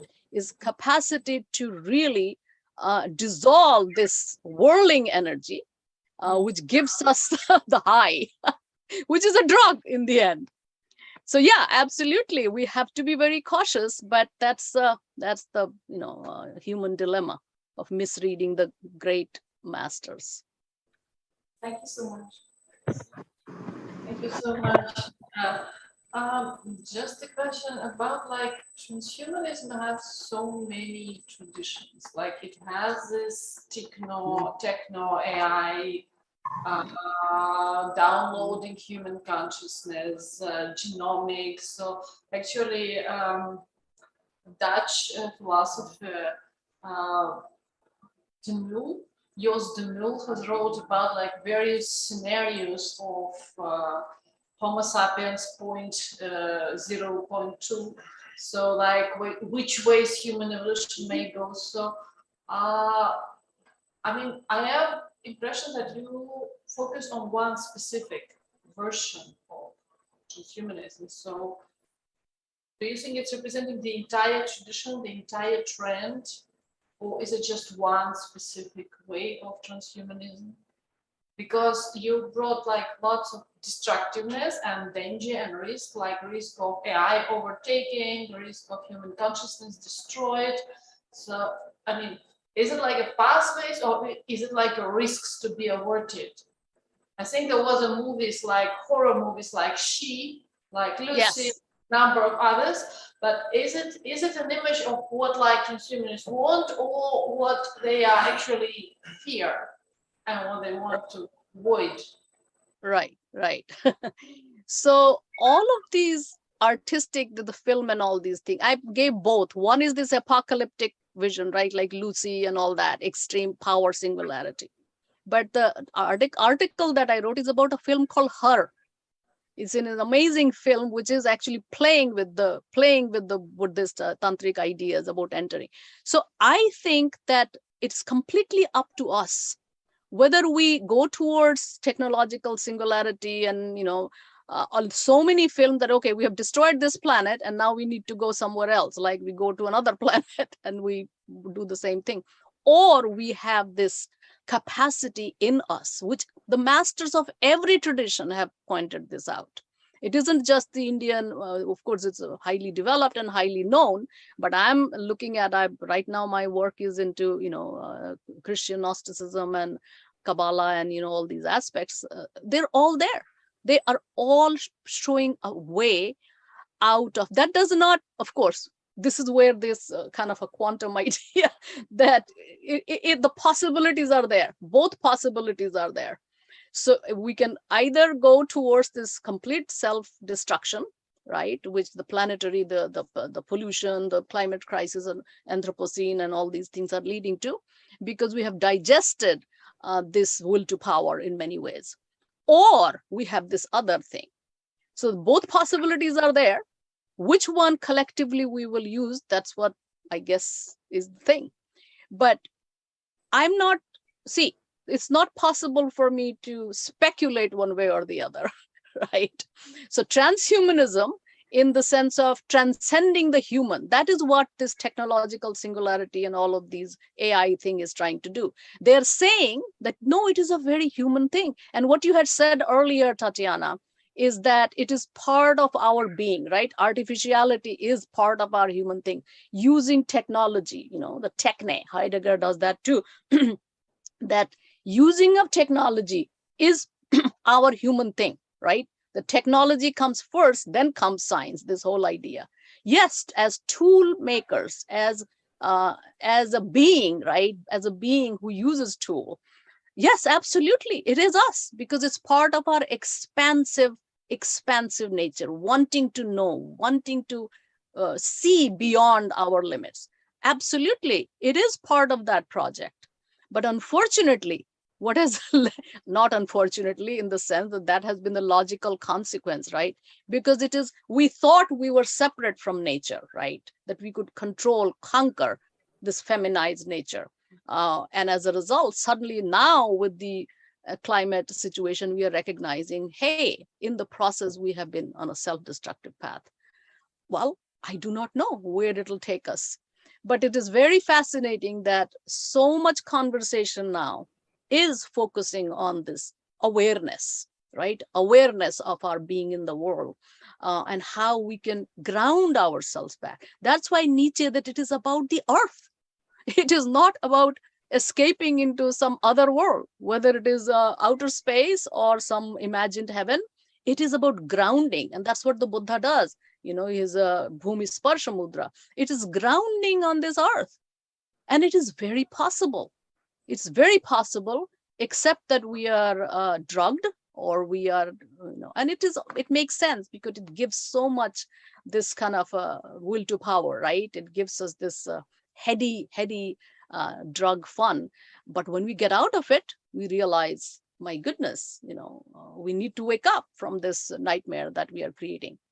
But whether we'll do it or not, I guess time will tell. Mahakala is working there. Thank you. Gladly, this is Anand Bhai here. Hello, Ananta Bhai. To join, and Tatsiana, if it is okay, I wish to. Yes. Now, thank you so much, Nilali. Now, in terms of permanence and impermanence, right? And your very deep reading of Buddha has not escaped from the world, but really how do we free ourselves from craving? Impermanence is also part of Patipaccha Samudaya. Right. So therefore, in a way, overcoming impermanence with the vision and practice of codependent origination. Yeah. Therefore, overcoming craving also is really accompanied by circles of codependent origination, which is not just a genealogical state, but it's a dynamic state of our being and the world. This is my theory. The second is about technological singularity. Now, with and beyond the discourse itself, because the part challenge of imagination is also adventure of consciousness. Yes. And how do we really free ourselves from the discourse of technological singularity to cultivate ways of technological plurality, for example. And that technological plurality also brings us to plural traditions of science and technology. And because there is a tradition of technological singularity, but we are not imprisoned by that, we need to open that up into technological plurality. And that plurality itself needs to be opened up to processes of pluralization and what I would like to call as meditative verbs of pluralization. For example, political theorist in America, William Connolly, in his work on pluralism, he makes a distinction between pluralism and pluralization. If we bring that to the meditative aspects, though he does not really bring the meditative dimension to pluralization, so we can really think about technological pluralization as also having a meditative verb of pluralization. And about will to power, and especially with the dialogue with Tanta then, and the kind of the hidden possibility in Nietzsche, then how do we really reconstitute both will and power in discourse? And for example, will and aspiration, Sri Aurobindo, aspiration. And power itself, we look at power as Sakti. And interestingly, Hannah Arendt says, and she also brings a feminine perspective to it when she says, power is the ability to work in concert with each other. It's like a dance. So my query is that this discourse of will to power needs to be opened up to this kind of fundamental transmutation. And therefore, power itself needs to be re-embodied as power. Okay, so you, as always, have brought in this thing. There are three different things that you have said. So Pratitta Samutpada, absolutely. You cannot have the impermanence without its opposite permanence, right? So the entire Pratitta Samutpada, dependent origination, it's that you need to recognize they co-arise, right? But they both dissolve in Shunyata. Shunya.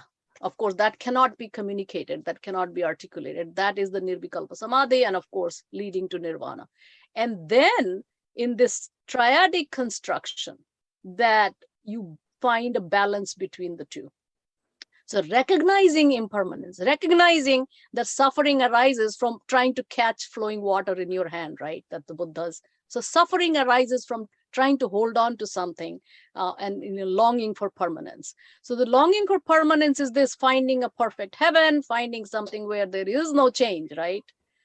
So this is the thing about the Buddha's recognition. And then, of course, the whole development into Nagarjuna all the way to Vajrayana, where this balancing thing has to happen to recognize. So absolutely there's. Now, the second part about technological singularity, yes, pluralization.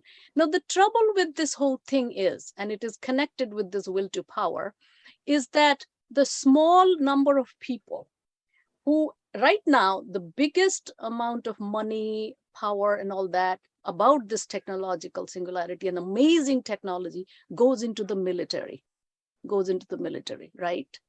So there are all kinds of possibilities. Technology has given us, part of our expansion. Absolutely. This is part of the human consciousness. This is what I meant. I mean, if in Indic terms, you can say the expansive consciousness, the Brahman, right? With this expanding universe, but now it has to return.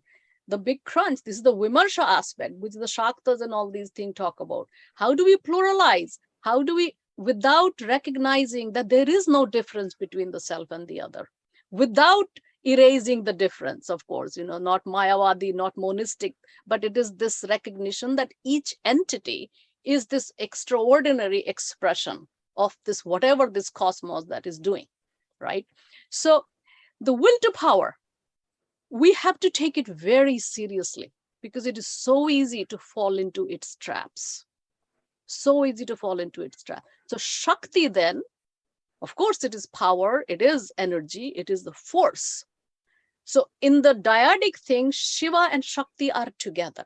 that means quiescence. It's a dynamic samadhi, right? Otherwise, Shakti goes out of control, and the stereotypes of course, it is the thing is the feminine and the prince. There are kind of all kinds of confusion unless you actually practice these things, which the traditions show you how to do that. So understand, we cannot live without Shakti. Life is Shakti. And this whole thing about, I would love to know more about from Shruti's paper. Yes, Plato knew it. There's a chapter about Plato and Kundalini in this fantastic book called The Shape of Ancient Thought that compares Greek and Indian ideas, because it is in the body. The energy, the transmutation that you're talking about, alchemical transmutation is known all the world over. Whether the shamanic people that I think Rigo's paper presented with this other German philosopher's work, it's very much inherent in us, but it remains hidden without some sort of extreme effect. Either a master Shaktipat does that, or some sort of traumatic experience unfolds that energy. But I think collectively, because of Anthropocene, it is possible that many people are experiencing that, right? The spiritual, crisis or emergency that Groff speaks of. So many people are experiencing, but not knowing that maybe our collective shamanic intelligence is waking up, because we are facing a kind of an existential crisis. So anyway, is trying to respond to all three of your, comments together. But it depends on each one of us how we access that incredible transmutation, which is inherent in all human bodies, inside the body. But we have learned to, devalue what we call body, the feminized body, where the magic actually is inherent in that, which is not simply what is the body. Of course, there are many, many levels of the body. But going deeper into it, which the shamanic masters, all shamanic masters knew, and the root of Tantra is also the shamanic actually. And it is a possibility. The Sahaja is very much real, that all the world's traditions speak of. Thank you. Thank you. Amazing, and I hope we stay in dialogue and also through book and other meetings and conferences maybe coming. It's really insightful for me, and I would love actually to see how the will to power relates to Shakti. So how the Nietzschean will to power and Shakti relates each other. So I don't know if it maybe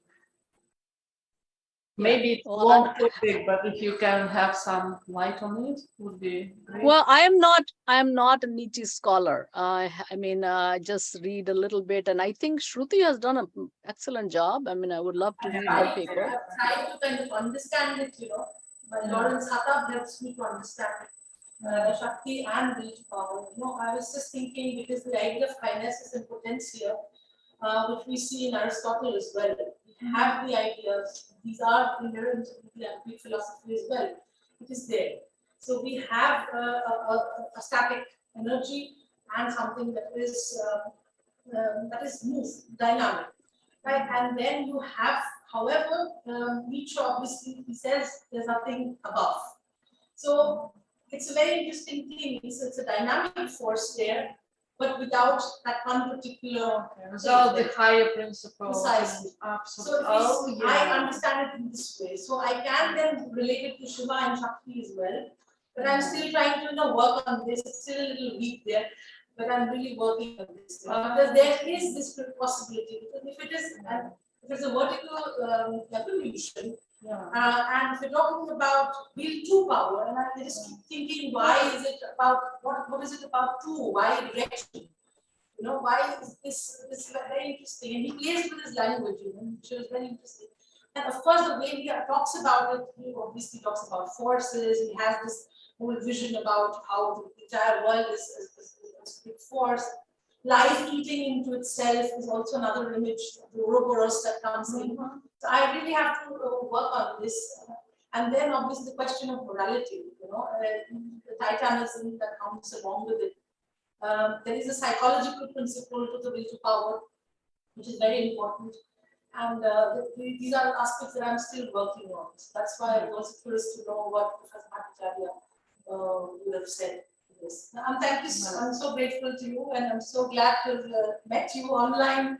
This is really great. Thank you so much. Thank you. Yes, thank you, thank you. Actually, yeah, since Durga Puja is coming, by the way, the Asura, Durga simply does not destroy Asura completely. It's a very important thing to recognize. There will be no life. This Asura, the green Asura, I mean, like, this is all thing I have learned from my tantric guru. So, so it's very important to recognize that it's part of this, both of these two things. How do you find it balanced? How do we find this balance in us? The Asuric Shakti, right, which is Titanic, absolutely. But the Titanic is also the source of life. It is, so we run from the Titanic, even in the Greek world, right, towards the mentalized Olympian gods.